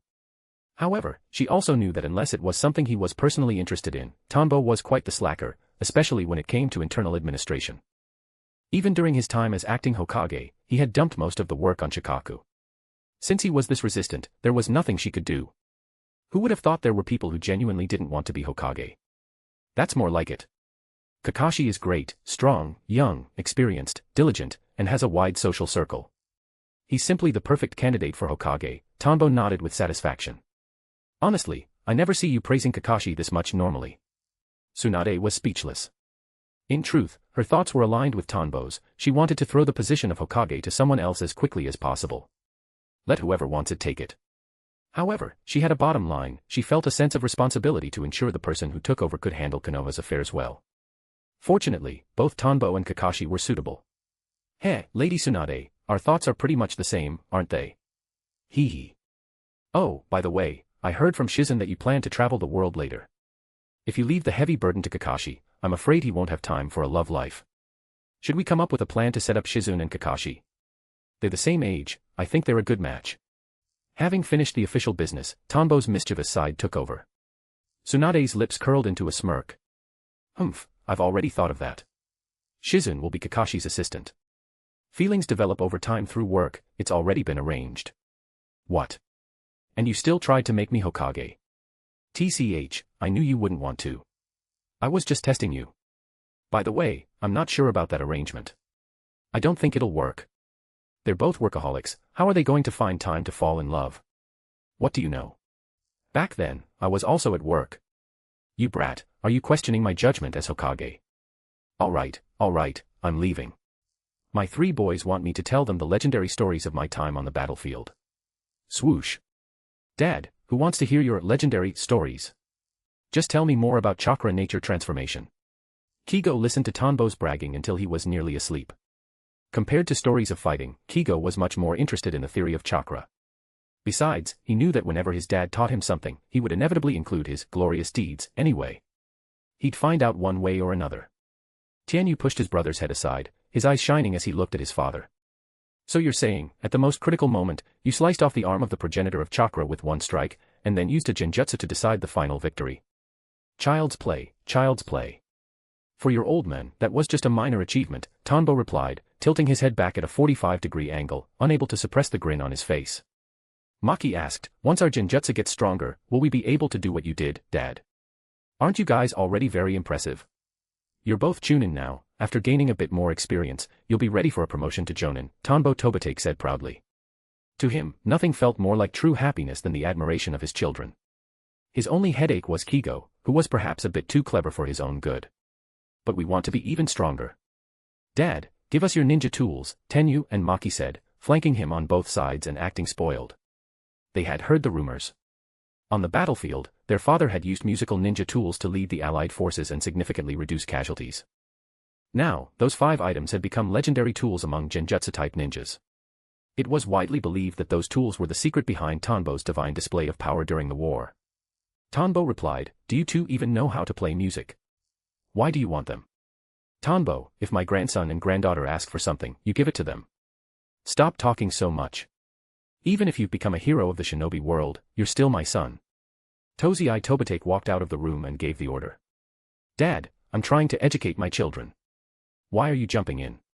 You never treated me like this back in the day, Tanbo said, exasperated. So, love really does just transfer to the next generation, doesn't it? I'm also educating my son, Tozai retorted. He then turned to his grandchildren with a warm smile. Don't worry. As long as Grandpa is here, he will definitely give them to you. If you don't know how to use them, you'll just have to learn. Dad, they're already chunin. Stop treating them like toddlers. Step aside. My grandson and granddaughter are still so young, to me, they are just children. Grandpa, you're the best. Haha, of course. Who else would be good to you if not your grandpa? The interaction between the three generations left 3-year-old Kigo Tobitake in a state of quiet disdain. His older brother and sister were already so big, yet they were acting like babies. They had no shame. Chapter 363, Reforging the Order. Chapter 363, Reforging the Order. Konoha. The barbecue restaurant. Congratulations, Lord Hokage Kakashi. I leave the future of Konoha in your hands now, Tanbo Tobitake said, raising his glass in a teasing toast. At this moment, Kakashi was dressed in the official robes and hat representing the Hokage. He immediately adopted a dead stare. Cut the crap, or I'll arrange such a busy workload for you that you can forget about retiring. Ugh, wow, Kakashi. I'm here congratulating you and you're already trying to trip me up. Tanbo said, his eyes tearing up in a mock display of self-pity. Might Guy gave Kakashi a huge thumbs up. Kakashi, you fulfilled Obito's dream for him. Don't mind Tanbo, he's lost his youth. He's shrouded in the gloom of old age. Let us strive for the youth that lies ahead. What gloom? I'm simply making room for the younger generation. My son is almost a chunin now, the new generation has grown up. I am sacrificing myself for the greater good. Tanbo argued defiantly. He pulled out his ultimate trump card again, his children. It's so exhausting talking to you. Can you stop bringing up your kids every time? Do you really want to win the argument that badly? Kakashi said helplessly. Guy, Genma Shiranui, and the others all nodded in agreement. Only Asuma remained unmoved, quietly sipping his tea and taking a bite of barbecue. I think Tanbo makes a fair point, Asuma suddenly chimed in. The rest of the group fell silent. Ha ha ha ha. Everyone, better find a wife soon, or Tanbo and Asuma are going to spend all their time gossiping about us old classmates behind our backs. Reito Namishi laughed. It really was time. They were all in their 30s now. Kakashi sighed. Sigh, we won't have many chances to gather like this in the future. At least not until Naruto finishes learning everything he needs to know so I can finally relax. At the mention of Naruto, everyone smiled. Naruto truly had an infectious personality, even if his academic skills were average. It was rumored that even the Inuzuka clan's dogs had better test scores than him. Ha ha ha ha, true. Naruto is in for a rough few years. Ichiraku Ramen. The surrounding area was under construction, but a temporary Ichiraku Ramen stall had been set up in a shop next to the site. Eh? Is Ichiraku Ramen under renovation? Naruto approached, looking exhausted. Seeing the construction, his spirit dampened slightly. He had been looking forward to a bowl of ramen to unwind. Hey, Naruto. Looking for ramen? Over here. Tucci called out from the temporary stall, waving him over. Several employees were busy working beside him, and the seats were packed. Why did you move over here? Naruto asked as he approached, noticing the change in location. Looking at the customers slurping their noodles, the scent alone almost made him drool. Tucci laughed. We're under renovation. Now that the Shinobi Alliance has been formed and there are fewer wars, we can develop in better ways. Well, that's what Tanbo says, anyway. Naruto nodded. I see. But there are so many people here. Wow. It's the hero, Naruto. He's so cool. Naruto Onaikan, can we take a photo? Sure, no problem. Before they could even chat, people recognized him. Especially the young girls, hearing Naruto's name, they swarmed him, grabbing his hands and pulling him into photos. He's certainly popular. Tucci laughed. Having watched Naruto grow up since he was a child, Tucci felt deeply gratified to see his achievements. He was glad he'd had the foresight to take Tanbo Tobitake as his son-in-law back then. His son-in-law was a hero, too. After Naruto finished dealing with the crowd, he sat down at the counter. Old man Tucci, didn't you go into management? Why are you back in the kitchen today? Haha, if I leave everything to the employees, I feel a bit too idle. If I don't find something to do, I feel empty inside. Tucci had tried managing without making noodles for a while, but it didn't bring him much joy. He still preferred seeing the satisfied looks on customers' faces right in front of him. However, he moved a bit slower now, leaving the bulk of the work to his staff. I see. Being too idle isn't good either. Naruto laughed. What do you want today? Miso ramen, the extra-large portion. Coming right up. I'll make it for you myself. While waiting, Naruto looked out at the construction site opposite the stall. He noticed that not only was there no dust, but the building was going up incredibly fast. In the time it took to chat with Tucci, the structure had already changed significantly. He realized that aside from the person holding the blueprints, everyone else on the site was a ninja. Old man Tucci, why are there so many ninjas working as construction workers? Naruto asked, puzzled. Don't ninjas have missions? They were so free they could help with construction. And judging by their age and chakra, they weren't just genin. Tucci replied as he worked, that was Tanbo's idea. He said that with the end of the wars between ninjas and the arrival of world peace, ninjas who used to rely on assassination, intelligence gathering, and combat would lose many mission sources. As a hero of the shinobi world, he wanted to use his influence to change the stereotype of what a ninja is. Naruto was stunned. Lately, he had been focusing entirely on the knowledge required to become Hokage. While his dream was world peace, he had never considered the practical survival of the ninja profession. Hearing Tucci's words, he felt his brain expanding. Could the stereotype of a ninja really be changed? He had always thought ninjas were limited to the old system, hired by clients for protection or assassination. He looked again at the busy ninjas using their jutsu to assist in the building process, his eyes brightening. It was true, the world's perception was heavy, but if they used their influence as heroes, they really could change it. It would also provide a guaranteed source of income for ninjas. His recent studies allowed him to gain a new level of insight into a Hokage's duties. As expected of Uncle Tanbo, his ideas are always point on. That was a phrase Naruto had recently learned. Tucci chuckled, handing the ramen to Naruto. But using ninjas for this kind of work really makes things more efficient. What might have taken months can now be finished in 10 days or 2 weeks. This wasn't just happening in Konoha, it was happening across the land of fire, all part of Tanbo's handiwork. They were renovating the Ichiraku ramen chain using their own funds. Once the renovations were complete and the capital was recouped, they could expand into other nations. Especially with the Shinobi Alliance established, the barriers between countries had weakened, making expansion much easier than before. Slurp. Naruto finished a mouthful of noodles. That's true. The supernatural power ninjas possess can inject new life into ordinary industries and make money. However, a question occurred to him, if ninjas took over the jobs of ordinary people, would that eventually lead back to war? Chapter 364, Chapter 364, The World Hunter Association. Chapter 364, The World Hunter Association. Local television reports, an important directive was issued during the 5 Kage Summit by the 4th war hero of the Shinobi Alliance, the Black Flash, the ceiling of Genjutsu-type ninjas, Konoha's former acting Hokage, and the peak of aesthetic perfection, Tanbo Tobitake. Regarding the survival of ninjas as the world enters a state of peace, he has provided forward-looking, constructive, and feasible suggestions. Breaking through the traditional professional constraints of ninja survival, he proposed the following. Ninjas should no longer be defined solely as representatives of assassination, intelligence gathering, and warfare. Instead, he has creatively pioneered new concepts. Gourmet hunters, ninjas with the philosophy of collecting delicacies from around the world. Utilizing specialized ninjutsu, they can discover or develop food products for major food corporations, thereby breaking away from the scope of hired assassination missions. Jewel hunters, ninjas dedicated to collecting the world's most beautiful gemstones, making a living through collection or trade. Contract beast hunters. Financial report hunters. Music hunters. Various other professional philosophies have been proposed as vital guidance for the direction of world peace. The high-ranking officials of the Shinobi Alliance expressed unanimous approval of Mr. Tanbo Tobitake's concepts. Consequently, the World Hunter Association has been established. This association has implemented a formal ranking system for different types of ninjas based on their contributions.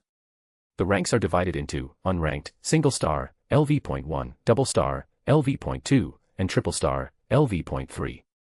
Currently, localized trials have begun using the 5 great hidden villages as base points. Reporting for the official Shinobi Alliance channel. For months had passed since the end of the 4th Great Ninja War, and the Shinobi world had returned to its usual rhythm, though with significantly fewer conflicts. In front of television screens across the land, many ninjas watched the Shinobi Alliance news, listening to the report with intense curiosity. Particularly because the man proposing these concepts was one of the heroes who saved the world, Tanbo Tobitake. I thought Tanbo Tobitake was retiring. He's just retiring, he's not dead. Besides, since he hasn't officially stepped down yet, it's normal for him to give advice. True. And he's just giving suggestions, he doesn't have to do the work himself. How relaxing, doesn't interfere with retirement at all.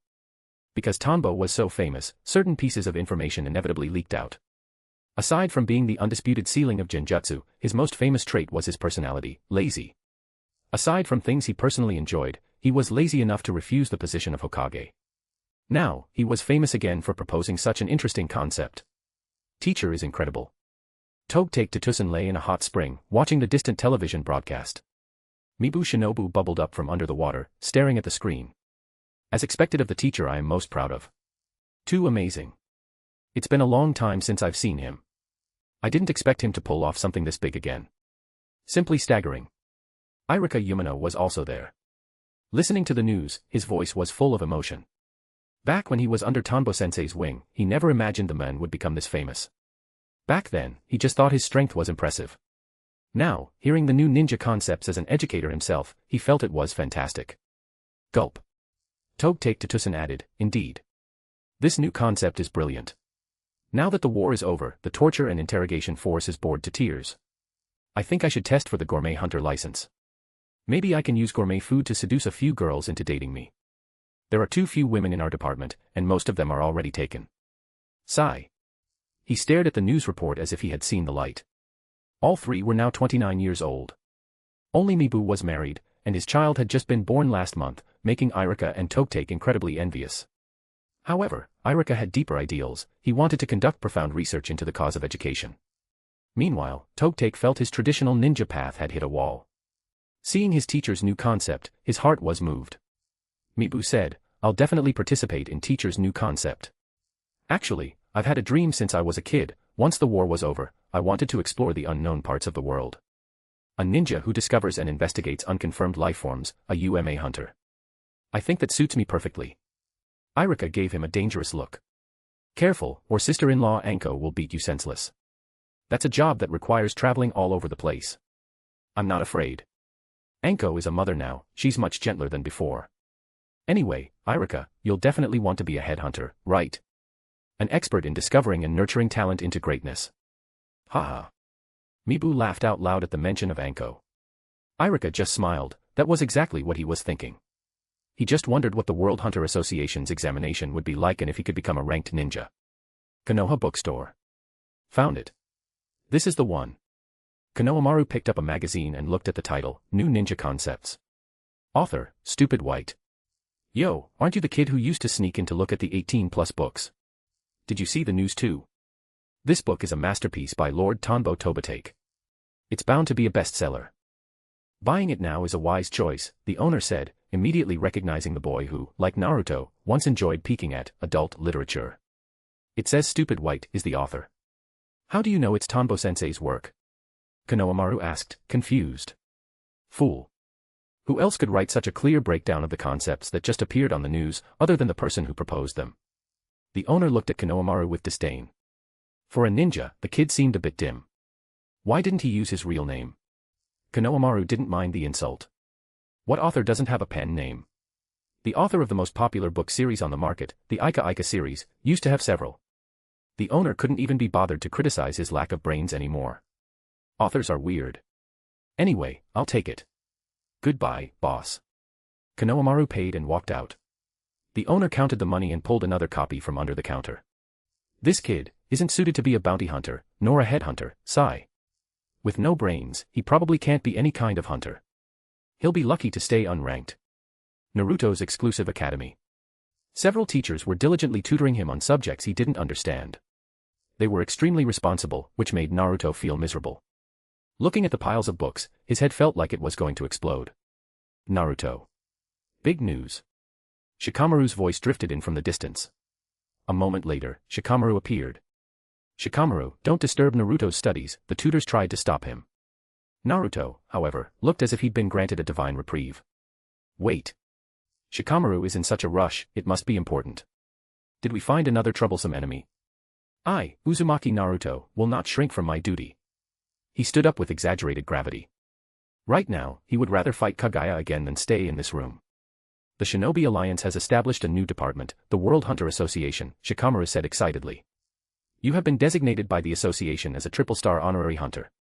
He seemed happier than if he had received an award himself. Naruto, however, was completely blank. Triple-star honorary hunter. What on earth is that? Chapter 365, Chapter 365, oh, no. Chapter 365, oh, no. A triple-star honorary ninja is a title bestowed only upon the most elite. Achieving a historical discovery or creating a world-altering legacy is the absolute requirement for becoming a triple-star ninja. You, Sasuke, and Tanbo-sensei, the three of you were dubbed triple-star honorary ninjas by the World Hunter Association because you saved the world.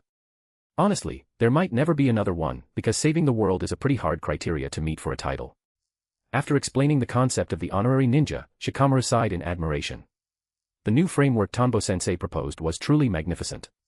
He could already envision ninjas from all walks of life shining in their respective fields to earn these titles, effectively preventing a massive drop in mission resources due to the era of peace. He wasn't surprised at all that Naruto, Sasuke, and Tanbo received the top honors. Naruto listened, his brow furrowed as if he were performing deep mental gymnastics. I still don't get it. He finally admitted. Thud. Shikamaru and the tutors nearly fell over. After all that thinking, he still didn't understand a thing. This honor is even more impressive than being Hokage. Do you get it now? Shikamaru said, rubbing his temples. What? A title more impressive than Hokage? Does that mean I don't have to study all this stuff anymore? Naruto immediately caught the key point, pointing happily at the mountain of books behind him. This is great. No, you still have to study. This is just a title that increases your global influence. It doesn't grant specific administrative power, nor does it help the villagers live better lives on its own. Not only do you have to study, but you must study more, study better, and study constantly. Otherwise, you'll be an insult to the triple-star rank, Shikamaru said, instantly deducing Naruto's plan and dousing him with a bucket of ice water. What? Constantly study. Then can I just not have the honorary ninja title? Naruto's jaw nearly hit the floor. He desperately wanted to decline the honor. Too late for that. There are only a few triple-star ninjas in existence, the news has likely spread across the entire world by now, Shikamaru laughed. Damn you, Uncle Tanbo. A few days passed. Information regarding the new ninja concepts spread to every corner of the globe. Even remote places like the Land of Snow and the Land of Demons received the news. In the 5 great nations, the various branches of the Hunter Association serving as pilot programs were incredibly lively. Crowds of ninjas gathered before the gates. Anyone without an active village mission was leading the charge, wanting to be part of this historic moment. Most importantly, receiving a rank of 1 star or higher meant being recognized as a ninja by every nation in the world, not just a single village. This was a global, modern breed of shinobi. As ninjas who lived on information, they knew the value of such a title. Obtaining a specific hunter certification could bring immense value and the favor of international corporations. It was a source of endless resources. Land of Lightning, Hunter Association Branch. What? I can't even qualify as a 1-star music hunter. Impossible. Unbelievable. I'm the man who held a giant concert in the hidden cloud. No. Inside the testing grounds, Killer Bee collapsed into a heap upon hearing the examiner's cold verdict, muttering to himself in shock. The 8 Tails roared with laughter inside him. I told you your rapping was subpar. I said you wouldn't get a star rank certification, but you wouldn't listen. This is hilarious. As a self-proclaimed rap expert, this reality was a massive blow to Bee. Looking like he had just lost his best friend, he dejectedly shuffled out of the association's gates. Ignoring the bustling crowd of ninjas eager for their exams, he sat down gloomily at a restaurant across the street. He needed to eat his feelings. Munch. Slurp. Ordering a massive spread, Bee turned his grief into appetite. Yo, Bee. Did you pass? The certification at this association is totally unprofessional. I am a world-class music and rap celebrity, yet I only received a 1-star music hunter license. Not even 2 stars. It's a total disgrace. A figure appeared at the restaurant. Seeing Bee, he immediately came over to complain, venting his frustration at the association. He slammed his music hunter ID card onto the table in front of Bee. Crack. The sound of Bee's heart breaking echoed. He stared at the shining license, the single star upon it, and the 1-star music hunter title he so desperately craved. The person complaining was none other than his idol, Mr. Sabu. Bee's hands began to tremble. No. If even Mr. Sabu is only a 1-star, does that mean I have no chance? Bee's world grew even darker. Hey, Bee, did you pass? You must have, right? Your rap talent is decent. You passed, didn't you? Mr. Sabu asked after finishing his rant. Gulp. B took a huge bite of food, shoving it down his throat. I didn't pass. I'm an unlicensed ninja. He was heartbroken. You didn't pass. I knew it. This association is rigged. They definitely want us to bribe them. I've held so many concerts around the world, I'm all too familiar with how this works, Sabu concluded. I refuse to bribe. I will earn my music hunter certification fair and square, or else I'd be insulting music. I'd be insulting rap. B slammed the table and shouted. Yoshi. Well said. We are noble music hunters, we would never stoop to such petty tricks, Mr. Sabu agreed, respecting B's principles. Clack, clack, clack. Killer B-sensei. You didn't become a star rank hunter either. How is that possible? Omoi, Karui, and Samui walked up from behind. They found it hard to believe their teacher had failed. Hearing his students' words felt like another dagger to B's heart. What about you guys? Did you pass? B quickly redirected the conversation before he died of embarrassment. Omoi and Karui both looked dejected. We applied for the bounty hunter certification. We were told we have to make outstanding contributions to bounty missions starting from now to get a 1-star, our past records don't count. Hearing that his students also failed made B feel significantly better. The 8-tails inside him was nearly dying of laughter. It seems different types of hunters have different requirements, Samui said, showing all 8 teeth in a smile. She held up her license to show the group. I am a lost history hunter. I needed to provide evidence from various sources to fill in missing historical records to get a 1-star. I passed. She had realized the trick early on when the association was first formed and had immediately started her homework. If she had waited, other knowledgeable ninjas would have claimed the discoveries first. Oh, no. Even Samui had a license. He felt the strength leave his body, he couldn't even finish his lunch. Chapter 366, Chapter 366, How can it be like this? Chapter 366, How can it be like this? Sunagakure. What? On what grounds can I, a genius puppeteer, not be certified as a 1-star puppet hunter? Veins popped on Kankuro's forehead as he stared at the certification examiner in disbelief. Having performed distinguished service during the Fourth War, he had already received the certificate for a 1-star honorary ninja. But he wanted more than just that, he wanted the official puppet hunter certification to go with it. As arguably the most outstanding puppeteer currently in the shinobi world, he had walked into the Hunter Association today brimming with confidence. He had stepped onto the testing grounds with confidence. He had expected to walk away with the 1-star puppet hunter title with confidence. Instead, he had failed. The examiner wiped sweat from his brow. Lord Kankuro, every specialized star rank assessment has different requirements. For the puppet hunter certification, you need to have achieved extraordinary feats in the field of puppetry itself. Whether it's developing a breakthrough chakra thread control technique, creating a revolutionary puppet design, or other major contributions to the craft, those are the criteria. But you, according to the association's data, your current puppets were mostly salvaged. While your black secret technique is impressive, you know in your heart that it doesn't represent a pioneering contribution to the development of the puppet master profession. The examiner was breaking out in a cold sweat. Kankuro was a jonin of Suna with immense power and status. However, the examiner had to maintain the association's professional integrity. He had passed the exam to become a contracted ninja for the association and signed a long-term work contract. He had to follow the rules, or he'd lose his own 1-star status. He could only say sorry to Lord Kankuro. That's not right. If even I can't get certified, then there are no puppeteers left in this world who can, Kankuro muttered, feeling the loneliness of his craft. He was frustrated by the denial of his achievements, yet he couldn't bring himself to use his political power to lower the association's standards. That would be an insult to the art of puppetry.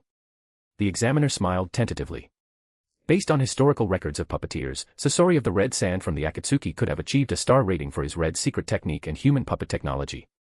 Or Lady Chiyo, who led the team to develop the reanimation jutsu, a ninjutsu that breathes life into puppets. These are the kinds of pioneering technologies that reach certification level. Honestly, Lord Kankuro, I think you should wait a bit. The association is brand new, the difficulty of the assessments will likely be adjusted later. They might lower the standards. Snap. Kankuro's face turned beet red.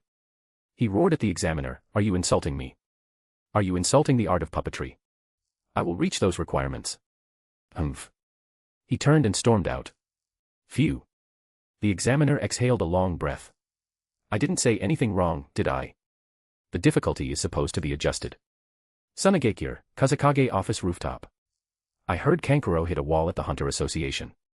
He couldn't even get a 1-star puppet hunter certification. Ha ha ha ha. Serves him right for acting like such a genius all the time. Temari laughed loudly. She could perfectly imagine her brother's frustration.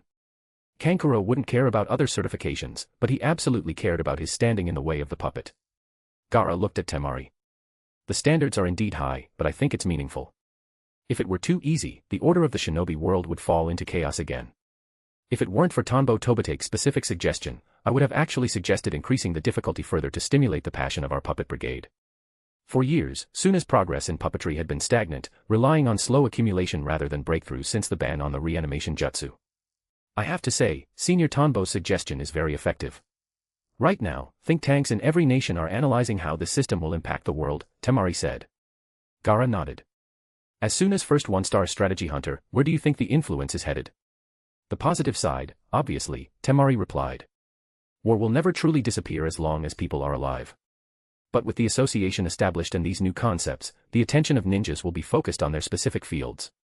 Even if wars occur, the scale will be many times smaller than before. She paused, then added with a grin, but I'm still a bit jealous, being one of the 5 Kage grants an automatic triple-star leadership hunter certification. I'm so envious. Being a Kage isn't the only way to get a triple-star leadership certification. It's just that the 5 Kage did exactly what leaders should do during the war. More importantly, Chojuro, study hard. In the Mizuki's office in Kirigakure, Mei Terumi spoke with an exhausted expression. Yes, ma'am. Chojuro blushed. He felt a bit ashamed, he never expected to be on the path to becoming Mizuki at such a young age. Once he took the mantle, he might be rated as a triple-star leader too. What a glorious title. Mei Terumi sighed. The war was over, and she had little interest in what kind of hunter she became. She was 31. If she didn't get married soon, it would be too late. She heard Tanbo Tobate from Konoha got married at 18 and already had 3 kids. She was green with envy. Damn that Uchiha Madara and the blood mist incident. If it hadn't been for that, she might have had a chance to find someone back then. Now she was struggling to find a dating partner. She desperately needed Chojuro to finish his training so she could retire and start her journey of love. Iwagakure. I didn't expect an old man of nearly 80 like me to receive such a high honor. I guess I've still got it. Crack. Before Inoki could finish his boast, his eyes bugged out as his back gave a sharp pop. Grandpa, stop trying so hard. Just stay for 2 more years and then hand that Tsuchikage position to me, seriously, Kuratsuchi said, supporting him while teasing. Nonsense. My body is as hard as stone, crack. All right. I admit it. This old man needs to retire soon. Inoki sighed. Though, I didn't think a stubborn old goat like me would agree to such a massive reform by the Shinobi Alliance. It's a miracle, Kuratsuchi remarked. The establishment of the World Hunter Association is revolutionary. It's on the same level as when Hashirama Senju and Uchiha Madara created the hidden villages. It's a literal epic-making revolution. I may be old, but I'm not stupid, Inoki said. I am now one of the greatest revolutionaries in history. Actually, I thought the future would rely solely on Naruto's infectious personality to bring peace. I didn't expect Tanbo Tobate to have such a grand vision as well. Tanbo provided the suggestion, but the 5 Kage made the decision. They were all leaders of this world-changing reform. Inoki wasn't about to let such a golden opportunity for a legacy slip away. Chapter 367, Chapter 367, Making a Fortune. Chapter 367, Making a Fortune. Land of Bears. Hoshigakure, village hidden among stars. The Hoshikage has issued a mission. We are to respond to the call of the Shinobi Alliance and support the construction of the new ninja concepts, not so he announced to the ninjas gathered below. Yes, Lady Hoshikage. The ninjas responded in perfect unison. It was clear they had been working hard to revitalize the village over the past few years. With the guidance and healing provided by the first Hoshikage's occasional appearances, the side effects of practicing the mysterious peacock method had been reduced to an absolute minimum, no longer threatening their health. These were imported from the land of fire. Take them and study them. This is a golden opportunity for our village to transform, not so he said as she had subordinates bring out stacks of books. She handed a copy to every ninja. The title read, New Ninja Concepts. To popularize these new ideas, she had spent a significant portion of the village's funds. She hoped to use this revolution to develop Hoshigakure. Even without the direct guidance of the first Hoshikage, she was prepared to catch this new wind of change as quickly as possible. On the sea, a distance away from the land of fire. Between 2 massive islands, a giant suspension bridge connected the landmasses. On the peak of the left island, buildings were scattered amidst the cliffs. This was Nadeshiko village. Partners. The village is responding to the Shinobi Alliance's call to actively participate in the reforms of the World Hunter Association, Nadeshiko Shizuka announced, wearing the leader's robes of her village. After all this time, she had established firm control over Nadeshiko village and successfully changed the mindsets of many villagers. The old, restrictive traditions were slowly being unsealed. With the establishment of the Hunter Association, she saw a fresh breeze that could completely modernize the village. Respond to the call. Capture men, a voice shouted from the crowd. Idiot. I said we're going to participate in the Sea Hunter examination. We are experts in that field. We'll secure our place there and use our professional status to attract more men to join us, Shizuka corrected. Ah, right. Exactly that. She felt like something was slightly off with that logic, but then again, it wasn't technically wrong. Konoha. Training grounds. Oh yeah. Lee, Niji, look at this. Hee, I bet you guys don't have one. Ten waved a newly acquired certificate in front of them, her grin wide and unstoppable. What is that? Rock Lee, who was currently doing handstand push-ups, looked over at her. Niji did the same. Due to the Fourth War, both felt a deep lack of power and had committed themselves to intense daily training. Lee, in particular, was full of passion after witnessing Gai-sensei's peak of youth. They had heard of the new concepts but hadn't looked into the details. This is a one-star weapon hunter license. With this, my ninja tool shop will definitely see better sales, Ten said proudly. Many of the tools she had invented had been officially recognized by the Hunter Association, and in large quantities. Thus, she earned the one-star certification. It was a shame, however, that the association told her that to become a two-star weapon hunter, she'd need to develop a tool with massive global influence. She had asked for examples. They told her she'd need something on the level of Tanbo-sensei's 5 Genjutsu musical tools, the 6 Paths tools, or a collection of legendary items of similar magnitude. That was incredibly difficult. A triple-star weapon hunter was even more exaggerated. One would need to achieve a historical breakthrough in the research of ninja tools. She felt it was nearly impossible. But she also knew that a triple-star rank required world-class influence to achieve. She couldn't even imagine how to reach that level. What? You can sell that for money. Might Guy appeared, also walking on his hands. He perked up at Tenten's words. Training the body required money. He went through those green, breathable jumpsuits like crazy, and they weren't cheap. With missions being scarce, he needed a new income stream. You can't sell the card itself, but with this, you get favor from corporations and mission priority. Ten laughed. Currently, she was the only one in the squad who had one, and it felt great. Yoshi. Lee, our squad's mission has arrived. We're going to go get these ninja licenses right now. Is that okay, Gai-sensei? Of course. This is our youth. Right. Let's go there on our hands. Swoosh. Swoosh. 2 green blurs blurred past, hand walking into the distance. Ten, I'll go take a look too, Niji said. Wait, I'm coming with you. Ten chased after them. Entrance of the Konoha Hunter Association. 2 green figures and 1 white figure walked out with somber expressions. Gai-sensei, did you pass? Ten asked as she walked up. Seeing their calm faces, she assumed they had succeeded. Wah. Suddenly, Guy and Lee grabbed each other and burst into tears. Ten, we failed. Wah. Tears flowed like rivers. Ten ignored the strange looks from bystanders and looked at Niji. What about you, Niji? Surely you passed. I failed. The examiner said my ability wasn't enough, Niji said, stunned. A 1-star rank is a title given to those who have achieved great things or left a legacy in a specific field. I didn't meet the criteria. Niji hadn't expected that he, a genius, would be outranked by Ten. However, seeing that Gai-sensei and Lee also failed made him feel slightly better. That's not right. Even if Lee didn't meet the requirements, Gai-sensei definitely should have. Ten said suspiciously. Lee looked up. Oh, right. Gai-sensei, why did you fail? Perhaps my youth hasn't reached the required standard yet, Guy wept. He felt he had failed his youth. Gai-sensei, what category did you apply for?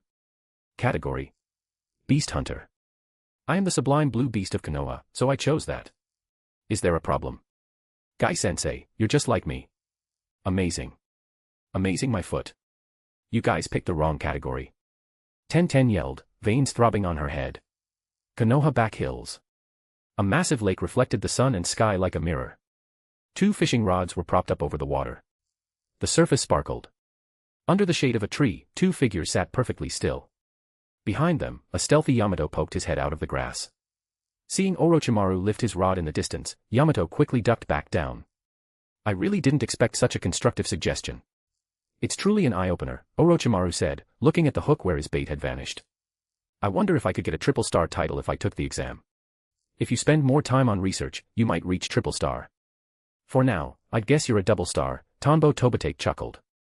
After all, even Tsunade's medical hunter rank is only pegged at double star. Well, if you have some hidden abilities you're not telling me about, then disregard that. If everyone reached the top immediately, there would be no point in creating the association. But even if they did, Tanbo didn't care, his book was selling like crazy. He was making a fortune. Every day, a massive amount of gold was pouring into his accounts. Chapter 368, Chapter 368, Ideas for a New Department. Chapter 368, Ideas for a New Department. Haha, never mind. Instead of wasting effort on that, I'd rather enjoy the long-awaited life in Konoha, Orochimaru laughed. Tobitake Tanbo looked at him with disdain. I'd say you've changed too fast. I mean, your personality. This old fellow Orochimaru had become much more active since his resurrection. That sinister, eerie aura was gone. Looking at him now, Tanbo felt like he was seeing a glimpse of Minato Namikaze. Truly. It was just that their hobbies were different. I just want to see what kind of wind Sasuke can stir up. But more importantly, my goal has been completely achieved, Orochimaru smiled triumphantly. This body is entirely made of Hashirama's cells. Combined with my living corpse reincarnation, I can achieve true immortality. I have endless time to research the infinite ninjutsu of this world. He finally had the time to explore the ultimate truths of ninjutsu. But what about you? With your abilities, why are you thinking about retirement? Did Sarutobi-sensei's will of fire fail to reach you? Orochimaru was genuinely curious. It was unbelievable to him that Tanbo, at only 31 years old, was already looking to retire. I'm leaving it to the next generation. Besides, I have several kids to raise, Tanbo said, full of smiles. And that retirement is just stepping down from the front lines, it's not like I'm ignoring everything. Being a parent, I don't think I've ever tried that, Orochimaru mused for a moment, looking quite interested. My disciple has a daughter now too, perhaps I could try being a parent, to experience the feeling of a life growing in my hands. Hey, don't go using the villagers for experiments again, or you'll make things very difficult for us, Tanbo warned. That method is far too outdated. I have new ideas, Now tell me, why did you come looking for me? I don't believe you're so bored that you'd seek me out just for fishing and small talk. Orochimaru turned his gaze toward Tanbo. Tanbo became very serious. Cough, of course there's a reason, a very important matter. Oh. What could possibly be important right now? Orochimaru felt he was being very strange. He had always thought Tanbo was full of mysteries, and that feeling hadn't changed. He wanted to know what the man was up to, it was a time of peace, so there shouldn't be anything critical. Moreover, this didn't seem like a mission from the Konoha higher-ups. The thing is, I have a son, he needs a good teacher. I want him to study under you for a while, Tanbo said, looking slightly embarrassed. Lately, he had been busy reading Kagaya's bodily data in her dimension, so he was quite occupied. He thought about letting Orochimaru look after the boy for a bit. He had considered bringing Orochimaru into his research, but since Kagaya was sealed, only Tanbo, who had set up contingencies beforehand, could make contact with her. Bringing Orochimaru along would be useless. Pause. Orochimaru was completely stunned. Babysitting. Really, if he remembered correctly, Tanbo's two older children were already chunin. That meant only the youngest son needed care, and he was only about 3 years old. Yep. He's very smart. When he grows up, he can even be your assistant, just like Kabuto, Tanbo added. Orochimaru's teaching ability was beyond doubt. Specifically, Kigo Tobitake's talent was indeed well suited for learning from Orochimaru. At the same time, I will apply to the village to create a special department. I'll get the village to provide funding for your research. That is a very tempting proposal. I accept. As soon as Orochimaru heard about village funding, his resistance to babysitting instantly vanished. It wasn't like he hadn't raised children before, he was a renowned educator. Countless outstanding children had emerged from his hands. Rustle. Inside the bushes, Yamato's ears twitched. Tanbo-senpai is too bold. He actually dares to let Orochimaru raise his own child. He was internally shocked. Orochimaru was currently under Konoha's constant surveillance. He was a former rogue ninja and the pioneer of experimenting on his own comrades. With all those buffs stacked together, Yamato couldn't fathom why Tanbo would do such a thing. Kigo was only 3, if Orochimaru used him for research, it would be over. He wanted to jump out and talk him out of it, but thinking of Orochimaru's terror and Tanbo-senpai's strength, he stayed put. However, he prepared to notify Kakashi to keep a close eye on the situation. Kigo, Daddy has some things to do lately and might not have much time to teach you. I've found you a great teacher. Excited. Tanbo said with a grin as he returned home. Kigo Tobitake was still tinkering with a newly bought machine. I can learn on my own without you teaching me. Why do I need a teacher? Clang, clang. Lately, his dad's books had been selling like hotcakes, making a lot of money. He could buy plenty of resources that they used to save on, and he was having a blast. He wasn't against having a teacher, but he didn't have high hopes either. In the whole village, his dad was the strongest, who else could possibly teach him? Even a normal teacher would just teach the simple stuff from the ninja academy. One of the legendary Sannin, Orochimaru, will be your teacher. Surprised? He is the person with the deepest understanding of chakra research in the entire shinobi world. He'll definitely help you progress quickly. Try to drain all his knowledge, Tanbo laughed. He had to admit, Orochimaru knew a massive amount of things and researched them deeply. The person with the deepest research. Dad, didn't you say that was you? Kigo asked. Tanbo replied, haha, we each have our strengths, Alright, that's it for today. Keep studying, I'm going to check if there are any issues with the lab equipment. Poof. He then vanished on the spot. What exactly is Dad doing? Didn't he say he was retiring? Why is he still so busy? Kigo was very smart, but even he couldn't figure it out. What? Tanbo wants Orochimaru to look after his kid. Kakashi felt like something was wrong with his ears. Who was Orochimaru? He was a terrorist. Yamato, that's right. He also said he'd apply to start a new department and build a lab for Orochimaru, with funding provided by the village. It feels like a trade. Does he have another new idea? Building a department for Orochimaru, such trust is suspicious, Kakashi pondered. His suspicion was justified. The establishment of the World Ninja Association had shown him that Tanbo's thinking was extraordinarily sharp. Since then, the atmosphere of the entire shinobi world had changed, showing a burst of vitality. He guessed Tanbo might have another similar idea. I just don't understand. Tanbo-senpai has already handed over his work to Ino. What is he so busy with that he doesn't even have time for his kids? Yamato also found it strange. Actually, these were just the normal deductions ninjas made based on intelligence. Well, since he trusts Orochimaru, let's go along with his idea. However, Orochimaru still can't be fully trusted. Tanbo will have to work in that new department too, he can watch Orochimaru from nearby, Kakashi decided. Kakashi also found it odd to build a department for Orochimaru, but the work had to be done. Besides, it was a good way to give Tanbo something to do, so he wouldn't have so much free time to tease Kakashi about being a bachelor. Chapter 369, Department of Research and Development. Chapter 369, Department of Research and Development. Poof. The clown gatekeeper appeared within the dimension. Tobitake Tanbo gazed up at the moon hanging in the sky. The information contained within Kagaya Otsutsuki's body is simply too vast. The moment he entered the space and refined his chakra, he could feel a massive influx of data streaming from Kagaya inside the moon. This information was transmitted through the nerves he had previously implanted within her body. Fortunately, his mastery of spacetime ninjutsu was sufficient, otherwise, he might not have been able to receive the coordinates from those neural links. Lately, aside from his daily life and researching new ninjutsu, he spent the vast majority of his time here. Kagaya's body was a treasure trove of information that allowed him to learn an incredible amount. I wonder how many years it will take to fully analyze this. Tanbo didn't hold much hope for fully decoding Kagaya's physical data anytime soon. Any information he read had to be thoroughly researched before it could be applied to his own body. While he could process data that aligned with his existing knowledge, everything else required extensive study. Since the shinobi world lacked substantial research on the Otsutsuki clan, he had no shoulders of giants to stand on. He was entirely on his own. However, chakra research had its own methodology. He only needed to extract the information useful to him to enhance his own abilities, he didn't necessarily need to understand every single detail. Konoha. The Hokage's office. A new department. The Department of Research and Development.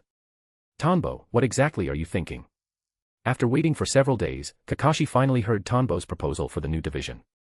Tanbo explained, we are entering an era of peace, and Konoha is changing every day.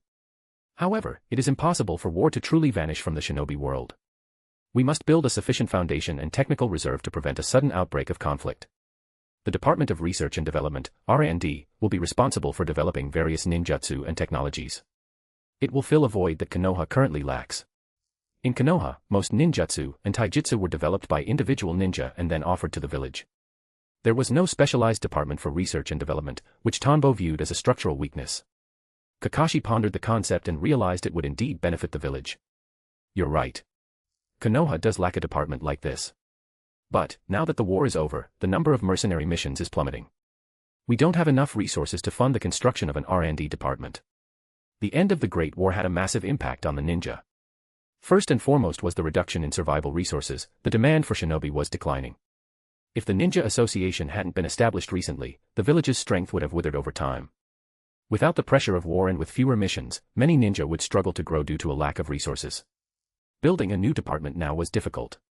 As Hokage, Kakashi couldn't just look at one side of the issue. An R&D department required long-term investment with uncertain returns. For the current Konoha, there was no immediate practical benefit. That's a bit pathetic, isn't it? The world's greatest village having no resources, it's embarrassing. You need to work harder, Kakashi. Tanbo said, speechless. Kakashi sighed. The Fourth War only ended a few months ago. The losses caused by the war haven't been recovered yet. There's no way around it. The losses of the Fourth War weren't just in personnel. The Ten-Tails Cataclysm had devastated the land, causing heavy damage to farmland and mines. How about this? My family will provide the funding. Consider it a 10% stake in the department. Those 10% profits will forever be dividends for the Tobitake family. In exchange for a one-vote veto power over the department's decisions, I'll cover all the startup costs. Tanbo revealed his true plan. Hey, Tanbo, don't open your mouth so wide. Your appetite is too big. Kakashi's eyes nearly popped out of his head. Even if it was just a title, the power involved was immense, especially the veto power. It meant the Tobitake family would effectively be the core members of the department forever. This was unprecedented in Konoha. It was like carving out a piece of the high-level authority. He could see it clearly now. Tanbo was paving the way for his descendants. I'm providing all the funding, Tanbo countered. The village only needs to give it a name and provide channels for resource acquisition. You don't have to do a thing to get a brand new department. And it's only 10%. It's like I'm investing 100 million and the village immediately profits 90 million. What's not to like? Kakashi rubbed his temples. This isn't a small matter. I'll have to call a Hokage council meeting to discuss it with the others. Being Hokage was hard. He realized Tanbo didn't want the job and wanted to retire early specifically for things like this. After all, a Hokage has power but could never propose what Tanbo just did. No one would ever agree to the Hokage's family owning a department. A Hokage must treat everyone in the village as family. Of course, important things should be discussed. Honestly, I think this is all benefit and no harm. Since a department of R&D never existed before, everything has to be created from scratch. The village loses nothing, Tanbo chuckled. Kakashi rolled his eyes. I'm the Hokage, not an idiot. You clearly planned this long ago. Most clans in Konoha were currently in a recovery phase, the Nara clan's Deer Park, the Aburame clan's insect farms, and so on. Only Tobitake Tanbo was flourishing, having made a fortune from his book. Every ninja and even ordinary people across the world had a copy of the new ninja concept. He was rolling in it. Other families couldn't invest even if they wanted to. Kakashi didn't suspect a sinister conspiracy, but he worried about the long-term impact of the Tobitake family holding a core position in a village department long after Tanbo was gone. Not everyone would have Tanbo's mindset. Ha ha ha, don't worry. With me and Orochimaru as the first leaders, the returns will be great. Results should appear sooner than you think. Tanbo didn't mind the skepticism. Since he had children, he had to be responsible for them and ensure his legacy lasted. He couldn't watch over his descendants forever. He was certain the Konoha higher-ups would agree, though they would likely negotiate the 10% down to something like 5%. Chapter 370, Meeting. Chapter 370, Meeting. Orochimaru's base. What an intelligent child indeed.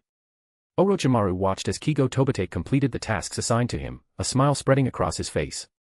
It was just like seeing Kabuto all those years ago. A good child. How terrifying, Suigetsu muttered, catching the look in Orochimaru's eyes and quickly turning his head away. He truly couldn't understand why that Captain Tanbo would leave his son with Orochimaru. However, the kid was undeniably brilliant. It was like Suigetsu was looking at a second Kabuto. Kigo Tobitake looked up. Orochimaru-sensei, you're not bad yourself. He had accepted this teacher. Just as his dad said, the men had some real skill. Over the past few days, he had experienced Orochimaru-style teaching, a completely different method from his father's, yet everything taught was incredibly useful. "Good child, how polite," Orochimaru said.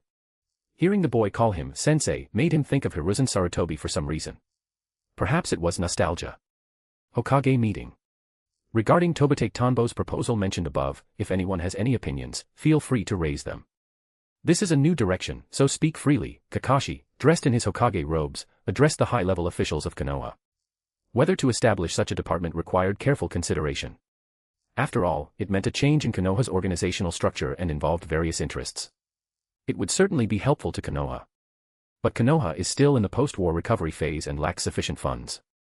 Should we really let Tanbo invest for a stake? This is an unprecedented model and could have a significant impact on future generations. I think it's viable. A new department is a fresh direction for this era of peace, much like the World Ninja Association. It might be great in the early stages, but I fear problems will arise as time goes on. The Jonin began a bustling discussion. Everyone was eyeing the new department with interest. The establishment of the Ninja Association had already provided many ninja within the alliance with new benefits and created numerous job positions. The value of this new department was self-evident. Even back then, when the Uchiha were massacred and the Konoha military police force was rebuilt, the discussions had lasted a long time. Tobitake Tanbo was also present, looking completely unconcerned. He had offered full funding. It had only been a few months since the war, and he was the only one with truly abundant capital. As for why, besides his book sales, Ichiraku Ramen had also expanded significantly, beginning its layout in other nations. His ability to do this was largely thanks to the convenience of multiple shadow clone jutsu and his massive chakra reserves. Moreover, the creation of this department didn't harm the other clans, it mostly benefited them. The discussion was mainly about whether it would have negative long-term effects on Konoha. An hour passed as they debated everything from the department's founding to its potential impact and necessary structural adjustments. One thing was certain, the establishment of the department was undisputed. Then, based on the opinions of all departments, the Konoha Department of Research and Development Project is officially established, Kakashi finally declared. Hamura Mitokado spoke up, however, there is one objection. 10% is too much. Konoha can only accept a maximum of 5%. After all, Konoha does not belong to you alone. As for the veto power, it cannot fall into the hands of someone incompetent. Your descendants must reach the rank of Jonin or become a one-star ninja of the Ninja Association. The rank of Jonin was the village's internal recognition of ability, while a one-star ninja was a recognition of expertise in a specific field. Only capable people could achieve them. Koharu Yuditane added, exactly. Since the founding of Konoha, every department has been led by the capable. Otherwise, Konoha could not have survived through various wars. This new department is no exception. No matter how much money is invested, the rule stands. The two elders lived up to their reputations as the heavyweights of Konoha's internal affairs, dissecting Tanbo's demands with detail. Their words were framed entirely for the sake of Konoha. After all, even if they waited for Konoha to recover, they could always establish this department later. It was peacetime, there was no need to rush for results. The two advisors have a point. Indeed, competence is still very important. The other Jonin had no objections to the advisor's words. Even the Inoshikacho clans, who were very close to Tanbo, shared the same view. The Sarutobi and Shimura clans also had to prove their ability when holding important village positions. You couldn't just hold a position without contributing. I have no objection, Tanbo stated. This met his needs. He only wanted to provide more choices for his descendants, not spoon-feed them. He believed his children and grandchildren wouldn't be so useless as to fail to become a Jonin or a one-star ninja. Besides, he didn't even know how long he himself would live. Things could always be adjusted. As for whether the two elders were retaliating for the genjutsu he used on them before, he didn't care. He had his own reasons for not using methods to remove them from power. Their administrative abilities were very strong and seasoned. Currently, there was no one ready to take their place. Another thought he had was to let those two work like beasts of burden for Konoha until they died. If he remembered correctly, by the Boruto era, those two were so old they could barely walk yet still couldn't retire. Of course, he might have remembered that wrong since it was a long time ago and he had only skimmed it. Good. Then starting tomorrow, Shikamaru will be responsible for coordinating the cooperation and adjustments of all departments for the R&D department. Tanbo, you just provide the money and the technology. Kakashi gave the order. Shikamaru nodded. To support Naruto in the future, he was already prepared to learn and participate in all aspects of Konoha's construction. Shikamaru is in charge of coordination. That's fantastic. Tanbo was very satisfied. Smart people were easy to work with. Time passed quietly. 3 months later. Tobitake Tonbo invested 3 billion Rio into the Konoha R&D department. With the village giving the green light all the way, the department rose up on the outskirts of the village.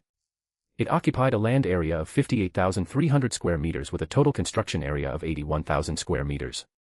With strong financial backing, all sorts of modern technology were implemented. From a distance, it looked like a piece of the future world. A magnificent department of research and development. I love it. Orochimaru walked along the paths of the facility. Seeing the various technologies within was like a lecher seeing a beautiful woman. Tonbo remarked, "Of course. You've never played in such a wealthy experimental zone before, have you? The outside is just the surface, the real treasures are inside the labs."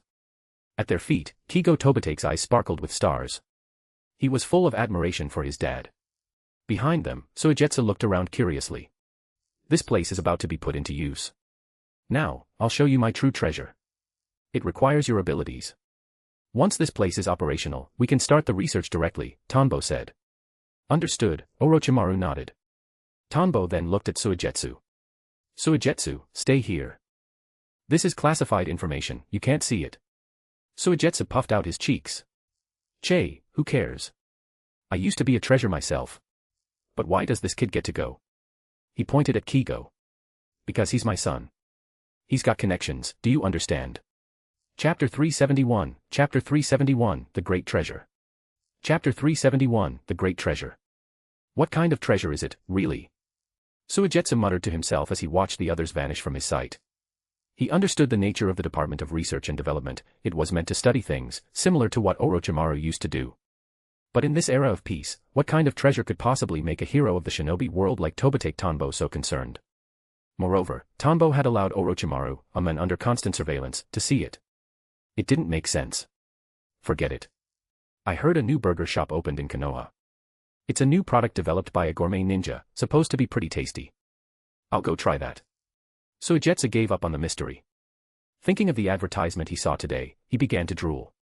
Passing through various sci-fi-looking sectors and many guards, a laboratory appeared before them. The sign above the door read A1. It was the highest specification lab in the entire R&D department. Orochimaru noted, "Oh, guarded by so many layers of barriers. It seems your treasure is quite extraordinary." He could sense the barriers surrounding the lab, stacked layer upon layer. Kigo Tobitake also looked at the laboratory with curiosity. This is Sector 13 of the R&D department, the most secure place in the entire facility and where the highest spec labs are concentrated, Tonbo explained. Of course, right now, besides various equipment and experimental instruments, there's nothing much to guard against yet. My treasure isn't exactly in here, alright, let's go in first. Tonbo injected his chakra into a panel by the door, followed by a fingerprint and retinal scan. A portal opened through the layers of barriers, and he led the two inside. Orochimaru followed, curiously observing his surroundings. He noticed that the interior occasionally emitted chakra probe waves to check for their presence. That's a sensory barrier to prevent enemy intrusion.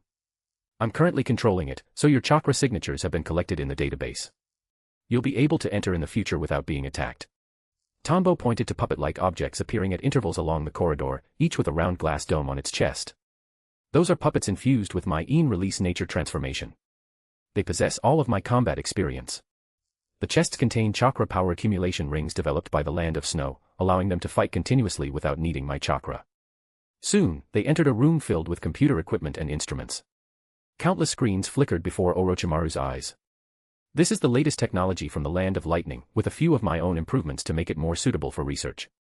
However, I haven't invested much time or energy into this aspect, so it hasn't reached an ideal state yet. In the center of the room, a small circular platform caught Orochimaru's eye. Impressive. What is this? Orochimaru pointed to the platform. He was thoroughly satisfied. If he had possessed these conditions back in the day, his research would have been completed in much less time. Tonbo input chakra into a screen next to the platform. Click. Clack, clack, clack. A barrier rose around the circular platform. Summoning jutsu. Poof. A body appeared on the platform. This is a sealing and detection stand. It possesses the strongest sealing and diagnostic capabilities in the R&D department. And this is the treasure I told you about. I need your strength to analyze every bit of data from this body and hand it over to me in full detail. I think you'll find it quite agreeable. Tonbo had been researching Urashiki Otsutsuki's power for a long time, but there were many things he still hadn't figured out. This had caused his goal of absorbing Otsutsuki data to evolve his own body to progress slowly. The same applied to Kagaya Otsutsuki's body. Questions remained: how do Rinnegan form? Why is every Otsutsuki's Rinnegan different? What are the differences in Byakugan ocular power? What is the physical base that allows an Otsutsuki to perform Genjutsu? Currently, his deepest research only covered how the Otsutsuki body accommodates so much chakra and certain weaknesses of that chakra, as those were areas where he already had successful results. He was completely at a loss regarding other directions. Without research results, his forced evolution ability couldn't be utilized. This was the weakness of that ability. Therefore, he needed Orochimaru's strength, and might even need others to help in the future. He wondered what kind of brain that future scientist, Amato, had to be able to research so many things in such a short time. Despite having clones spread across the shinobi world since the Fourth War, he had found no trace of Amato or the Kara organization. It was as if they didn't exist. If Boruto hadn't traveled back to the past, he would have thought the organization was a myth. Is the power of fate really that strong? Tanbo thought of various novel plots. The villain must be solved by the protagonist. Now, the protagonist isn't even born, and the villains haven't even sprouted. Orochimaru's eyes gradually brightened, his voice becoming raspy. Yes. I would be very happy to. Where did you get this? It was unbelievable, a corpse of the Otsutsuki clan. He had seen information about them in ancient Otsutsuki ruins within the shinobi world. Everything in the world was brought by the Otsutsuki, that is, the power of chakra. The sage of the Six Paths had merely established the chakra theory and passed it down. His name is Urashiki Otsutsuki. I captured him during Pain's invasion of Konoha. He is of the same clan as Kagaya Otsutsuki and possesses the Rinnegan and Byakugan. By the way, their techniques don't require hand signs, they are called Shinjutsu. From this perspective, their life level is higher than ours. So, I need you to help me research this deeply, it's also for your own benefit, Tanbo explained. Except for techniques like the Rasengan, which involve shape transformation without nature transformation, virtually all ninjutsu require hand signs. This included Tsunade's Heaven Strainer kick, the Rakich's lightning armor, and Anoki's particle style. Hand signs were the prerequisite. Ninjutsu that didn't require signs were limited to the likes of the Rasengan or those used by ninja with Otsutsuki power, like the Rinnegan's abilities. Otherwise, even the Mangekyo Sharingan required signs. This was something Tanbo had seen with his own eyes on the battlefield. It was only because ninja of his level had such high speed and modified methods of weaving signs that it appeared as though they weren't using them. For example, Jiraiya could weave signs with his feet. Tanbo could also weave signs in other ways, such as preforming the sign structures within his body via his nerves to trigger them directly. He could also weave signs mentally. He had tried it, except for the Rasengan and Bungee Gum, basically everything required signs. Signs were the foundation of ninjutsu. The idea that one could skip signs just by becoming familiar with chakra flow was a fantasy. The function of hand signs was to temporarily focus the mind. Different signs created different mental concentrations, which reacted with physical energy to release different nature transformations. Ninja cannot directly manipulate the spirit, so they cannot perform signless casting through mere proficiency. Those who could reduce the number of signs did so because a single sign, combined with their subconscious mental state, triggered the mental shifts of dozens of signs. Regardless, even if you only need one sign to cast, you still have to weave it. In this regard, Tanbo was no different, which was why he needed Orochimaru's research on the Otsutsuki. Chapter 372, Chapter 372, Deputy Director. Chapter 372, Deputy Director. Orochimaru's vertical pupil stared intently at Urashiki Otsutsuki. Interesting. But I still want to know, why do you trust me so much? You know I was once a rogue ninja, and I conducted experiments on many of our village comrades. This perplexed him. It couldn't just be that Tanbo was strong enough to feel secure, there had to be more.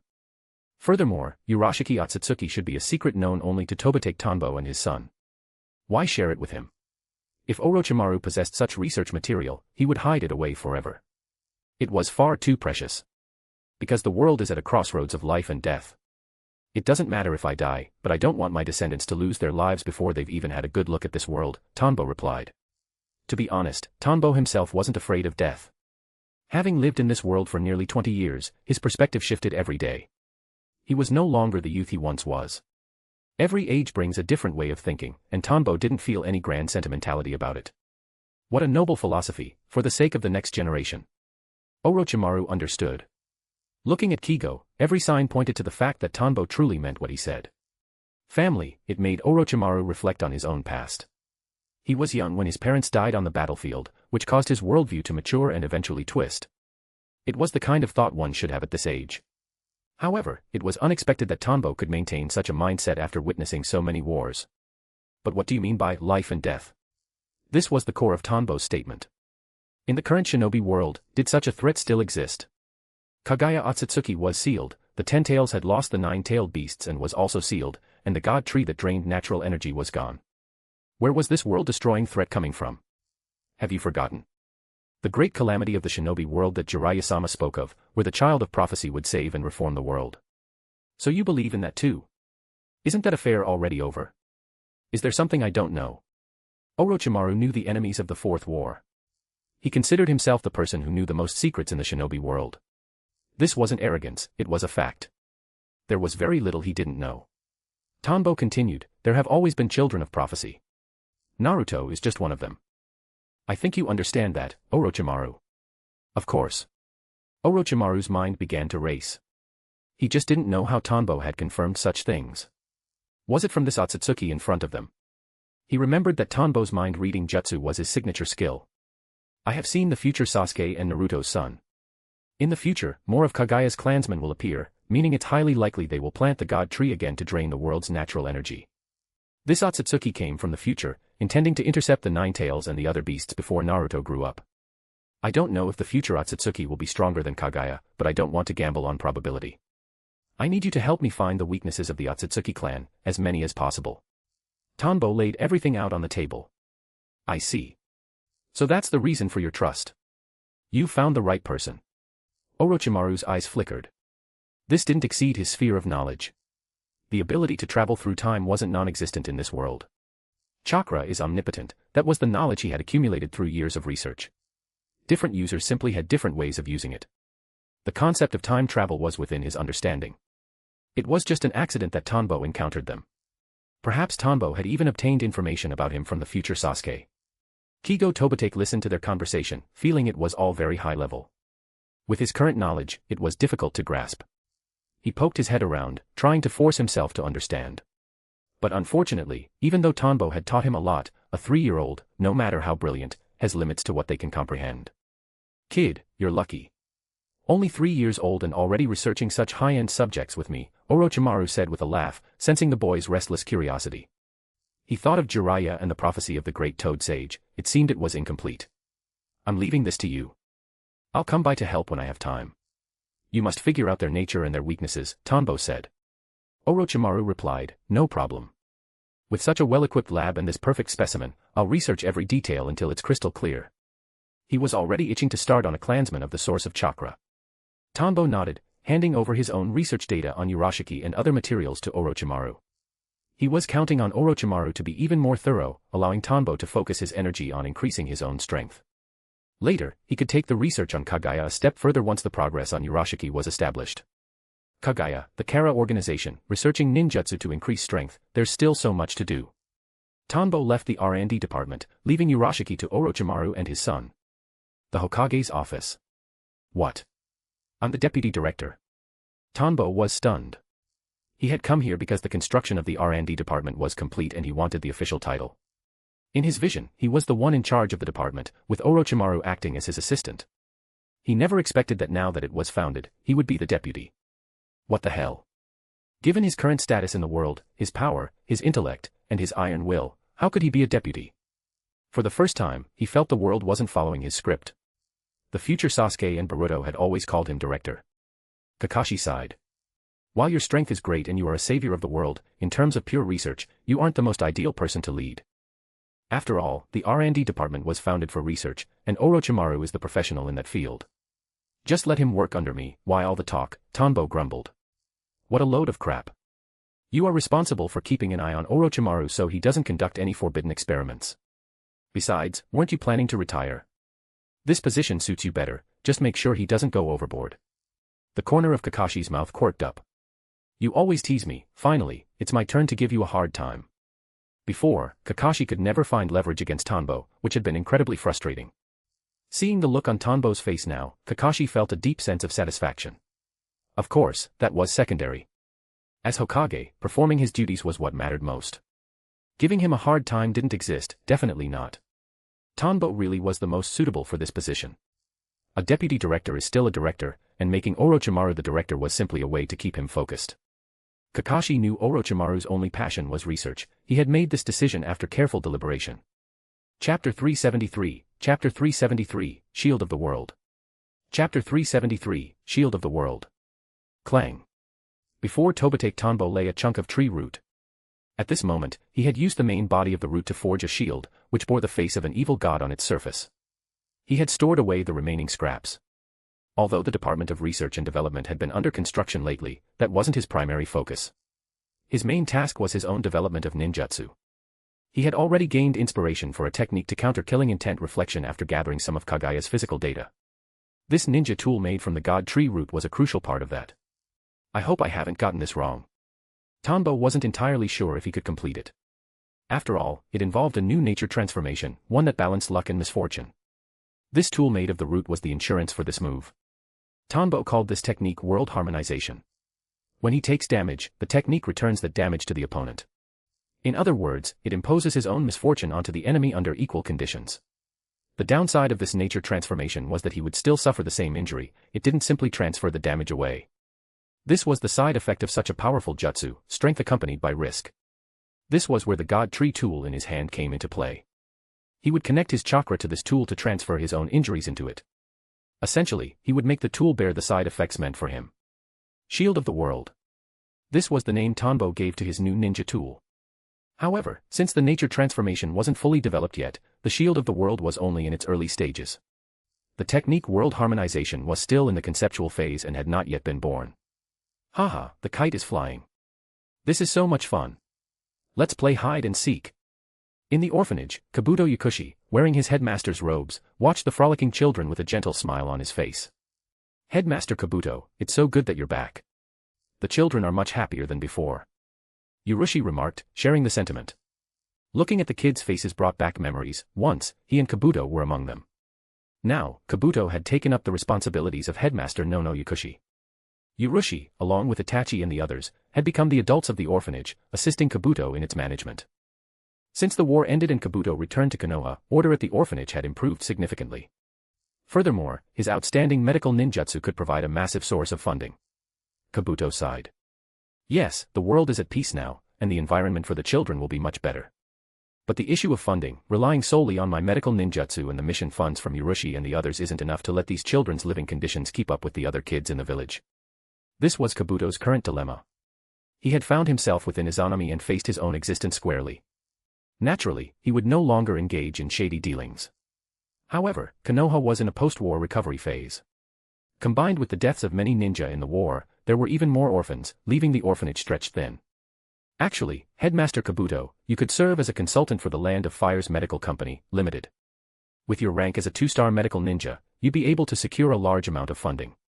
After the establishment of the World Ninja Association, companies saw the potential for profit and began extending olive branches to ninja in various fields. Anyone reaching the rank of a 1-star ninja became a prize in the eyes of those corporations. As a 2-star medical ninja, Kabuto naturally received numerous invitations. However, he was unwilling to leave the orphanage because he wanted to watch over the children. Resources are important, but the children are more important. I won't let them experience what I went through. War never stops. As Orochimaru's successor and one of the people who knew the most in the shinobi world, Kabuto knew that war would never truly end. Under the leadership of powerful, charismatic heroes like Naruto and Tobitake Tonbo, a surface-level peace was maintained. War would simply manifest in the shinobi world in another form. He feared that someone like Danzo would appear in Konoha again and target the children of the orphanage. You're right. War won't stop, it will only change form and present itself in a different way. That's why I need your strength, Kabuto. Urushi was about to say something when he heard the voice and turned around. A familiar figure slowly came into view. Oh. Orochimaru. Long time no see, Kabuto. What do you mean by that? Kabuto looked at Orochimaru, his eyes filled with vigilance. In Konoha, the person he worried about most was Orochimaru. Even though Orochimaru was under surveillance, the sneaky Yamato behind him didn't inspire much confidence in his ability to actually keep Orochimaru in check. He was a messenger at best. Congratulations on finding the meaning of your existence and becoming a person with a true personality. I didn't think you would succeed. Orochimaru didn't state his purpose immediately but offered congratulations first. Kabuto had not only innovated in his research but had also found his self-worth, fulfilling Orochimaru's expectations. He had always said Kabuto was a genius who surpassed Sasuke, only lacking a personality. Thank you. But I hope Lord Orochimaru won't lay a hand on the children, Kabuto said. Orochimaru laughed. So you're worried about that? Rest assured, they don't even have the qualifications to be test subjects. I have a much better specimen now. Kabuto frowned. So if they were qualified, you'd act. He knew Orochimaru all too well. I didn't come for anything else. I want you to be my assistant once more and help me and Tobitake Tanbo research something. Orochimaru didn't beat around the bush, using a voice transmission that only Kabuto could hear. Kabuto replied, I have to take care of the children. I don't have time. You misunderstand. This is a research project where you'll have normal working hours, just like that fellow Tanbo. You can still look after the children. Tanbo is the role model here, Orochimaru said. Why should I help? Money. Tobitake Tanbo is rich. This project is his key research priority.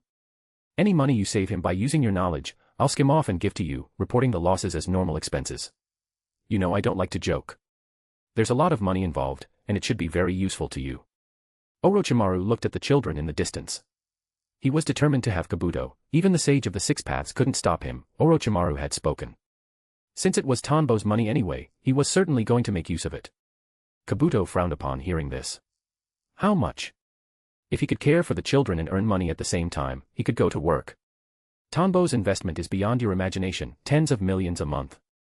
As long as you complete the tasks, I'll divert all the remaining R&D funds to you and tell Tanbo it was used for research. I'm the director. As long as I don't conduct forbidden experiments, my power is greater than his. Don't worry, it's a guaranteed profit. Orochimaru knew that as long as they succeeded, Tanbo only cared about results. Money was a minor issue. But for Kabuto, it was a major one. Chapter 374, Chapter 374, Shadow. Chapter 374, Shadow. Kabuto, what are you doing here? Inside the Sector 13 laboratory of the Department of Research and Development, Tobitake Tanbo appeared and looked at Kabuto, who was currently assisting Orochimaru, with a face full of curiosity. Good grief, he actually managed to talk Kabuto into this. The current Kabuto's perspective was completely different from what it used to be. Tanbo had thought about inviting Kabuto himself earlier, but before he could act on it, Orochimaru had beaten him to the punch. He wondered what kind of methods Orochimaru used to lure him over. Lord Orochimaru's invitation, plus such excellent research material, I am more than willing, Kabuto replied, his eyes drifting toward the body of Urashiki Otsutsuki. He hadn't expected Tanbo to be able to acquire such an experimental subject, no wonder Orochimaru wanted his help. The difficulty of this research was on another level. Currently, Kabuto's primary goal was to shorten the research time as much as possible to save on the budget. And what has a busy man like you been researching? You're never seen in person these days, Orochimaru remarked. He was referring to how Tanbo constantly used shadow clones to trick people. What kind of work could be more enticing than researching an Otsutsuki? Orochimaru himself couldn't help but work day and night, staying buried in research. Even Kabuto was captivated by it. However, Kabuto was different from him now. Kabuto had many more ties to the world. Increasing my strength, of course. Just because an enemy reveals a weakness doesn't mean you can crush that weakness. Strength is still the foundation, Tanbo stated. Recently, his research into world harmonization had failed again. He could achieve the equalization of damage, but he couldn't yet transfer that damage to the shield of the world. There was still a long way to go. Having taken a break, he happened to learn that Orochimaru had recruited Kabuto, so he came over to take a look. You have a point, Orochimaru admitted. He knew a great many things, but some of that knowledge hadn't been converted into raw power. That's why he couldn't break the Genjutsu and escape during the infinite Tsukuyomi. If it happened again, he definitely wouldn't fall for it. Thus, he agreed with Tanbo's words. They all understood the importance of strength, but intelligence was also a form of strength and could not be neglected. Is everything all right here, Kabuto? It must be much better than your old laboratories, Tanbo said. Aside from having fewer assistants, there's nothing to complain about, Kabuto replied. Most importantly, he was making money. It's going very well, Orochimaru added. The research on Urashiki has already made some progress. Just as you suspected, his eyes can manifest more than 3 types of special ocular powers, all of which are quite unique. With the R&D department having been operational for several months, Orochimaru had already produced results. He had discovered many fascinating things. Specifically regarding Urashiki's eyes, they had already identified 3 ocular powers, and they couldn't rule out the existence of more yet to be discovered. By contrast, the Uchiha Sharingan he had coveted in the past only possessed one type of unique ocular power. These Otsutsuki ocular powers also possessed great plasticity, though they felt quite different from the Sharingan. While the Sharingan's power increases based on intense emotion, Urashiki's eyes seemed to rely on raw, inherent strength. Heh, well done. It seems my investment wasn't in vain, Tanbo said happily. Orochimaru was reliable after all. Orochimaru and Kabuto exchanged a glance. As expected, Tanbo didn't care about the funding at all. This confirmed that Tanbo was currently loaded with cash. It was time to fleece the sheep thoroughly. This is the data I've compiled. Take a look, it might be useful to you. Since you want to increase your strength, do you want me to transplant his eyes into you? It might be beneficial, Orochimaru suggested, pulling up the research data on Urashiki from the database. He was curious to see if his current technology could perfectly transplant Urashiki's eyes. It would at least provide a decent boost in power. Forget it. Using the body parts of someone I killed. That's just creepy. Orochimaru, think of something better, Tanbo flatly refused. A mere pair of eyes, his own were already good enough. If he had wanted a Sharingan, he could have acquired one long ago with his abilities. Thinking about it that way, I feel like your body is actually more worth researching, Orochimaru said, his eyes gleaming. Kabuto also looked at Tanbo with great interest. Indeed, being able to defeat an Otsutsuki single-handedly proved that Tanbo's body was far more worthy of study. Or rather, his methods of victory were more intriguing. Pa. What are you two thinking?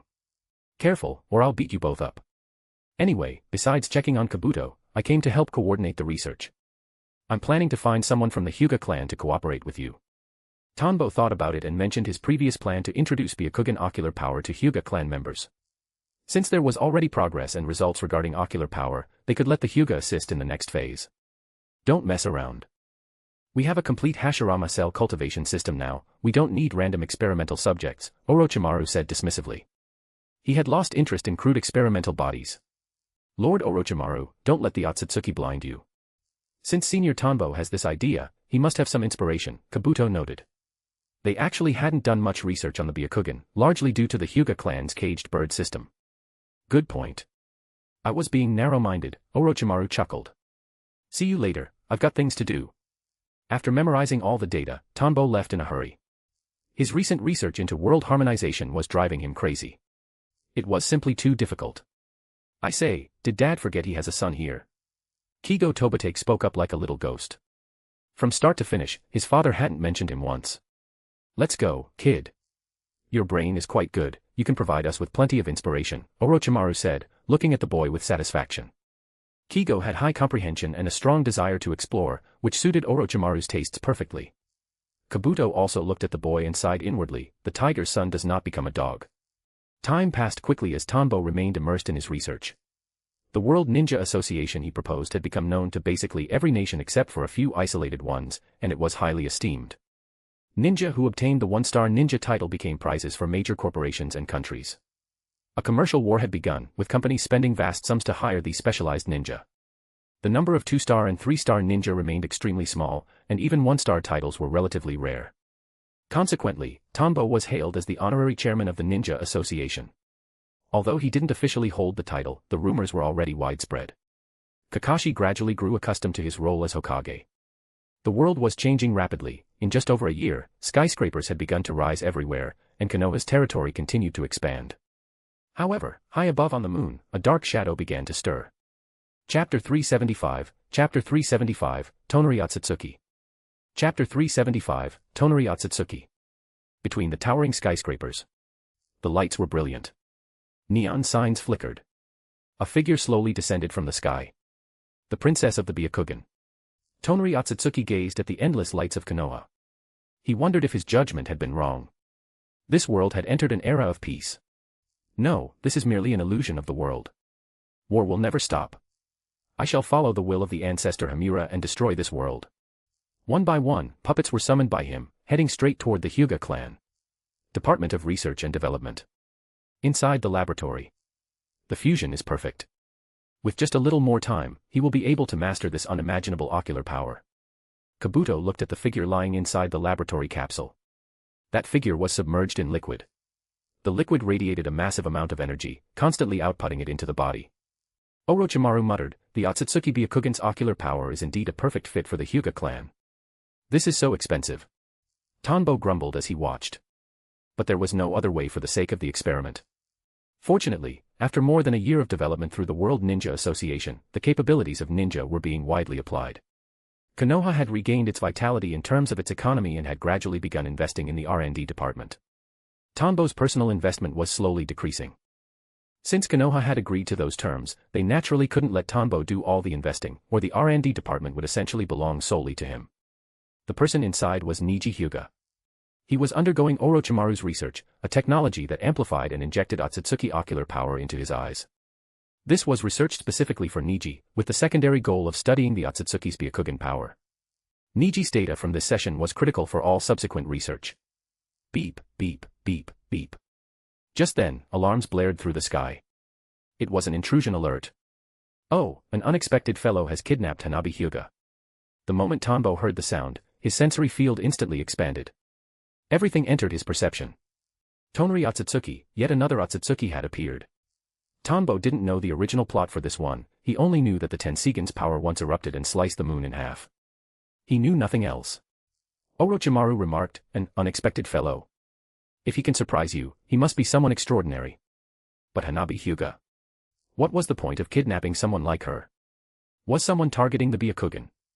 Sigh, I'm heading out to save someone. Talk about perfect timing. Tanbo looked at Niji and scratched his head. He could already see Hinata, Naruto, and other ninja organizing to set out. He also wanted to test the power of the Tensigen to see if it truly could slice the moon, and how it differed from Urashiki's eyes.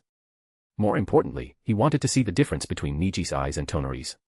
No, I'll go. Thud. Sizzle, sizzle, sizzle. Inside the lab, Niji's body developed a powerful absorption ability, and the surrounding liquid vanished rapidly. It was Niji who had spoken. What's happening? All the chakra in the liquid has been absorbed. Orochimaru watched this scene. That liquid contained a vast sea of chakra, they had spent a long time preparing that mixture. My money. Tanbo watched with a pained heart. That liquid was supposed to be reusable, what a waste. Kabuto noted, his eyes, they've absorbed all the chakra. They're different now. Completely different. He could sense the change in Niji's eyes. I'm leaving, NGH. Niji tried to move, but his body immediately showed intense symptoms. It seemed his body hadn't yet adapted to the powerful eyes. Tanbo appeared before him in a flicker, his nerves spreading over Niji to help stabilize his body. Tensigen. So it was a success. He sensed it, an ocular power on the same level as the Rinnegan. However, having just awakened it, Niji couldn't fully control this power, leading to physical distress. Suck. Tanbo could feel a massive amount of chakra pouring into Niji's body through the hand touching him. It was the power of the Tensigen. He quickly broke contact. Damn it. Hanabi. Niji muttered through the pain. Don't rush, I'll help you stabilize your body. Tanbo released his nerves again to steady Niji. However, Niji's absorption power was too strong. Tanbo could only use the slight gaps in Niji's control to stabilize his cells and chakra. This time, he used the absorption capability of his own nerves to counter Niji's uncontrolled suction. This ability is truly strong. Is this the power that defeated an Otsutsuki? For the first time, Orochimaru saw the specific application of Tanbo's nerves. Before, he had only seen the tip of the iceberg. To be able to affect the human body like that, it meant Tanbo's ability was far more than just what it seemed. Most likely, Urashiki Otsutsuki had been defeated by this move. He realized his previous research on these nerves had been too superficial, they didn't just absorb information, they had other powers too.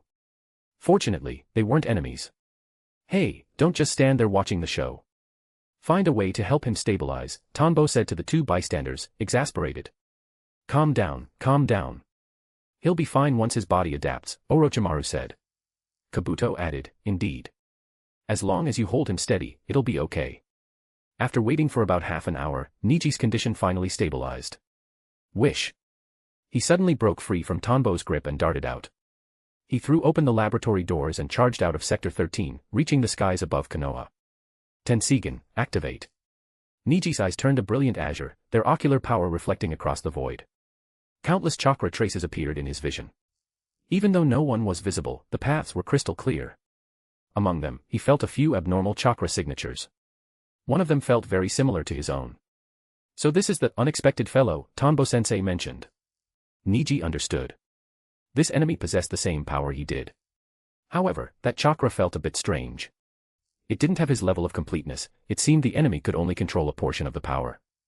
Niji looked at his hands. This is the power I can control now. He felt the surging strength within him. Swoosh. He would test it as he went. How dare they kidnap Hanabi? Niji shot forward like an arrow, soaring through the sky faster than a bird. Back in the lab, Tanbo, Kabuto, Orochimaru, and Kigo walked out, watching Niji fly away. Kigo remarked, "He can fly. That's rare." In his memory, very few people could fly like that. Even his dad couldn't do it naturally and had to use ninjutsu. Brother Niji looked as if he was born for the sky. Orochimaru said, "That is the power of the injected Otsutsuki Byakugan." Perfect. It's called the Tensigen. I'm impressed you managed to research the resources to provide energy for that ocular power, Tanbo noted. Those liquids had no other purpose than to allow Niji, who was injected with Urashiki's Byakugan power, to absorb and strengthen his ocular power. That was the only way the Tensigen could be born. With the power of the Tensigen, a new force had been added to face the future threat of the Kara organization. Let's head back. We'll watch who Niji's enemy is and see if this newborn ocular power has any flaws. Orochimaru turned and walked back inside. In his shock, he had almost forgotten that he had planted monitoring devices on Niji as well. Chapter 376, Chapter 376, Tensigen. Chapter 376, Tensigen. Wish. Niji traversed a mysterious region, eventually dropping into a cavern. As he moved through the cave, a ripple pulsated through his eyes. This is. He didn't understand the layers of ripples before him, it felt like gazing into a sea of overlapping waves. Passing through a specific area, a massive green lake appeared. He detected the chakra of Naruto, Hinata, and the enemy, along with the lingering traces of several other acquaintances. This is a Genjutsu. Niji saw through the lake's purpose, it was designed to trap people in an illusion. However, none of them were here anymore. Splash. Ripples spread across the water's surface as Niji vanished into the lake. When he reappeared, he was in a completely foreign place. He felt it, the sky was no longer the same sky, and the ground was no longer the same ground. Department of Research and Development. On a distant screen, Niji's figure appeared, showing everything he was seeing. 4 people watched him without blinking. Those are spatial ripples. I'm afraid Niji is no longer in the shinobi world, he's in another realm, Tanbo remarked, knowing this place should be the moon. No need for afraid. He is indeed no longer in the shinobi world, he's on the moon. Orochimaru manipulated a small side panel, displaying data on the main screen. Kabuto added, "The moon. I never imagined there would be an ecosystem inside it. Truly incredible." The data displayed were coordinates, using the shinobi world as the origin of the coordinate system. Spacetime ninjutsu, impressive, Kigo Tobitake praised. Unfortunately, he had no talent in that area. His attributes were lightning, water, and fire, he lacked the gift for spacetime manipulation. Tanbo looked puzzled. What did you put in Niji? This monitoring capability is way too strong. To be able to capture Niji's Tensigen vision and project it onto a screen, even transmitting his perceptions, was beyond expectations. Currently, Tanbo's only way of sensing Niji was through the nerves left in his body. Orochimaru was essentially running a live surveillance feed. He didn't understand what had been installed to bypass his own neural detection while capturing the Tensigen's field of vision. Orochimaru licked his lips in a long-forgotten gesture. It's derived from research on Otsutsuki cells, a modified and recombined monitoring cell. I added some of the capabilities of your nerves, specifically for concealment and surveillance. Even your neural probes can't detect it.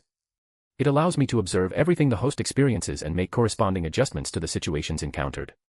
Didn't you say that no amount of intelligence matters without strength?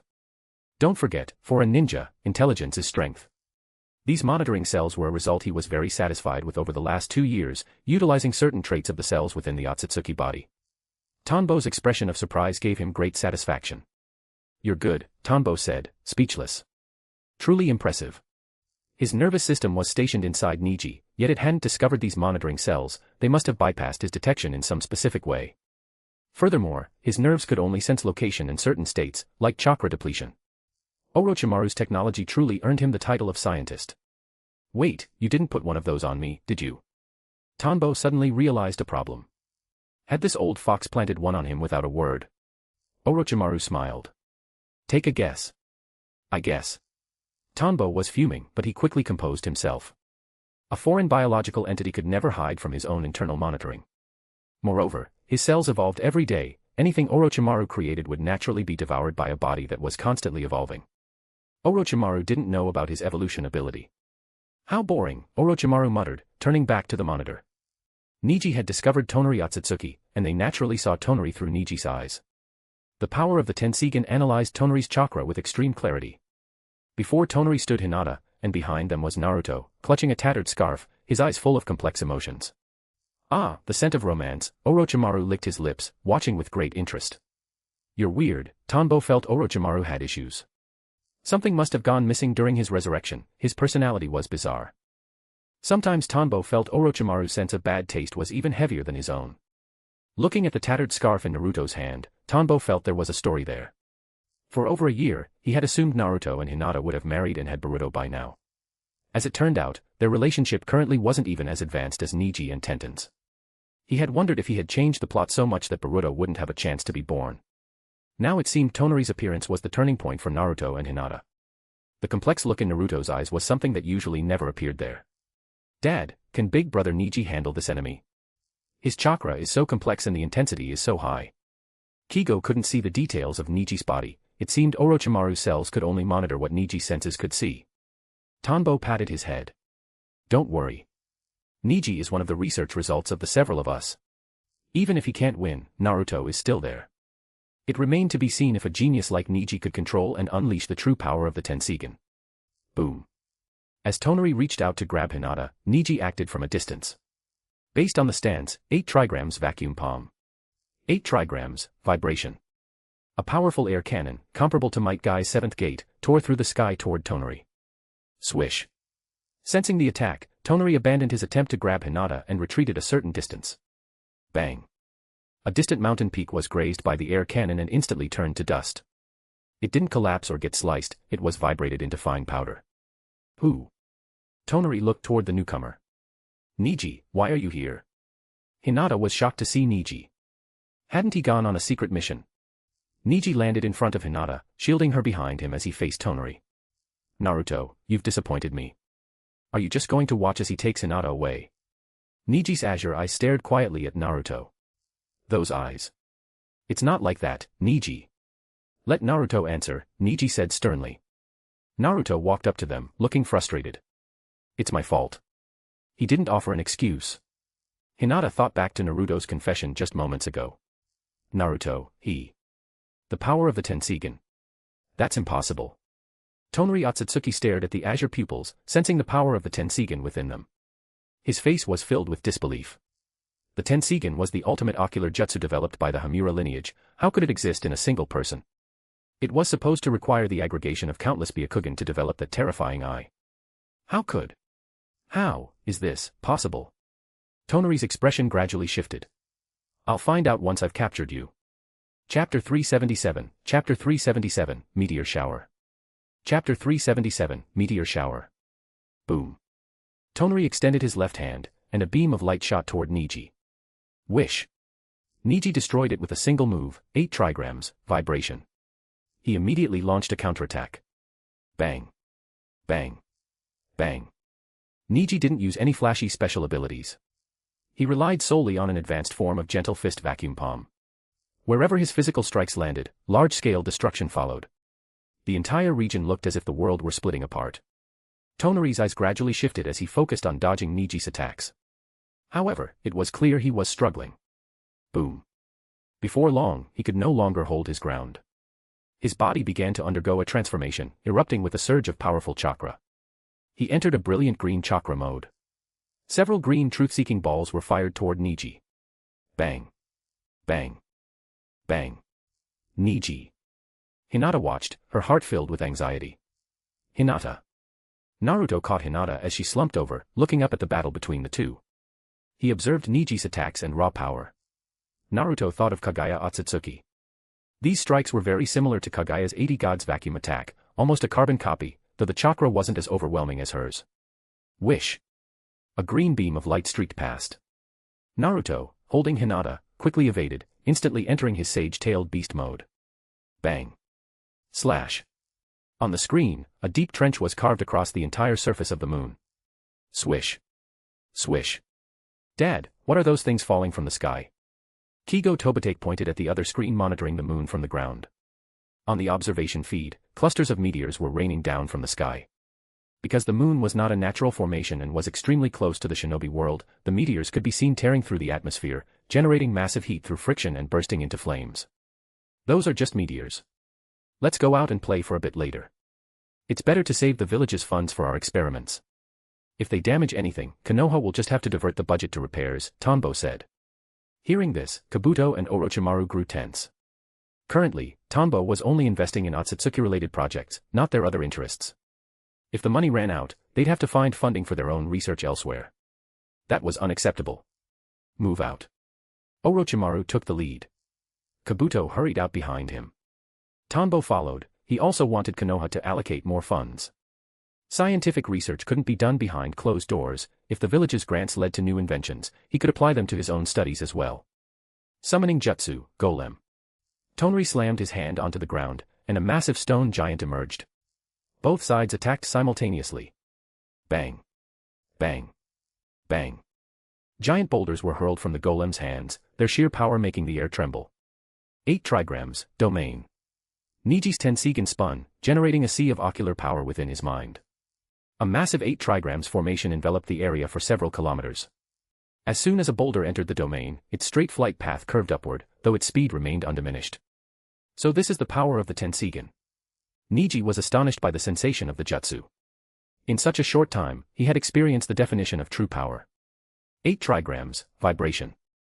This allowed him to strengthen the release of vacuum palms through his ocular power, creating world-shattering force. 8 trigrams, domain. This allowed him to control the direction of everything moving within the field, changing the vector of target objects. It was like manipulating vectors themselves, though from his initial understanding, it only worked on moving targets. Rebirth explosion. Seeing Niji's power, Tonari was again struck by disbelief. Several truth-seeking balls rotated in his hand, surrounded by green chakra. Swoosh.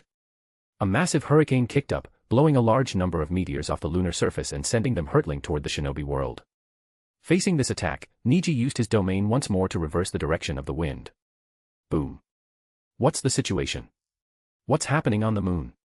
The disturbances on the moon naturally caught the attention of the shinobi allied forces and the Ninja Association.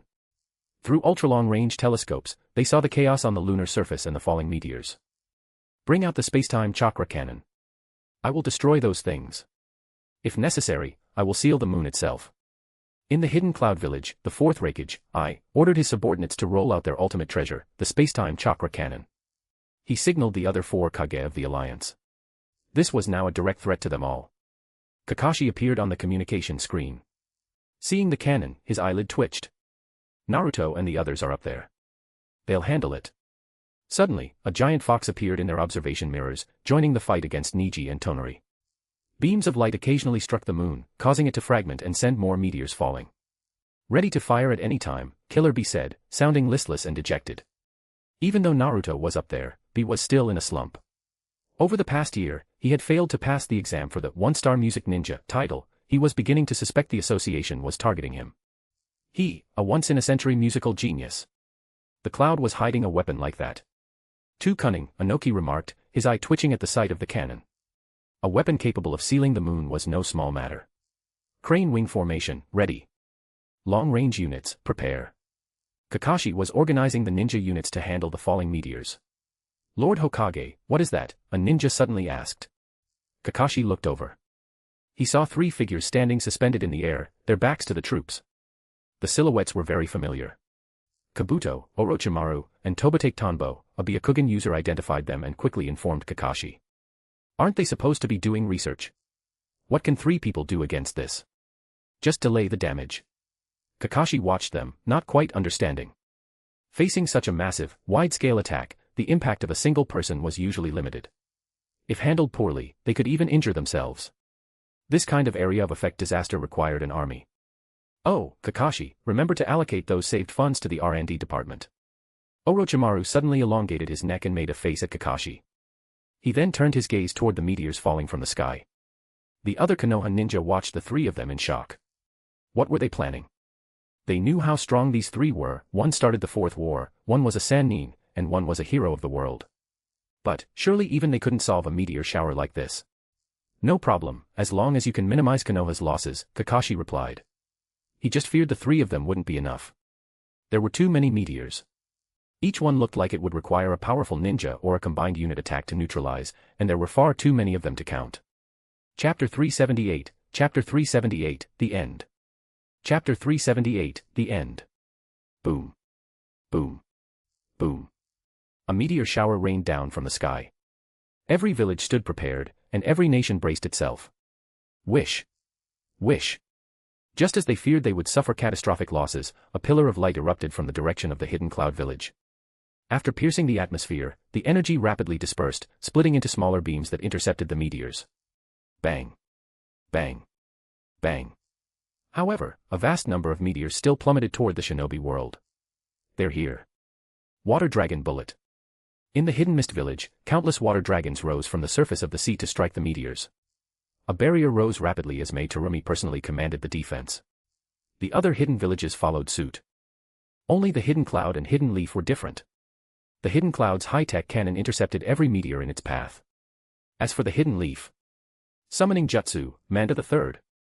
A titanic serpent appeared within the territory of the hidden leaf. This snake was 4 to 5 times larger than the original Manda. With a single sweep of its tail, it swatted the majority of the meteors into open clearings. Bang. Bang. Bang. Kabuto Yakushi stood suspended in midair, treading upon the head of Manda III, controlling it to strike the falling rocks. Kabuto, so this is the Manda newly cultivated using Otsutsuki cells.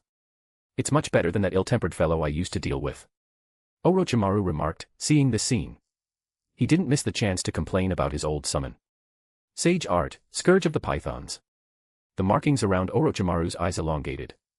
He extended his right hand, and countless white phosphorus snakes emerged, growing larger and larger as they lunged at the meteors. By using sheer numbers, they blocked most of the impact. Even if their bodies were smashed to pieces, they regenerated rapidly and continued the assault. Orochimaru, you're not bad yourself, you actually learned Sage Mode. Tanbo's brow twitched as he watched the two display such divine might. Even Orochimaru had mastered Senjutsu. Furthermore, the mode appeared to be perfect, completely different from Kabuto's. It felt more akin to Hashirama's Sage Mode. Orochimaru replied, a mere Sage Art is no challenge for me. He felt slightly underestimated. If he couldn't even research a vessel capable of sustaining Senjutsu, he would be far too pathetic. Then I'm coming in, too. Tanbo crossed his hands into a seal. Scatter, Senbon Sakura. Hum. Countless petals filled the vision of the Konoha ninja in the sky. They surged forward to cover the falling meteors, like cherry blossoms lifting the stones before grinding them into dust. So powerful. All three of them are incredible. The Konoha ninja watched, dumbfounded. The actions of these three had wiped out the meteors they were preparing to attack collectively. The sky fell silent. Kakashi was equally stunned. Kabuto, Orochimaru, and Tanbo were becoming stronger and stronger. He frowned slightly. This was especially true for Kabuto and Orochimaru, who both had prior records. He had thought that by placing them in the R&D department to focus on technology, their strength would be somewhat suppressed. Instead, they were more powerful than ever. He wondered if Tanbo could keep them in check. If not, only Naruto would be capable of it. With this kind of offensive power, range, and scale, they were more troublesome than tailed beasts. As expected of Dad, he's amazing. Tianyu Tobate's eyes sparkled. Maki stopped the hand seal she was forming. It's a pity our ninjutsu talent isn't as good as Dad's. Really, did Mom dilute our talent? It was frustrating. Compared to their father, they were probably only a match for him when he was a child. Now, it felt as if they weren't even the same species. Do you think our little brother will end up like them? Tianyu knew their younger brother was studying under Orochimaru. If he surpassed them in the future, it wouldn't be a surprise. They felt their brother's talent was far superior to theirs. Boom. On the moon, a golden pillar of light erupted from Tonari's hand. Die. No one can stop the ancestor's will. Tonari remained convinced that destroying the shinobi world was the wish of the ancestor. Massive amounts of chakra poured from his body, surging toward Niji. His primary target was Niji. As for Naruto, he would deal with him later. On the other side, Naruto had enveloped himself and Hinata in the Nine-Tails chakra. They were facing the stone giant. Naruto-kun. Hinata's face was very flushed. It was so warm, Naruto's embrace. Naruto said, "Don't be afraid, Hinata. Niji should be able to handle this." Because he had to protect Hinata, he could only watch from the sidelines. Niji, just what kind of power is this? He didn't understand how Niji's strength had increased so much, even allowing him to fly in the sky like an Otsutsuki. Suddenly, the battlefield shifted. Niji extended his right hand, concentrating his domain's power into a single line. Infinite slash.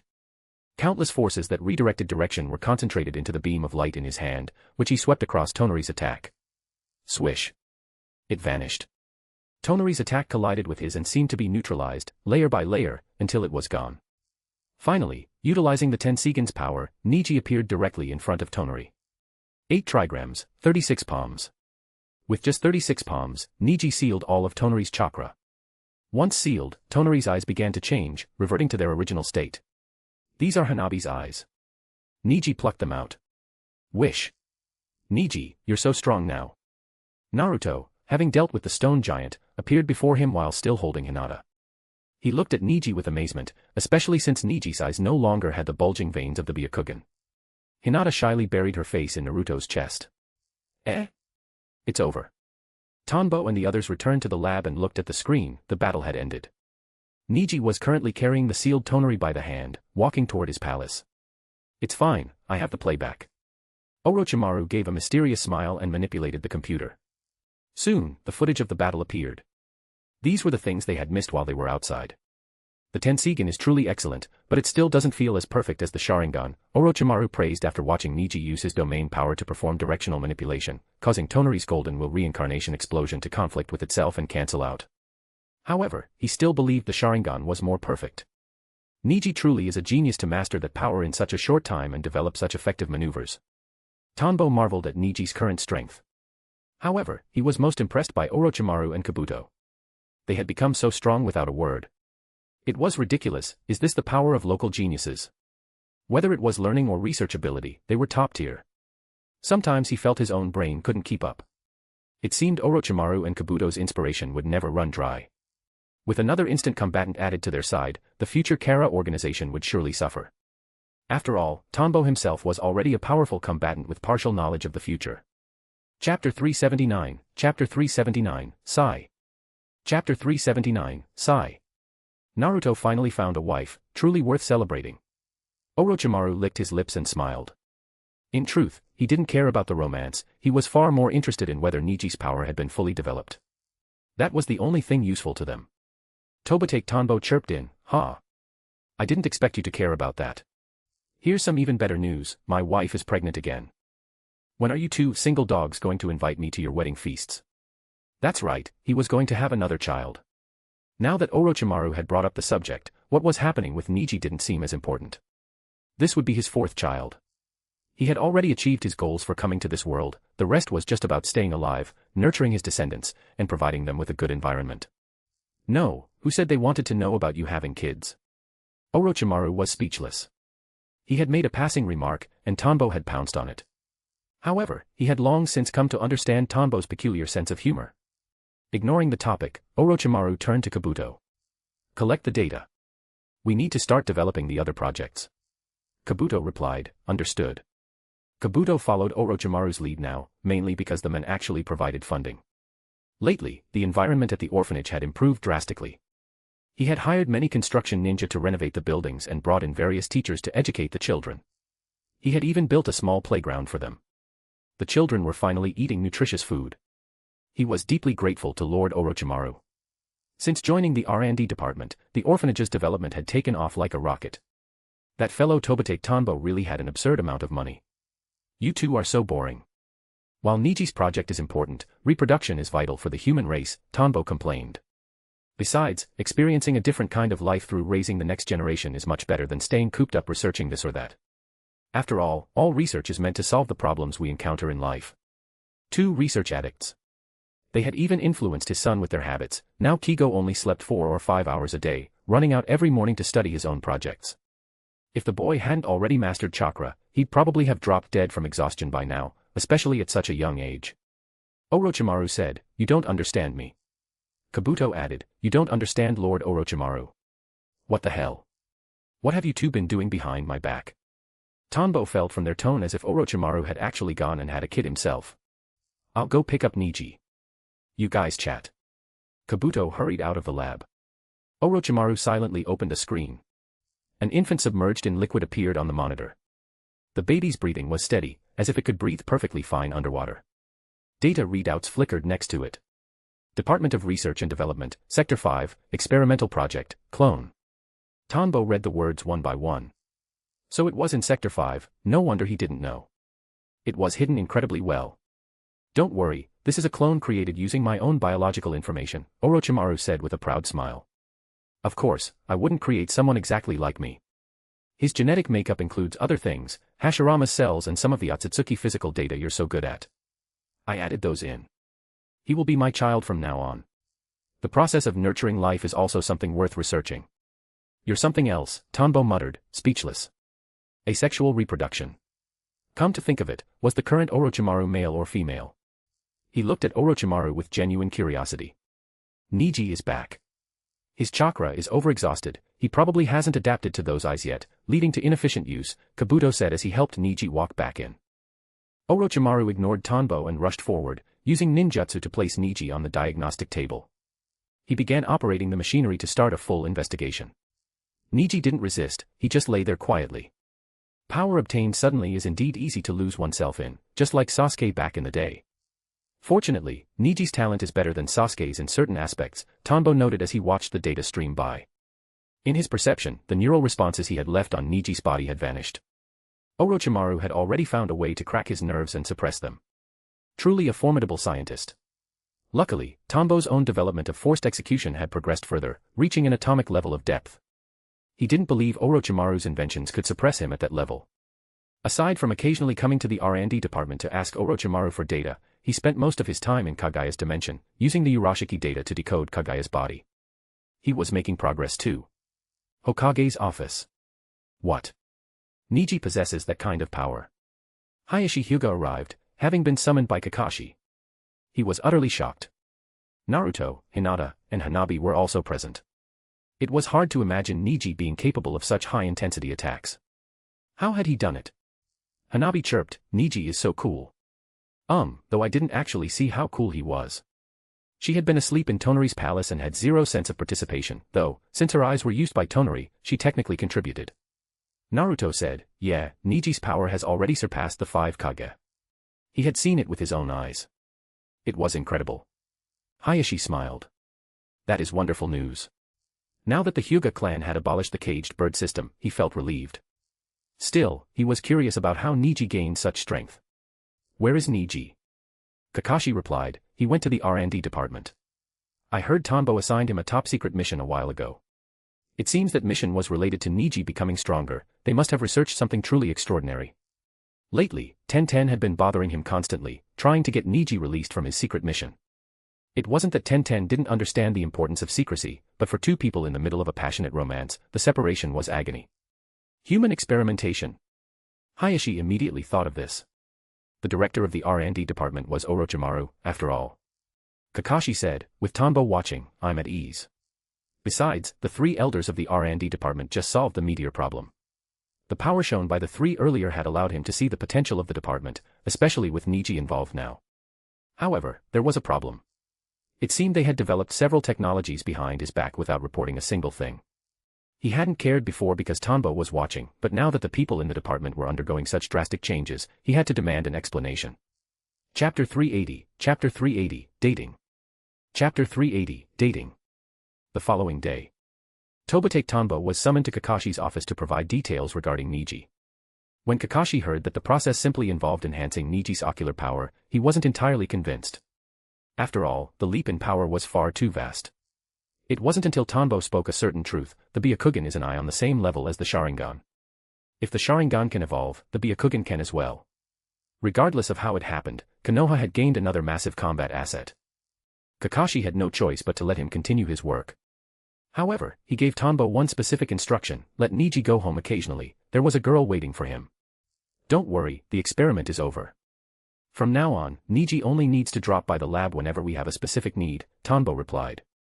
Niji and Tenten being together, that wasn't something everyone got to see. In his previous life, countless fans shipped this couple. Now, he could witness it with his own eyes. Furthermore, he had watched these two grow up from naive, rookie gen into the jonin they were today. They were 18 now, it was time to get married. Tanbo could already sense that their wedding wasn't far off. A dream fulfiller, I am the true dream fulfiller. Kabuto is just a guy who stinks of forbidden jutsu. Kakashi sighed. That's good. Otherwise, 1010 keeps coming to pester me, and it's really annoying. Only after confirming that Niji was okay and hadn't been subjected to human experimentation did he let go of the worry in his heart.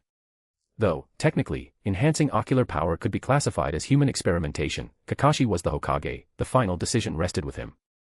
By the way, Niji and Naruto are likely getting married soon.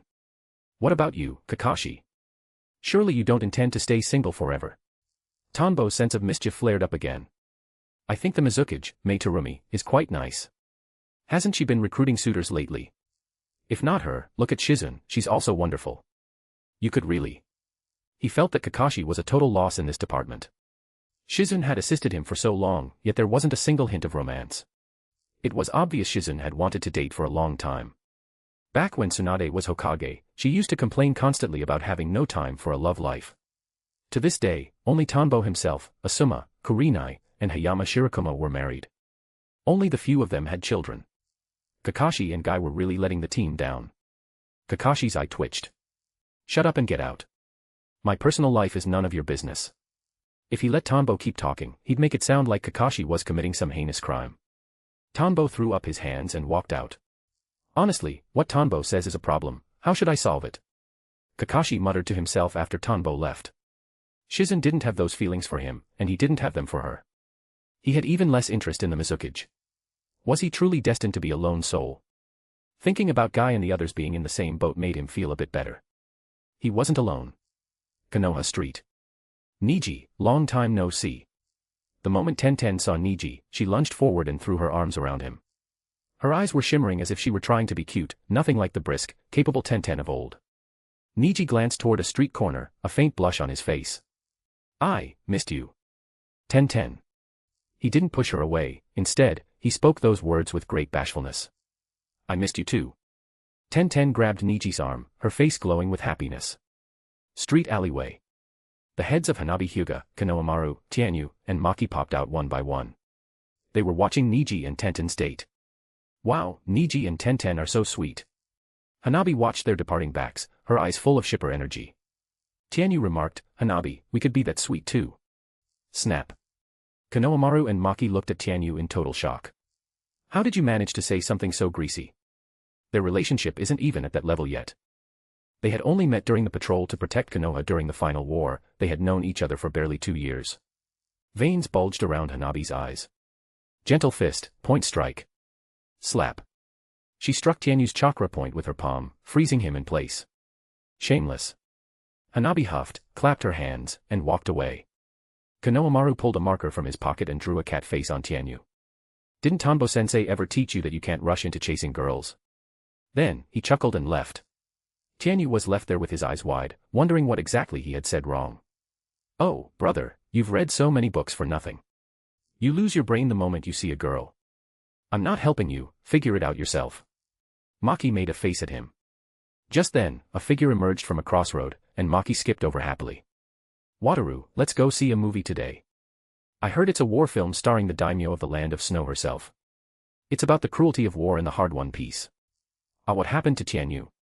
Wataru took Maki's arm and looked toward Tianyu, seeing him standing motionless. Don't mind him. He got frozen for harassing a girl. Then, Maki led Wataru away, leaving Tianyu even more bewildered. Somebody help me. Tianyu felt terrible. When did my sister get so close to Wataru? What are you doing? Is this some kind of performance art? I know performance art is fine and all, but standing there like that makes you look pretty stupid, Tianyu. As Tianyu was contemplating how to break the seal, a voice spoke up in front of him.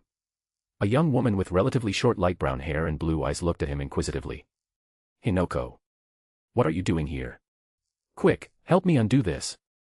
Tianyu's eyes lit up when he saw her. Hinoko was an elite ninja from his same year. He heard she had joined the Umbu and could create chakra needles that automatically tracked enemies until they hit their mark. What he didn't realize was that with his face painted like a cat, his frantic eye movements were actually hilarious to her. Haha. Aren't you supposed to be amazing? I never thought I'd see the day. Seems like you've been slacking off these past 2 years. Hinoko burst into laughter, then helped Tianyu release the seal. Thanks. Thank you so much. Tianyu quickly expressed his gratitude. Hinoko looked at his face. Just a verbal thank you. I won't be satisfied with that. Then what do you want? Tianyu was dazed. You're coming shopping with me, obviously. And you can't argue with anything I want to do. That's the deal. Hinoko stood with her hands on her hips. But I still have to. Tianyu thought about Hanabi and was about to refuse. But seeing the terrifying glint in her eyes, he swallowed his rejection. Her eyes were truly scary. Chapter 381, Turbulence. Chapter 381, Turbulence. Watching his son disappear with that girl, Tobitake Tanbo was all smiles. As expected of my son, he's a real lady killer. With that, his mind was at ease. As for Maki and Wataru, he didn't have that feeling of a precious cabbage being gobbled up by a pig. Wataru was quite an outstanding boy, and more importantly, Tanbo had watched him grow up. He hoped they wouldn't bicker and would live their lives well, just like he and I am. However, that girl with Tianyu was a bit of a concern. Relying on her exceptional abilities, she had been recruited into the Umbu shortly after graduation. She had completed many missions over the past 2 years and was a very talented girl. It was just that her philosophy regarding ninja leaned more toward the pre-Fourth War mindset.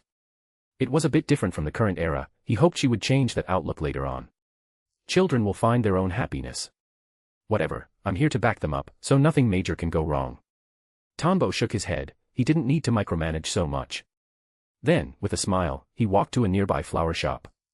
He bought a bouquet his wife liked and headed home. Careful, the floor is slippery here. A few white hairs had appeared on Tobitake Toziai's head, but he was still using a tool to wipe down any potentially slippery spots on the floor. Dad, don't worry so much. This isn't the first time, Ayam said, stroking her stomach. She was a bit speechless watching her father-in-law act as if he were facing a formidable enemy. This wasn't her first time giving birth, it was her third pregnancy. Besides, it had only been a few months, she hadn't reached the point where she couldn't move. Knock, knock. Tanbo walked in from outside, holding the fresh flowers. Get away, get away. Don't you know women are sensitive during pregnancy? Why are you buying flowers? Stand aside, don't mess with my grandson's health. Toziai pushed him away immediately, fearing the flowers might be bad for Ayam. That was his fourth grandchild, after all. This is my fourth kid. You only had one, how could you possibly understand better than me, Dad? Tanbo was speechless. How could a man who only had one child compare himself to a man who already had 3 and was expecting a fourth? How could you know more than me? Regardless, we can't take a single risk, Toziai was exceptionally firm. All right, all right. Tanbo tossed the bouquet into a distant vase. He then went to Ayam's side, sensing the pulse within her. The gender was not yet determined because the embryo hadn't fully developed. However, Tanbo could sense a powerful life force pulsating within. He felt this child's life energy might even be stronger than Naruto's, without the 9 tails. In other words, this was another one who wouldn't lack chakra. Aside from the twins Tianyu and Maki, the other 2 children seemed to have different developmental directions in terms of talent. Hubby, how was work today? Did you reach your goal? Ayam asked curiously. Tanbo was usually quite busy, but no matter how occupied he was, he always came home to see her. She was just worried that if he didn't reach his goals, he might feel discouraged, though she had never actually seen him that way. Tanbo, don't worry, I already have a direction. It'll be ready for the world soon. That's good. I made your favorite Kung Pao chicken today, let's eat first, Ayam said. Tanbo sat at the dining table. Seeing the abundant meal spread out, a smile broke across his face. This was home. Where are Tianyu and Maki? Ayam looked toward the door, noticing the 2 little ones who usually returned by now weren't there. Those 2 rascals are out on dates, Tanbo replied while digging into his rice. Eh? With who? Ayam's eyes lit up with interest. Dating. It reminded her of when she and her husband were dating, sweet and happy. Maki is with Wataru, and Tianyu is with a young girl named Hinoko. She's quite pretty. They're likely at the movies right now, Tanbo said between mouthfuls. Wataru, huh? That's a good kid, and he's a fan of yours. Tianyu is doing well too, actually managed to land a girl. Seems he's finally matured. A happy smile appeared on Ayam's face. They were in their 30s now, seeing their children grow up and experience the same things they once did brought back fond memories. Then she looked at Tanbo, her eyes full of affection, sweet as ever. After all these years, the sweetness in her gaze had never faded. Hey, don't act like I'm not here. Eat up, Toziai said, instantly annoyed by the 2 sparking off each other. He cut them off immediately. What if they got too carried away and somehow affected his grandson? The incident with Tonari didn't cause too much upheaval in the world. However, people had witnessed the power of ultimate ninja strength. They began to have ideas about this peak power. Could they also become strong enough to strike down the moon? This was especially true for the smaller nations. Although the World Ninja Association had been established and the Shinobi Alliance stood tall, there were still ninja with old-school mindsets who were obsessed with power. Whether it was forbidden jutsu or powerful ninja tools, they sought them out. The small countries far from the five great nations were starting to stir. Specifically, after this incident, they saw the potential to become the sixth great nation. Perhaps they could research and achieve it. Human desire is like a boulder rolling down a high mountain. After a few years of peace, the hearts of restless elements were stirring again. There are many who want peace, but quite a few who want war. They were only held back by a lack of strength, cowering at home and not daring to be reckless. But their desires would never vanish. Within the Land of Fire, ninja would occasionally appear within the borders to investigate the details of the moon incident. Other nations had peculiar ninja abilities, and they had managed to find some clues. However, by the time they arrived, the spatial portal there had already been destroyed by Niji. They could only return in disappointment. Still, some refused to give up, trying to intercept spatial fluctuations to develop spacetime ninjutsu to reach the moon and find that immense power. These people really won't quit. Should we just take them out? Kiba asked Kakashi with a face full of drive. As a jonin of Konoha, he had joined the Konoha military police force. He used his exceptional nose to track down lawbreakers. Now that foreign ninja were running amok in the Land of Fire, he felt it was time to stretch his muscles, which had been idle for too long. He figured the more merit he earned, the better his chances of becoming Hokage once Naruto stepped down. That was his plan. He believed he was fully capable of being Hokage. If it weren't for Naruto's overwhelming merit, Kakashi, no. They entered through the proper channels of the Ninja Association, so they are legal. We can't do anything to them. For the sake of world peace, the Ninja Association had created many regulations that even the various nations didn't dare oppose. Ugh, seriously, this is so boring. Kiba sighed. Chapter 382, Chapter 382, The Land of Spring. Chapter 382, The Land of Spring. The Land of Silence. Within an unnamed pocket of space, Ishiki Otsutsuki slowly opened his eyes. He felt the power of the Otsutsuki once again. It is near. I will reclaim everything that is mine. Ishiki's pupils shifted coldly. This is the location of the spacetime portal that leads to the moon. Can it be reopened? In the space where the moon had once been traversed, a group of ninja wearing the specialized gear of exploration shinobi were conducting reconnaissance of the surroundings. Exploration shinobi, ninja holding this specific certification, could be hired to perform protective exploration in various countries without being immediately expelled. This was a system established by the Ninja Association to accommodate different types of ninja specializations. It's a bit difficult, but not impossible, replied a ninja familiar with spacetime ninjutsu. Be careful. If Konoha catches us using illegal methods for exploration, we might be blasted out of here. Exploration shinobi were forbidden from using violent means, they were only permitted to perform protective exploration. Otherwise, the Ninja Association would not recognize their status, giving Konoha a perfect excuse to drive them out. They had to be cautious. However, non-violent exploration wasn't working. The space here was different from the space outside. The space-type ninja they brought along could only proceed via brute force exploration. Why do we absolutely have to open the portal? Can the things inside really make us stronger? One ninja asked doubtfully. Usually, a ninja's growth required study. Could they really just become stronger? As long as there is a sliver of possibility, we cannot let it go. Otherwise, how can we hope to contend with the five great nations? The leader replied. He was a ninja from the Land of Spring. The Land of Spring enjoyed spring-like weather year-round, yet its population was sparse. This was because the spring there was different from other places. Under the influence of an unknown power, only a small portion of the Land of Spring could be trained during the season. Recently, the establishment of the World Ninja Association had been squeezing their nation's living space, slowly assimilating the Land of Spring. They were forced into this desperate measure to acquire power capable of rivaling the great nations. Understood. We will complete the mission. Too naive. The moment they start using violent ninjutsu for exploration, we'll escort them back. In the shadows, Kiba Inuzuka led his newly formed team. His team consisted of 3 members, young ninja who had graduated within the last 2 years, but who were the top performers of their classes, each possessing special talents.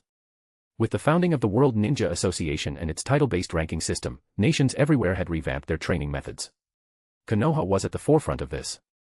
The Ninja Academy had launched a specialized ninja training program, and the training ninjutsu developed by Tobitake Tanbo had officially entered widespread use.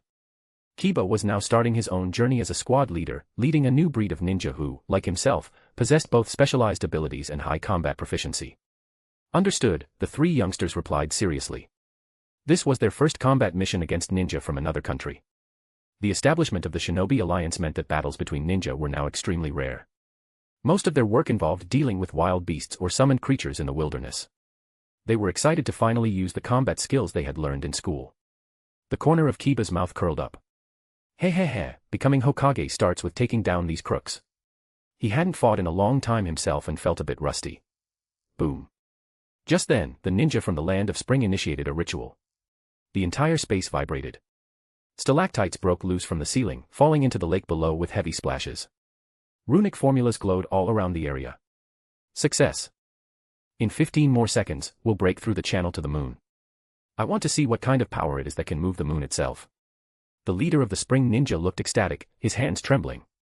He had put in a lot of work to trick the daimyo of the land of spring into believing that without this power, their nation would vanish. In reality, the land of spring showed no signs of disappearing. In fact, it had begun to thrive since the association's founding.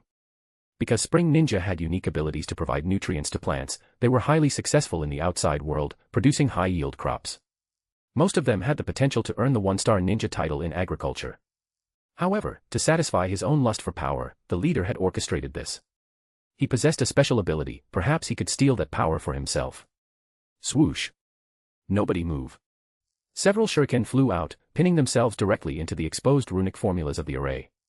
Secret art, barrier dissolution. The surrounding formation suddenly disconnected, and the vibrations ceased instantly. Who's there? The leader looked up in shock to see a mere kid standing before him. Bang. Bang. Bang. Suddenly, explosions erupted in the air. The spring ninja were sent flying by invisible forces. Even their leader was caught in the blast. Whish. In the direction they were blown, several iron wires appeared out of nowhere, entangling them tightly. A few paper charms were attached to the wires. How is this possible? Before they could counterattack, their chakra was sealed. They couldn't move an inch. A small country is just a small country. This power is too weak. A boy walked out looking bored, holding the iron wires. The power sealing the enemies came from his own chakra nature. They really are a bit weak, the other two team members added, sounding disappointed. They expected other nations' ninja to have some skill, but this was underwhelming. It's not that they're weak, it's that you're too strong, Kiba told them. Other nations don't have Konoha's training technology, especially Tanbo-sensei's Genjutsu training system. It has put our academy leagues ahead of theirs. You kids are lucky. Tanbo-sensei. You mean the one who founded the Ninja Association? The honorary chairman, the hero of the shinobi world, one of the few three-star ninja, and the vice director of the R&D department. Kiba-sensei, you know him, the boy blurted out a long string of titles. The others turned their eyes toward Kiba in awe. That was a legendary figure, they didn't expect Kiba-sensei to actually know him. Heh.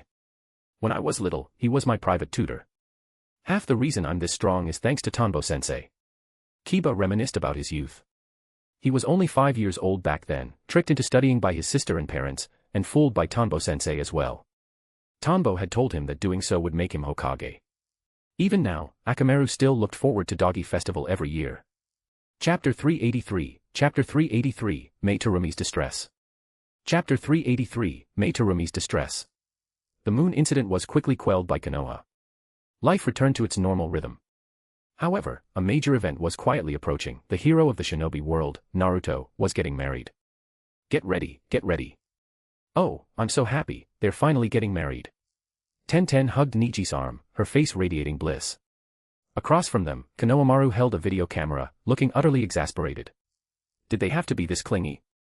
He was just trying to record a congratulatory message, yet he had to endure the sour stench of love from these two. Niji suddenly chimed in, I'm ready too. Tenten's face turned bright red at his words. Oh, stop it. You're being so sudden and direct. Konohamaru felt like burying one in the South Pole and the other in the North Pole. Alright, wishing Naruto and Hinata a happy marriage and a lifetime of happiness. Once the recording was done, Konohamaru bolted immediately. He really couldn't stand being around such sappy couples anymore. The wedding was set to be a grand affair. Kakashi, in order to ensure Konoha remained guarded while everyone wanted to celebrate, had issued a special notice, ninja were to prepare meaningful gifts. Whoever presented the most heartfelt gift would be granted permission to attend the wedding. Naruto is going to be so happy when he sees this gift. Wahaha. In the Tobitake household, Tanbo stared at a photo album in his hands, laughing sinisterly. He could already imagine the look of shock on Naruto's face. It would be a total surprise. In his left hand, he held another recording, a slideshow. Dad, Naruto is getting married and you're just giving him some photos. That lacks sincerity, Tianyu said from the side, watching his father's unsettling smile. He really couldn't understand it. Their family was so wealthy, yet his dad was giving something so cheap. What do you know? A guy who needs a girl to ask him out doesn't understand romance, Tanbo said dismissively. Lately, Tianyu had finally landed a girlfriend, Hinoko. She was a good girl, but his son was so clumsy that the girl had to take the initiative.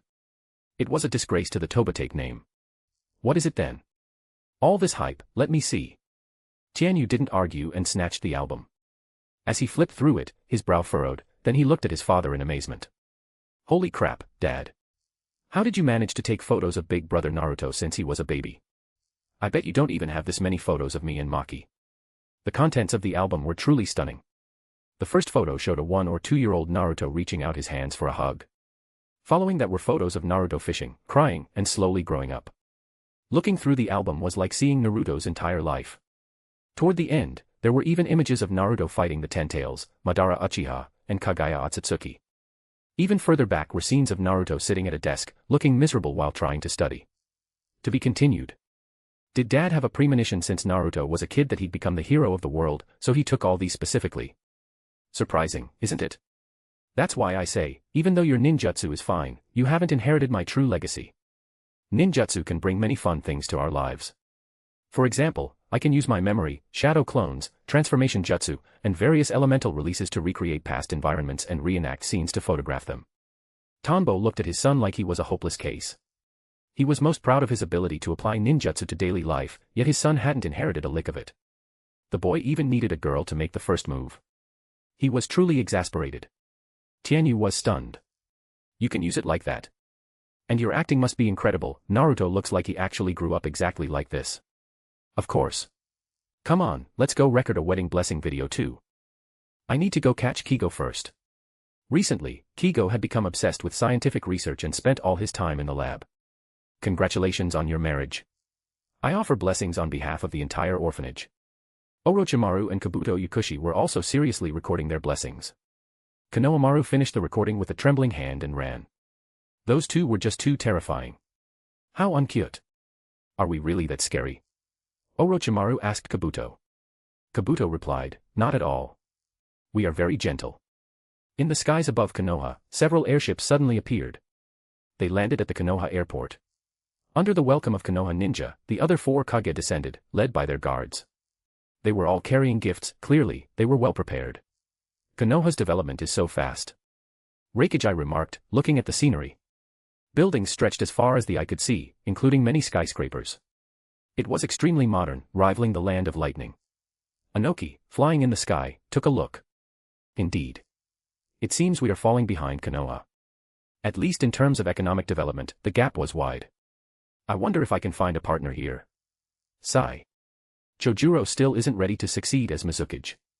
It's so frustrating. Mei Terumi lamented her situation. Lord Mizukage, I'm right here, Chojuro said sheepishly. He felt terrible for delaying the Mizukage's marriage prospects. Where's that Kazekage kid? They suddenly noticed Gaara hadn't emerged from the airships. He went to act as the guardian for Temari. Said he wanted Shikamaru to give her a proper explanation. He's probably a guest at the Nara household right now, Kankuro said, walking out with a shrug. His sister was also about to get married. Hearing this, Mei Terumi felt her world crumbling. It's true.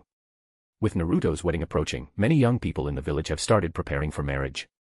Over the next 6 months, at least a dozen couples are expected to wed, the Konoha reception ninja remarked, unable to hide his happiness. A dozen couples. Mei's face darkened further. Why wasn't she one of them? It was all Chojuro's fault. Chojuro, standing nearby, felt a powerful, oppressive aura. He sensed something bad was about to happen. The Konoha ninja continued, yeah. With peace here, everyone is enjoying a quiet life and finally has the time to find a partner. It's really wonderful. Boom. A suppressed aura erupted from Mei Terumi. This made the Konoha reception ninja realize something was wrong. Lord Mizukage, please don't do anything reckless, the Reikage said quickly. It was Naruto's wedding season, after all. Lord Reikage, you're also a single dog. Aren't you worried about your own marriage date? Mei retracted her aura and asked. According to her intel, the old Reikage didn't have a partner either. The term single dog had become popular in the shinobi world after paparazzi overheard Tanbo frequently teasing Kakashi and the others with it. Chapter 384, Chapter 384, The Mansion. Chapter 384, The Mansion. The old man doesn't care about that anymore. You do your best. The Reikage waved his hands, fully embracing his laid-back attitude. No one could stand his temper anyway. More importantly, he just hadn't found anyone he liked. You deserve to be alone for the rest of your life. I'm not going to be like you, my Prince Charming is still out there waiting for me. After saying that, Mei Terumi turned to Chojuro. Within 1 year, I want you to reach the level of capability required for a Mizukage. Otherwise, if you delay my wedding date any further, I'll... She clenched her fist meaningfully. Yes.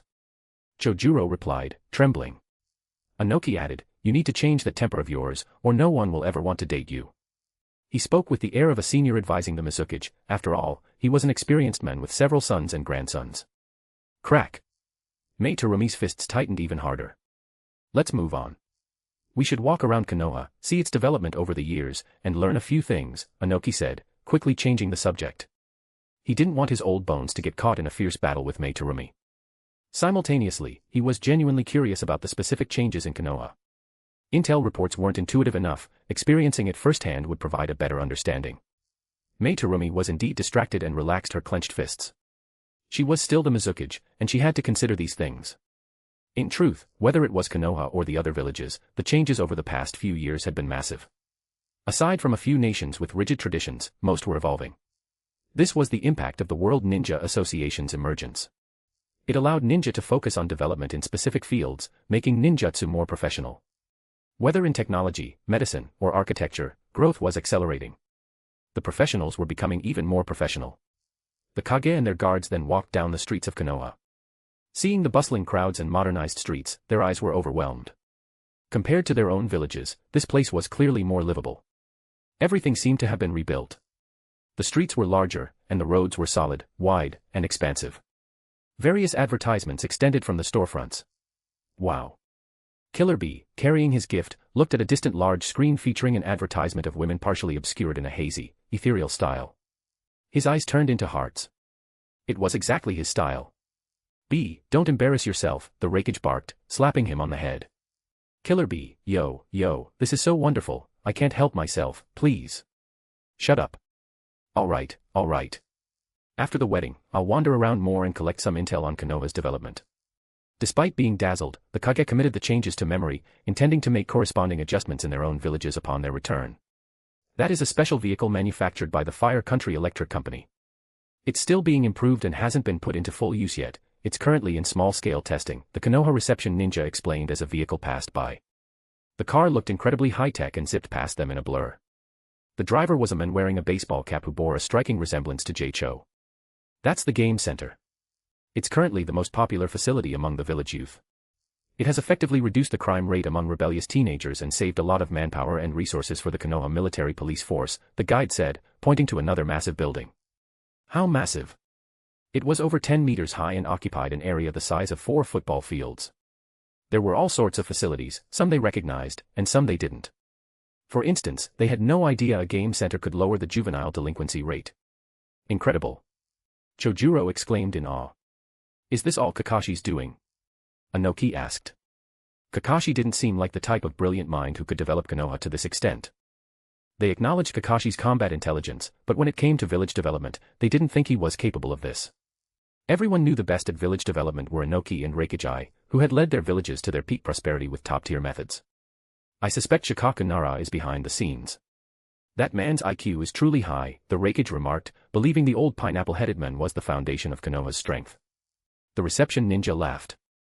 Haha, Senior Shikaku has already stepped back from his duties and handed the position of Hokage assistant to the younger generation.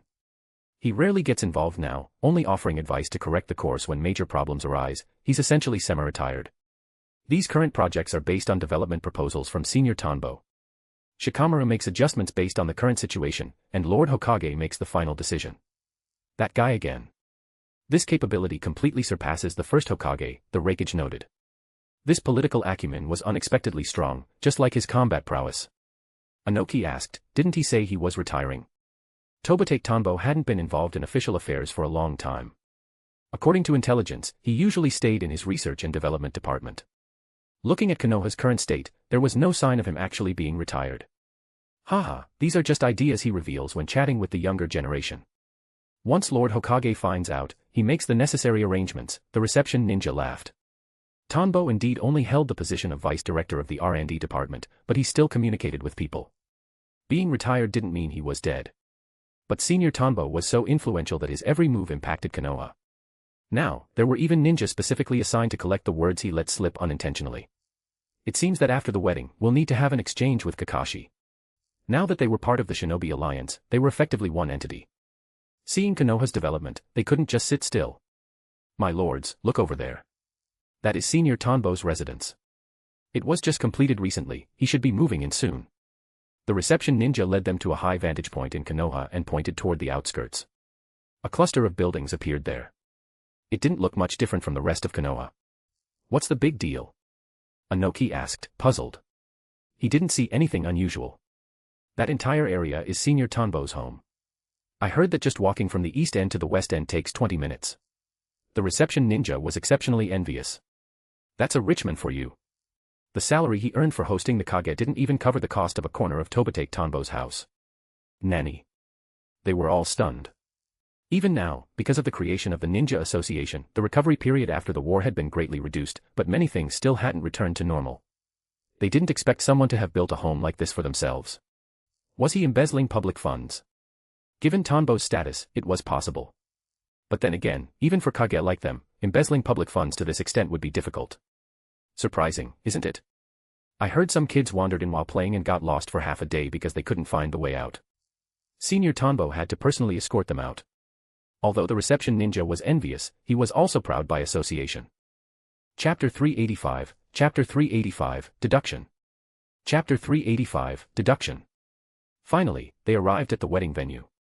Currently, many people were busy decorating the site. Under the arrangements of the reception ninja, the rakeage and the others checked into the hotel located within the venue. The wedding begins tomorrow.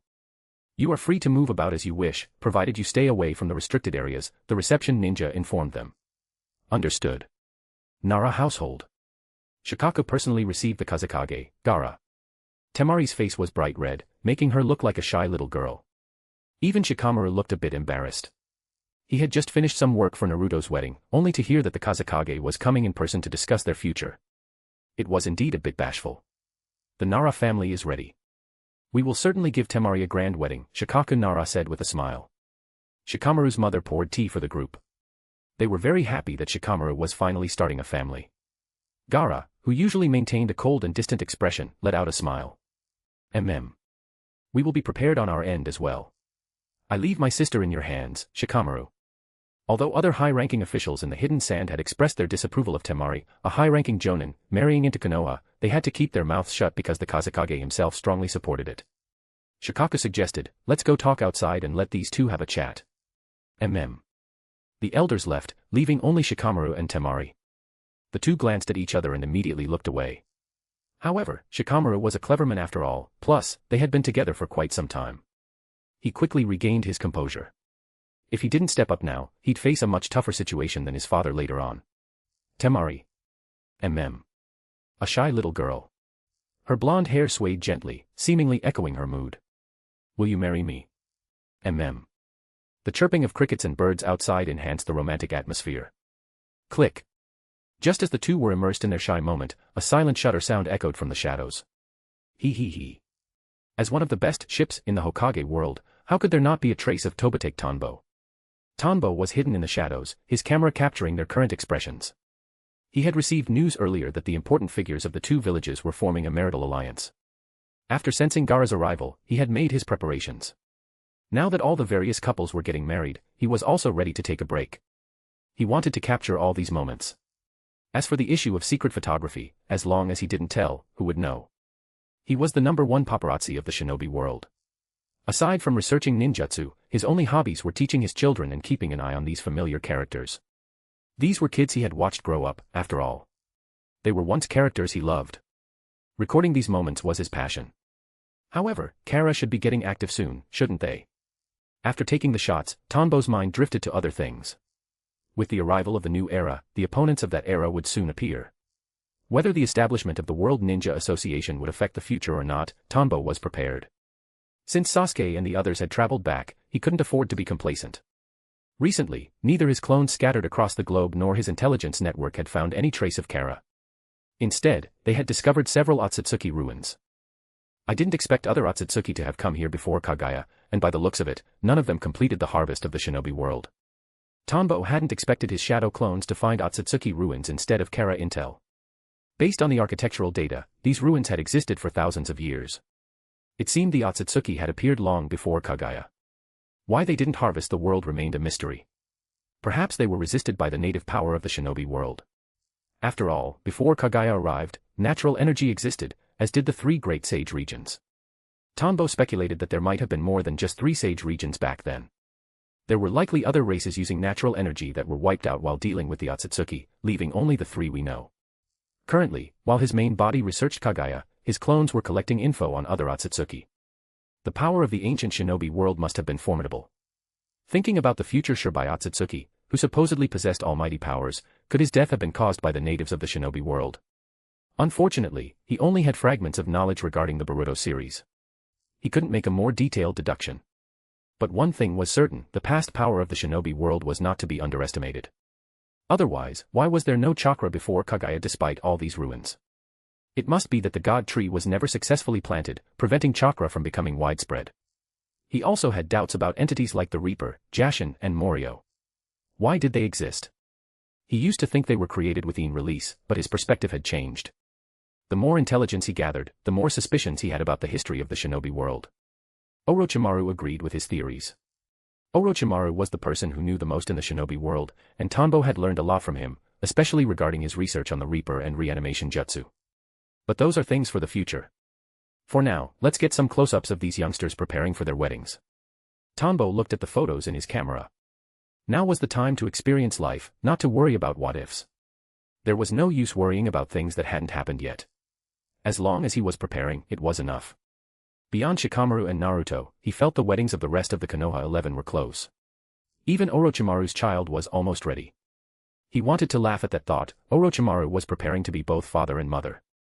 That little guy named Mitsuki would definitely be stronger than in the original story. In fact, all the children of the future would be stronger. He had the confidence and the technology. The Academy's Genjutsu training system and other R&D projects would ensure the future ninja of Konoha received the most professional training, not like the old ways. Niji and Tenten, Shikamaru and Temari, Kiba and Tamaki, all these kids are getting married.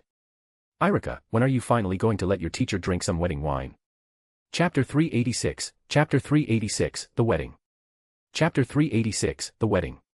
The roadside was draped in what looked like a pink cloud of mist. Clusters of delicate, vibrant cherry blossoms flourished like a meticulously crafted masterpiece of nature, blooming with reckless abandon. The cherry blossom trees seemed to be under a magic spell, laden with romantic and beautiful petals as fine as silk and as pure as snowflakes.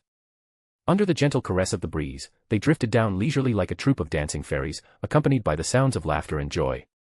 Each petal was like a nimble musical note, weaving an exquisite movement in the air, rendering the entire wedding as dreamlike and ethereal as the paradise everyone yearns for. Every person present was immersed in this ultimate romance and beauty, as if time itself had frozen at this moment just to witness this aesthetic feast. Naruto and Hinata walked hand in hand out of the ceremonial hall, strolling down this path of cherry blossoms. "A big sister is so beautiful." Looking at her sister's appearance, Hanabi's eyes were glistening with wonder.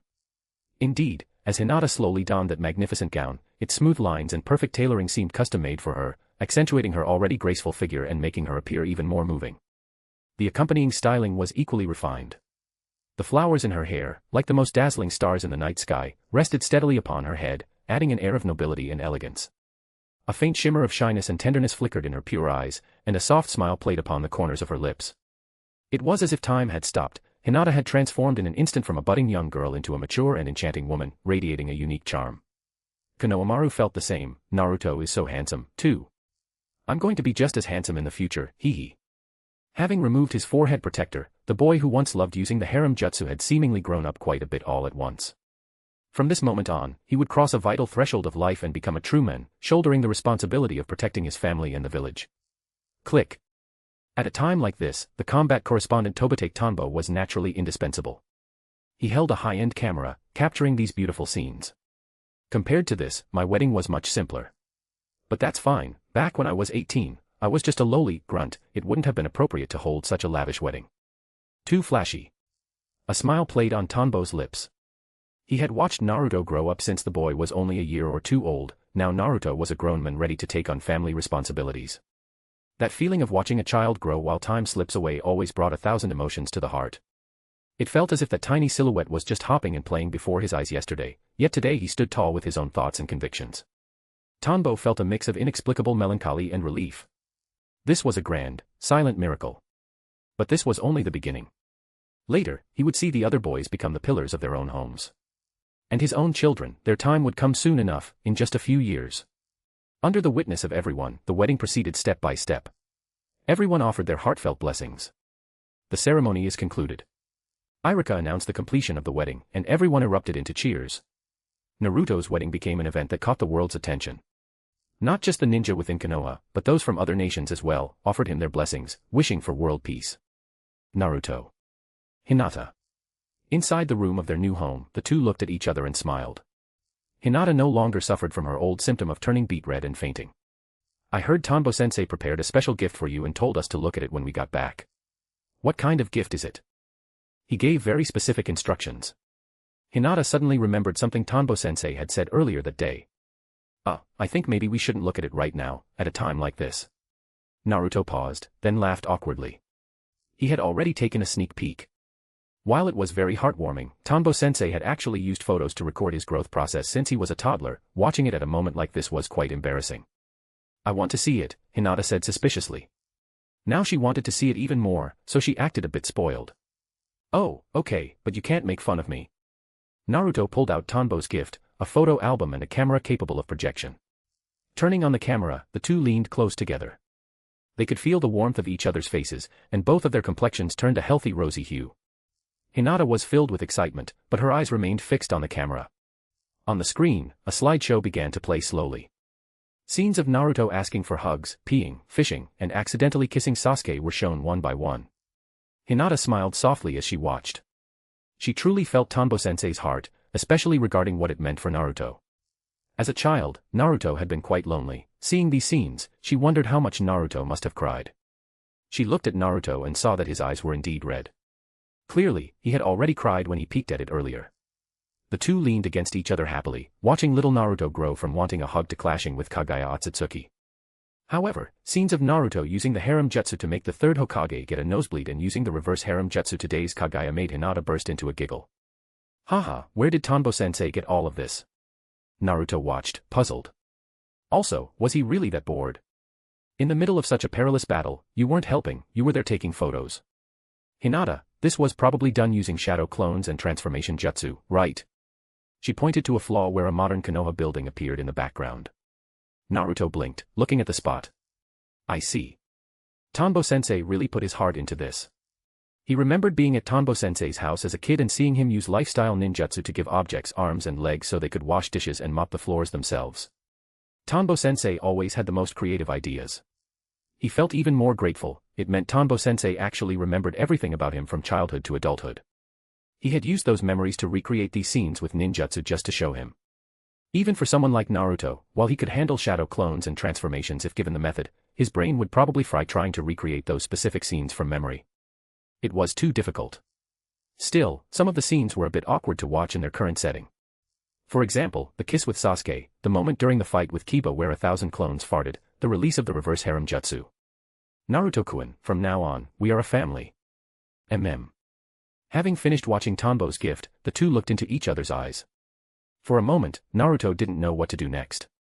In the end, it was Hinata who took the initiative, guiding him toward what he should do. She knew Naruto was quite dense, so she had specifically consulted some of the older women beforehand. Chapter 387, Chapter 387, Exceeding Expectations. Chapter 387, Exceeding Expectations. With Naruto's wedding concluded, everyone returned to their respective homes. However, the other ninja of the same generation who had partners began preparing for their own weddings. Since Naruto had already tied the knot, they couldn't afford to fall behind. Meanwhile, the other Kage took the things they had discovered in Konoha back to their own villages to kickstart their own development.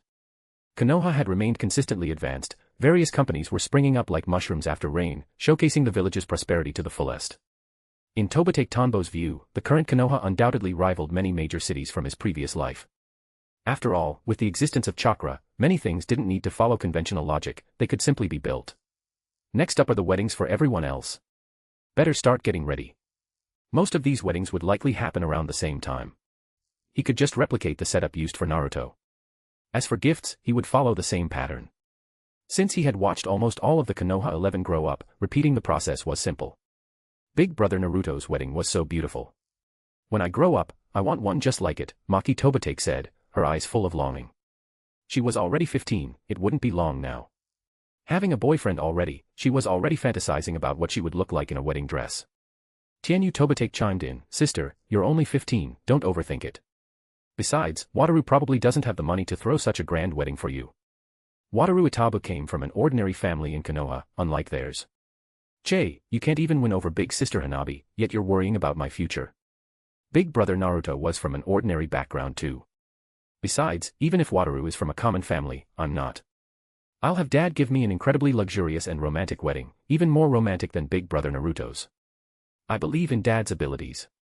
Maki wasn't discouraged by Tianyu's words. Instead, she began plotting how to use Tobitake Tonbo to come up with an even more romantic wedding.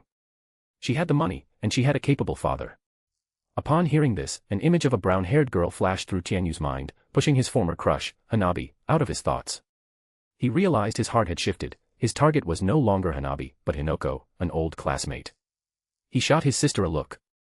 She was right, in the future, he too would hold a magnificent wedding, even better than Naruto's. And for that, he would need his father. I don't even like Hanabi anymore. I was just curious about the heir to the Hyuga clan, he said stubbornly. He used to like her, but now. Sorry, he had moved on. Hinoko's uninhibited, gentle, and direct nature suited him perfectly. Plus, she was beautiful, and she seemed to have liked him all along. Maki looked at her brother suspiciously, trying to read something in his eyes. Finally, seeing his open and unconcerned expression, she made a deduction. You have a new love. Her tone was absolute. Mind your business. You should worry about your Wataru. If he ever has a change of heart, don't come crying to me, Tianyu redirected the topic. He was telling the truth, if he could shift from Hanabi to Hinoko, Wataru was a man too, maybe they thought alike. He was worried his sister wouldn't be able to handle it. Maki sneered. Hey, you definitely moved on and found someone new. Now you're projecting your own behavior onto Wataru. Wataru is way better than you, worry about yourself.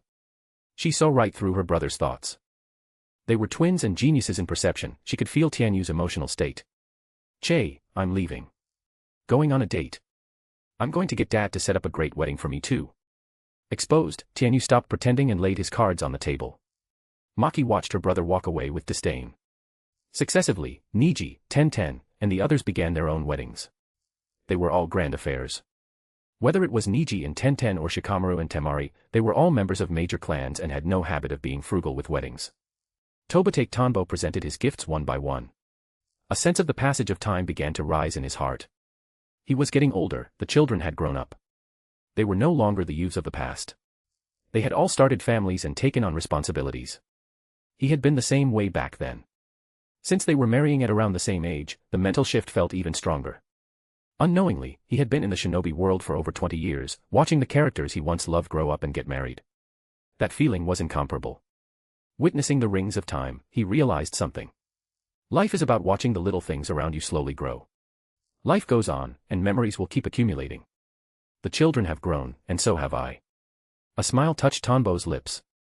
He looked at the youths holding their weddings, Niji and Tenten, Kiba and Tamaki, Shikamaru and Temari, Choji and Karui. The images flickered before his eyes like a slideshow. Finally, the scene shifted to a massive space, with a giant moon-like sphere hanging above. And I shall provide a guarantee for a better life in the future. After years of research, his new ninjutsu was finally complete, world harmonization. Poof. Poof. Poof. He created several shadow clones and then used the summoning jutsu to bring forth the shield of the world he had been researching. Brothers, let's go. The original body stood confidently, holding the shield of the world. Boss, don't take this lightly. Even if the damage is returned, the pain is still yours, a clone said, exasperated. After all the experiments lately, wasn't the repeated pain enough for him? They should have used beasts for the experiments instead. Testing it on himself, he was truly a genius. Less talk. I'm the original, listen to me. As soon as Tanbo spoke, several figures struck instantly. Kunai slashed across his body. World harmonization. Blood sprayed into the air, as thick as mercury. One could sense the massive life energy within it. This was a physical change accompanying his evolution toward a massive chakra capacity over the years. The blood was thick and didn't disperse even when scattered in the air. His life level had already changed. Boom. An invisible force shifted, and a phantom set of scales appeared in the air, connecting the original body with the shadow clones who used the power. The original was low, the clones were high. Clang. The scales suddenly leveled out. Wounds identical to the originals appeared on the clones, and then... poof, poof, poof. The clones all took the damage and vanished. Meanwhile, the injuries on Tanbo's original body slowly faded, creating tiny ripples on the shield of the world in his hand. Chapter 388, Chapter 388, The Concept of Sealing Future Sight. Chapter 388, The Concept of Sealing Future Sight. Finally, the wounds on Tobitake Tanbo's body vanished. Hey, to think it only took 2 years to complete. That's a bit unexpected. Tanbo mused. He originally thought it would take 8 or 10 years, but it was finished in 2. He had underestimated the depth of his own knowledge. However, this was also thanks to the information extracted from Kagaya's body and Orochimaru's research results. It was all integrated. As one's knowledge base grows, the same level of comprehension can exert much greater leverage. But with no enemies around, I feel quite empty. Right now, he wished a powerful enemy would appear before him so he could use this move to leave them utterly bewildered. He glanced up at the sealed Kagaya in the sky and shook his head. Better not. He was already slowly analyzing information from her body. There was no need to take risks just for a feeling. Releasing Urashiki Otsutsuki for a fight might work, but then again, no. Their spatial abilities were too broken. He was afraid he wouldn't be able to catch them. Forget it. Now for the next stage. Besides continuing to master world harmonization and its synergy with the shield of the world, I need to focus on the next ability, sealing future sight. Tanbo began to contemplate his next move. World harmonization was complete. Beyond mastery, there was nothing left to do. Now came one of the most vital capabilities, the power to block the world's future from being foreseen. Whether it was the Great Toad Sage, the future Keshin Koji, or someone like Shirbai Otsutsuki, they were all capable of precognition. And they were all incredibly ridiculous. The Great Toad Sage could accurately predict portions of the future, while others could foresee infinite branching futures. He needed to lock those down. He couldn't let them see what was coming. Unfortunately, there was no such ability within Kagaya's memory data. Otherwise, this would be much easier. How to circumvent the ability to foresee the future, truly a fascinating subject.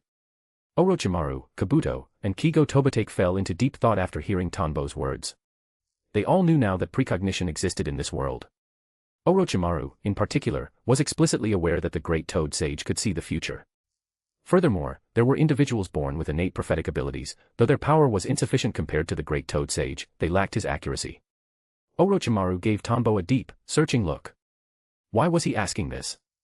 Was he worried someone would use future sight to influence him? The Otsutsuki. That was the only thing he could think of. He knew the Otsutsuki had arrived in the shinobi world long ago. Their Rinnegan abilities varied. If one possessed precognition, it wasn't impossible. But why worry? Currently, the establishment of the Shinobi Alliance had brought a period of brief peace to the world. There were no large-scale wars, only small skirmishes. Compared to the previous state of affairs, it was exceptionally peaceful. With Tanbo's power, combined with Naruto and the others, they should be able to handle any Otsutsuki that descended. He also knew from Tanbo about the Otsutsuki who traveled through time. That Urashiki Otsutsuki they were studying had come from the future. The future. In other words, was Tanbo worried about a threat from the future? Perhaps he had obtained valid intelligence from the future Sasuke. No, that couldn't be it. If there were a problem, Tanbo's personality would lead him to speak up so everyone could solve it together. It wasn't as if he, Orochimaru, couldn't help.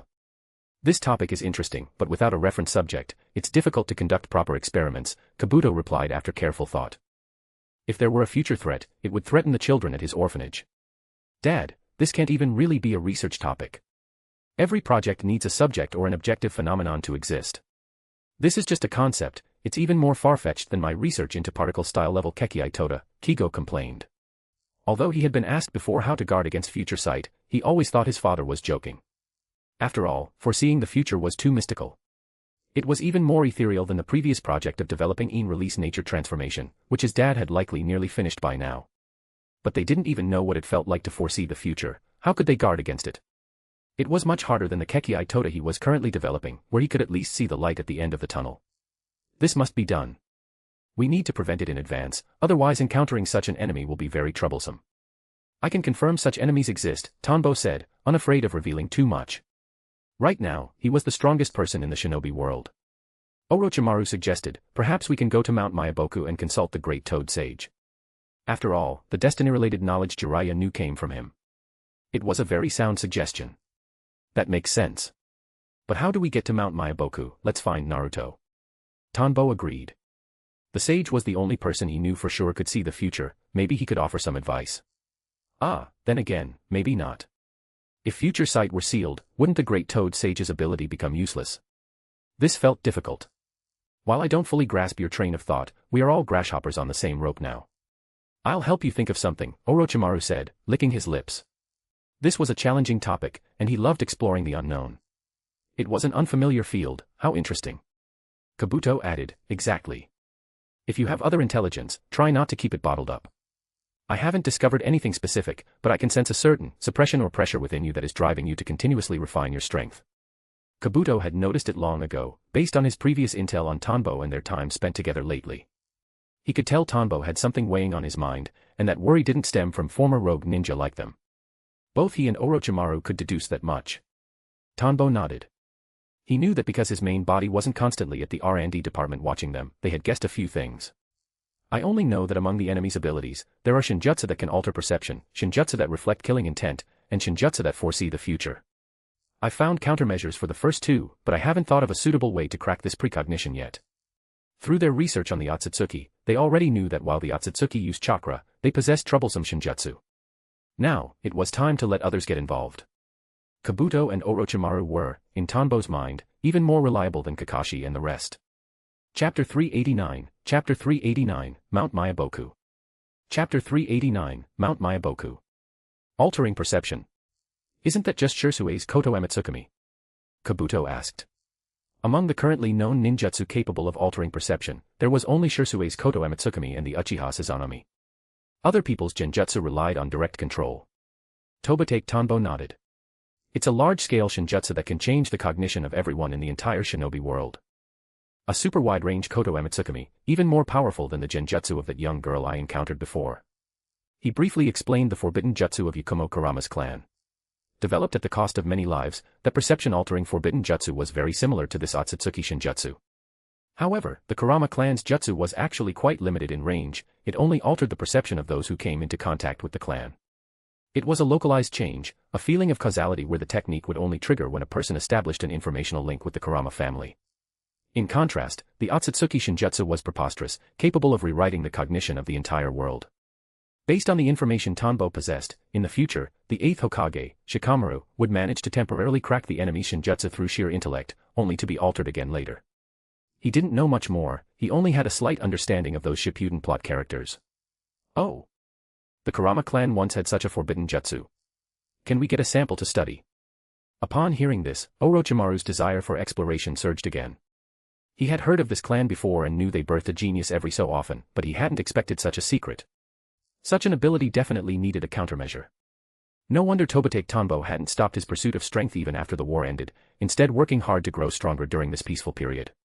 If it were him, knowing this intel, he would also be taking precautions. Altering perception was terrifying. Just look at Kabuto, how much he had changed. Tanbo, the art is lost. However, I still have a portion of that girl's physical matter. But it can only be studied within a seal, it's an object created by Een release, and once the seal is broken, it will vanish. Additionally, I've preserved her memories. I want you to help me revive her. Her ability might be useful against the Otsutsuki enemies. He pulled out a sealing scroll with the character for Kurama in the center. Then he produced another scroll with the character for memory. It had been a long time, he felt a bit nostalgic for that obedient girl who loved to paint. Interesting. Orochimaru took the scrolls. Hearing Tanbo's praise, he was already intrigued. An ability that even Tobitake Tanbo praised must be extraordinary. I'll leave this to you then. I'm going to find Naruto and have him send me to Mount Myaboku to see the great Toad Sage, Tanbo stated. Understood. Go on. Even if you don't find inspiration for a countermeasure from the great Toad Sage, I will help you find a way. Trust in the wisdom of Orochimaru. Tanbo had brought too many good things. Orochimaru's heart was racing with excitement. Time and time again, Otsutsuki bodies, the Kurama forbidden jutsu, and the person created by it. Everything, including the intelligence, made him unable to stop. He hoped Tanbo would continue to bring him surprises in the future. Poof. Tanbo vanished from their sight. Kigo Tobitake listened to the conversation between the three elders, feeling a bit overwhelmed by the sheer amount of information. His dad, Teacher Kabuto, and Teacher Orochimaru were also incredible. He decided he had to do it too. He set a goal to develop his Kekkei Toda before reaching adulthood. On a spacious carriage, Naruto held Hinata as they leaned against each other. The scenery this season is so beautiful, but Hinata, you're much more beautiful than the view, Naruto said, looking at the cherry blossoms and the scenery outside the window. Hinata's face turned red. The scenery doesn't matter, as long as you're here, Naruto-kun. The sour stench of love invited leaves and petals to slap against their faces, as if even nature couldn't stand it and wanted to cover them up. Today marked the end of the first month of their honeymoon, and they were currently on the road back to the village. Fortunately, Kakashi-sensei had given them time. However, Naruto felt a bit suffocated at the thought of returning to Konoha and facing the mountain of studies awaiting him. How he wished the honeymoon could last a little longer. Poof. Suddenly, Naruto was startled and shielded Hinata. Hello. Sorry to interrupt your honeymoon, but I need Naruto's help with something, so I had to drop in. Tobitake Tanbo looked at Naruto's protective stance and felt a bit guilty. My bad, my bad. Tanbo Ajisen. What are you doing here? You nearly gave me a heart attack. I thought we were under attack. The winds of conflict never truly died. Despite the Shinobi Alliance and the Ninja Association, the inherent flaws of ninja nature couldn't be completely uprooted. There were still many restless people causing trouble everywhere. Hinata, meanwhile, puffed out her cheeks. Their honeymoon was almost over, and they were about to return to the village. To be interrupted at a time like this, she really felt like using gentle fist to freeze Tanbo-sensei. How annoying. So, what does Tanbo Ajisen need me for? Naruto had matured a lot, losing much of his childhood naivety. This was the weight of family responsibility. I need you to take me to Mount Myaboku to see the Great Toad Sage, Tanbo said directly. The Great Toad Sage? What do you want to see him for? Naruto thought about it but couldn't imagine why. Well, whatever. I haven't seen Fukasaku-sama and the others in a while anyway. I'll take you there. Since it was Tanbo Ajisen asking, there was definitely a reason. Naruto didn't delay. He wove the hand signs. Reverse summoning jutsu. Hinata, you come too. I'll introduce you to Fukasaku-sama and the rest. A massive summoning array appeared on the floor. Naruto held Hinata, and Tanbo stepped inside. Poof. The scene shifted, and they appeared in what looked like a giant-sized world. The surrounding trees and flowers were gargantuan, like a world seen through the eyes of a dung beetle. Occasionally, they could see toads happily passing by, some massive and some small. We're here. This is Mount Myaboku. Tanbo Ajisen, let me tell you, everything here is super big. There's just one problem, the food is disgusting. Naruto complained about the cuisine of Mount Myaboku. What dense natural energy. Tanbo expanded his perception, feeling the rich natural energy in the air. It was several times denser than the energy in the land of snow. No wonder there were only 3 great sage regions in the world.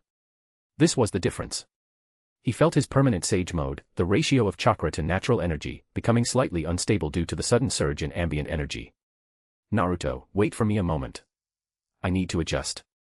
After speaking, Tanbo began to balance his chakra with the natural energy of this specific environment to recalibrate his sage mode. Chapter 390, The Great Toad Sage. Chapter 390, The Great Toad Sage. Step. Just as Tobitake Tanbo was balancing the natural energy within his body, several toads rapidly approached from a distance. Leading them was Fukasaku-sama. Behind him were large toads, including Gamakichi and others. Fukasaku-sama, Gamakichi. Long time no see. Seeing Fukasaku, Naruto gently set Hinata down and greeted him. It truly had been a long time. Since the end of the ninja war, Naruto hadn't summoned Fukasaku-sama or Gamakichi. Yo, Naruto. So this is your wife, Hinata. I'm hurt that you didn't invite me to the wedding. Gamakichi complained immediately. Just because he was huge. They were companions who grew up together, after all. Naruto looked up. Gamakichi was even bigger now. Naruto only reached his toenail. How was he supposed to attend the wedding? It wasn't that Naruto didn't want to. Fukasaku-sama's gaze fixed on Tobitake Tanbo. So this is Tobitake Tanbo. What an incredible sage mode. He could see that Tanbo was balancing his internal chakra with the natural energy, and he was doing it exceptionally fast. Furthermore, there wasn't a single trace of toadification on his body. The natural energy here bore the deep imprint of the Mount Myaboku clan. To be able to balance the energy so quickly under these conditions with minimal physical change proved that his sage mode was even more perfect than Naruto's. Fukasaku had thought Naruto was the strongest sage mode user in existence, but he hadn't expected there to be someone even more powerful. Fukasaku-sama, hello. I've long heard that you gave Naruto immense help. Thank you truly, Tanbo said to Fukasaku once he finished balancing his Senjutsu chakra. Haha, I've watched Naruto grow up, of course I'd look after him. So, coming to Mount Myaboku this time, surely it's not as simple as just paying us a visit. Fukasaku-sama asked. Gamakichi looked at Tanbo, remembering how strong this guy had been during the Fourth War. Naruto, yeah, Tanbo Ajisen asked me if he could meet the Great Toad Sage, so I brought him here. What? You aren't here to see us? You ungrateful Naruto. Next time you summon me, it'll take at least 5,000 pounds of bugs to get me to move a muscle, Gamakichi declared unhappily. His massive voice vibrated against Naruto and the others, making their ears buzz. Ah well, that's not what I meant, Lord Gamakichi, hello. Naruto has always told me that Gamakichi is the handsomest toad in Mount Myaboku. Seeing you again after the Fourth War, you've become even more majestic and domineering, Hinata suddenly interjected, her eyes full of admiration. Gamakichi froze. Hearing this, he tilted his head higher and higher. His skin even shifted slightly in color from the praise. That's right. I am the handsomest toad in Mount Myaboku, and the most majestic and domineering. He accepted the compliment without hesitation. Gamakichi, you're so shameless. She's just giving Naruto face. Exactly. I am the handsomest and most domineering in Mount Myaboku. Nonsense, it's me. The other toads were displeased. If you're the handsomest, what does that make us? Fukasaku-sama sighed. Stop arguing. Is there some important matter for the Great Toad Sage? It was the first time someone not contracted with Mount Myaboku had come seeking the Great Sage. Whatever, I'll just take you to him. After a moment's thought, Fukasaku decided to lead the way. It might be something vital. Great. I haven't seen the Great Toad Sage in a long time. Naruto held Hinata's hand and followed, with Tobitake Tanbo right behind them. Tanbo's eyes wandered left and right. It was his first time at Mount Myaboku, and the environment was truly impressive. Dense natural energy accompanied by powerful beasts and monsters. There were giant insects and plants everywhere. Walking along the path felt like being a character in a shrunk-down story, the small blades of grass had become towering giants. How did Mount Myaboku create this environment? Or is this a natural creation of the world that the toads simply inhabit? Tanbo wondered. Could he make natural energy condense to this degree like it did here? Likely not. In his perception, he could only observe the edges of Mount Myaboku. He didn't have that feeling where a single sweep of perception allowed every detail to enter his mind. Back in Konoha, he could sense every chakra signature in the entire village. In a place like this where natural energy was so concentrated, there had to be something he didn't know. But now wasn't the time for research. It was more important to get the information he wanted from the Great Toad Sage. Everyone present possessed chakra, so they quickly reached the Toad Palace of Mount Myaboku. It was a massive palace with two guard-like toads standing at the entrance like statues. Passing through the gates into the vast space, a giant old toad appeared before their eyes. Naruto, why don't you and Hinata go play with Gamakichi and the others for a bit? I need to talk to the Great Toad Sage about something, Tanbo said. Ah, understood.